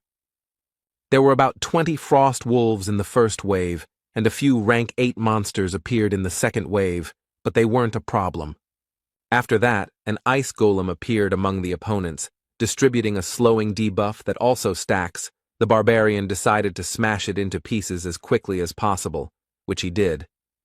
The next enemy turned out to be the Lord of the Snowfield, Katumba, a named monster that is an intermediate boss, a mutant yeti that can use various skills, one of which was suppression. The hero had already experienced it during the battle with the marauders on the 2nd floor. Because of it, it was impossible to move his body. It's easy to remove. You just need to take damage as soon as you freeze, or bite your lip, like Misha, so that the blood doesn't stop, which will also fulfill this condition. The hero used a different method. He simply pumped up the magic defense parameter, due to which the effect did not affect him at all, and he rushed at the boss with his battle cry using Wild Splash. Misha also joined his attack. Katumba decided to use his skill called Cold Burst. Bjorn took it on his shield.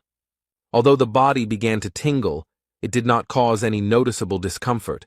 The monster and the barbarian met in battle. The hero held back the enemy and struck him, practically without suffering in return. Ulrichfried told him to get out of the shot's path if he wasn't going to die, as he began to use his skills, which were enhancement, which strengthened active skills proportional to the soul's power, and hazardous materials. The combination was so powerful that it not only instantly killed the boss, but also dealt damage to the monsters that were nearby. The explosion was impressive. Misha was surprised that such a thing could be achieved with a regular crossbow bolt, while Jandel realized that the Beastman had had an area of effect skill all this time. He was just holding it back just in case. Björn wasn't entirely sure if this could be called AoE damage, but with the help of the bear, they were able to quickly deal with this wave. They were also lucky. They got 2 essences. Now the division of the loot should begin. Abman immediately said that he was not interested in this, and left the discussion to the others. The newcomers were about to say something, but Björn interrupted them. He informed them that the Yeti essence would go to them and Misha, and they could divide the second one between themselves. They agreed. The cat immediately began to congratulate the barbarian on acquiring even greater power, but it turned out that he wanted to give this thing to the girl. Misha hesitantly said that, in principle, she was not against such a development of events, but she was interested in how much she would owe for it. The hero was discouraged by these words. He was not going to fleece his partner.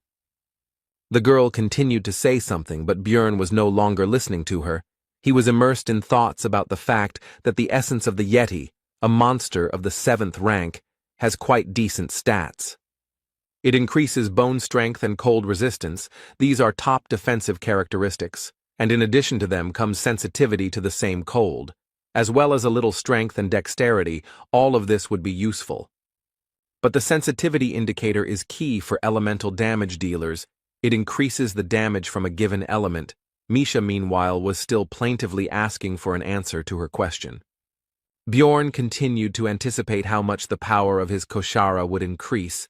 Because the color of the essence was also lucky, it gave the passive chill, which increased the damage of the attribute. But the main one was the active condensation of cold. Jandal could have dreamed about a better essence and thought about the prospects for a long time, but he came to his senses from Misha's touch, who thought that he would fleece her to the skin, since he had not answered for so long and with such a face. Björn finally replied that she shouldn't worry about that, since such things only needed to be taken care of with temporary companions, and it would be enough for him that the girl would continue to stay with him. These words somewhat confused the cat, but she still hurried to absorb the essence. This caused strange sensations in her, because the last time she did this was a long time ago. The barbarian decided to inquire about what the newcomers had decided. They said that they would not take their loot, which aroused the hero's suspicions, because such newcomers should seize any opportunity to become stronger. Carlson explained that Genzia saw that this essence fell from a frostwolf, and if so, then it would not suit him. Bjorn asked the guy about his reluctance to absorb this thing. Because these monsters are rare, it is unlikely that he knows about the granted abilities. The guy replied that it is rank 9, and something better will still fall out in the rift. It was a little suspicious, but such an answer was quite logical, because in this place the chance of essence dropping is very high, so I decided to find out Gensia's reasons for refusing to increase her strength. The researcher replied that removing unwanted essences was quite expensive, so she decided not to repeat her mistakes, because the girl uses a sword and she has the abilities of a goblin archer. The hero would have removed from the list of possible traitors those who would have absorbed the essence, but none of them took it, and the reasons given were almost ideal. He only hoped that they were not in cahoots. Genzia began to ask about the end of the monster's attack, as the ice ceiling above them began to crack, and soon a large paw of a new monster appeared from there. It was the final boss, somewhat similar to a lycanthrope, but larger and without weapons. But Bjorn was never worried about its appearance, because he knew that he would have to fight it later. Tyrant Tenerbus discovered the intruders and was very angry, so he used Ice Crush, which broke the floor under the team, and they all began to fall down. Just as the hero from the game remembered, it was time for the 3rd chapter. As a result, the squad ended up in a special zone, in which they were affected by the hypothermia effect, which reduced agility and doubled the damage received from the cold, and they all fell into freezing water. In the game, you just waited for the loading to complete, after which you start the 3rd chapter already on land, although your health points become smaller. But in reality, the barbarian was thrown around by the current left and right until he was thrown out of the waterfall, and he began to think that he would die like that. Now he understood the reason why he started this chapter in the game with reduced health. Because of this shaking from side to side, like a sack of potatoes, his body is now all in bruises and abrasions. The hero was distracted from analyzing his condition by a worried Misha, who shouted his false name and ran to the barbarian to make sure that everything was okay with him. When everyone gathered together, it turned out that Abman always carried firewood with him, Since he traveled alone, Björn decided that this fully proved the truth of his words. Nefrine and Carlson were worried that they were sitting right next to the fire, but it wasn't getting any warmer. Ulrichfrid explained that it could be an effect of a special region. His own limbs were getting numb.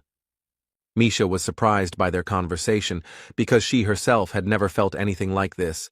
But the hero was not surprised by this, because the girl's resistance to cold, according to his estimates, should have already exceeded 40 units.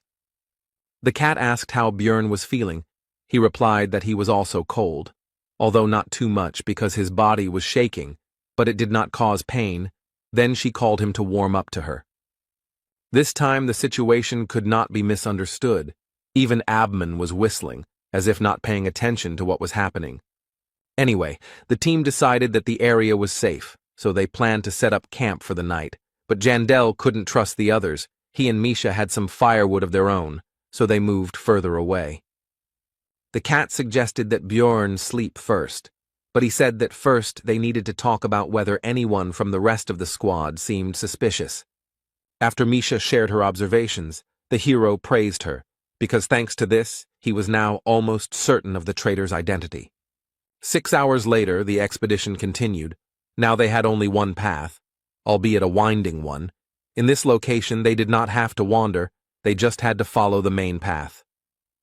Along the way, there were also monsters to fight that came out of the walls.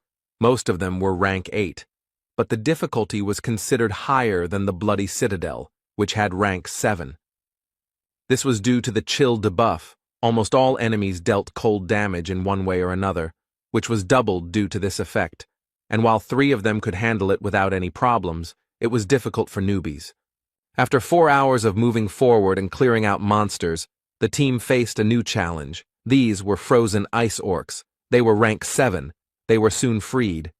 Abman was a little upset by this, because he wanted to get a better look at the monsters. Björn called on everyone to keep in line, mentally adding that in this case, it would be easier for Misha to keep an eye on them. The barbarian didn't know what the potential traitor's goal was. Maybe it was even a simple clearing of the rift. But in any case, he decided to prepare for any development of events. Now he rushed straight at the orcs with a battle cry. Such a serious skirmish is the perfect chance for him to take action. So, just in case, the hero decided to keep his cards close to his chest and fight at a lower strength. Abman asked Misha why she was still here and not joining the battle. She replied that someone could attack from behind, but in fact Björn simply asked her to do so. Ulrichfrid decided that the battle was not going in their favor, so he used his contract with the spirit beast. It turned out to be a summoner, so the bear Iradun, the Iron Hero, appeared on the battlefield. Seeing the beast's power in action, Björn finally understood how Abman could explore the labyrinth alone, though that wasn't a good thing right now. At this rate, they would win before the traitor revealed himself. So the barbarian had to go to plan B. He weakened his defense and exposed himself to the orc's attack, while Misha worriedly shouted out his fake name. But in fact, she was closely observing the actions of the rest of the squad, as previously agreed. Björn was actually almost unharmed, because the combination of the helmet, the thickness of the skull, physical resistance and regeneration protected his head. He only got a slight dizziness. Now it's the cat's turn. Carlson temporarily took the place of the defender and began to hold back the opponents, but among them was an orc sorcerer who aimed at 2 beastmen standing at a distance. Abman fired a crossbow at the enemy, who tried to defend himself with an ice wall, but the bolt easily pierced the barrier and hit the greenskin right in the forehead. Even without the barbarian, the team coped with this fight. Jandel was already beginning to think that his whole idea of creating a difficult situation was losing its meaning, when a voice was heard that said that since the essence had appeared, it was possible to begin implementing the plan. Genzia used armament change, which instantly changed all of her equipment to a higher rank, after which she used the skill Beast Walk, which imposed invisibility and speed.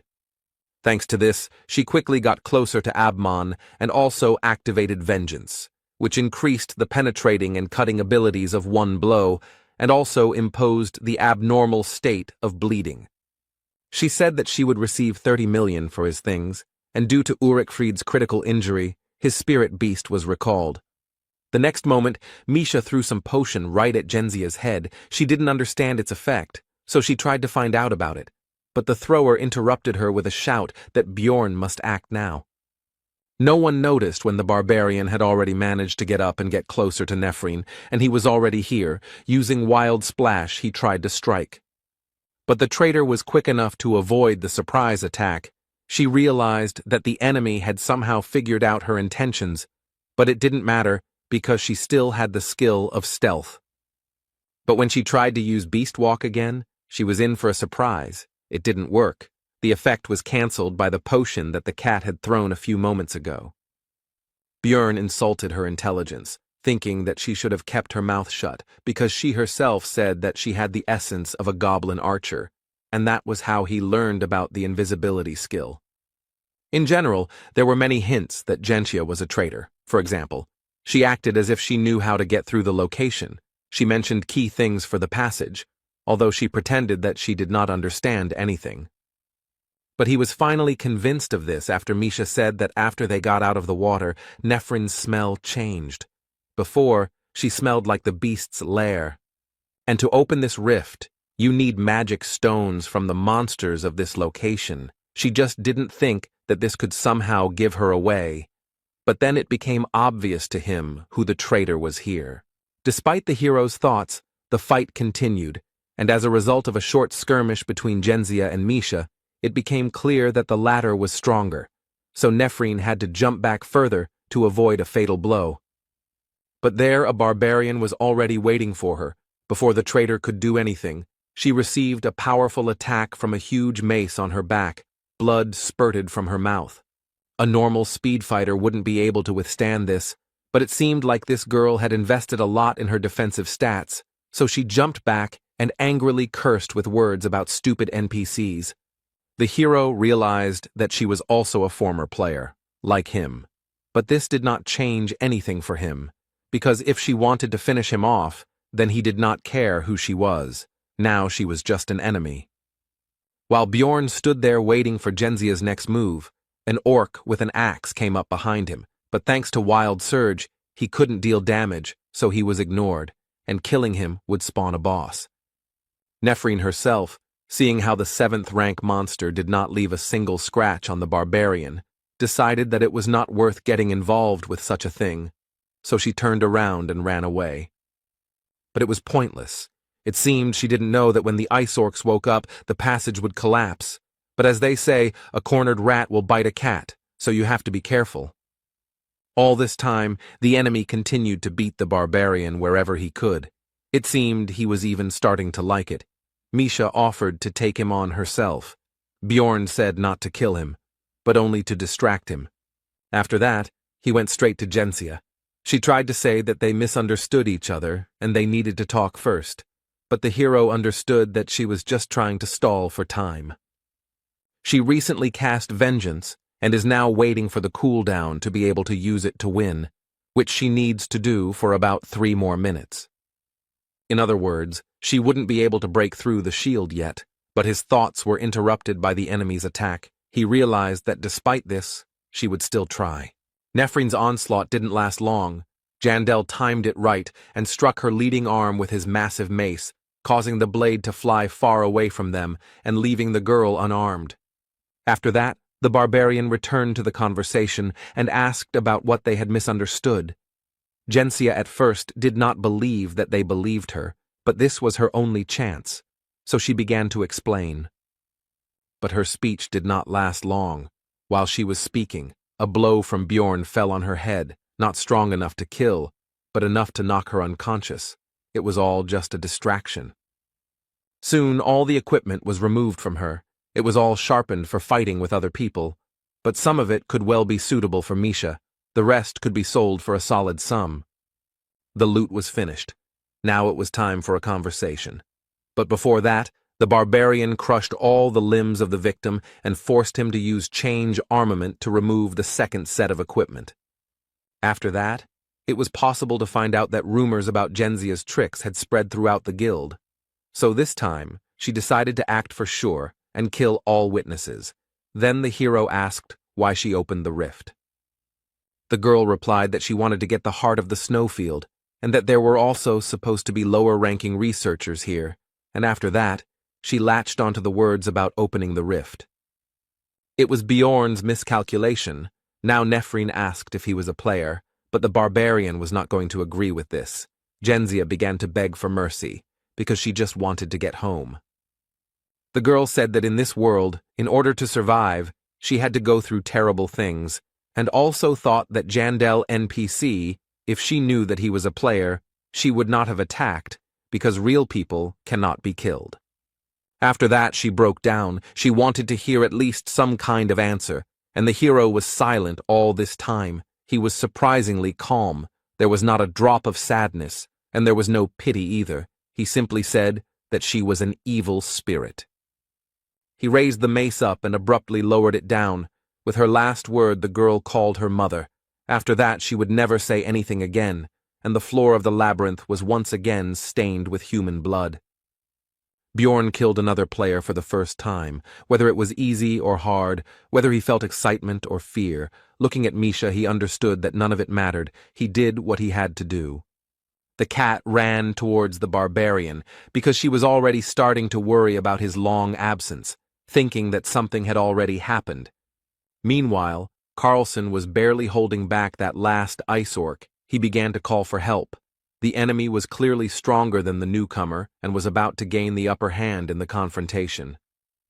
In the end, the monster knocked the guy to the ground and was about to finish him off, but Bjorn told Misha to deal with the orc, and at the same time, she should try out her new active skill. The cat used two skills at once. The first was strengthening, the second was condensation of cold. Her sensitivity to cold increased significantly. The orc was about to deliver the final blow with his axe when Misha rushed past at great speed and wounded his hand, saving Carlson. The wound looked like frostbite damage. It stops bleeding, but also prevents regeneration, which will be useful. It also significantly limits mobility on normal monsters. Without cold resistance, it will be even better. Having analyzed all this, Bjorn told Misha to hit him in the neck this time, which she did, as a result of which the enemy instantly froze in place. Most likely the frost reached his brain. Now, after asking about the cat's readiness, the barbarian attacked the helpless orc with his mace, after which the boss should appear. After this, the tyrant Tarunbas broke through the wall. Earlier he woke up from a long sleep, and now he also restored all his strength. This enemy has a few special features. He is 1.5 times bigger than a normal lycanthrope, and his stats are twice as high. He wields an ice club and inflicts hypothermia, but none of this is a problem. The fight will take less than 10 seconds because the preparation was done in advance. Bjorn ate the thundergrass, which increased the damage from lightning, after which he used a scroll with the same element. This boss is vulnerable to this attribute. After the attack, he fell into a state of paralysis, but it was too early to let his guard down, because Tarunbas has a skill that can remove debuffs that limit mobility, which he soon used. However, since the skill was used, it will now be recharged, so you can just do the same thing again that Misha did, throwing lightning bombs at the enemy. All this was taken into account in advance. This time the tyrant Tarunbas fell into a state of complete unconsciousness. Only 3 seconds had passed since the start of the fight. Everything would be as easy as pie. The preparation was at the highest level. Now Misha and Bjorn began to beat the boss with weapons enchanted to deal lightning damage. It reminded him of the good old days when he and Einar also killed death demons. The essence fell from the keeper. It was previously decided that it would go to the cat. She again began a conversation about the same as last time, but he did not listen to her and simply forced her to absorb the prey. Here they were attracted by the weak voice of Abman, who asked to get a potion from his bag. Misha was glad that he was alive, although she could have sworn that a second ago he had not been breathing. Carlson and the girl found the best potion and, telling the wounded man not to complain about the waste later, began the treatment. But it didn't help, so they continued. The hero realized that the blade was probably lubricated with poison that prevents healing and regeneration. The antidote also didn't work. The bleeding didn't stop. Ulrichfried was getting worse. Then Misha remembered the advanced healing potion that she and Bjorn had acquired earlier and suggested using it. After using 5 regular and 1 advanced elixir, the bear's condition improved more or less. It should even grow back the severed limb. His poison was very strong. After this, Jandel gave Carlson his share. He noticed that there was too much here. Then the barbarian said that it was because he did not receive the promised essences, and also he should not talk about what happened here. Misha seemed to think that Bjorn did it out of the kindness of his heart and cast a warm glance at him, but he didn't understand why she was staring at him like that. When Carlson left, Abman finally woke up. The first thing he said was that he was very lucky to stay alive. The hero was pleased that he understood this. Ulrichfried assured that he would pay for the potion. Jandel said that it would cost 5 million. The bear noted that it was only 1 million, but agreed, because the price of items can change depending on the circumstances. He left one of his numbered items as collateral. It was 7611, Gravedigger's Deception, which after receiving fatal damage plunges the wearer into suspended animation and gives immunity to damage for a certain time. It was thanks to this that the bear was able to survive. There were only 2 out of 3 uses left. But the barbarian still thought about simply taking the debt with the artifact. But Abman understood his thoughts and did not agree. At parting, Ulrichfried promised that he would not forget everything that the hero did for him. Bjorn noticed that he looked very cool at that moment. After that, the barbarian called Misha with him and turned back. She was surprised that they were not leaving, to which he explained that he still needed to take something from here. These were the caches that he learned about in the game. Besides everything else, a consumable was hidden in 1 ice block, increasing sensitivity to cold by 3 points. It, of course, went to the cat, and he himself increased his resistance to frost with another find. After that, Jandel explained that they had not slept much due to being on duty, so they should rest before continuing the hike, and besides, there was no place safer than a cleared rift. But the barbarian was in no hurry to fall asleep. Now was the time to think about today and the decisions he had made along the way. First of all, he thought about what would have happened if he had been here alone. As soon as the hero killed the player, all sorts of thoughts began to creep into his head. He suddenly began to hope that she would still open her eyes, at least in her world, and her dream would come true. Bjorn was disappointed in himself. And even so, despite all his actions, he was overcome by greed. For Abman's equipment, he could get 30 million.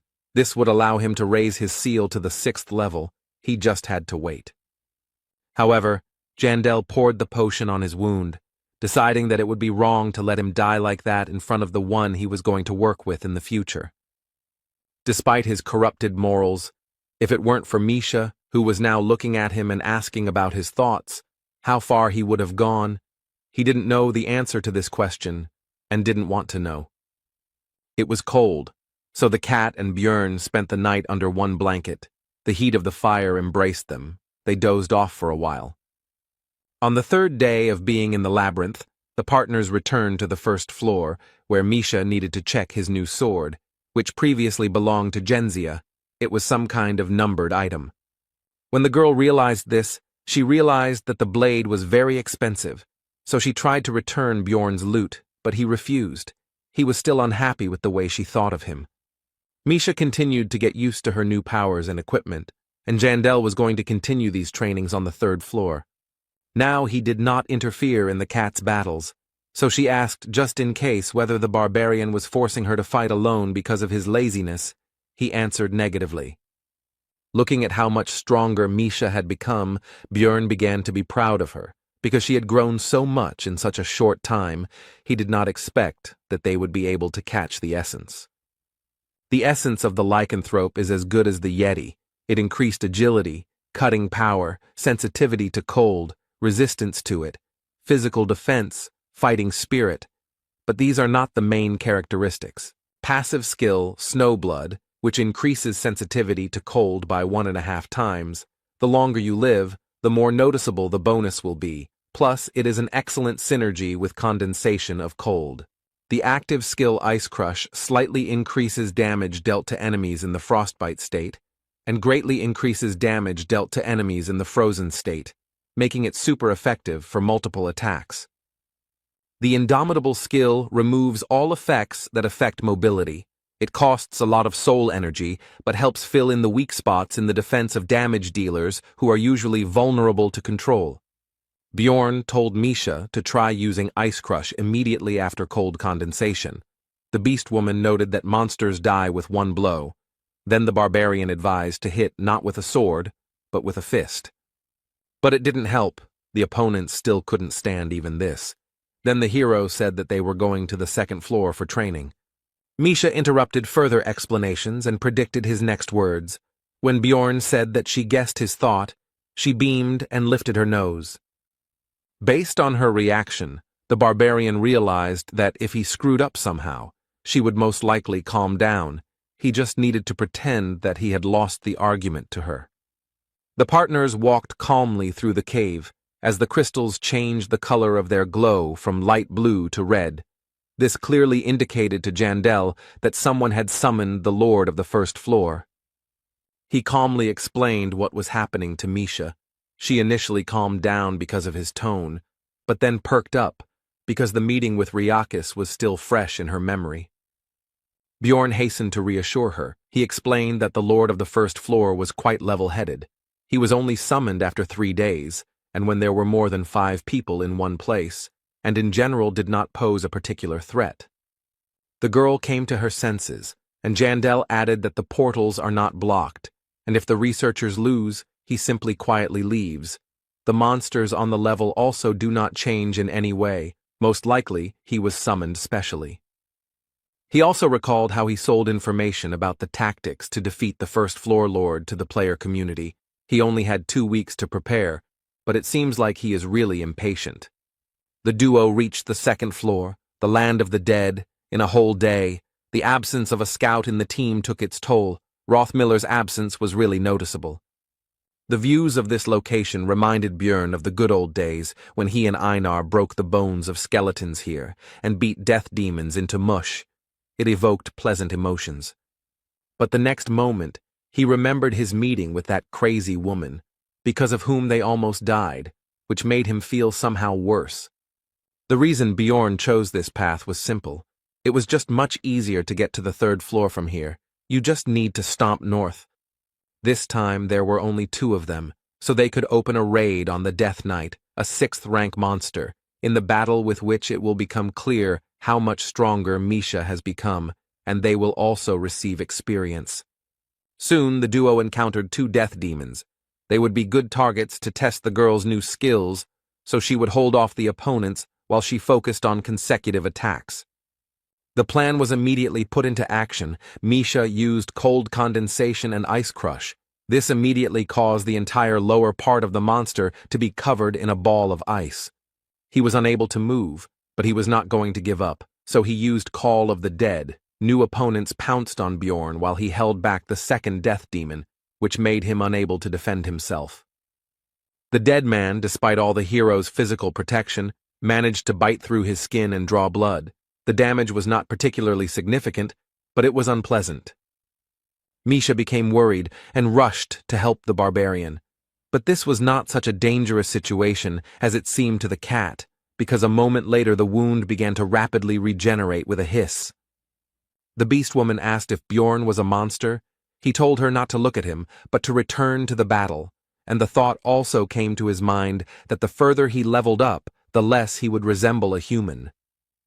Soon the opponents were easily defeated, their bodies began to dissolve, and the duo continued their journey north, simultaneously fighting other monsters. The girl continued to train. As a result, Misha began to understand how much cold damage was needed to inflict the frostbite effect, but not to the point of freezing. They even came across a chimera wolf who had a control skill, allowing the cat to test indomitability. Bjorn advised his partner to use this skill only in case of emergency because it was spending a lot of soul power, to which she replied that she understood everything. She was not a kitten. But a little later, as the barbarian thought, Misha overdid it with her energy expenditure and began to feel tired and devastated. The barbarian began to carry his partner by the scruff of the neck, as if she were an ordinary cat, while simultaneously recommending that she spend her soul power wisely next time, while she justified herself by saying that she felt fine until the last moment. Some more time passed, and it was decided to set up a camp for rest in some ruins. The girl was resting, and the hero was on duty. Everything was calm. But soon the voices of some researchers were heard nearby. They seemed not to notice the presence of Jandel and the beast woman nearby. Bjorn decided that it was time to leave here, so it was time to wake up Misha. But he froze when he heard the guests begin to discuss a certain barbarian, in particular, how he slept carelessly, and that they could cut out his heart right now, but the magicians preferred fresh ingredients.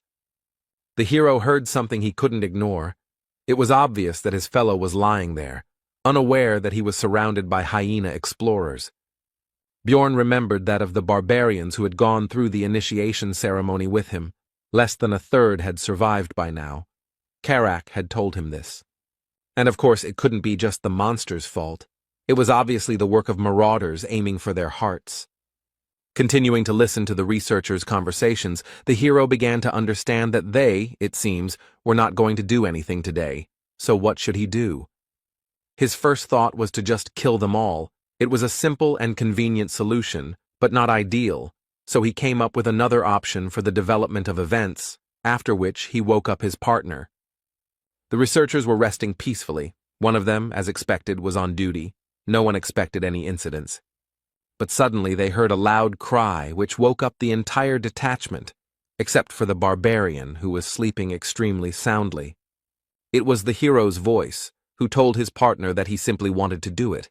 The researchers heard them and were surprised by the unexpected guests, but did not lose their heads and told them not to come closer. After this, one of the squad members hurried to wake up the barbarian and explained the situation to him. He was surprised that it was not monsters that arrived, but other people. He did not understand the danger. After all, his relative was among the guests. They hurried to meet each other. Bjorn introduced himself by his false name, Bjorn, son of Thor, and the second big guy was Karen, son of Tarson. Watching the actions of the barbarians, Misha did not understand what they were doing, although she knew that the hero was pretending, but she still wanted to move away from them because of the atmosphere. After the introduction, Charon turned to his team and said that they needed to lower their weapons because Bayan was not a bad explorer, and Jandel confirmed these words while they seemed to shine. One of the members of this squad twice began to address the barbarian, but he first told him to call him by name, but he made a mistake in this too, calling him Thor. He corrected him again, and soon the hero got him angry. The explorer was still able to correctly name Jandel and said that they should leave here because this is their camp. Then Bjorn said that they can become friends for the night. He began to explain that this was not done above the first floor, but the faces of the other people showed that they were already fed up to death. They had no idea that this was only the beginning. The researcher continued his speech. He said that you need to go up with those you trust. Bjorn clarified that they cannot become friends for the night. And the next moment he yelled that they were completely stupid, that they only had the bull for decoration, because if they united, then each of them would be able to sleep longer. Charon was surprised by this. He exclaimed that this was simply a brilliant solution, and he also wondered how the others had not thought of this before. The researchers were extremely surprised by this whole conversation. They decided that there was no point in even talking to these stupid barbarians. They even tried to somehow object, but this did not bring any results. The leader, with whom Bjorn had been talking all this time, had already decided that this would only bring disadvantages when he noticed the beast woman, who was very beautiful. He asked her opinion. The cat replied that since they were in the company of a barbarian, they could not be bad people, so she was not against their temporary unification. After which she told that her companion had lost his weapon, so she could not trust him to be on duty.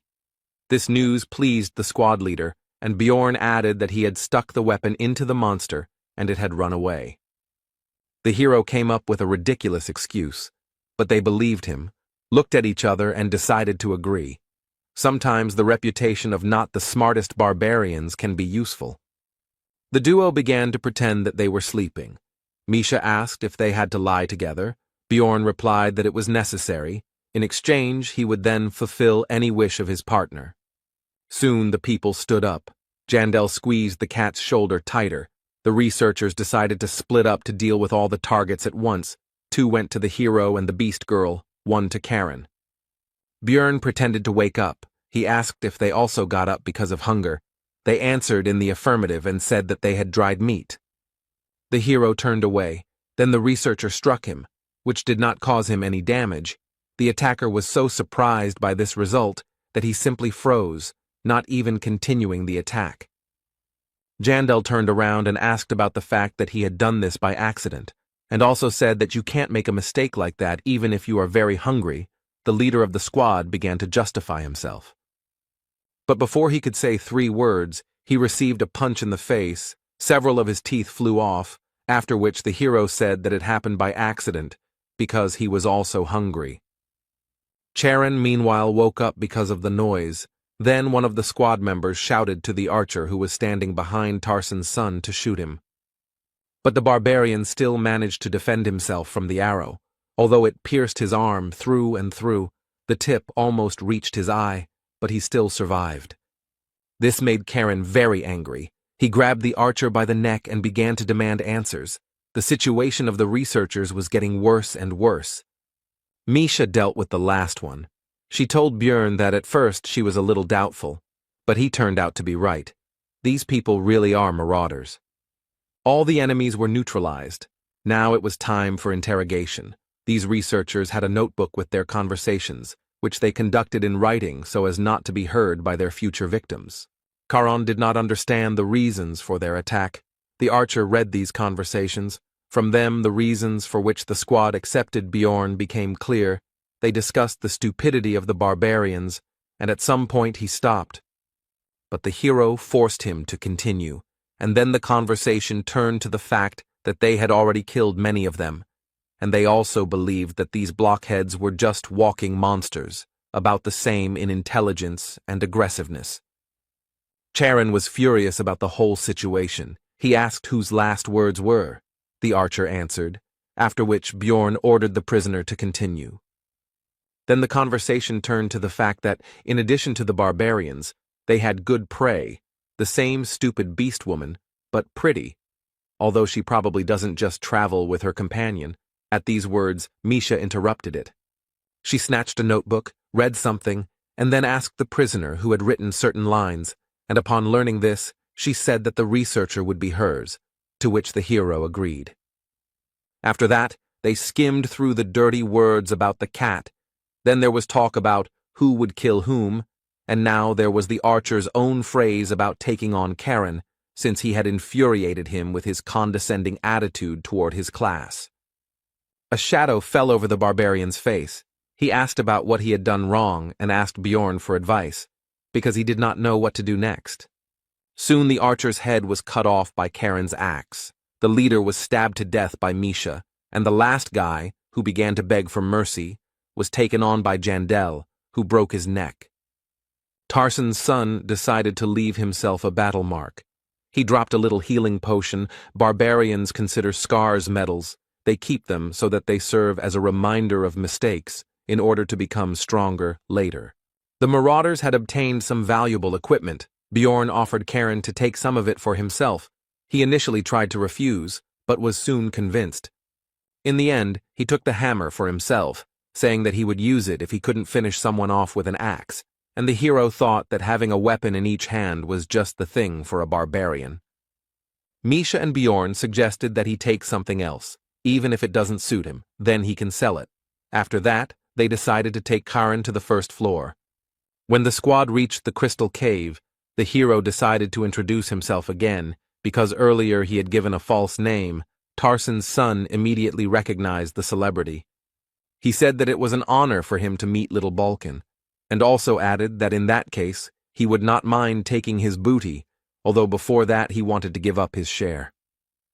Bjorn said that this was right, and also that Karen should not forget that the stronger he became, the easier life would be for the young warriors. At the moment, barbarians are the weakest species. They are in the most vulnerable position, unlike other non-human races. They have a lot of personal potential, but they are often targeted by people with bad intentions, and they are too naive.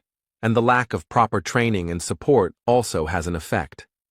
As a result, many newcomers become victims of marauders hunting for valuable hearts, and loners become victims of monsters.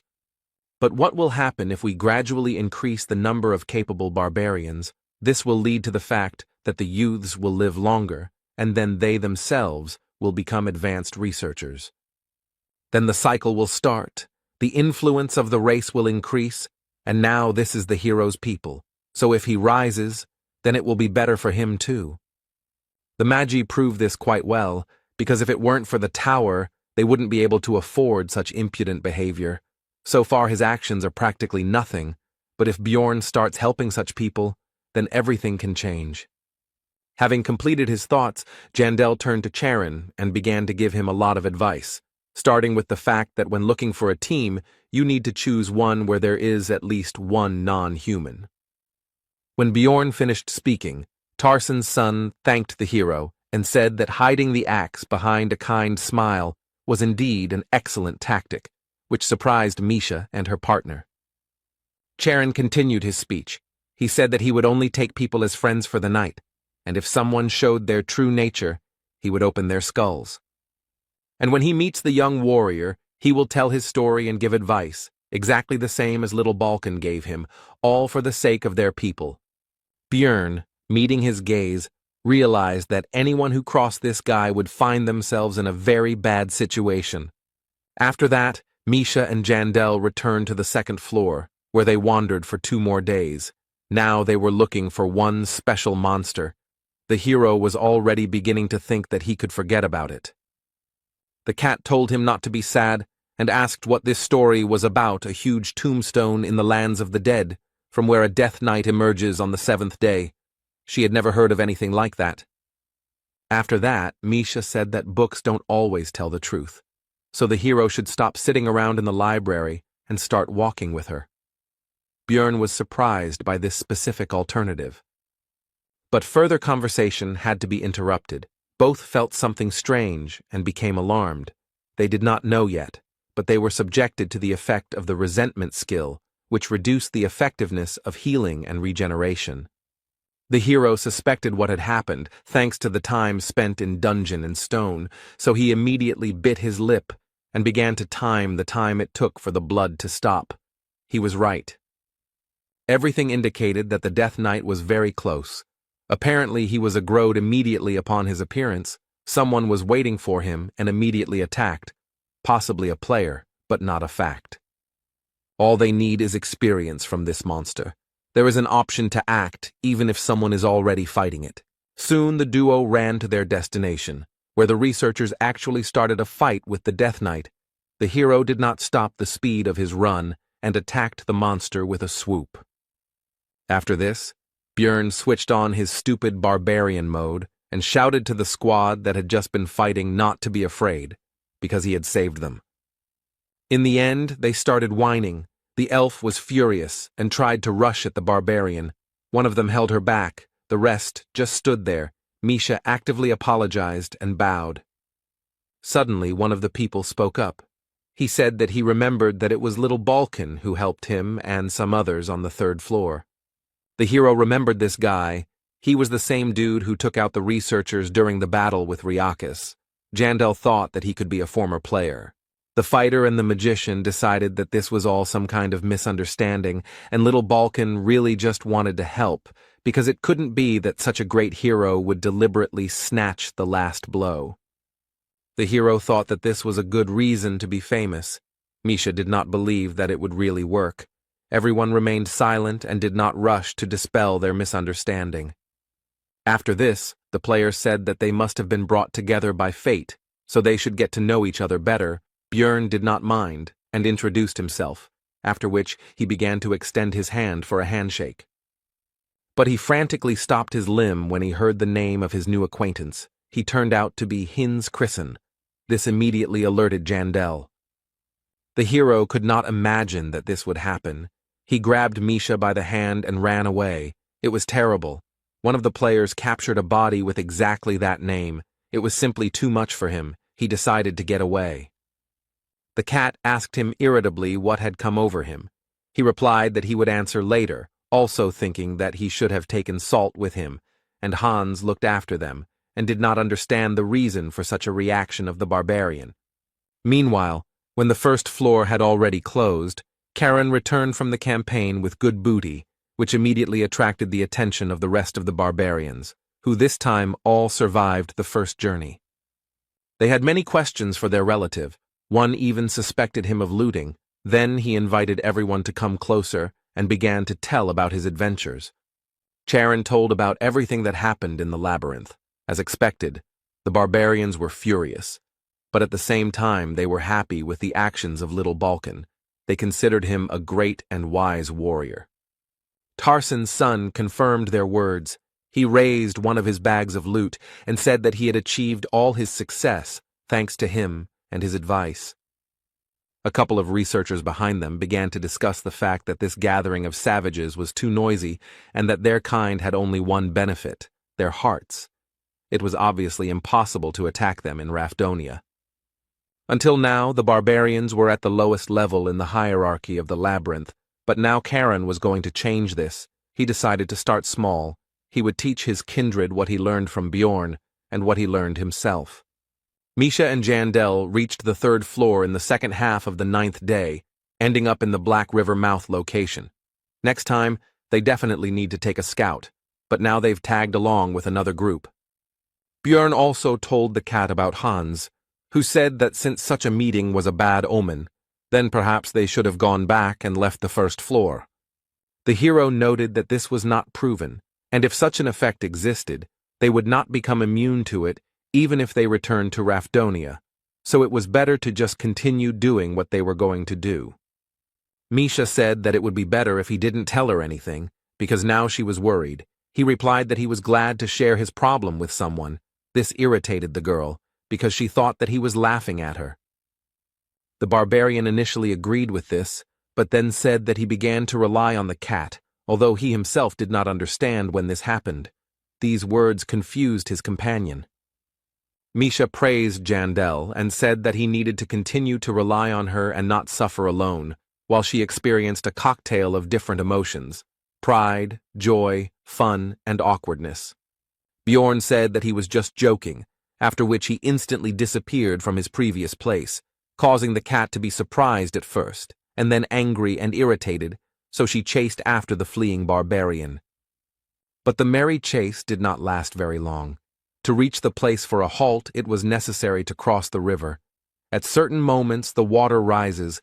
They were lucky to make it in time, but the best places were already taken.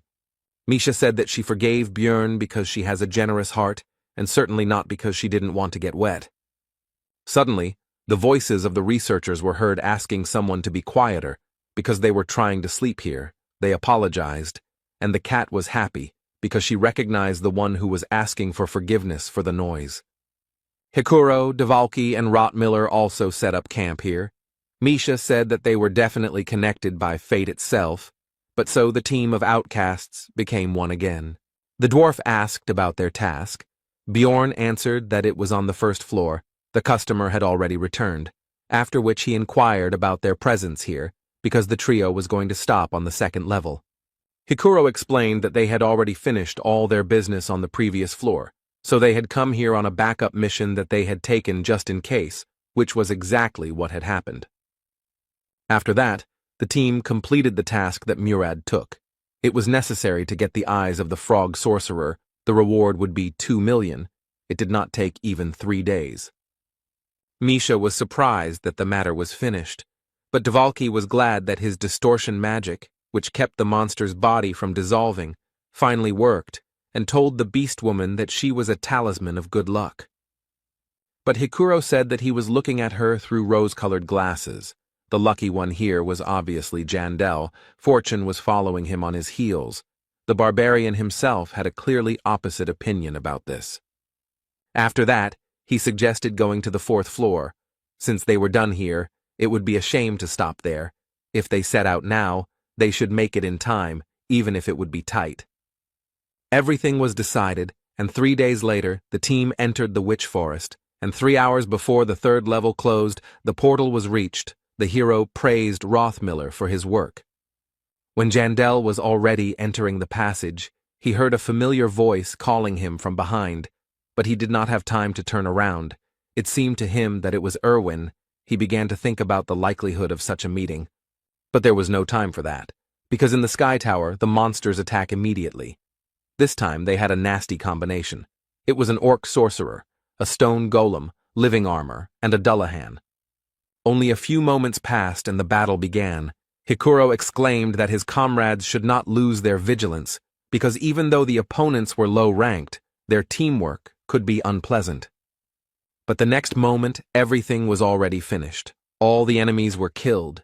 Bjorn dealt with the Dullahan and the living armor. Misha dealt with the golem, and Dvalki demonstrated his new spell on the orc. Murad was surprised at how easy the fight was, but quickly came to his senses, because 4 multicolored portals opened, behind each of which were different types of tests. They did not have time, so the choice was obvious. This will be the Ladder of Wisdom, a path that requires a scout, since the road is very confusing and filled with traps. Monsters appear periodically, but you can climb up 5 floors at once.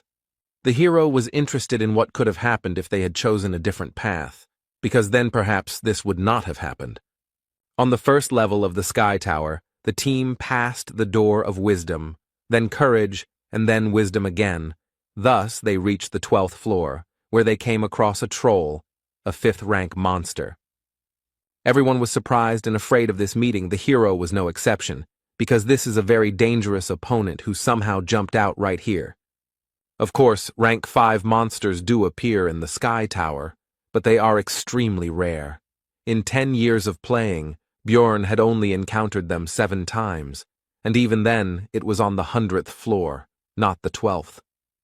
The hero was finally convinced that people named Hans bring bad luck, because he had just recently met one of them. But now was not the time for reflection. The barbarian shouted to his comrades to pull themselves together, after which he used Wild Splash and rushed into battle, because if this happened, then he needed to strike ahead. Even with a skill that significantly increased physical characteristics, Jandel had a hard time taking the blows of such a powerful monster on his shield. Hikuro rushed to the rescue. He used weight balance, which increases resistance to repulsion and absorbs inertia, but even with this, the shield was damaged, which is why emergency recovery was used. Be that as it may, the short distraction of the enemy allowed the hero to stop defending and go on the attack. Although this did not bring much result, the troll turned out to be too strong. Rottmiller began firing his crossbow, trying to hit vulnerable spots, and Dvalki finished preparing his spells. He used enhancement on Ice Spear. The projectile rushed towards the monster, but despite its size, it was fast enough to break the attack with its huge hand. The wizard could not believe what he saw. But the team was in no hurry to give up. Now it was time for Misha to try her strength against the enemy. She began to cut him, but the skin turned out to be too strong for her blades, but she managed to freeze him a little. The troll's defense left a lasting impression on the squad. Dvalki began to shout that they needed to retreat because it was impossible to win, but Bjorn reminded his comrades that they had nowhere to run. The hero remembered that during his previous encounter with a monster of the same level of power, he had a 6th-rank sorceress with him, and for wizards they are considered 1.5 times more powerful than for other researchers. In addition, she knew and used spells of the element of light, to which the Guardian was vulnerable, and before the battle, the Tear of the Goddess was used on him. Only thanks to all this and other factors was it possible to win. And even so, the battle turned out to be extremely difficult, and this despite the fact that the vampire has high regeneration, but low defense, and the troll has both of these indicators the best among all the monsters of the 5th rank. If the build is not specially adjusted for it, then you can't even count on pure luck. But despite all his thoughts, the hero was not going to give up. They had to have a chance. A plan quickly appeared in his head, which he began to tell his comrades. It would be a protracted battle. Soon 15 minutes of battle had passed. All this time, Dvalki spent mana only on curses, such as aggravate wounds, slow, and weaken. Hikuro, as the second tank of the squad, also took the brunt of the monster's attacks. The shield was not the best quality, so in addition to defensive skills, he had to spend energy on emergency recovery. While the two defenders held the troll back, Rothmiller distracted him with crossbow shots, the bolts hitting him in the face, eyes, etc. And Misha, as the squad's damage dealer, focused on dealing damage. She attacked only one single place, which Bjorn had previously indicated when explaining the plan. At some point, the troll got angry at the situation. He broke through the rest of the researchers and attacked the ranged fighters. Rothmiller took the slow Dvalki in his arms and hurried to retreat. The team walked along the edge of the abyss, but the tanks still managed to take control of the situation and began to hold back the enemy again. Bjorn also used Wild Splash, which attracted the attention of the monster. The hero asked the wizard about the remaining mana, and he replied that there was only enough for 2 or 3 minutes. Then the barbarian said to refuse to use slowdown. Dvalki replied that in that case, the time would increase by about 3 times. The fight continued, but now the squad was on a timer. Misha still couldn't cut through the troll's tough skin. The situation wasn't the best, so the barbarian decided to go to Plan B. To do this, he left the defense on Hikuro and went around the enemy from behind and dealt a crushing blow with a mace to the enemy's hand, which the cat had been cutting all this time, which had already caused him damage. The troll instantly reacted to his injury and used the madness skill, which temporarily removes pain and significantly increases physical performance. The monster threw a huge stone at Bjorn. He only managed to partially dodge. The projectile hit him tangentially, but it was not significant. The hero attacked the enemy's arm once again with his favorite cry praising Yahello. This attack caused the most damage ever. His arm was now broken. Then Misha attacked. The limb was severed, but the troll used super regeneration, an active skill that must be used on a specific body part and allows any damage to be restored. This skill really lived up to its name. Because the hand began to recover quickly, it seemed that it was in vain and everything returned to the beginning. Only the researchers had less energy, but this was not so. Now super regeneration is on cooldown. The hero began to throw off all his equipment. He needs to deal with the enemy as quickly as possible while he cannot heal. Having gotten rid of the equipment, the barbarian could use gigantification. In the allotted time he needed to destroy the monster's brain or heart. Now the battle of 2 giants would begin. He had to cope in 2 minutes. The colossal barbarian immediately hung on Troll's neck, starting to strangle him, and at the same time he began to give orders to Misha. The cat immediately took action. She needed to hit the enemy in the eyes, and also cut Bjorn himself, so that his blood would start to flood the enemy, because due to the essence of the corpse, golem, it is acidic. The troll was rushing and waving his hand. He was trying to throw the 2 researchers off himself, but he hadn't been able to do it yet. Rothmiller could no longer shoot for fear of hurting his comrades, so he simply watched and hoped that they would succeed, while Dvalki continued to weaken the enemy with his curses. It was impossible to reach the brain through the eyes, so Misha tried to break through the skull directly, but the sound that was heard showed that the strength of this 5th-rank monster was too great. The girl said that she couldn't do it, but the barbarian told her not to give up and continue, because they vitally needed to get to the creature's brain. The blinded monster seemed to have already given up hope of throwing the enemies off his body, which is why he became enraged and rushed to those he could reach. To Rothmiller and Dvalki, the monster did not intend to tolerate the curse. It is unknown how he aimed at the wizard, because he should not have seen anything, but it was now, and it did not matter. Brown, as a more resilient and physically developed one, took the magician in his arms and began to run away. The troll became extremely purposeful and was no longer distracted by anything. He decided to pursue his new goal to the end. Perhaps he had sensitivity to mana. The battle quickly began to take a different turn. A moment ago, it seemed that victory was near, and now the situation has become extremely dangerous. The most vulnerable members of the squad are at risk. Hikuro tried to stop the huge carcass, but right now his soul energy ran out. which is why he was unable to use his defensive skills. The shield was broken, and the dwarf was wounded. The situation was getting worse. Misha was worried about her comrade, but Bjorn shouted at her to focus on the troll. The girl began to strike with even greater force and speed, putting her whole soul into it. Despite numerous wounds, the monster did not stop, so it soon reached its target. Dvalki received a blow from a 5th-rank monster. The curse's effects stopped affecting the troll, and Misha, after a moment of confusion, pounced on the enemy with unprecedented fury, simultaneously using skills to inflict more damage. Tears flowed from the girl's eyes. Curses at this monster burst from her mouth, but she did not stop, continuing to cut, pierce, and freeze the monster. But Bjorn's energy was not endless. Gigantification consumed it in huge quantities. So soon it ran out. The skill's effect was cancelled, and the barbarian and the beast woman fell off the troll. They both lay limp on the ground. The creature turned around and bowed its eyeless head over them, as if looking at the enemies who had caused it so much trouble. It seemed that this was the end.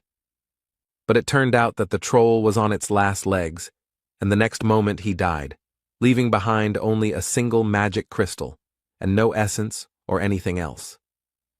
The hero rose to his feet, simultaneously beginning to think about the situation, because all this was not his dream. These were the consequences of the decisions he made, because of which Dvalki suffered. Misha quickly checked Rottmiller and Hikuro, who were lying nearby. The first one only had a leg injured, and the second one was knocked out. There were no critical injuries.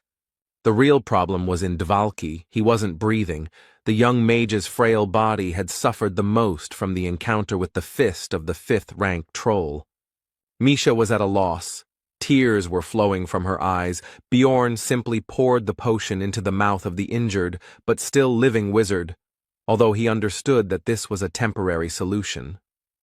Dvalki is an ordinary human magician who is known for his fragility. Now his spine is almost folded in half, his leg is also broken. There are also internal injuries, since blood is coming from his nose and mouth. At that moment, the hero regretted wasting his advanced healing potion on Abman. All sorts of petty thoughts came into his head that the situation should change. But it turned out not to be so bad. Rottmiller had one of the same elixir, which he bought just in case. Soon the potion took effect. Dvalki felt better. The crisis was overcome. Now he just needed to rest. After that, Misha started crying tears of joy. She said that she was happy that it was all over and no one died. But Bjorn couldn't be happy because too many things had happened that were stressing him out. Jandel's son understood that everything ended well, not because he planned everything correctly, not because of his efforts or because of the right reaction. It was just luck. Now, recognizing this fact and remembering his past misadventures, the barbarian truly understood what the life of an explorer meant in this accursed world. The hero was also sure that luck, like today's, would not be with them forever. Death might await them in one of their next journeys into the labyrinth. Soon Hikuro came to his senses, and having learned all the details, was glad that everyone survived. Rothmiller said that it was worth leaving a donation at the temple when they returned. Bjorn bowed his head and began to apologize to his comrades, because he did not expect such behavior from the troll at the end of the battle. They were not going to blame him, because without him, no one would have survived. He made the right decisions. The conversation was interrupted by Dvalka's cough. He woke up. Everyone immediately rushed to come closer to him and began to calm him down and explain the situation. The potion hadn't completely healed everything, so some blood was still coming out of his mouth, but he said he was glad to see all his comrades were okay. Hikuro laughed and said that this story was not even worth bragging about, because no one would believe that they managed to kill the troll. Misha shared her indignation over the lack of normal prey. Rottmiller was also glad that they all survived, after which Murad remembered that the squad scout had spent an expensive potion and said that everyone would chip in for a new one. He did not refuse. While Brown and the dwarf were talking, Misha asked Bjorn about their next steps. She wanted to know if they would be going up further. He was outraged that a cat could think that way about him. The barbarians said that their team would stay here until the labyrinth was closed, but Hikuro was outraged that the girl was asking about such a thing as Jandala, since this dwarf was the leader. After some time, the labyrinth closed, the squad moved back to Rafdonia, a week passed, and their 6th expedition came to an end. Irvin found out which hotel Björn was supposed to stay at and was looking forward to their long-awaited meeting.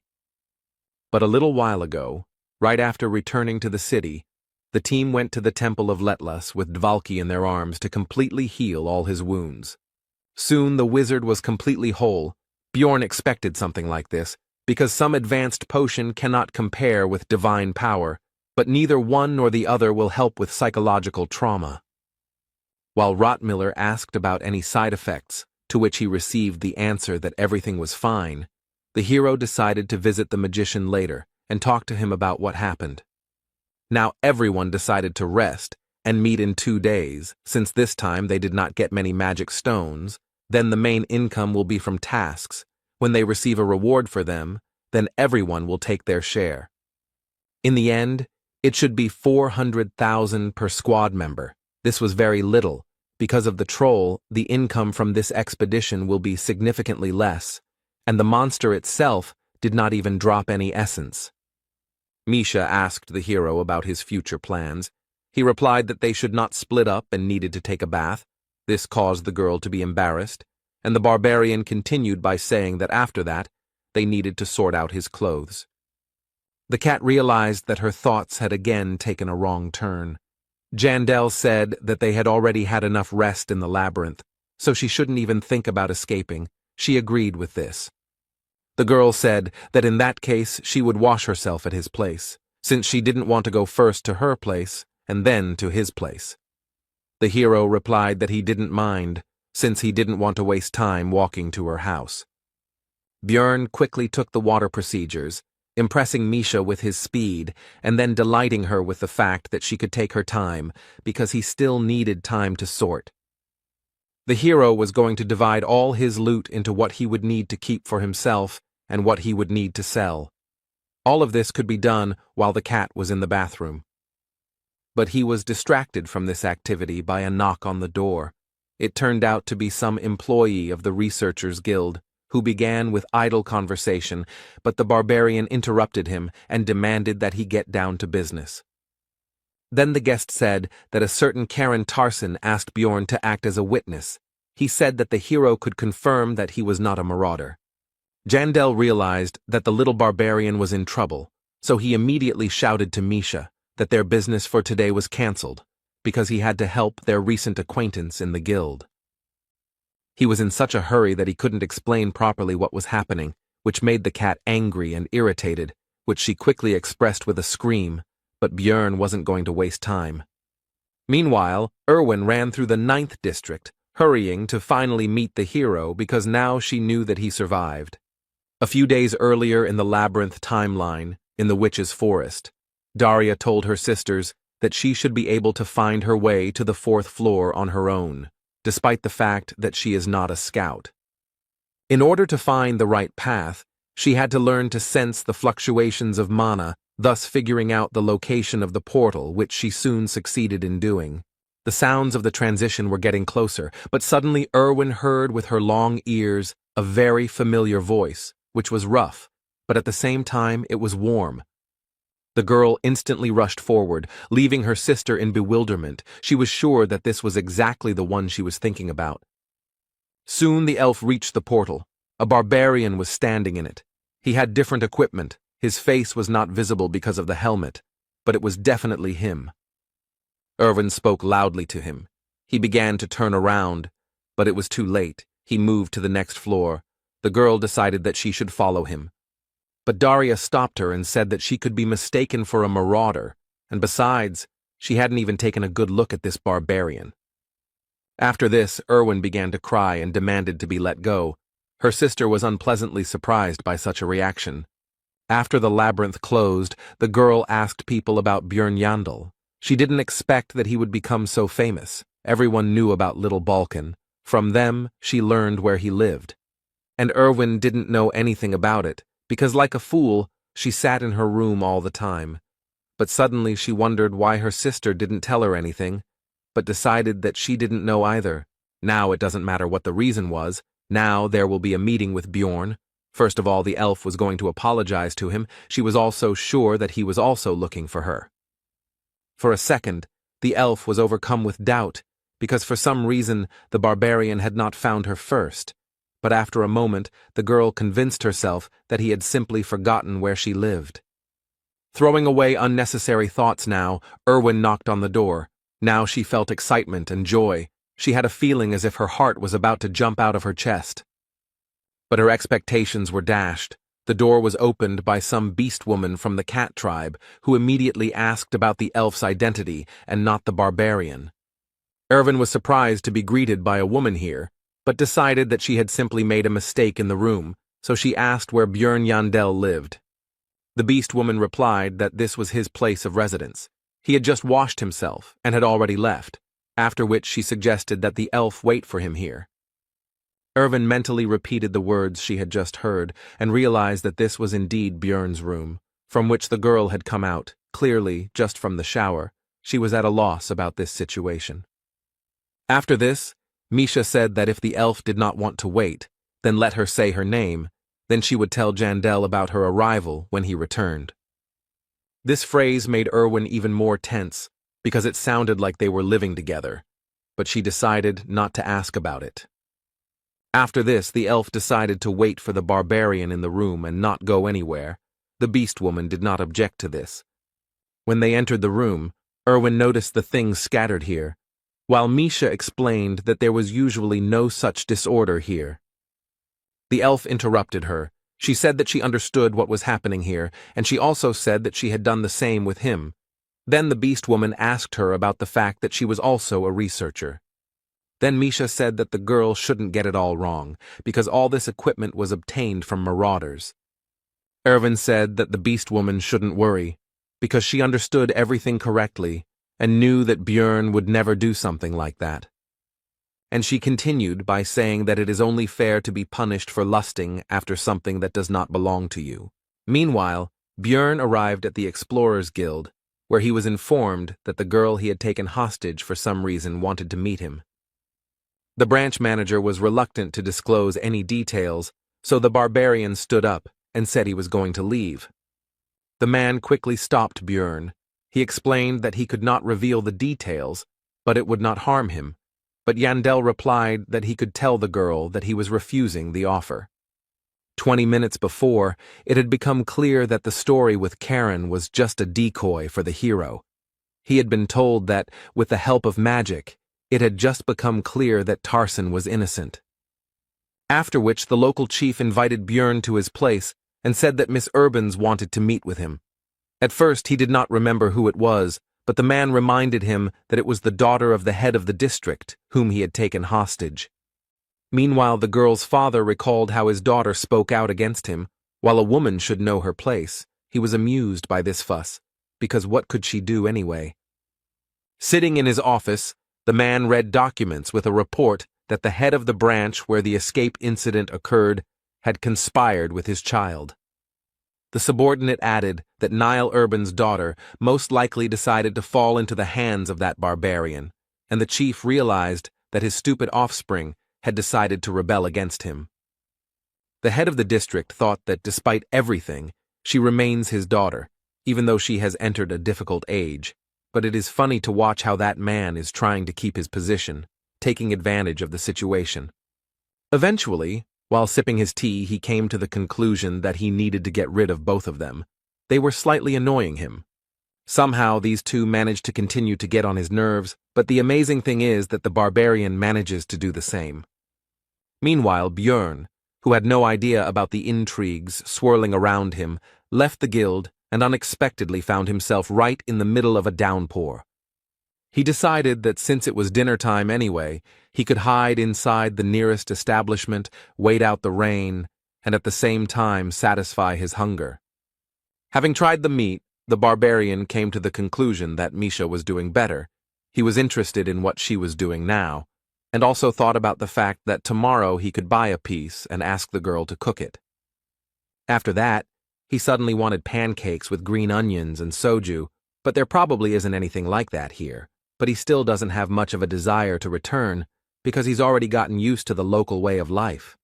And to the creaky bed, to the only room with a bathroom in the entire tavern, but most importantly, to the everyday life with his comrades, of course.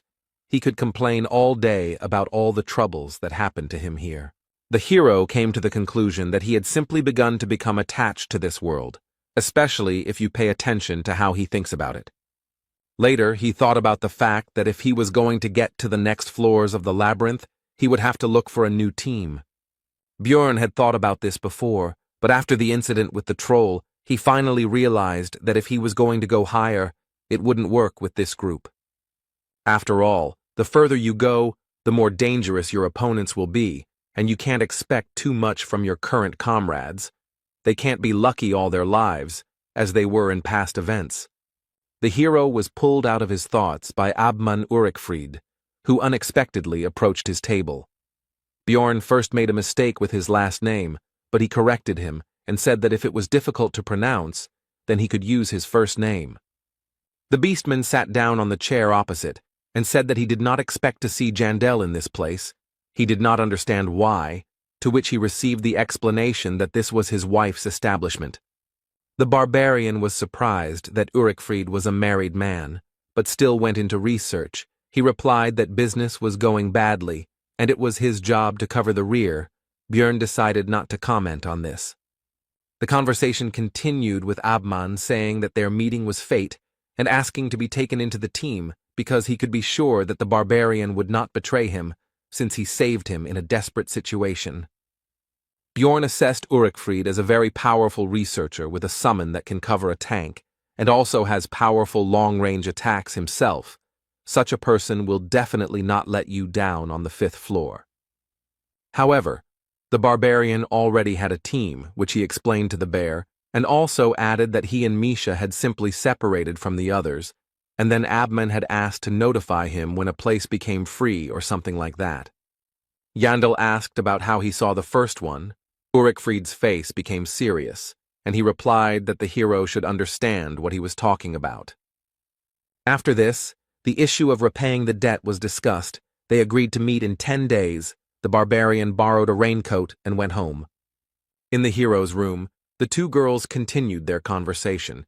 Misha noticed that Erwin was much sterner than he seemed at first glance, and she herself was surprised that she said her phrase about justice out loud. After this, the elf came up with the idea that technically Bjorn could not have been stolen from her, because he was not some kind of thing that belonged to her, and she herself decided to form a team with her sister.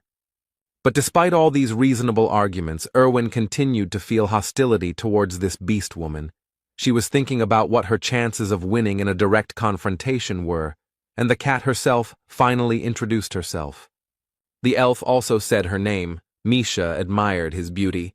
After that, the girls sat down and began to wait for the owner of the room to arrive. An awkward silence settled between them.